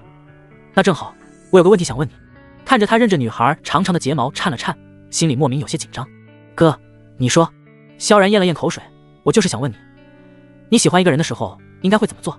看着他认真带着渴望的目光，女孩瞬间胸口一紧，一双按在书本上的小手也微微用了些力气，莹润漂亮的指甲也从原本粉嘟嘟的颜色变得微微有些发白。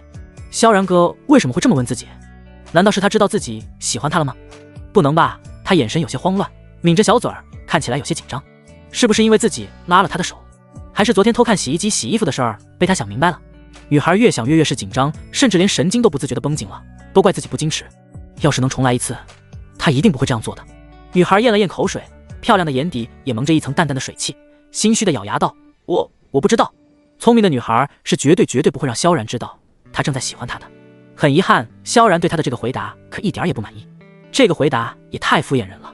他朝前凑了凑，一脸狐疑地看着她：怎么可能呢？难道你长这么大没有喜欢过别人？每个人多多少少都会有一些恋爱经历的，哪怕是暗恋呢？不知道，这明显就是不想说吧。看着他一脸的不相信，嘴硬的女孩脑袋里的弦绷得更紧了，一双小手也默默地从书本上拿了下去，然后揪在了一起。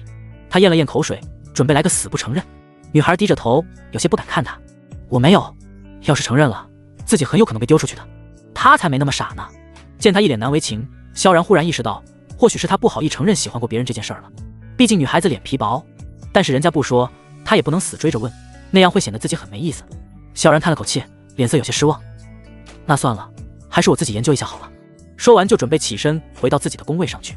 见他要走，女孩还以为他这是生气了，毕竟这个答案自己都知道是骗人的。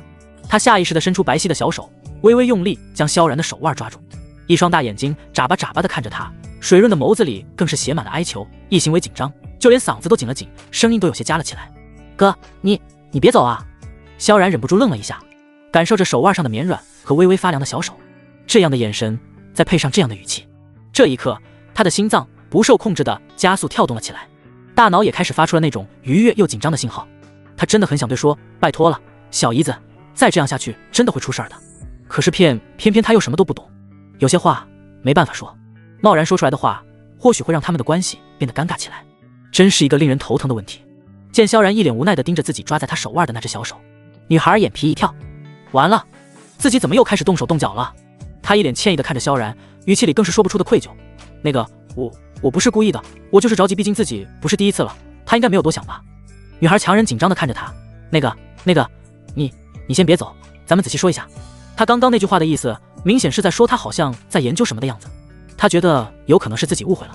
萧然抿了抿嘴，朝着四周看了一眼，好在本来就人少，根本就没人朝这边看，他这才松了一口气。没事儿，先坐下说。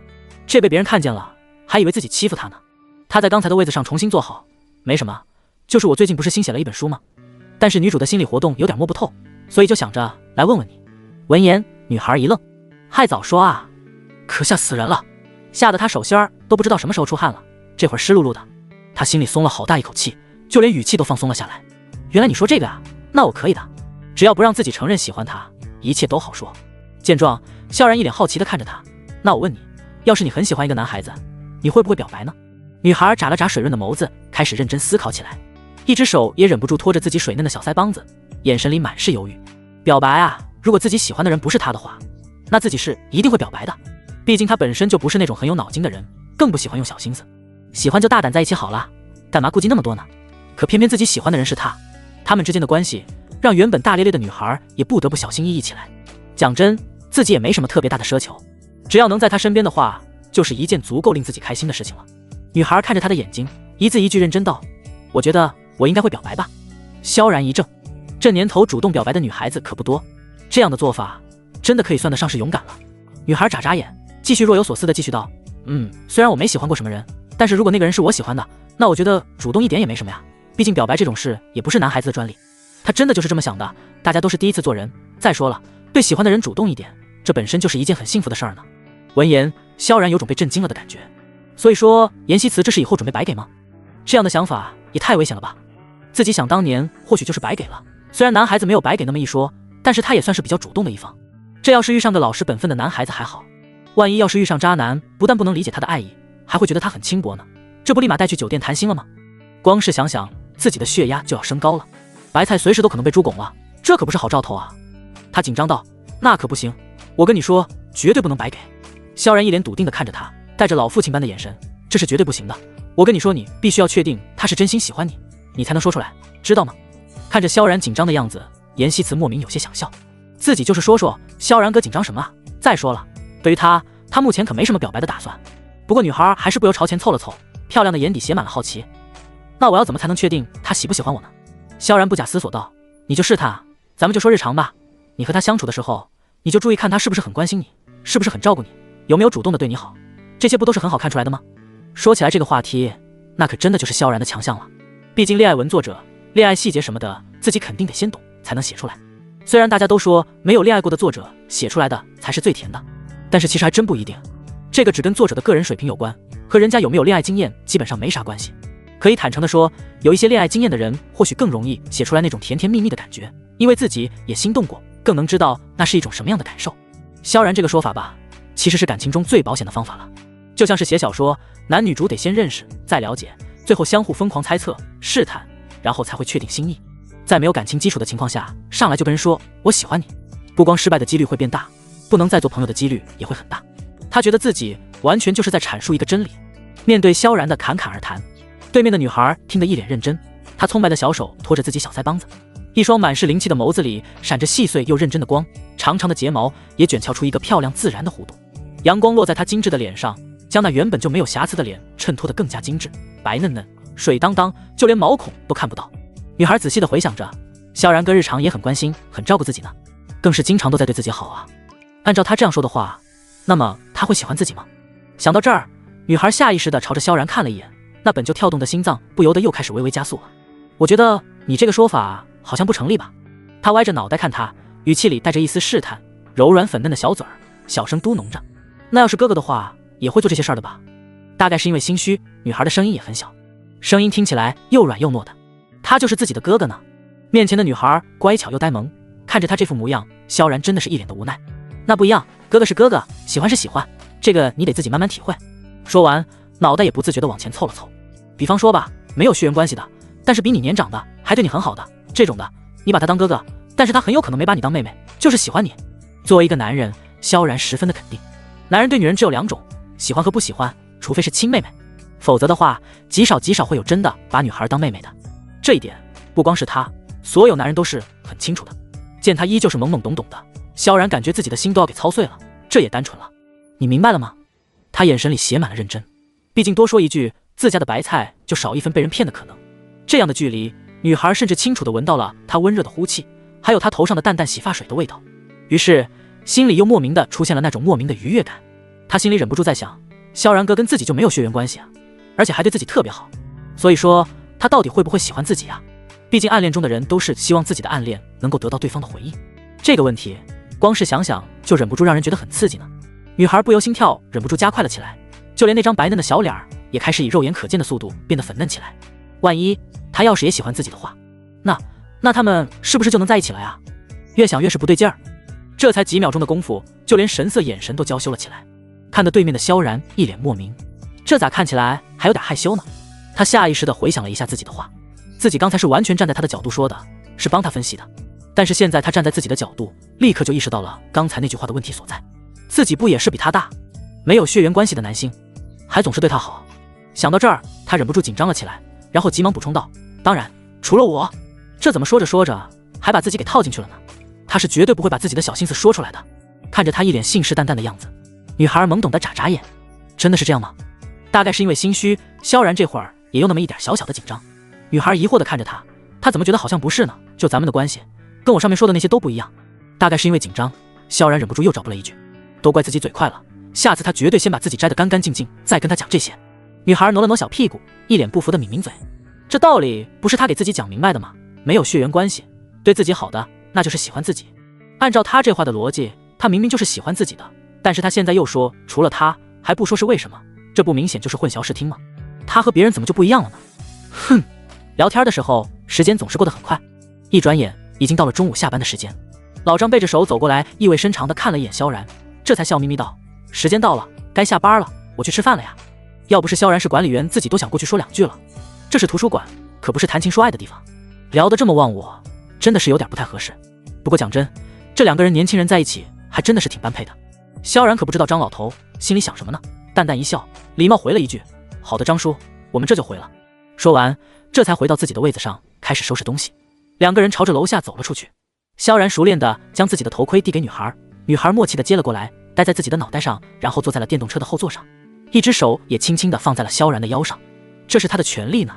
他每天最喜欢的事儿就是坐他的电动车，然后抱着他的腰。每次这样抱着他，就会有一种他们很亲密的感觉，然后心里就会出现那种愉悦有舒适的感觉，一整天都会特别的满足。萧然熟练地转动车把，电动车开始前行。中午是一天最热的时候，太阳刺眼，空气闷热。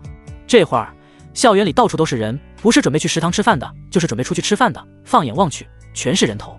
看见萧然背后坐的女孩，几个女生一边小手扇风，一边小声八卦，这萧老师最近怎么总是带着一个女生啊？他俩到底啥关系啊？你是什么时候瞎的？都抱着腰了，你觉得是什么关系？那我岂不是彻底没机会了？为了他我可是没少去图书馆呢。哎，我听说萧老师好像结婚了。别乱说，不可能，萧老师今年才多大啊？哎呀，求你了，别看了别看了，难道你多看一眼，萧老师会下来送你把扇子吗？其实对于萧然结婚没结婚，以及严希慈和他到底是什么关系，学校里大部分人都是不知道的。大学就是这一点好，人多，虽然嘴也杂，但是大家似乎都是聊两句也就忘记了，谁也没那么多闲心去刨根问底。闻言，最先说话的女孩一脸的不情愿，好不容易在学校发现了一个优质男，这还没开始呢就结束了。邱玉茹今天早上闲着没事儿，索性就自己去了菜市场买了些排骨和鸡肉，准备做冬瓜排骨汤，还有歌乐山辣子鸡，这些都是儿子喜欢吃的。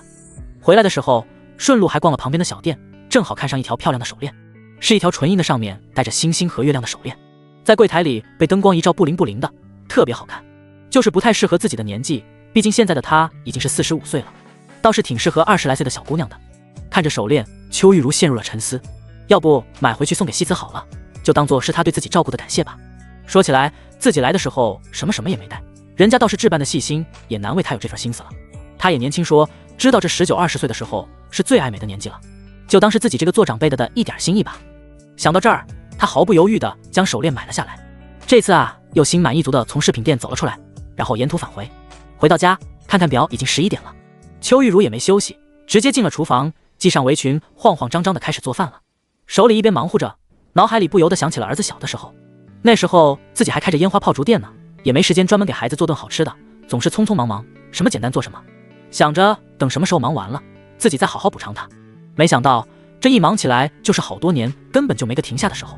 后来吧，好容易自己闲下来了，可是儿子又长大了，上了大学住校了，再后来就结婚，两口子过小日子去了。其实有的时候也不光是子欲养而亲不待，有可能是等你想认真陪孩子的时候，发现他已经独立自主，已经长大成人，已经不再那么需要你了。想到这儿，邱玉茹无奈地摇摇头，这大概就是人生吧。才刚炒好菜，就听见电子锁的开锁声音，回头一看，是萧然和严希慈回来了。看见邱玉茹在厨房忙活，严希慈急忙走了进去，一脸热情道：“阿姨，我来帮你吧。”邱玉茹一脸疼爱地看着他，心里忍不住感叹：年轻真好，穿什么都漂亮，不像自己现在年纪大了，再好看的衣服也穿不出那种感觉了。她笑眯眯道：“不用不用，阿姨都已经做好了，这么漂亮的白裙子被弄脏可就不好看了。”说完想起自己给她买的手链，将女孩拉到餐桌旁边，从上面拿起一个精致的小盒子。对了，希慈啊，阿姨这次来的着急，没给你带什么礼物，这个呢就是一个心意。看着邱玉茹手里的小盒子，萧然一愣，心里莫名有一种婆婆要给媳妇见面礼的感觉。她脸上写满了诧异，好家伙，见面礼！当初老妈见严离的时候也是比较突然的，啥都没准备，不过老妈也没说第二天给人家补个什么礼物啊。这到了严希慈这儿，对她就这么好呢，搞得自己都有一种她很支持他们在一起的错觉了。这可是一个危险信号啊！旁边的女孩比萧然还要惊讶呢，漂亮眉头一动，水润的眸子里更是写满了惊讶，就连小嘴儿都微微张开了一些。大概是没想到阿姨居然会送自己礼物，她慌张的摆摆小手，眼里的光格外认真。不行的，阿姨，这礼物太贵重了，我可不能收。自己赖在这儿白吃白住就已经很不好意思了，还要收阿姨的礼物，自己可真的是脸皮太厚了。懂礼貌的女孩子是绝对不可以这样做的。见状，邱玉茹嘿嘿一笑，哎呀，这个就是今天出去逛的时候顺路买的，特别适合你们这些年轻的女孩子，你就收着吧。她就是单纯的想表示一下自己的心意而已。再说了，这也不是什么贵重东西，没想到这丫头还害羞上了。女孩下意识朝后退了一步，真的不能收，阿姨，爸妈从小就教育自己不可以收别人的礼物，再说她是真的不好意思让阿姨破费。见她执着着不肯收，邱玉茹一脸无奈地看着自家儿子，你看这孩子就是一条手链而已，快，你跟他说说，真的就是一个普通的小礼物，也不算是什么贵重东西，就是单纯的觉得适合他就买回来了而已。原本萧然是准备看个热闹来着，听老妈这么一说，只好做出一副要帮忙的样子，笑眯眯地看着严希慈：“我妈给你，你就收着呗。”说实话，看老妈对她这么好，自己心里怪高兴的。到底为啥高兴？那答案不要太简单了。她觉得她好呀，好姑娘就应该有好待遇啊。萧然说完，更是直接将老妈手里的盒子拿了过来，用手一扳将盒子打开来，里面是一块黑色的绒毛垫子，上面放着一条银色的手链，带着一排星星的吊坠，最大的那个是一个月亮形状的。整个手链看起来不灵不灵的，是小姑娘们喜欢的那种。她点点头，朝着老妈一脸肯定道：“有眼光，选得不错。”说完，更是直接抓住女孩纤细白皙的手腕，低着头，一只手将手链放在了她的手腕上。女孩明显被她这个动作惊呆了。她一脸不可思议地看着对面认真给自己系手链的萧然，她的手掌温暖又干燥，抓着自己的时候，心里就会有一种说不出的安全感和幸福感。她低着头，这样的角度，女孩可以清楚地看见她那挺拔的鼻子，还有滚动的喉结。萧然戴得认真极了，一只手抓着女孩的胳膊，另外一只手将手链的另外一头抓住，然后把上面的小扣子扳开，跟着把另外一边的纽扣搭了上去，轻轻一按，手链就系好了。她的心跳不由得微微有些加快。阿姨送的手链，萧然哥给自己戴上。萧然将手链系好，又仔细地看了看，确认自己是真的系好了，这才放心地将自己的手腕送来。手链真的很好看，在阳光的照射下闪闪发亮。女孩看着她，心里有一种前所未有过的特殊感觉，就好像是那种婆婆送儿媳见面礼的感觉，让女孩激动又幸福。看着她眼底雀跃的欢喜，萧然也忍不住开心了起来。说起来也真的是奇怪，萧然一直都是一个自制力特别强的人，这也一直都是他引以为傲的点。但是最近他好像发现自己的自制力好像在不知不觉中被他点一点的瓦解了。就像在图书馆的时候，他抓着自己的手腕，他就会不由得不忍心。现在更是见他不要，自己就忍不住想他戴上。他觉得要是再这样下去的话，总有一天自己会真的把持不住自己的。站在一旁的邱玉茹可不知道两个人有这么多的内心戏，看着女孩手上的手链，笑得一脸满意。瞧瞧这小手白的，戴上就更好看了，年轻真好啊。瞧瞧这细皮嫩肉的，自己看着都喜欢的不得了。看着他眼里的温柔，女孩心里忍不住泛起了一丝感动。谢谢阿姨，手链很漂亮，我很喜欢。女孩笑盈盈地看着邱玉茹，讲真，自己真的很喜欢这条手链呢。喜欢就好，阿姨生怕你不喜欢呢。邱玉茹一脸疼爱地看着她。行了，都洗洗手，准备吃饭吧。吃完中午饭，女孩就抢着去洗了碗筷。萧然在短短的午休之后就去了学校。刘敏下午也没什么事儿，自己洗了个澡，照例给自己涂上身体乳，又化了一个精致的妆容。5点半的时候就开上车，朝着交大的方向去了。他们要去的是一个特别有名的高档私房菜，本身就只对熟人开放，去那儿吃饭的都是有身份的人。为了这顿饭，张导更是直接包了场，也就是说，只有他们剧组的人才能进去，其他人都进不去。就算是自己去了，也得出来接萧然。想了想，还不如直接跟他一起去呢，正好路上还能聊聊天。到了学校门口，刘敏这才给萧然去了消息。刘敏，萧老师，我这会儿再去你们学校的路上，你下班了直接出来就好。看着刘敏的消息，还在码字的萧然一愣，难道现在的作者待遇都这么高的吗？编剧专车接送，他本来是打算打车过去的，没想到这自己还没下班呢，接自己的人就来了。他忙回复道：不用了，我自己打车就好了，不用这么麻烦的。刘敏，别呀，萧老师，我这儿都到学校门口了。看着刘敏回复的消息，萧然也不好再多说什么了，既然人家都到了，自己再拒绝就没意思了。不过要是跟他一起的话，那自己可就不能送严希慈回家了。他今天下午是最后一节了，下课的时候正好也就是萧然下班的时候。想到这儿，他又给女孩去了一条消息：希慈，晚上我就不跟你一起回去了，路上注意安全。女孩这会儿马上就下课了，听见手机响了，先是看了一眼台上的老师，发现老师没注意自己，这才悄咪咪地低着头将手机从口袋里拿了出来，解开屏幕上的锁。看见是萧然的消息，女孩匆忙回复了一句：知道了，那你晚上少喝一点酒，早一点回家。就把手机又放回了口袋里。没2分钟，下课铃响了，女孩从课桌前站了起来，抱着自己的书，起身准备朝着外面走。见状，司莹莹立刻凑了过来：喂，你今天有没有时间陪我买个东西去啊？闻言，严希慈摇摇脑袋，漂亮的眼底写满了惋惜。她答应萧然哥要照顾阿姨了，阿姨一个人在家一定会很无聊吧？女孩摇摇头：不行呢，阿姨这2天来了，晚上萧然哥又有事儿，我得回去陪她呢。闻言，司莹莹一脸的惊讶：你都见婆婆了？天哪，这也太不按套路出牌了吧，这才几天啊就见婆婆了？再这样下去，下个月自己都能给孩子当干妈了吧？闻言，严希慈眼皮一跳，下意识地朝着四周看了一眼，见没人注意他们，这才瞪着眼睛，一脸抱怨地看着对面的司莹莹：小点声，那不是婆婆，那是阿姨。这人一天不乱说话就浑身难受吗？真的是。见他这副表情，司莹莹忍不住更像逗他了，她笑得一脸不怀好意，怕什么，迟早都是要改口的。女孩偶尔没想到这妮子不但没收敛，反而越来越过分，伸手就要去打她。司莹莹也不傻，转身撒腿就跑。女孩也不是吃素的，下一秒就毫不犹豫地追了过去，居然拿自己开玩笑，让自己抓到一定要好好挠她的痒痒，让她说话不注意。哎，对不起对不起，我错了，让你说。两个女孩好一顿打闹，终于司莹莹开始求饶了，不说了，饶了我吧。看着她一脸哀求的小表情，女孩这才满意的收了手。看她还敢乱说话，司莹莹耸耸肩，那你又是跟你的肖老师一起回家喽？他们最近可是天天一起来一起走的，成双成对的。闻言，女孩抿抿嘴巴，我们也不是每天都在一起的好不好？就比如今天萧然哥晚上有事儿的，虽然自己也很想跟他一起，但是既然他有事儿，自己还是要乖巧一点才行的，毕竟自己又不是拖油瓶。闻言，司莹莹像是想到了什么，眼睛一亮，那正好，总是觉得内衣有点紧，想买个大号一点的，你陪我去前面的店里看看好不好？前几天他们宿舍一个姑娘说是看见了一个偏方，吃了可以变大，于是宿舍4个人每天都一起吃，结果效果真的很不错，4个人都变大了呢。听见闺蜜说这个，女孩下意识地朝着她身上看了过去，果然真的变大了呢。她看着她胸前那颗快要被崩开的扣子，妍希慈精致的小脸上瞬间写满了惊讶。呀，真的哎，你看这个扣子都快挤开了。说完更是忍不住伸手想要感受一下，这种动作就是属于闺蜜之间的特权了。我摸摸你的，你摸一下我的，然后相互比较一下谁的手感好，谁的大。怎么说呢，就像是男生总是没事看谁尿的高一样。吓得司莹莹忙朝后退了一步。哎呀，人这么多，一会儿没人给你看。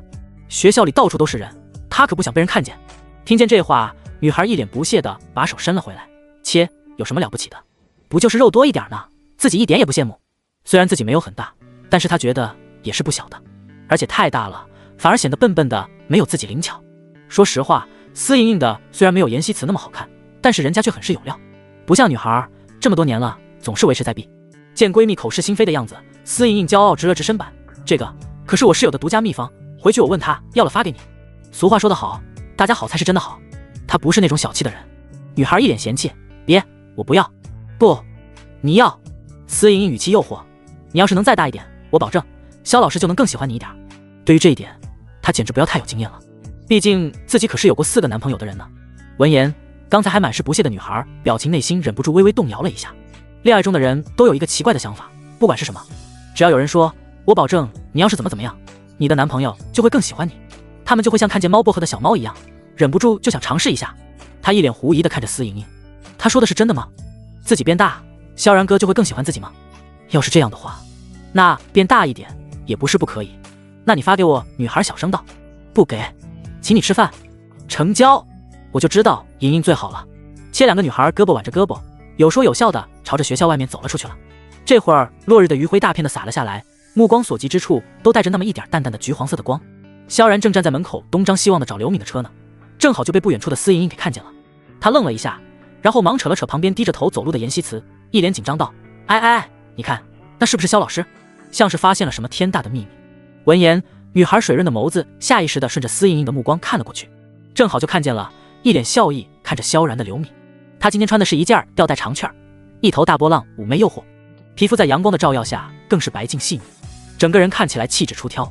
看着她，女孩皱了皱眉，陷入了回忆。自己骑电动车被摔的那天，好像就是这个姐姐送萧然哥回来的，没想到今天她居然又来接萧然哥了。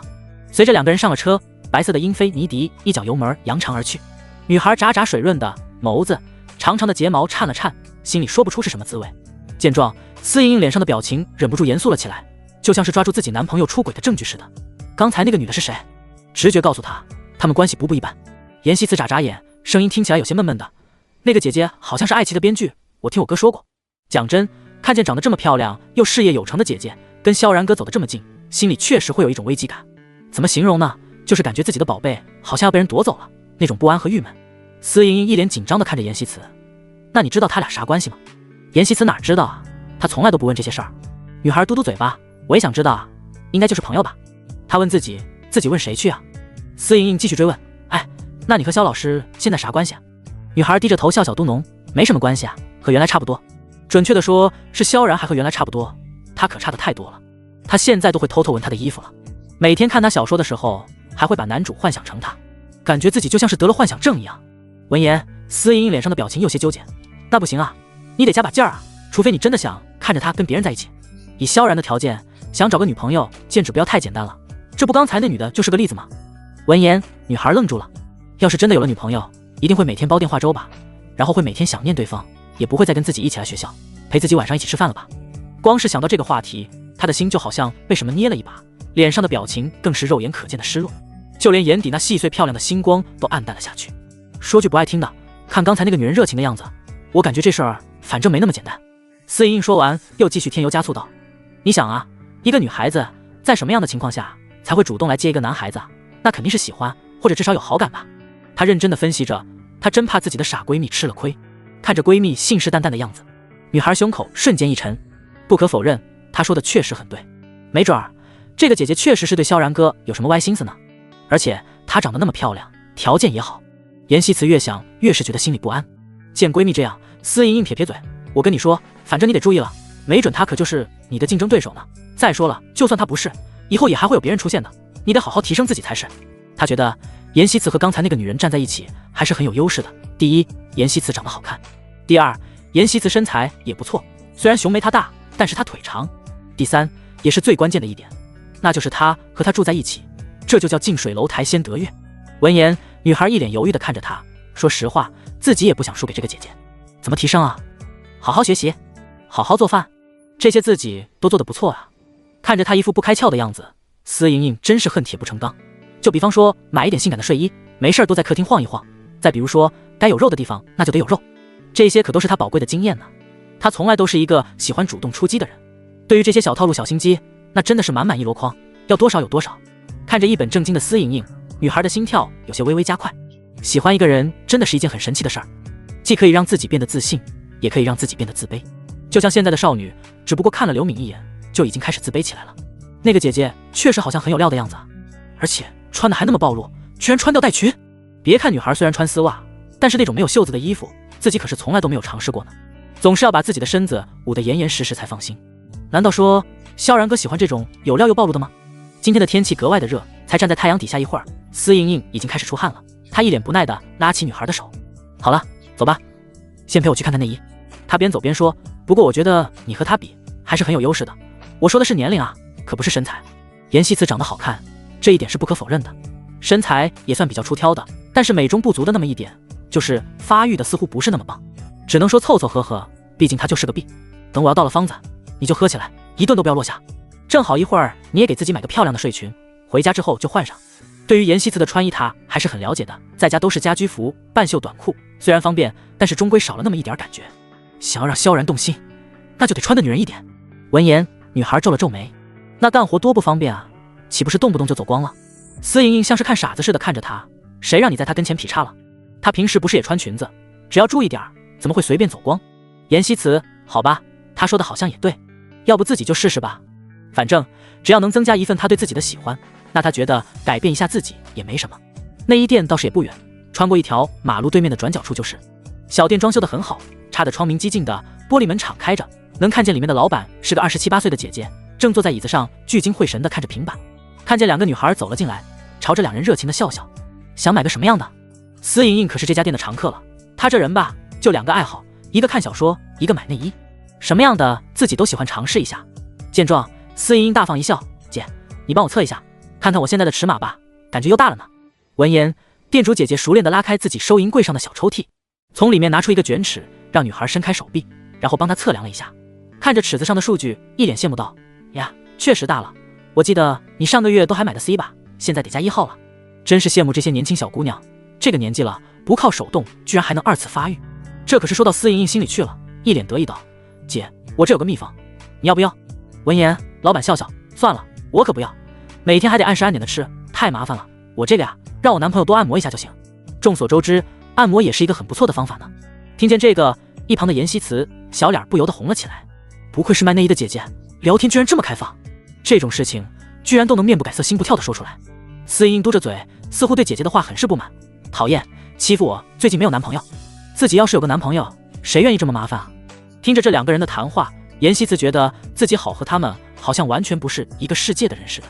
老板姐姐说完，笑眯眯的看了一眼严希慈：千万别听她的，就听姐的，让男朋友多揉揉，比啥都强。对于丰胸的秘方，自己知道的不要太多了，有些味道还不错，但是效果不好，有些效果虽然好，但是根本坚持不下去，真的是太难喝了。闻言，女孩眼皮一跳，下意识地想到了萧然，于是，一张脸不由自主地红了起来。这都是什么话？他才不要，就是在一起了也不要。见女孩红了脸，姐姐不由得笑了起来。瞧瞧，还害羞了。这么漂亮的姑娘，肯定有男朋友啊。这事儿有什么害羞的？行了，想要个什么样的内衣啊？姐这2天进了点新货，都在后面呢，可以过去挑挑看。老板姐姐笑得一脸温柔。不等女孩说话，司莹莹朝着递了一个眼神过去，然后意味深长道：她跟男朋友住一起，想要一条睡裙，你懂得没办法，毕竟是自家闺蜜，自己不给她操心，还真的就没人给她操心了。闻言，女孩眼皮一跳，漂亮的眸子里写满了慌张。她说出来了？谁让她说出来的？这种羞羞的事情怎么可以告诉别人啊？越想越是觉得紧张，一双小手又不由得揪在了一起，就连鼻翼都伸出了一层细密密的汗珠呢，真的是太难为情了。她才不是那么色气的女孩子。女孩下意识地反驳道：我没有。说完狠狠瞪了司莹莹一眼，真是再也不和她好了。这个大嘴巴什么都要告诉别人，这下姐姐心里一定以为自己是那种只会勾引男人的人了。哎呀，没事儿，都是女孩子，我懂。姐姐笑得一脸温柔，说完更是抓着女孩的手就朝着后面走。我跟你说啊，这种事儿其实很正常的，没什么好紧张的。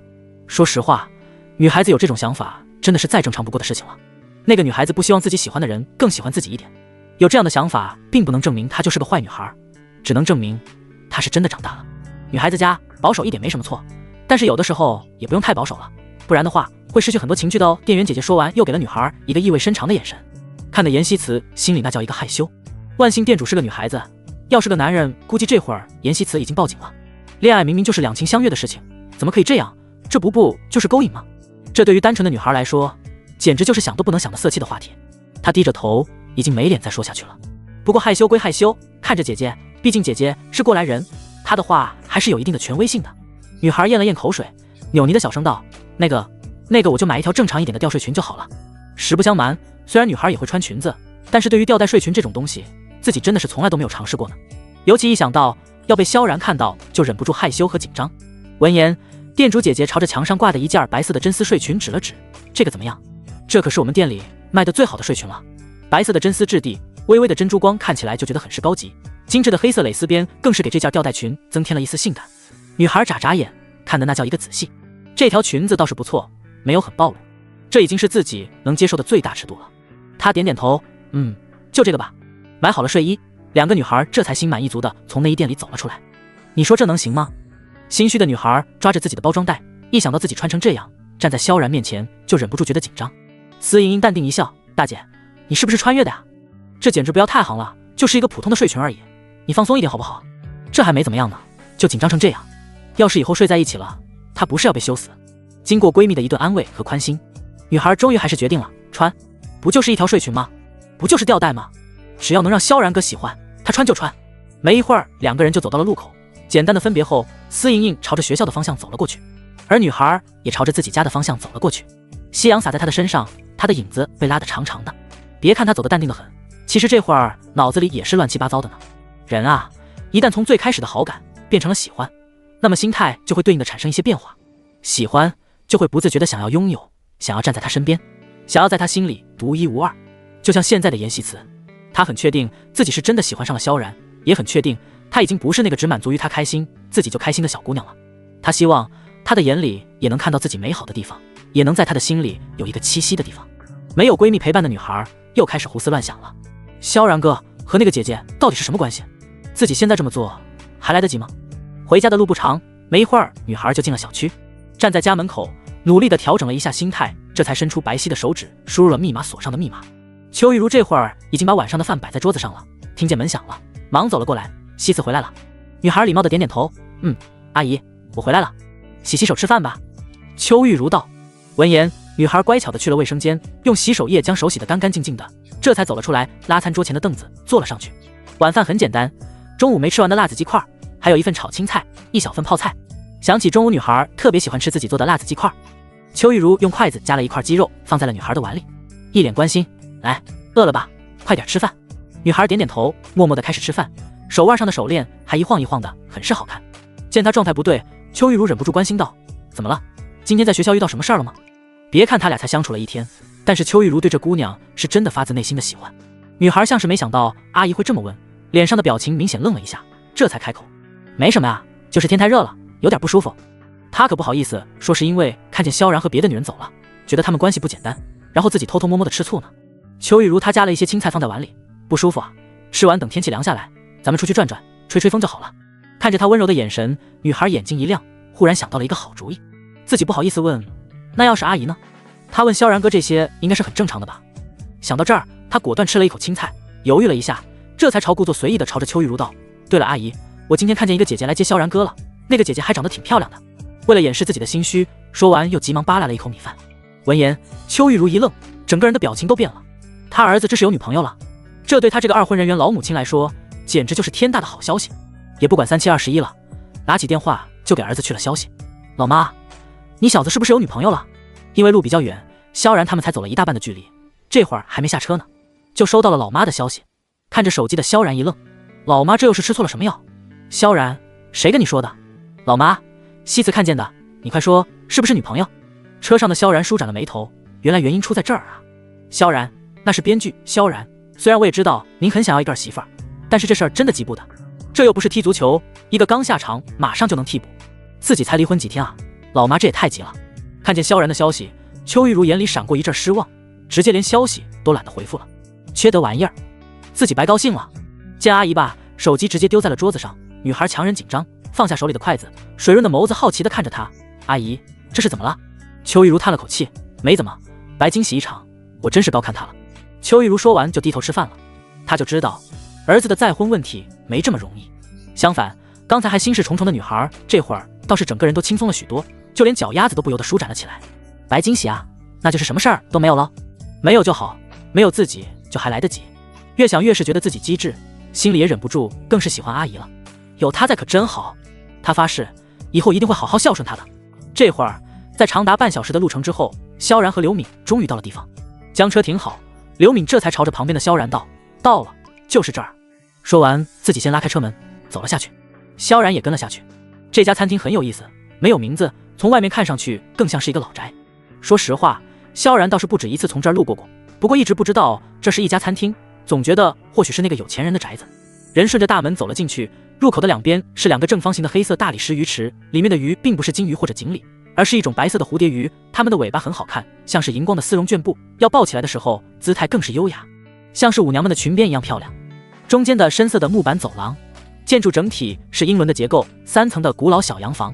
刘敏带着萧然走到了楼梯口，一边上楼一边叮嘱他，一会儿你就坐我旁边，要是人多我照顾不到你，那你就多吃饭少喝酒，千万别把自己给喝多了。今天剧组里不少人都来，他是真怕自己一个不注意，萧然给喝多了。看着他一脸的担心，萧然忍不住好笑。放心吧刘姐，我又不是小孩子。萧然这人吧，怎么说呢，既不社恐也不社牛，属于中间那一类人。虽然自己没见过活的明星，也没有和明星近距离接触过，但是他还真的不虚，毕竟书是自己写的呀，他们再牛不是也得演自己笔下的角色吗？刘敏笑笑，我这不是担心吗？说实话，这么几次的相处下来，他觉得萧然这个人真的很不错，甚至很想跟他再往下走一步，但是无奈工作实在是太忙，每次自己闲下来想给萧然发消息聊2句的时候，都已经是晚上了，他怕自己再打扰了他，没留下好印象，反而再让萧然讨厌自己。两个人说着就上了2楼。杨幂因为和张导一路的缘故，所以自己也来得很早。她今天穿得很休闲，上身是一件宽松舒适的半袖，下半身是一条短裤，一双靴子，看起来很是随意。这会儿正趴在2楼的栏杆处打电话呢，一扭脸就看见了冲着这边走的刘敏，还有身后的萧然。他又对着电话那边说了2句，这才将电话挂掉，然后转头朝着刘敏笑得一脸亲切，亲爱的，你怎么才来啊？虽然自己的咖位不小，但是他也不光是一个演员，更是一个老板。作为老板，他还是很乐意跟任何一个编剧打成一片的。俗话说得好，多个朋友多条路，虽然他们的剧自己也是挑着演的，但是自己手里不是还有不少的新人得培养吗？看见是杨幂，刘敏的脸上更是瞬间笑开了花。哎呀，没想到让幂姐等了，真是太不好意思了。说实话，刘敏来的其实一点也不晚，甚至比约定的时间还早了10分钟呢。但是像幂姐这种人都比自己来得早，自己还能说什么？只能低头认错，说一句不好意思呗。别看这些人表面上友好得很，其实私下里还真没那么好，无非是为了工作装装面子而已。萧然今天上身是一件黑色的半袖，下身是一条阿迪的运动裤，再加上一双耐克的运动鞋，整个人看起来干净又帅气。杨幂只用余光扫了一眼就断定了他绝对不是娱乐圈的人，她忍不住好奇地看着刘敏，这帅哥是谁啊？之前不是说今天吃饭的都是剧组里的人吗？这怎么还带了一个外人呢？闻言，刘敏忙介绍道，这位啊就是原著的作者，叫萧然，现在在交大上班呢。听见交大，杨幂一脸惊讶，好家伙，还是个老师啊！身为学霸的她本身就对老师这个行业有着好感，她原本以为这本书的作者至少也得40岁往上了，没想到这么年轻就算了，居然还这么帅气，最关键的是还是大学教师。越想越是觉得佩服，忍不住伸出自己白皙的小手，一脸友好的看着萧然。你好，我叫杨幂。听见杨幂开始做自我介绍了，刘敏忙道：哎呀，我们幂姐可真是太谦虚了，现在还有谁不知道您的大名啊？讲真，虽然萧然没接触过什么明星，不过紫杨幂自己还是知道的。不过没想到的是，作为明星，她居然一点架子都没有，反而还主动跟自己做自我介绍和握手，这让她有点惊讶，心里人忍不住感叹，看来妍希慈确实没喜欢错明星萧然，还是礼貌的伸出手跟她握了握。她笑道：实不相瞒，我妹妹特别喜欢你，要不是今天这个聚会不允许带家属，自己真的想把妍希慈带来，让她和自己喜欢的明星近距离接触一下呢。想到这儿，她眉头一动，虽然见不了面，但是要个签名什么的应该是可以的吧。要是自己真的要到了签名，拿回去送给妍希慈，她一定特别的高兴。想到她看见视频时候那种惊讶和激动的表情，她就忍不住自己也跟着开心。那个，不知道幂姐能不能给个签名？萧然道。闻言，杨幂一脸好奇，是给你妹妹的对吗？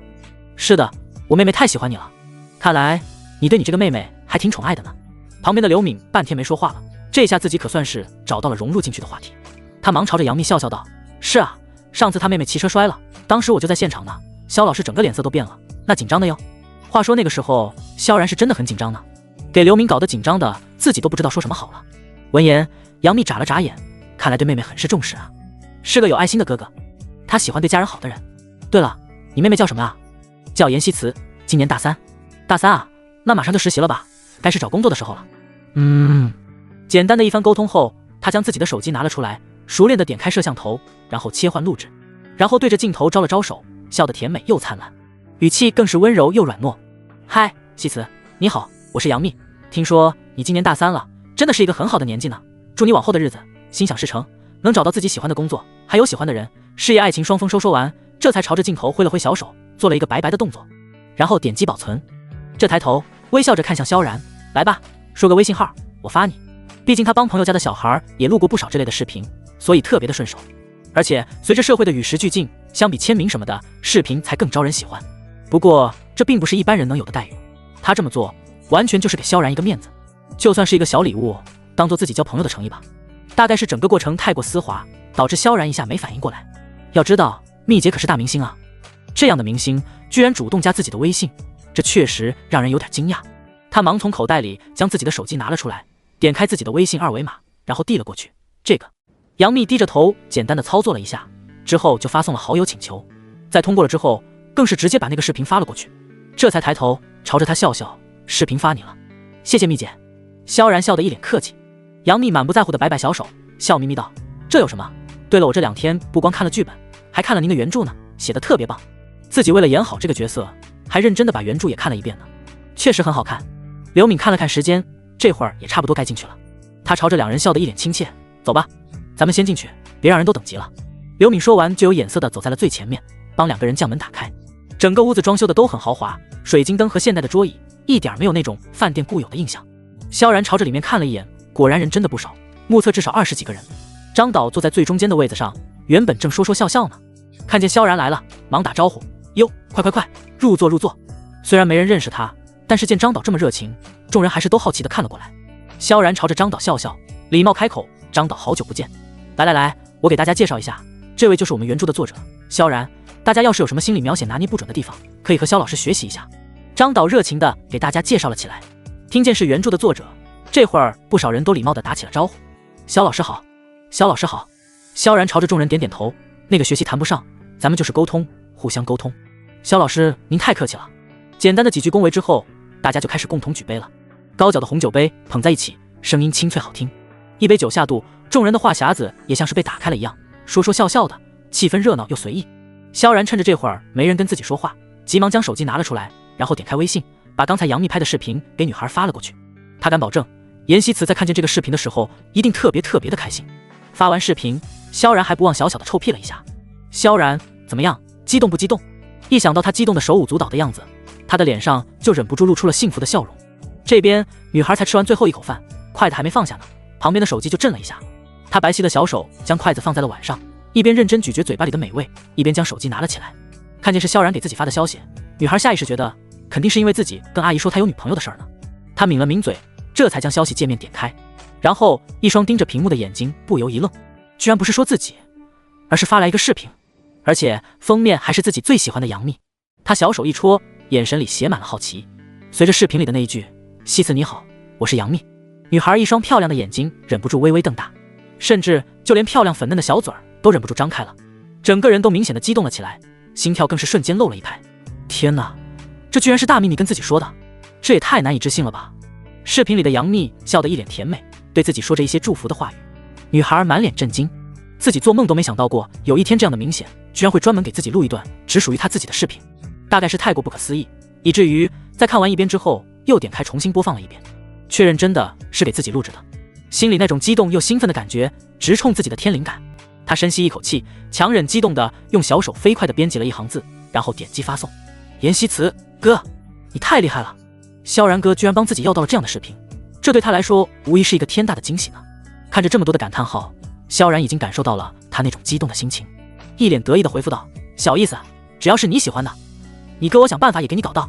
毕竟被女孩子崇拜这件事儿，真的是一件令人身心愉快的事情。看着水机里的回复，女孩小嘴一抿，心里不由得软成了一片。手机屏幕的光倒影在她清澈水润的眼底，过往的一幕幕像是走马灯似的在女孩的脑子里回现。她微微舒展了自己修长的双腿，水润的眼睛认真地盯着她的那句回复看了又看。萧然哥对自己真的是太好了。此刻感情终于占据了理智的上风，他已经控制不住的想要跟她在一起了。扪心自问，他是自己身边对自己最好的一个人了，如果错过了他，那么自己大概会后悔一辈子吧。要不自己试着追求一下他吧。想到这儿，他一脸娇羞的歪过脑袋，朝着鞋柜上面自己放在上面的纸袋看了看，里面就是自己新买的睡衣。要不自己今天试试看。邱玉茹这会儿也吃完饭了，索性自己站了起来准备收拾碗筷。窸窸窣窣的声音将还在走神的女孩拉回了现实。看见阿姨正在忙活，自己急忙将手机放下，然后站了起来，脆声声道：阿姨，我来。勤快的姑娘是绝对不会让长辈干活的。邱玉茹笑笑，那就咱俩一起。现在她和女孩也没那么见外了，没了那些客套，两个人相处起来就只剩下舒服和自在。她说完，将自己收拾好的碗筷直接拿进了厨房的洗碗池里，正准备打开水龙头，就听见桌子上传来看了一阵熟悉的响声，是自己的手机响了。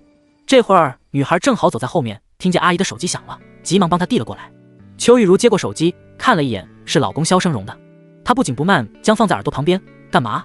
老东西，喊他来他不来，这会儿给自己打电话做什么？对面的萧生荣嘿嘿一笑，这不是想你了吗？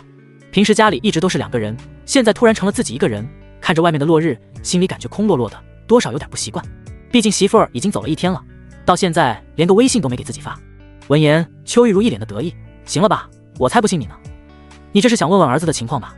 说实话，萧生荣当然想啊，不过实话实说，那可不是他的风格。瞧你说的，我就是怕你人生地不熟的，一个人回头再找不到路了。不是他吹，对于哄老婆这一两块，中国境内没服过谁。别觉得哄老婆是一件丢人的事儿，要知道，老婆高兴了，不光平时话少，干的活还多呢，而自己只需动动嘴皮子就能收获一个幸福美满的家庭。这样的做法其实还是很机智的，毕竟女人和男人是有着本质上的区别的。男人是用眼睛看世界的，但是女人是用耳朵。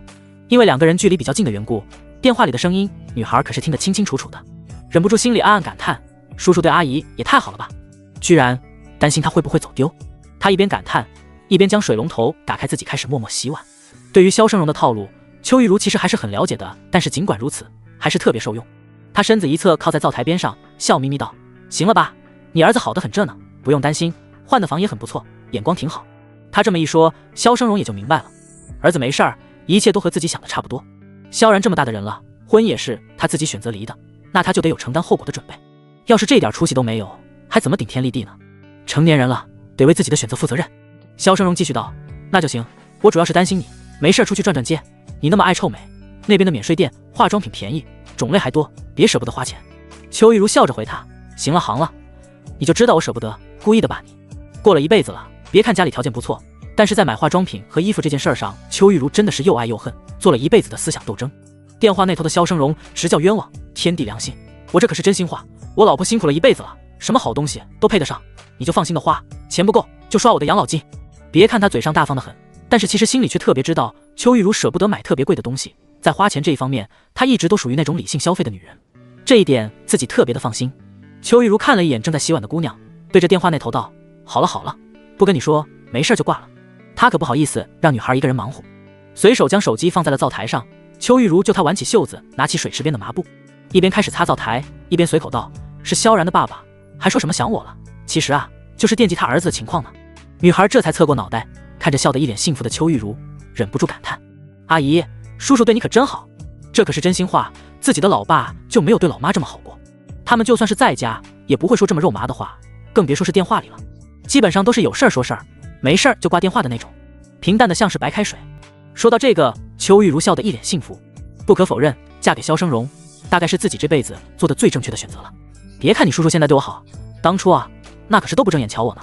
说到这儿，邱玉茹像是被人打开了话匣子。你都不知道那个时候追你叔叔的人有多少，不过最后啊，谁也没我厉害。他的语气里还带着那么一点的得意。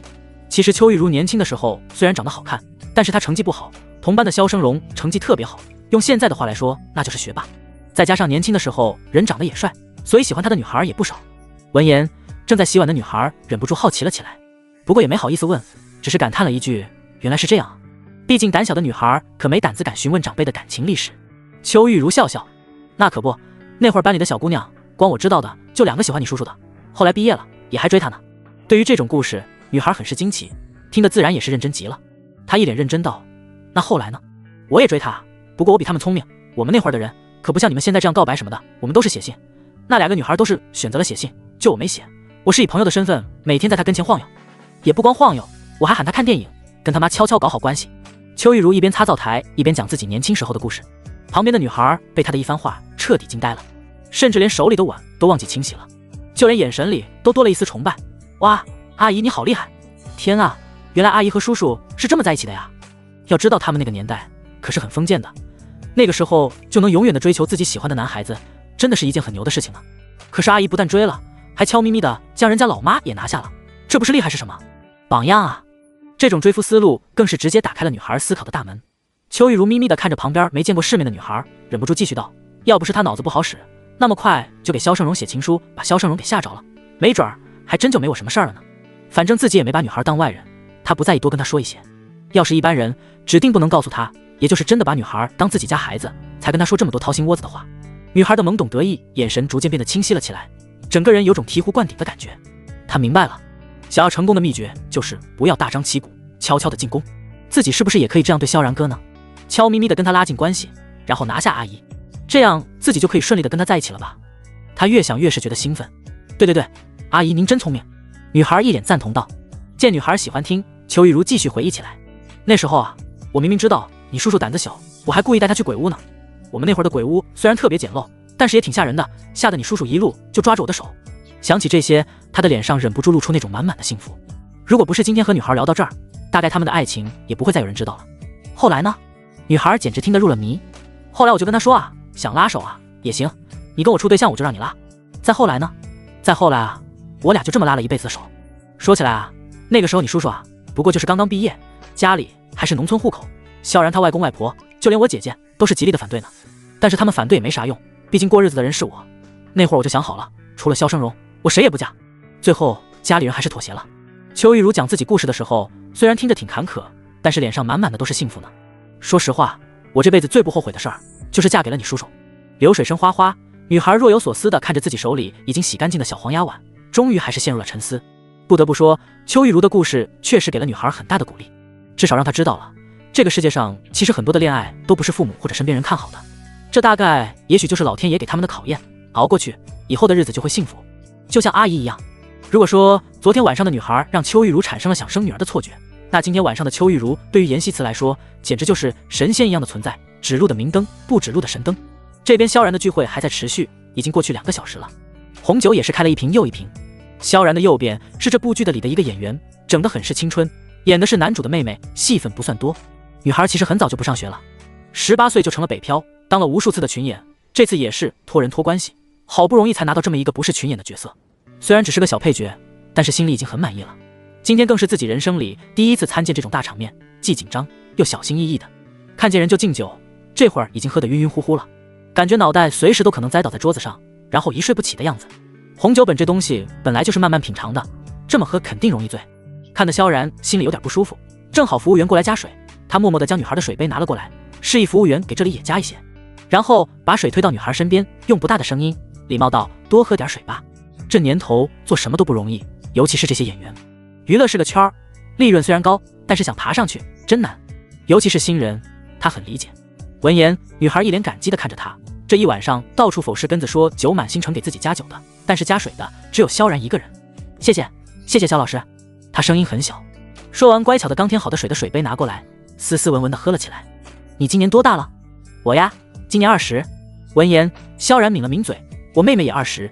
说实话，自己今天晚上也喝了不少的酒，这会儿人不太舒服。听见女孩今年才20，脑子里没来由的就想到妍希慈。要是她也遇上了这样的场面，光是想想，萧然就觉得一阵心疼。脑海里那种想让她过上好日子的感觉越发的清晰。从前总是觉得钱够花就行了，但是现在他好像突然找到了动力，那就是一定要让她过上好日子，至少在自己的有生之年，他都不想看见她这样为了生活卑躬屈膝的挣扎。闻言，女孩一脸羡慕地看着他，当你的妹妹一定很幸福吧？这句话可是发自真心的。哥哥这么帅，又有才华，还这么细心，自己要是也能有这样的哥哥，那该多好啊！可惜他是家里只有一个孩子，那就是自己。要是自己能有一个这样的哥哥，不光能在生活上照顾自己，在事业上也会有很大的帮助吧。这样的话，自己就不用再吃这么多的苦了。他看着萧然，一脸认真道：“萧老师，不介意的话，能不能给我留个微信？”说实话，萧然不太想留，倒不是自己清高，主要是他平时不怎么喜欢微信聊天，而且微信上人多，其实不是一件好事儿。有时候这个问一句，那个回一句的，几个小时就没了。聊的话题吧，大部分也都没什么营养。萧然笑笑：“你喝多了，多喝点水，醒醒酒。”别看女孩满脸的醉意，其实心里可清楚的很呢。她眼巴巴地看着萧然：“您不会是不想给我留微信吧？”萧然看诧异地看他一眼，年纪不大，看人挺准，搞得自己都不好意思反驳了。他强忍尴尬道：“怎么会呢？我可不是那种人。那您就加我一下呗，放心，我不是那种没事瞎聊天的人。”女孩真的就是觉得他人很好，再加上又是个作者，多个朋友多条路而已，她真的还没想着要跟他朝着别的方面发展呢。话都说到这份上了，萧然要是再拒绝，那就真的没意思了，会显得自己很清高。于是他默默地拿出了手机，点开了自己的2维码。见状，女孩急忙拿出自己的手机点开扫了一下，然后发送了验证，还发了一个微笑的表情过去。发现是真的通过了，这才露出满意的笑容。这会儿酒喝得差不多了，面色红润的张导带着一脸的笑意朝着萧然看了过来，拿起了自己桌上的酒杯。来，萧老师，咱们2个再喝一杯，希望新片大卖。萧然点头笑笑：“您少喝点，我干了，您随意。”说完，举起桌上的酒杯一饮而尽，红酒酸涩的感觉再次在口腔中弥漫。萧然拿起水杯喝了些水，讲真，这可不是萧然酒量好，而是出于对张导的尊重，是一种酒桌上的不成文规定。张导今天晚上可是喝了不少的酒了，萧然生怕他喝多了，晚上不舒服，毕竟年纪大了。张导一愣，不得不说，这话听着真的是让人心里暖乎乎的。他点点头，眼神里是说不出的赞赏。就冲你这话，我也得把这杯酒都干了才是啊。说完更是一饮而尽。人家对自己尊重，那自己也不能倚老卖老，他还等着下次的合作呢。刘敏今天也喝了不少，尽管自己开了车，但是没办法，这种场合还真不是自己说不能不喝就不喝的。今天晚上在座的除了蜜姐，基本上全是喝了酒了，不过都没敢彻底喝多，毕竟明天要集体投入工作。一场聚会持续了3个小时，最后张导让摄影给大家一起拍了几张合照，这才算是彻底结束了。这照片可不是单纯为了纪念的，而是准备和明天蜜姐的定妆照以及男主高伟光的定妆照片一起发出去给新剧做宣传的。毕竟知道的人多了，收视率才能更高。吃完了饭，大家相互道了别，萧然这才准备回家。刘敏醉意阑珊地看着萧然：“萧老师，我送你回去吧。”刚才他就注意到了旁边的女孩问萧然要微信来着，自己都还没出手呢，没想到居然就被别人惦记上了。这倒是提醒了刘敏，他准备一会儿趁着酒意好好试探一下萧然，看看他对自己是什么意思，他们的关系能不能继续再往下走一步。对于姐姐来说，相比于朦胧的暧昧，他们更需要的是一份确定的结果。喜欢那就在一起相处，合适了就直接结婚。毕竟年纪都不小了，工作有忙，谁也没多余的时间可以浪费。刘敏倒是想得明白，反正自己比萧然大了这么多岁，说到底还是自己老牛吃了嫩草。虽然他的二婚的，但是那二茬的嫩草他还是嫩草不是。再说了，他是编剧，他是作者，这要是在一起了，那对自己的工作肯定也特别有帮助。怎么想都是自己赚了。闻言，萧然一愣：“刘姐，你今天晚上可是喝了不少的酒，我看还是叫个代驾回去比较好。”开玩笑，就这酒精浓度，吹一下估计得当场爆管吧。他今年才24岁，觉得自己还能凑合再活个几十年。闻言，刘敏笑得一脸风情，你瞧你，我又不傻，肯定是交个代价，先把你送回去，然后再把我送回去啊，无非就是多拍几十块的代驾费而已，自己可不在乎拿点钱，正好能和他单独相处一下，这对刘敏来说可是难得的好机会呢。太麻烦了，我自己就行，您就交个代驾，抓紧回去好好休息，明天还要上班呢。萧然拒绝道，这样确实是有点麻烦了，因为喝了不少的酒，刘敏说话的时候带着一点鼻音。那可不行，是我把你接来的，一定要安全送回去才行呢。别看他脸上带着酒意，心里可明白着呢。他灵机一动，继续道，那代驾万一要是坏人，我不就完了吗？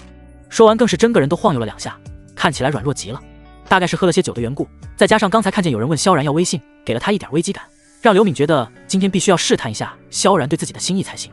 见状，萧然皱了皱眉，他有些犹豫了。说实话，看他喝的这个样子，要是真的让他一个人走，萧然还真有点不放心。倒不是怕代驾有什么坏心思，毕竟法治社会，就是怕他回头自己吐自己一车。再说人家也接了自己几次了，礼尚往来，萧然觉得还是应该自己先把他送回去，到时候再打个车回家就是了。想到这儿，他犹豫了一下，还是点了点头，我看还是这样吧，要不交个代驾直接去你家，然后我再走。刘敏点点头，那就辛苦萧老师了。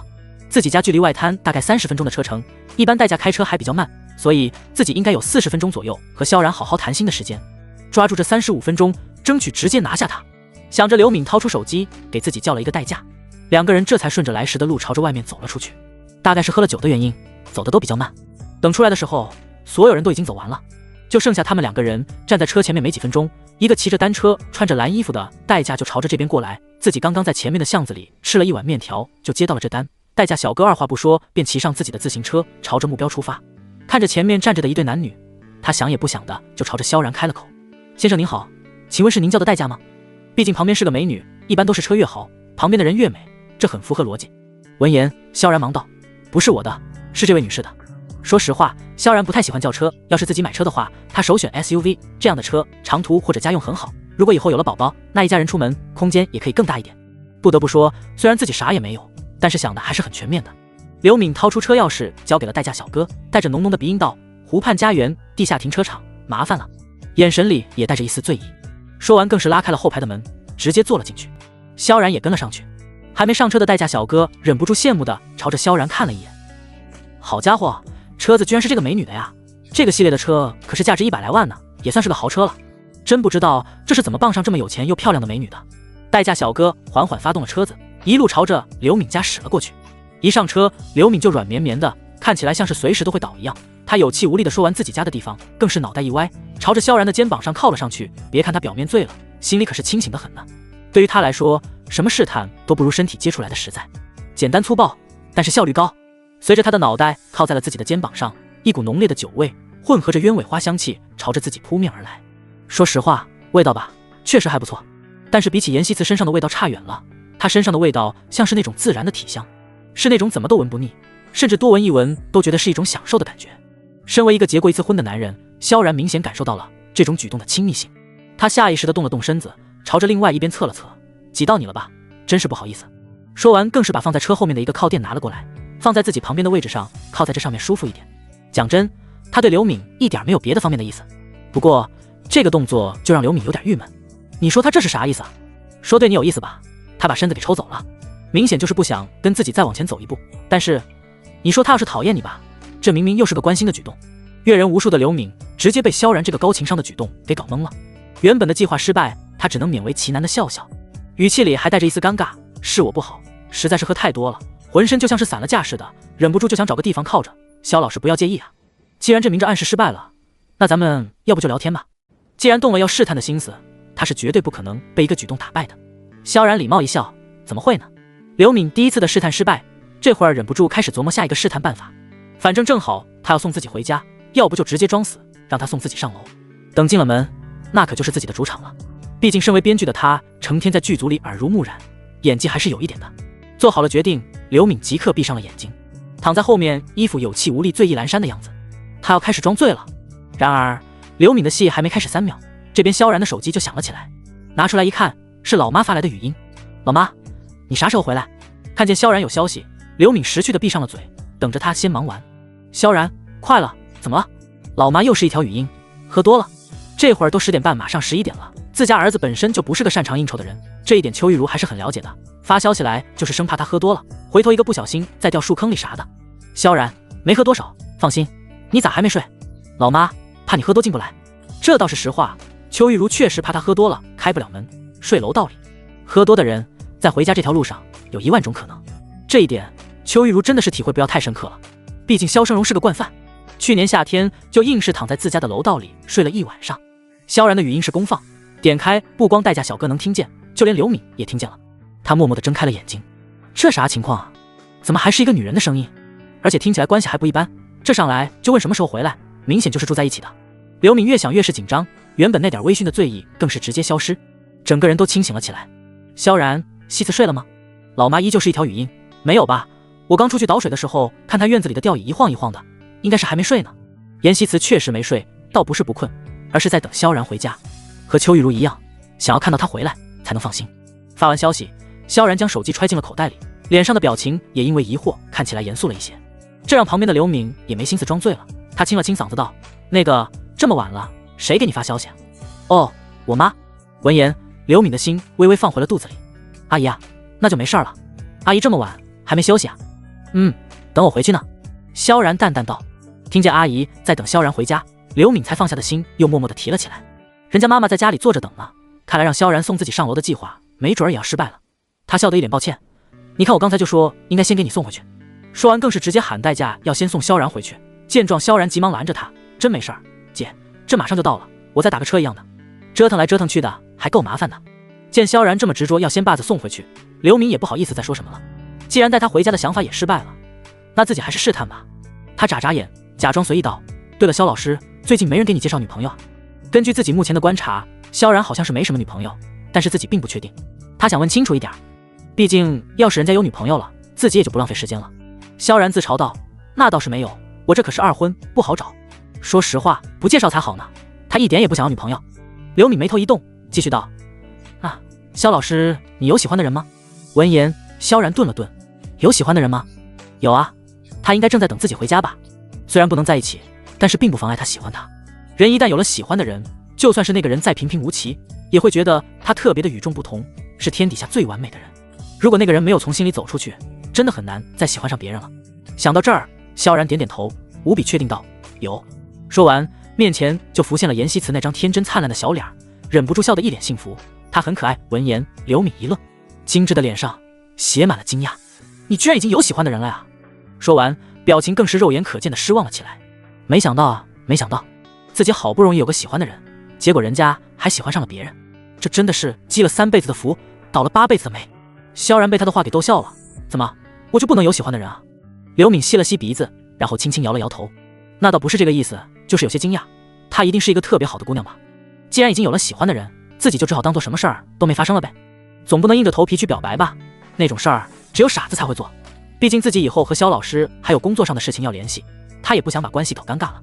不过话说回来，像萧然这样条件本身就好的人，一定得是很优秀的姑娘才能配得上他呢。闻言，萧然笑笑，是很好，有的时候有点小迷糊，但是有的时候又特别的认真，有的时候还会睡懒觉赖床。仔细想想，他优秀吗？好像也没有特别优秀啊。那自己倒是为什么喜欢他呢？其实萧然也说不清楚，大概就是他赖床的样子很可爱，迷糊的时候很呆萌，认真的时候很美丽吧。代驾小哥开车开得很好，不但没有晚到，反而才20分钟，车子就已经进了刘敏家的地库了。规规矩矩地将车子停好，这才转头看向了后排的2个人：您好，咱们已经到了。刘敏当然知道自己到了，他一脸郁闷地下了车。付完钱，3个人一起上了楼。一路上2个人都没再说什么。和刘敏道了别之后，代驾就跟萧然一起朝着小区门走了出去。今天晚上的月色很好，漫天繁星，看起来明天一定是个好天气。晚风更是轻柔凉爽，吹在身上特别的舒适。不过舒适是舒适，却让萧然稍微觉得脑袋有点疼。不过这也不能怪风。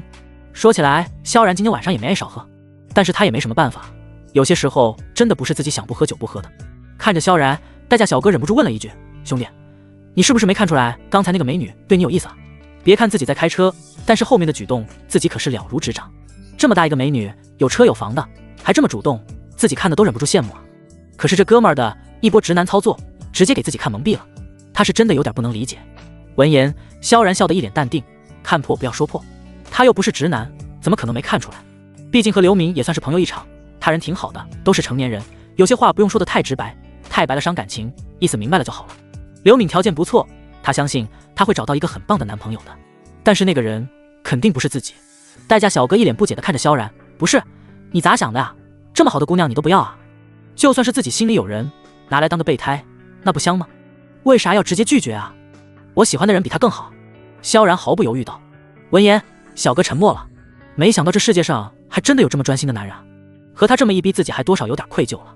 他就是那种永远不会拒绝别人的人，就是特别好得到，一得就能得到的那种。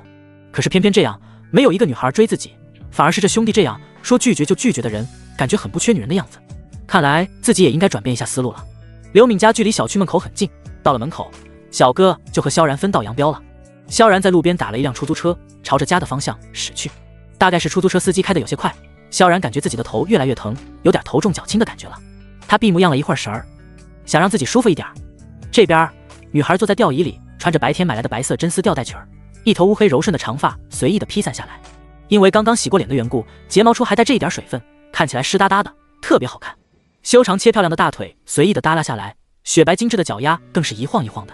他攥着手机，满心欢喜的又把蜜姐的视频看了一遍又一遍，好像这么看都看不够一样。萧然这会儿已经到了门口，他输入了密码，然后将门打开走了进去。说实话，这会儿他感觉自己的酒劲儿有点上来了，不光是脑袋发懵，就连胃里也开始不太好受了。再加上已经12点了，确实很晚了，所以看起来状态有些不好。进了门，萧然下意识朝着老妈那屋看了一眼，灯黑乎乎的，这么晚了，估计是睡着了吧。想着开始慢吞吞的换鞋。女孩听见开门声，女孩眼皮一跳，下意识坐了起来，纤细的脚踝伸在地上，准确的找到自己的小拖鞋，踩在上面，然后匆匆忙忙的走到门口，看着正在换鞋的萧然打了一声招呼：萧然哥，你回来了。刚才自己一直在看视频，居然把萧然哥都给忘记了。萧然一边换鞋一边点头。见他动作稍微有那么一点不太灵活，女孩皱了皱眉，紧张的关心道：这是喝了吗？还好。说实话，萧然今天晚上确实喝了不少的酒，但是他并不打算告诉女孩自己喝多了，这样会显得自己很没有面子的。说话间，萧然就已经换好了鞋子，朝着女孩看过去的时候，整个人的表情不由一愣。新买的睡衣，不得不说，真丝本身就是一种很温柔的材质，再配上黑色的蕾丝，让那种温柔的感觉又多了一丝恰到好处的妩媚。再加上妍希次在家从来不穿睡裙的缘故，这让萧然忍不住眼前一亮。他晃了晃脑袋，不知道是不是自己喝多的缘故，总觉得女孩今天晚上格外迷人。看着他有些迷离的眼神，女孩撇撇嘴巴，骗谁呢？一看就是喝多了，这有什么不能说的？我去帮你泡蜂蜜水。女孩说着就朝着餐桌跟前走了过去，白皙的小手将萧然的杯子拿在手里，转身朝着厨房里走了进去。看着他的背影，萧然叹了口气，这人跑什么跑，自己没事儿，用不着那么麻烦。再说泡蜂蜜水而已，他还没有醉到那个份上呢。想着，萧然跟了进去。厨房里温暖的黄色灯光照耀在女孩身上，给她原本就吹弹可破的肌肤直接开了一层磨皮，那漂亮的一字肩更是直接暴露在了空气中。再往下就是那隐隐约约的一点美好了。这可不是萧然故意看的，没办法，实在是他的身高有点优势，这么一低头，自然而然的就看见了。萧然呼吸一滞，这可不能怪他，爱美是人类美好的天性之一，他也是个人。你这个睡裙，这裙子自己可没见过，要是没猜错的话，这应该是女孩今天才买的。听见萧然问自己睡裙的事儿，女孩眼皮一跳，果然，司莹说的是没错的，看来她果然注意到自己了，这可真的是一个很好的预兆呢。她下意识地朝着萧然的脸上看了过去，看见他的眼神之后，害羞的同时，心里又忍不住有那么一点的小小的得意。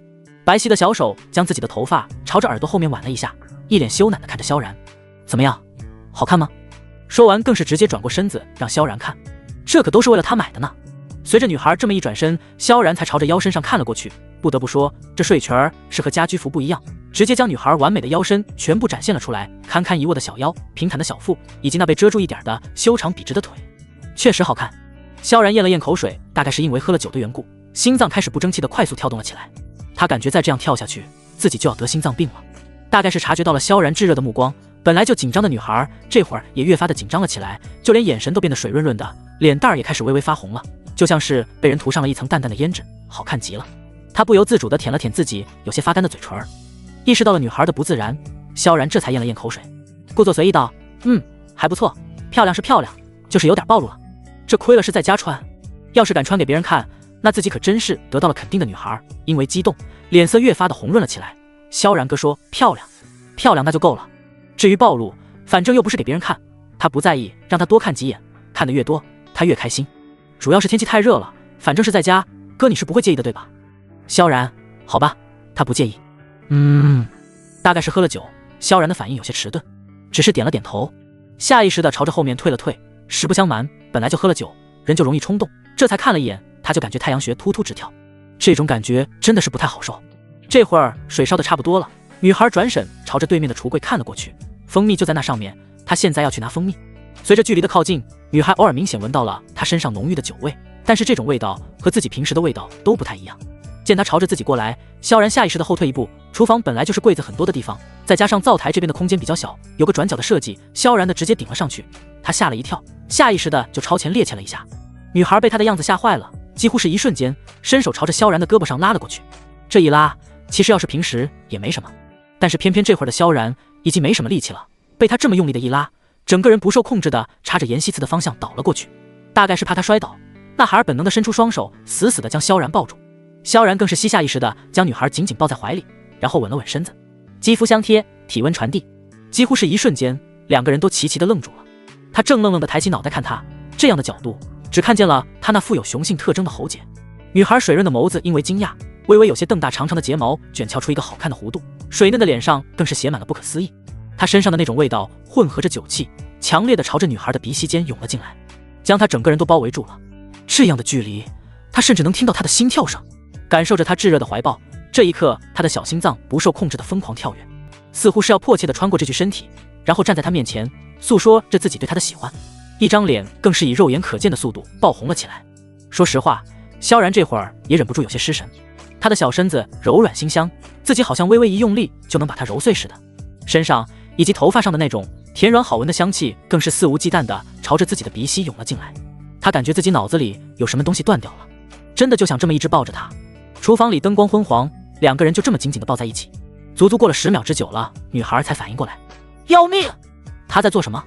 他们居然抱在一起了！阿姨还在家里呢，要是被看到了，那还得了？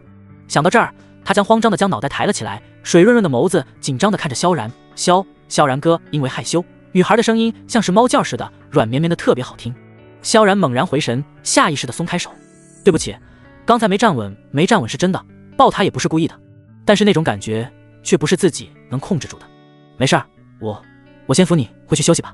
女孩强忍心跳，一脸担心地看着他，刚才还好自己在，不然的话他就摔倒了，地面上可都是硬邦邦的瓷砖啊，光是想一想就觉得好痛。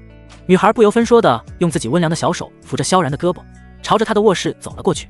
别看萧然平时主意正得很，这会儿的他也是老老实实，一脸的配合。既然不能在一起，那就以哥哥的身份好好感受着分他对自己的心意吧。女孩两只手扶着萧然，将他送进了他的屋子里，跟着将人直接扶到了床上，让他慢慢躺下，然后伸手去帮他脱鞋。见他要帮自己脱鞋，萧然腿微微一动，忙要坐起来。不用，我自己来就行。倒不是害羞，而是不好意思麻烦他。一个小姑娘给自己这么大个老爷们脱鞋，这算是怎么回事？阎锡慈倒是一点也不在意，他眼神里是说不出的乖巧，语气更是甜软里带着真诚。我来吧，上次我受伤是你照顾的我，这次你喝多就让我照顾你吧。说完，白皙的小手微微用力，跟着将萧然脚上的鞋子直接脱了下来。脱完一只，又小心翼翼地去脱另外一只。他的动作很轻，轻的像是羽毛一样，一下一下在萧然心尖拨弄着。讲真，也不知道是不是喝了酒的缘故，从见到他到现在，萧然就感觉自己的心跳就一直保持在一个特别快的频率上，恨不能要从嗓子眼里跳出来一样。思想更是不受控制，总是生出来那种想好好的抱抱他的冲动。这种感觉真的挺让人煎熬的。将萧然的鞋子脱下来，女孩也没停下，继续又把他脚上的白色袜子也给脱了下来，然后眼神又落在了萧然的身上。他还穿着运动裤和半袖呢，毕竟睡觉的时候是一定要脱掉鞋子还有袜子才会舒服的吧。说实话，他真的很想帮他把衣服也脱掉呢，毕竟穿着衣服睡觉是不舒服的，但是理智告诉自己他不能这么做，毕竟男女有别。想到这儿，他微微红了脸，一脸难为情道，那个萧然哥，你自己脱一下衣服吧，我先去冲蜂蜜水。闻言，萧然暗暗松了好大一口气，快走吧快走吧，再这样下去自己很可能马上就破防了。女孩不放心地看了他一眼，又关掉了灯，还带上了房门，这才拿着他的袜子依依不舍地朝着外面走了出去。随着屋里黑下来的那一刻，萧然这才松了一口气，然后艰难坐了起来，将自己的衣服和内裤全部脱掉，然后扯了扯身边的下凉被。他努力安慰自己，你就是喝多了，明天就好了，快点睡觉，睡着了就什么都不知道了。这边女孩出了门，转身就进了卫生间，将水龙头打开，用白皙的小手把萧然哥的袜子撑开，然后倒了一点洗衣液上去。虽然是他脚上穿的，但是女孩一点也不嫌弃，甚至还觉得自己特别的幸福。这可不是他变态啊，恋爱中的女孩子很多都是这样的呀，能被喜欢的人麻烦，真的是一件特别幸福的事儿呢。他甚至希望他能天天喝多，这样的话自己就每天都能多获得一个抱抱了。不可否认，跟喜欢的人拥抱在一起的感觉简直不要太刺激了，一想到那种快要被他融化的感觉，女孩的心脏就忍不住扑通扑通的跳了起来。这样的频率让大脑不由得产生了一种愉快和刺激的感觉，以至于就算是没有人，她的脸又微微的红润了起来。镜子里的女孩，两个脸蛋红扑扑的，明亮的眼睛里是那种藏不住的娇羞和兴奋。她一边暗暗骂自己没出去，又一边朝着镜子里的自己露出一个灿烂的笑容，一本认真的暗暗道：妍希慈，不可以这样哟，你要冷静一点。再这样下去的话，萧然哥没心动，自己就因为心动而激动致死了。要稳住，慢慢来，总有一天自己能肆无忌惮地享受他的拥抱。做好了心理建设，女孩这才低下头，两只白皙的小手认真地在袜子上来回揉搓。萧然的袜子因为每天都还的缘故，倒是一点也不脏，才一点点的洗衣液就出了很多绵密的白色泡沫。用清水将袜子头洗干净，女孩悄咪咪地探出小鼻子，仔细地闻了闻，都是清醒的茶花香气呢。她这才心满意足地走到阳台上，将她的袜子晾晒好，然后又回到厨房，开始继续帮她冲蜂蜜水。蜂蜜水其实也是很讲究的，一定不能用开水冲，不然的话里面的营养就会被开水烫死，最好的温度就是60度。女孩限时把烧开的水倒在了凉水壶里，然后倒在杯子里，自己尝了尝，觉得温度差不多，这才拿出蜂蜜，取了满满一勺放在杯子里开始搅拌。搅拌好了，买菜又端着杯子心满意足地朝着萧然的屋子里走了进去。萧然本来就喝了酒，再加上累了一天，这会儿早已经睡着了。女孩也没急着推门，而是站在门口问了一声：萧然哥，你睡了吗？没有回应，他估计他应该是睡着了吧。今天晚上的月色特别的迷人，漫天的繁星更是给这个夜晚增加了一层说不出的浪漫。女孩借着月光，小心翼翼地迈开步子，轻手轻脚地端着水杯走了进去。银白色的月光将她笔直修长的腿衬托得更加的漂亮。她轻轻地坐到床边，将蜂蜜水放在了床头上，这才朝着床上的萧然看了过去。也不知道什么时候，萧然已经把衣服脱掉了，月光洒在他健康的身体上还有脸上，他的呼吸均匀有力，原本就挺拔的鼻梁在这一刻看起来更加的挺拔，眉眼也越发的深邃了起来，皮肤更是紧实健康。再往下看，饱满的嘴唇，还有流畅的下颚线，以及那富有磁性特征的喉结，女孩越看越是忍不住的心跳加速，眼里的喜欢很不能要溢出来了似的。她咽了咽口水，萧然哥真的好帅啊！本来就心经不住诱惑的女孩，这一刻忍不住打起了歪心思。她不由得伸出手在他的眉眼间比划着，最后还是没忍住，柔软的指腹轻轻地摸了上去，沿着眉头向下，她的鼻子硬邦邦的，嘴唇倒是炙热又柔软，在月光的照耀下还带着一种莹润的光泽，让人有种忍不住想要亲上去的冲动。还没来得及好好幻想，就听见门外传来了细微的开门声和拖鞋的啪嗒声。正沉浸在刺激与甜蜜中的女孩眼皮一跳，急忙将自己那根白皙的手指羞得缩了回来，水润的眸子紧张地朝着门口看了过去。邱玉茹晚上喝多了水，这会儿起来正准备上卫生间呢，还没走2步，就看见严希慈慌慌张张地从萧然的屋子里走了出来，这可把邱玉茹吓了一跳，就连瞌睡都醒了不少。这什么情况？怎么从萧然屋子里出来的？你这大半夜孤男寡女的，这是干嘛了？严希慈只觉得心都提到了嗓子眼，一张脸更是红得不像话。他急忙解释：不是，阿姨你千万别误会，萧然哥喝多了，我进去给他送水来着。因为紧张，就连嗓子都微微发紧。果然行色是要付出代价的，自己就是摸了摸萧然哥，就被发现了。闻言，邱玉茹松了一口气。哦，这样啊，那真是辛苦你了。说完又忍不住抱怨起来，这么大的人了，还没点掌握，喝那么多做什么？真是没传一点好的。毕竟是自己的儿子，说不心疼那是假的。生怕被邱玉茹看出点什么的严希慈，急忙慌张的摆摆手，没什么，这都是我应该做的。说完就低着头快步进了自己的房间，然后反手将自己的房门紧紧关上，这才狠狠地松了一口气。天啊，真的是太刺激了！要是被阿姨发现自己偷偷地摸了萧然哥，一定会吓到当场报警吧。小手拍拍心口，女孩下定了决心，不行，以后绝对不可以了，自己要戒掉对萧然哥动手动脚的行为。女孩平复了一下心跳，这才急忙上床拉了拉自己的小被子，然后闭上了眼睛。不管怎么样，今天都是很愉快的一天。邱玉茹上完卫生间还是有点不放心，出来之后伸手将儿子的门打开走了进去。因为萧然喝了不少酒，这会儿屋里满满的都是酒气，他皱了皱鼻子，一脸嫌弃的将门给关上了。看来确实是喝了不少，明天早上自己非得好好说说他不行。第二天一早，同样是喝了酒的刘敏早早的就起来了，才7点半就已经到了公司，就马不停蹄的去了宣传部。穿过公共办公区，直接走到了宣传部主任的办公室，把昨天拍好的照片拍在他的桌子上。这个是定妆照，还有昨天预祝开机的聚会照片，好好修一下，然后发出去。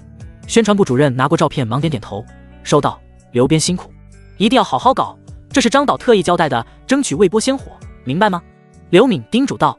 本身蜜姐这种人气女王就是自带流量的，想要未播先火其实并不难，只要运营做得好，那基本上就没什么问题了。这一点宣传也很清楚。他点点头，信誓旦旦地看着刘敏，放心，没问题。刘敏一走，他就开始打电话安排工作了，先是找人对照片进行精修，然后再安排人专门发到自己所有账号的官网上。这还没完，还找了好几个和自己公司有业务往来的大 V 进行转发和宣传。毕竟宣传的作用其实就是广告，广而告之，知道的人越多越好，转发的人也是越多越好。相比爱奇的繁忙，萧然可就轻松多了。这会儿已经起来了，正坐在沙发上一边喝水一边挨骂呢。站在对面的邱玉茹一脸的埋怨：你瞧瞧你这个脸色，年轻人要注意身体，你才24岁，这样下去身体还得了啊？她是真怕萧然走上了萧生荣的老路。老公年纪大了，已经定型了，管不了，但是儿子还小，自己一定要好好劝告。对于酒这种东西，能少喝就少喝。妈，我知道了。萧然一脸无奈道。他觉得老妈完全就是多虑，自己既不喜欢喝酒，也不追着喝酒，但是人在社会上有些社交是没办法避免的。邱玉茹叹了口气：你这喝多了，不光自己难受，还拖累别人呢。昨天半夜我还看见西子给你房间里倒水呢。他是真替妍希慈打抱不平，有本事喝多，有本事自己照顾自己啊。他不上班，人家姑娘还要上学呢，真是祸害人。听到这儿，萧然皱了皱眉，脑海里不由自主地回想起了昨天晚上那一幕。昨天他们好像拥抱了来着。想到这儿，朝着厨房里看了一眼，里面空空的，但是脑子里却是自己抱着妍希慈站在那儿的画面。于是心跳再次微微加速，就连眼神也逐渐温暖了下来。他摇了摇头，控制自己不要回想，努力地告诉自己就是个意外而已，千万不要想太多。不想就不会陷进去。邱玉茹也给自己倒了杯水，这才在萧然身边坐了下来。对了儿子，妈跟你说个事儿，妈准备回去了，来了2天，该看的都看了，儿子也好好的，要上班要码字还要应酬，确实挺忙的。再加上自己在这儿，女孩肯定多多少少有些不自在。想来想去，她决定自己明天还是回去吧。还是那句话，父母是把孩子带到这个世界上来，而剩下的路需要他自己走才行。怎么走得看萧然自己，只要他好着，自己就放心了。闻言，萧然一顿，不再多待2天，自己还没抽时间陪他好好看看呢，怎么说走就走呢？这也太突然了吧。不了，明天就回去了，你爸还在家呢。邱玉茹笑笑，说实话，这2天萧胜荣没在自己跟前儿，还真的是感觉缺了点什么似的。萧然将自己手里的水杯放在了桌子上，这才淡淡道：那下午我陪你去转转街，好好买2件衣服，顺便再给我爸带1件，怎么样？难得来一趟，自己还没陪老妈转转呢，这怎么说走就走的？闻言，邱玉茹忙摇摇头：哎呀，你妈我还缺衣服啊，你那点钱还是自己留着花吧。虽然儿子不缺钱，但是花儿子钱他还是有些于心不忍。萧然一脸肯定地看着他：那可不行，你不缺衣服，但是你缺儿子给买的呀，听我的，咱们中午吃完饭，下午就去。这事儿他已经决定了，老妈为自己辛苦了一辈子，买2件衣服，这都是儿子应该做的，没什么好推辞的。见萧然态度坚决，邱玉茹也不好再说什么了，笑眯眯地看着萧然：行，那咱们下午就去奢侈一回。2个人正说着，萧然的手机就响了起来。见儿子有电话，邱玉茹也不说话了，起身朝着小院走了过去。今天是个阴天，空气已经很湿润了，云灿也压得很低，明明感觉马上就要下雨了，但是就是一直不下，这让邱玉茹有点不太舒服。她舒展了一下筋骨，做了几个深呼吸。萧然将电话拿了起来，看着上面的来电显示，眉头一动，居然是老房子那边的房屋中介，这是找到买房的人了。想着，萧然急忙接起了电话：喂，你好。喂，萧然哥，是我。上次咱们这个老房子不是登记了准备卖掉吗？情况是这样的，今天有人给我打了个电话，说是想先租个3个月，我觉得这房子一时半会儿的也不好卖，再说也就3个月，时间不长，会有要真是有看上房子的，咱们到时候看房啥的也不影响，您觉得呢？电话那头的中介倒是一口气说得清清楚楚的。闻言，萧然皱了皱眉：那你们谈房租了吗？租出去倒也不是不行，反正自己也确实不急着卖，而且租出去的话，租金正好可以把房贷给还上，也挺好。闻言，电话那头忙道：没啊，因为咱这房原先不是留的信息是要卖掉吗？这突然该租了，总得征求一下您的意见啊。萧然想了想：那你觉得我那房子1个月多少钱合适啊？至于租金这一块儿，萧然其实不太清楚，毕竟自己从来不租房子，倒是楼下有一家，租金好像是6000块1个月，但是自己的房子是带着阁楼的，2家人户型不一样，萧然的房子使用面积要多出来20个平米呢。萧然觉得怎么也得7000块吧。闻言，电话那头道：您那个房子啊，我觉得其实也就是7000在8500之间，这样吧，我争取给您要到8500，您看怎么样？他们这些做二手房产的，对房子还是很了解的，给出的价格一般也都很合理。萧然一喜，要真是能1个月8500的话，租出去其实还挺不错的。他点点头，那行，那就按照你说的85001个月。这边刚刚起床的严离对着空气打了一个喷嚏，也不知道谁骂自己了。他懒洋洋的看看表，10点钟了。说起来也奇怪，原来的自己总是觉得时间不够用，恨不得住在公司里。但是自从自己离婚之后，好多事情也开始不受控制的发生了改变，甚至现在好像连原本自己最爱的工作都不再对自己更有诱惑了。尤其是最近，自从妹妹不愿意从萧然家搬出来之后，他总是忍不住猜想萧然和严希慈在做什么，然后又想起原来他们一起的日子。原来每天早上萧然都会做一些简单的早餐，自己总是不乐意吃，觉得没有时间，没有胃口。可是现在没有了简单的早餐，他忽然觉得屋里空落落的，甚至有些安静的可怕。这样的安静让他觉得很是沉闷。为了分散自己的注意力，严离果断拿起手机点开了抖音。有胡思乱想的功夫，还不如看看自己手里的网红最近的作品怎么样呢。白皙的手指在屏幕上滑了又滑，手里的网红一个没刷到，倒是刷到了爱奇艺的官方账号，已经好几10万的点赞了，是几张蜜姐的定妆照以及剧组的开机照片。最令人惊讶的是，他居然在照片里看见了萧然。因为惊讶，以至于严离那无神的眸子都微微瞪大了起来，里面更是写满了不可思议。没想到这个剧被爱奇艺买去之后，居然找了蜜姐来演女主，看来这是要火的节奏啊。这还不是他最惊讶的，最惊讶的是照片里的萧然状态看起来简直不要太好了，怎么好像比离婚前更加帅气了呢？看着旁上万条的评论，他想也没想，直接点开。东东不懂就问，张导旁边那个帅哥是谁？长得也太帅了吧？可没+1就问，这个帅哥是男二吗？明明就不是你。说实话，我感觉这个帅哥比男主好看，哎，我就是这样。请问有没有投票选举男主的窗口？这个男人的颜值真的是爱了呀。下面还有好多诸如此类的消息，看得严离心里莫名的酸爽。这什么情况啊？这些女人是疯了吗？他有那么帅？越想越是不能理解，严离甚至开始怀疑自己，到底是谁的眼光有问题？自己上次气坏了，连衣服都没顾得上拿就走了。算算日子也有3、4天了，他现在觉得自己那天好像太激动了。不过要让他道歉是不可能的，他才不会道歉呢。要不自己去拿个衣服？这倒也不是不行，反正闲着也是闲着。想着，他起来简单的洗漱了一下，然后拿着自己帕梅的车钥匙进了车库的门。帕梅一路穿过高架，朝着曾经那个自己最熟悉的地方开了过去。拆窗外天气阴沉，这样的天气容易让人多愁善感。这会儿严离的心里居然还有那么一点小小的紧张，到底是为什么自己也说不清楚。严离住的地方距离曾经的家其实还是有一段距离的，足足开了30分钟左右，他才到大目的地。将车子停在自己原有的车位上，然后朝着自己熟悉的楼门口走了过去，进了单元，一路上楼，最后脚步停在了家门口。然而下一面，他的目光就被门上贴的此房出售有意者联系 XXXX 的白纸被震惊住了。不要误会，这纸当然不是萧然贴的，是他委托的那家销售公司贴的，毕竟也是一种传销手段。严离当下输入了密码，然后走了进去。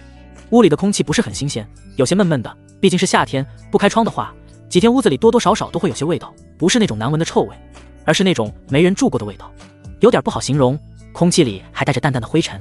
顺着卧室走了进去，拉开衣柜，萧然的衣服已经全部都不在了，剩下的只有自己的。他倒是也没着急先收拾衣服，而是又去了卫生间，果然洗漱用品也都不在了。看样子他已经搬走了呀。人有的时候真的是贱皮子，曾经说好的不纠缠，可是现在发现对方真的离自己远去的时候，居然心里有一种说不出的失落。他把自己的衣服全部收拾了一下，然后放在了箱子里，想了想，还是走到了门口，看着上面的电话号码打了过去。好奇是真的好奇，但是想让自己先给他打电话，他觉得自己做不到。电话没响2下，很快就被人接了起来。您好，这里是爱家服务公司，我想问问上元小区这个阁楼是要卖掉吗？严离道。听见是问房的，中介小哥的态度更是热情了起来。是啊，您是要买房吗？我跟你说，您的眼光可太好了，这房子啊，已经好几个人都看了。先夸张一下，这是他们中介的惯用套路。哦，那房主为什么突然买房呢？严离继续道。中介小哥只当是怀疑这房子有没有人去世，或者是有别的什么原因才卖的，当下解释着。您放心，这房子一点问题都没有，绝对是好房子，是去更好的地段买房了。老话说得好，人往高处走，谁往低处流，您说对吗？闻言，严离皱了皱眉。严离心里那种不服气的感觉又涌了出来。什么情况啊？怎么感觉萧然跟自己分开，这生活不但没变差，反而过得更好了呢？他现在开始有点怀疑了，难道自己的选择真的出现了问题？要不自己给他打个电话？怎么样，女士，要是您感兴趣的话，咱们可以约个时。电话里中介还在热情的追问，严离已经没有任何听下去的心思了，直接挂断了电话。人就是这样，见不得前任过得比自己好。人家但凡过得比自己好了，心里就忍不住不舒服起来，甚至还会怀疑自己的决定是不是错了。心里那种不舒服的感觉越发的深刻了。他抿了抿嘴，考虑再三，还是没忍住拨通了萧然的电话。这会儿萧然还正和老妈聊天呢，手机就响了起来，拿起来一看，是严离的。自己还没联系他呢，他先联系自己了，这倒是也好，让他把东西都拿走，别耽误自己租房子。喂，萧然将电话接了起来。你准备卖房了？严离语气虽然平淡，但是那一份藏不住的好奇。萧然淡淡道，把你的东西收拾一下吧。虽然不是准备卖，而是准备租出去，但是萧然觉得自己也没必要跟他说的那么清楚。反正房子是自己的，想怎么样那都是自己的事儿。见他语气这么冷淡，严离心里莫名的有些难受。那个，你就没什么别的想跟我说的？这会儿严离居然鬼使神差的希望萧然能多跟自己说几句，然而等到的却是萧然的沉默。自己跟他说啥呀？没啥好说的呀。沉默半晌，萧然才道，我还有事儿，先不和你说了。说完就把电话挂了。他现在就是希望他能快点把自己的东西收拾了，然后自己好把房子租出去，就这么简单。至于聊天，有跟他聊天的时间，还不如跟自己老妈聊聊呢。这边严离被挂了电话，脸上的表情简直一言难尽，心里更是像打翻了五味瓶，那叫一个复杂。半晌他深吸一口气，搬就搬，不说就不说。拖着纸箱出来的时候，这才发现已经开始下雨了。看着天空中密密麻麻的雨点，严离这会儿心态有点崩了。这可真是老天爷都要跟自己对着干啊！难道自己真的做错了什么吗？不得不说，爱奇艺的营销做的其实还是很不错的。才短短一早上的时间，已经不少人都看见了萧然和剧组合照的那张照片。讲真，萧然的气质一点不输给男主，就连学校里都已经有好多人刷到了。因为萧然本来就长得帅的缘故，学校里不少女生都认识他，甚至比那些代课老师知名度还要高很多。这会儿学校里都传疯了，就连司莹莹也刷到了视频。还没下课呢，就一脸八卦的看着旁边正在听课的女孩，小声道，哎，萧老师啥时候去剧组面试的？对于自己学校的老师突然有一天出演电视，这件事儿真的是太令人难以置信了。闻言，严希慈一脸莫名的看着他，没有啊，我哥就是去吃了个饭而已。就是昨天？对啊，女孩一脸的不以为然，可不就是昨天吗？昨天他还非说那个女人和他哥有关系来着，还好自己没有听信他的谗言，不然的话自己可就误会萧然哥了。闻言，司莹莹一脸的感叹，天哪，这也太厉害了，这阵容萧老师要火啊。他本来以为最多就是个那种3线明星演的小网剧什么的，可是没想到女主居然是杨幂，这可真是太令人不可思议了。就这阵容，要是不火，那可真的是天理难容啊。这会儿旁边的女孩听见了两个人的谈话，也一脸好好奇的转过脑袋来，小声道，你们是不是在说那个萧老师在剧组的照片？我操，我以为只是长得像的人而已。说实话，自己一早上就在微博上看见了，当时还以为是自己看错了呢，听他们这么一说，没想到还真是。八卦这个东西传播的速度永远都是最快的，3句话的时间，后排的人也听见了，戳了戳严希慈的后背，脑袋一伸，啥？你们也看见了？几乎是一瞬间，聊天范围迅速的扩大了起来，从2个人变成了6个人。你看见了？我操，我也看见了，我还以为是看错了呢。错啥错？真的是萧老师。司莹莹一脸肯定道，萧老师这是准备出道了吗？几个人七嘴八舌的聊得热闹极了。台上的老师一脸无奈的朝着几个人瞥了一眼，聊得这么激动，这声音也太大了。啥时候关注八卦能像关注学习一样，个个都能考上研究生？嗨嗨！老师重重的咳嗽几声，示意他们适可而止。果然，老师的咳嗽还是很有杀伤力的。刚才还一脸兴奋小声八卦的女孩们瞬间就老实了起来，急忙低下头，该看书的看书，不想看书的装看书，谁也不说话了。随着气氛瞬间安静了下来，外面的下雨声格外清晰了许多。见一个个的都老实了，老师这才又继续开始讲课。其实不光是这些学生，自己也看见那个视频了。没想到一直看着萧然与世无争的，好像没什么上进心，居然暗戳戳和明星合了影，还进了剧组。这事儿给谁都得惊讶。严希慈心虚的低着头，生怕自己的目光跟老师对上，然后被批评。正心虚呢，口袋里的手机就响了起来，女孩急忙将手机拿了出来，见老师没看自己，这才偷偷的低下头点开手机。萧然，外面下雨了，一会儿我去接你放学。萧然本来是打算下午就带邱玉茹好好逛逛的，正好严希慈也好久没逛过街，买过新衣服了，算是给他们3个人放个假。没想到天公开给不作美，好好的天气居然就下雨了，这倒是让他担心女孩回不了家了，索性直接拿了伞出来接她。别看昨天晚上的事儿，他努力的告诉自己是个意外，但是心里还是忍不住越来越关心严希慈了。喜欢一个人想要藏住，基本上是不可能的。看见消息，上一秒还在担心被老师骂的女孩，这一秒就脸上荡漾出了幸福的笑容。不得不说，被自己喜欢的人惦记着，真的是一种特别幸福的感觉呢。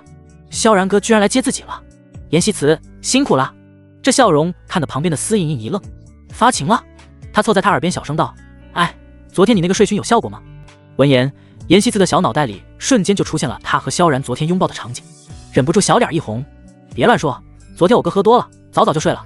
她绝对不会告诉闺蜜自己不但跟她拥抱了，还趁着她喝多偷偷摸她的事情呢。那种此地无银300两的表情，让司莹莹一个字也没信。她撇撇嘴，切，不可能。虽然自己不知道他们发生了啥，但是这红扑扑的脸告诉自己，他们肯定发生了点啥。下课铃很是适宜的响了起来，严希慈伸手将自己的书本整理好，抱在了怀里，丢下一句走了，就要起身离开。他的萧然哥可是直到下雨专门接自己回家呢，他可没心思跟他在这儿浪费时间。见状，司莹莹急忙追了上来，你等等我啊！急什么呀，一起出教学楼啊！其实严希慈一直不太喜欢下雨，每次下雨的时候总是莫名的觉得心情很差，但是今天他居然还有一丝隐隐的兴奋。你说你俩昨天晚上到底干啥了？啥也没干。我不信，爱信不信。两个女孩说着就走到了教学楼门口，看着面前的雨幕，司莹莹刚才还笑眯眯的小脸瞬间就垮了下来。妈的，这雨怎么这么大？这是要失身的节奏啊！这会儿楼道口的人越聚越多，不少男孩子拿着伞在外面等着，然后等到了自己的喜欢的姑娘出来，就会走上前去帮她举着伞，一对一对的走掉。没有人接的姑娘们大部分都是拿着书本举在头顶上，然后一头扎进雨里跑得飞快。司莹莹有些无奈，她既不想用书当伞，也不想在教学楼里待着。雨势汹涌，一会儿功夫明显比刚才大了不少，就连速度都变快了。好在学校的排水系统做得好，所以地上并没有什么积水。看着地上被弹得老高的雨花，萧然不由加快了脚步，朝着教学楼这边走了过来。他一只手举着自己的伞，手里还拿着一把给严希慈准备的伞，因为是粉色的，所以看起来格外的明显。司莹莹一眼就看见了，还说你俩啥也没干呢，这都来接你了，可算我是让自己抓到证据了。别乱说啊你，声音这么大，你要死啊！司莹莹撇撇嘴，一会儿我把你伞拿走啊。女孩眼皮一跳，那眼神跟看神经病似的，真不知道她是怎么好意思开口的。她拿走了自己用什么？然而不等严希慈开口，司莹莹就朝着萧然走了过去，然后甜甜一笑，萧老师能不能借我一把雨伞啊？萧然毕竟很少会有学生这么不客气的跟老师借伞的，这伞是希慈的，他拿走了，他家希慈用啥？见状，司莹莹即刻转过身子，朝抓着女孩的胳膊撒起了娇，脑袋更是朝着她的耳朵旁边一凑，用只有她能听见的小声道：拜托，我拿走了，你可就能跟萧老师用一把伞了，这可是培养感情的好机会呢，你好好考虑一下。闻言，女孩眨眨眼，下意识心口一紧，好像很有道理啊，也不是不行。她小声回复了一句，跟着红着脸，强忍心虚的走到萧然面前，然后伸手拿过他手里的伞，递给了司莹莹，拿去吧。司莹莹递给他一个意味深长得意眼神，笑得甜蜜又亲切，谢谢啊，你真不愧是我最好的朋友。说完这才把伞打开，朝着宿舍楼的方向去了。女孩点点头，心里忍不住暗道，你也是呢。见状，萧然只好把自己的伞举到了女孩的头顶上，没办法，他的伞借给别人了，那就只好用自己的喽。女孩也不拒绝，顺势钻到了萧然的雨伞底下，然后抬头朝着他的脸上看了过去，笑得甜美又灿烂。哥，咱们回家吧。萧然点点头，走吧。说完转身顺着学校的羊肠小道朝着校门口走了过去。他的伞不是很大，担心女孩被雨淋到，萧然让女孩走在了前面，自己在后面举着伞。他的胳膊正好就在女孩的肩膀后面，随着走动，萧然的胳膊总是会无意间的碰到女孩脖子处裸露的光滑白腻的皮肤上，身子也时不时的碰在一起，感受到萧然的体温，还有那种似有似无的碰触，于是脖梗后的那一处地方便会有一种酥酥麻麻的感觉，随着接触的越来越多，那一块地方的温度就不受控制的灼热了起来，就连心跳也以一种愉悦的速度加快了起来。为了让他不被雨水淋到，萧然的小半个身子都在雨里，这会儿已经全部湿了，不过他丝毫也没有介意，毕竟他没有湿，自己一个大老爷们儿也无所谓的。衣服被雨水浸润，肉眼可见的颜色深了起来。正享受甜蜜感觉的女孩歪着脑袋朝着萧然看了过来，这一看正好就看见了他已上门明显的水渍，再往下看，就连裤子也是一样的。几乎是一瞬间，他明亮眸子里的欢喜变成了心疼，都是为了自己不淋到，所以他才淋到自己的。严希慈吸了吸鼻子，软糯的语气里带着说不出的愧疚，哥，你往我这边一点吧，衣服都湿了。说着瘦弱的小身板更是毫不犹豫地朝着外面挪了挪，好让萧然再站进来一点，这样他就不会被雨淋到了。萧然被他这个动作吓了一跳，谁让他出去的？想也没想，那只还在举着伞的胳膊直接揽在了他的肩膀上，微微一用力，就轻易地将女孩拦回了这一片雨幕外面的小世界。他的臂弯结实有力，还带着那种温暖的感觉，几乎是一瞬间，女孩感觉自己的心跳都不可控制地漏掉了一拍，一张脸更是以肉眼可见的速度红了起来。他真的就这么搂住自己了？虽然只是这么一下，但是这也已经足够单纯的女孩兴奋和激动了。那种美妙的不受控制的感觉顺着脑细胞传递给了每一根神经，以至于就连脚趾都因为兴奋微微有些缩紧了呢。将女孩搂了回来，萧然这才又恢复了刚才的动作，一本正经道：“不要乱动，这样容易湿。本来有2把伞的，可是现在就只有1把了，他能怎么办？再说了，自己都已经淋湿了，现在他要是也淋了雨，那自己不是白淋了？这买卖可真的是太亏了。”严希慈这会儿脑子里全是刚才被他搂住那种心跳和刺激，自然是他说什么听什么，没2步就出了校门。发放眼望去，一片白色的雨幕，雨水打在每一个角落，滴答的声音更是不绝于耳。此情此景让萧然忍不住皱了皱眉，要是真的这么走回去，2个人一定会失足的。旁边的女孩也抿了抿粉嫩的小嘴，陷入了沉思。说实话，自己倒是不怕失足，她就是担心萧然哥一直这样淋雨的话，万一生病了那可就麻烦了。他们的雨伞不大，2个人要想都不被雨淋到，最好的办法就是自己挽着他的胳膊，身子靠着身子，只有这样才能节省出一块空间来。可是这样的举动确实有些过于暧昧了，光是想一想就觉得小脸忍不住微微发烫呢。不行不行，聪明的女孩是不能突然做出这么暧昧的举动来的。可是如果不这样，萧然哥一直这么淋下去，那是一定会生病的。可是看着他越发湿润的衣服，女孩心里的愧疚和不忍也越发的浓重起来。她实在是没办法看着他为了自己淋雨，要不自己试试看？女孩深吸一口气，鼓足了勇气，将自己纤细的胳膊抬了起来，然后飞快的胳膊从萧然的弯曲的臂弯穿了过去，然后整个身子朝着他靠了靠。因为怕他拒绝自己，他的肌肉都还紧绷着，身体也有些僵硬，胳膊有些微微发凉，但是并不影响他天生的好皮肤。随着种温凉 Q 弹的触感传来，萧然的瞳孔猛然一震，这时他居然挽住了自己的胳膊。他明显被女孩的举动吓了一跳，跟着心跳在一起，不自觉地快了起来，生怕被萧然拒绝。严希慈绷着一张红扑扑的小脸，语气里更是说不出的紧张，明亮的眸子里也写满了难为情。哥，伞太小了，只有这样才不会被淋湿。面前软萌的少女眼里心里全是对自己的担心，一时间萧然有些说不出话来。萧然感觉口空有些发干，他抿抿嘴，咱们走快点。心里也忍不住开始思考一件事儿，那就是他是不是喜欢自己。如果说昨天晚上是个意外，那现在他明明就是有意为之。萧然可不是一个没有恋爱经验的人，这样亲昵的举动怎么想都觉得他对自己起了什么歪心思。心思本来不正的萧然遇上了歪心思的姑娘，这事儿闹的讲真紧张的人可并不只有萧然，严希慈更是心都提到了嗓子眼儿。毕竟这可是自己第一次挽住一个男生的胳膊呢，还是自己喜欢的人，这样的感觉真的是太令人难忘了。他敢保证自己这辈子都不会忘记的。看着女孩水润的眸子，闻着她身上那种好闻的甜淡的香气，萧然感觉自己的胳膊有些酥酥麻麻的，这种感觉沿着胳膊涌入了自己的心尖儿。前面不远处有个公交车站，萧然皱了皱眉，要不坐公交车吧？说实话，他还真没想到今天的雨会这么大，早知道自己就把老妈的车开来了，何至于搞得这么麻烦。女孩看了一眼旁边被雨水打得一颤一颤的小松树苗，点了点头，好。其实他还想跟他这样走，然后感受那种不动声色的亲昵和暧昧，但是萧然哥既然都说出来，自己也不好拒绝啊。这么大的雨，他要是坚持走回去，他会以为自己是什么神经病吧？女孩挽着他的胳膊，2个人一起朝着公交车站走了过去。到了站台底下，萧然这才将手里的雨伞收了起来，女孩也依依不舍地将自己的胳膊收了回来。随着2个人的距离变远，胳膊周围的空气都冷了下来，那颗砰砰跳的小心脏也没有刚才那么雀跃了，有种怅然若失的感觉。萧然这会儿可没心思看女孩，他的目光全在不远处的公交车上呢。随着车的距离越来越近，他的心情也越来越舒畅。也不知道从什么时候开始，只要跟他在一起，自己的心就总是会跳个没完，大脑还会时不时的分泌出一种愉悦的想要占有的信号，这让他很煎熬。公交车逐渐停了下来，大概是因为下雨的缘故。今天的公交车上人很多，没什么座位。萧然走在前面，让女孩跟在自己的后面。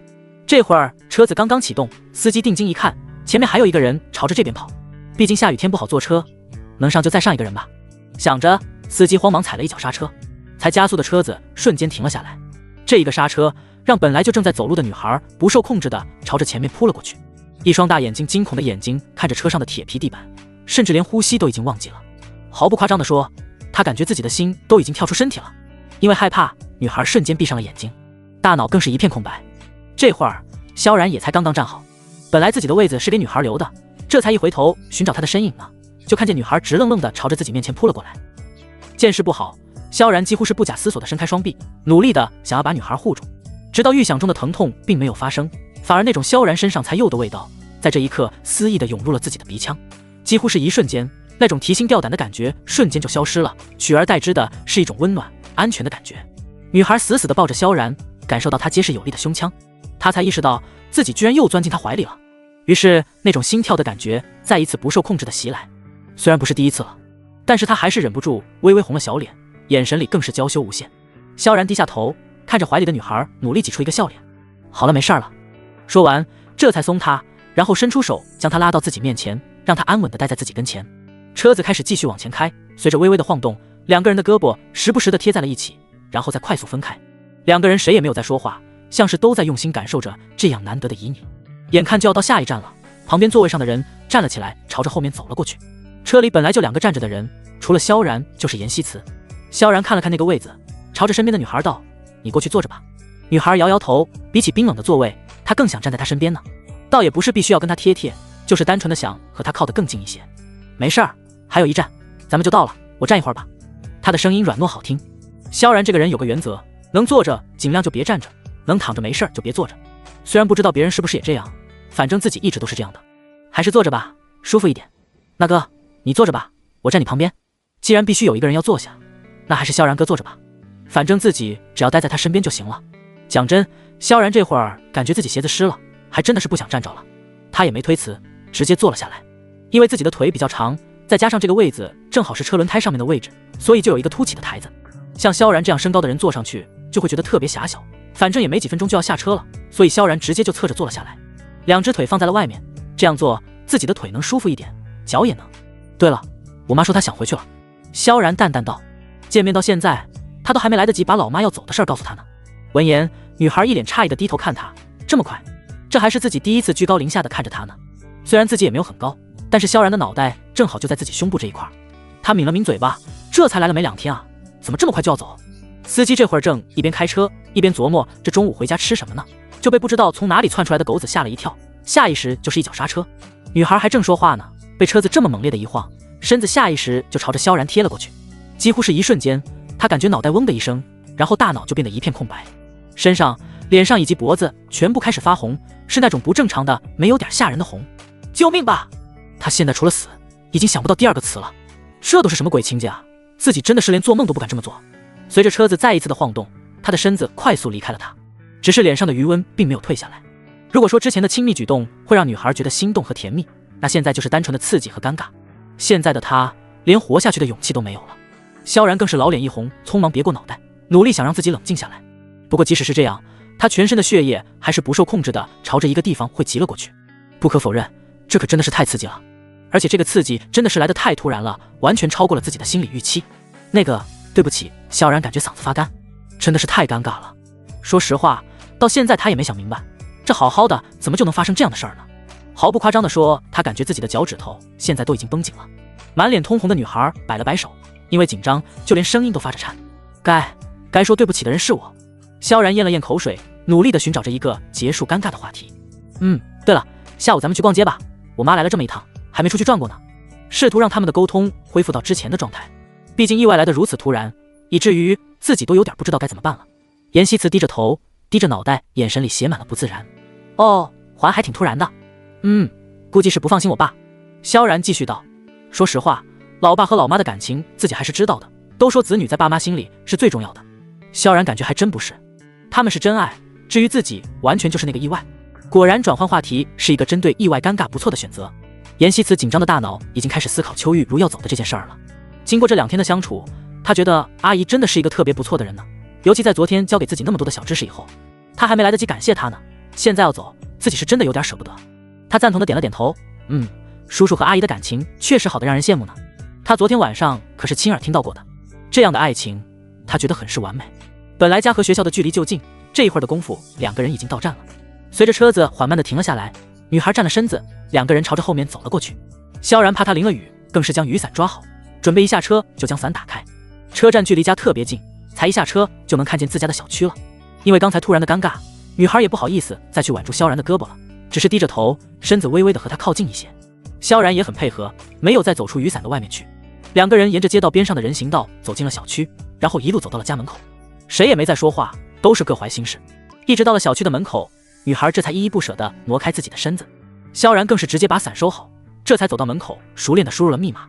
这会儿邱玉茹已经做好了饭，很随意，毕竟下雨，她也没出去买菜，就在小区门口买了一块豆腐，还有一把青菜。吃了饭，3个人就各自回屋休息去了。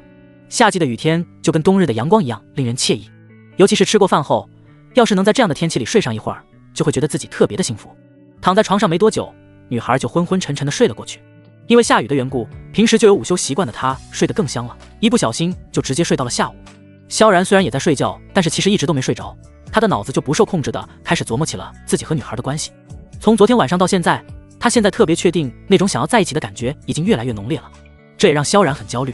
在他心里其实觉得他值得比自己更好的，但是爱情这个东西，他有的时候真的是挺不讲理的，就是这样管你合适不合适，想来就来，还会控制你的感情，就让你的理智和感情不停地做斗争。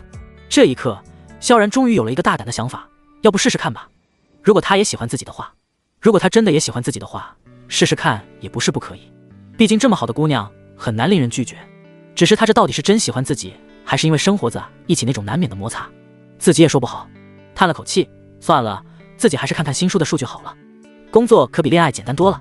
想着他用手机登录了自己的作者后台，映入眼帘的就是几十条最新评论，果断点了进去。不想说了，这种书是怎么好意思写出来的？你有病，作者肯定是思想不健全。不是，现在写书的门槛真的是越来越低了，什么3观不健全的人都能写书。萧然皱了皱眉，继续往下看。让他比较意外的是，10几条评论基本上都是骂自己的，除了里面夹杂的偶尔的好评。说实话，评论这个东西真的是很容易影响心智，有的人说话确实是挺难听的。其实萧然不是一个不能接受批评的人，毕竟当了作者这么多年，啥样的喷子自己没见过。但是这样集体攻击还真的是第一次，他甚至怀疑自己是不是题材选错了，或者说真的是自己的想法有什么问题。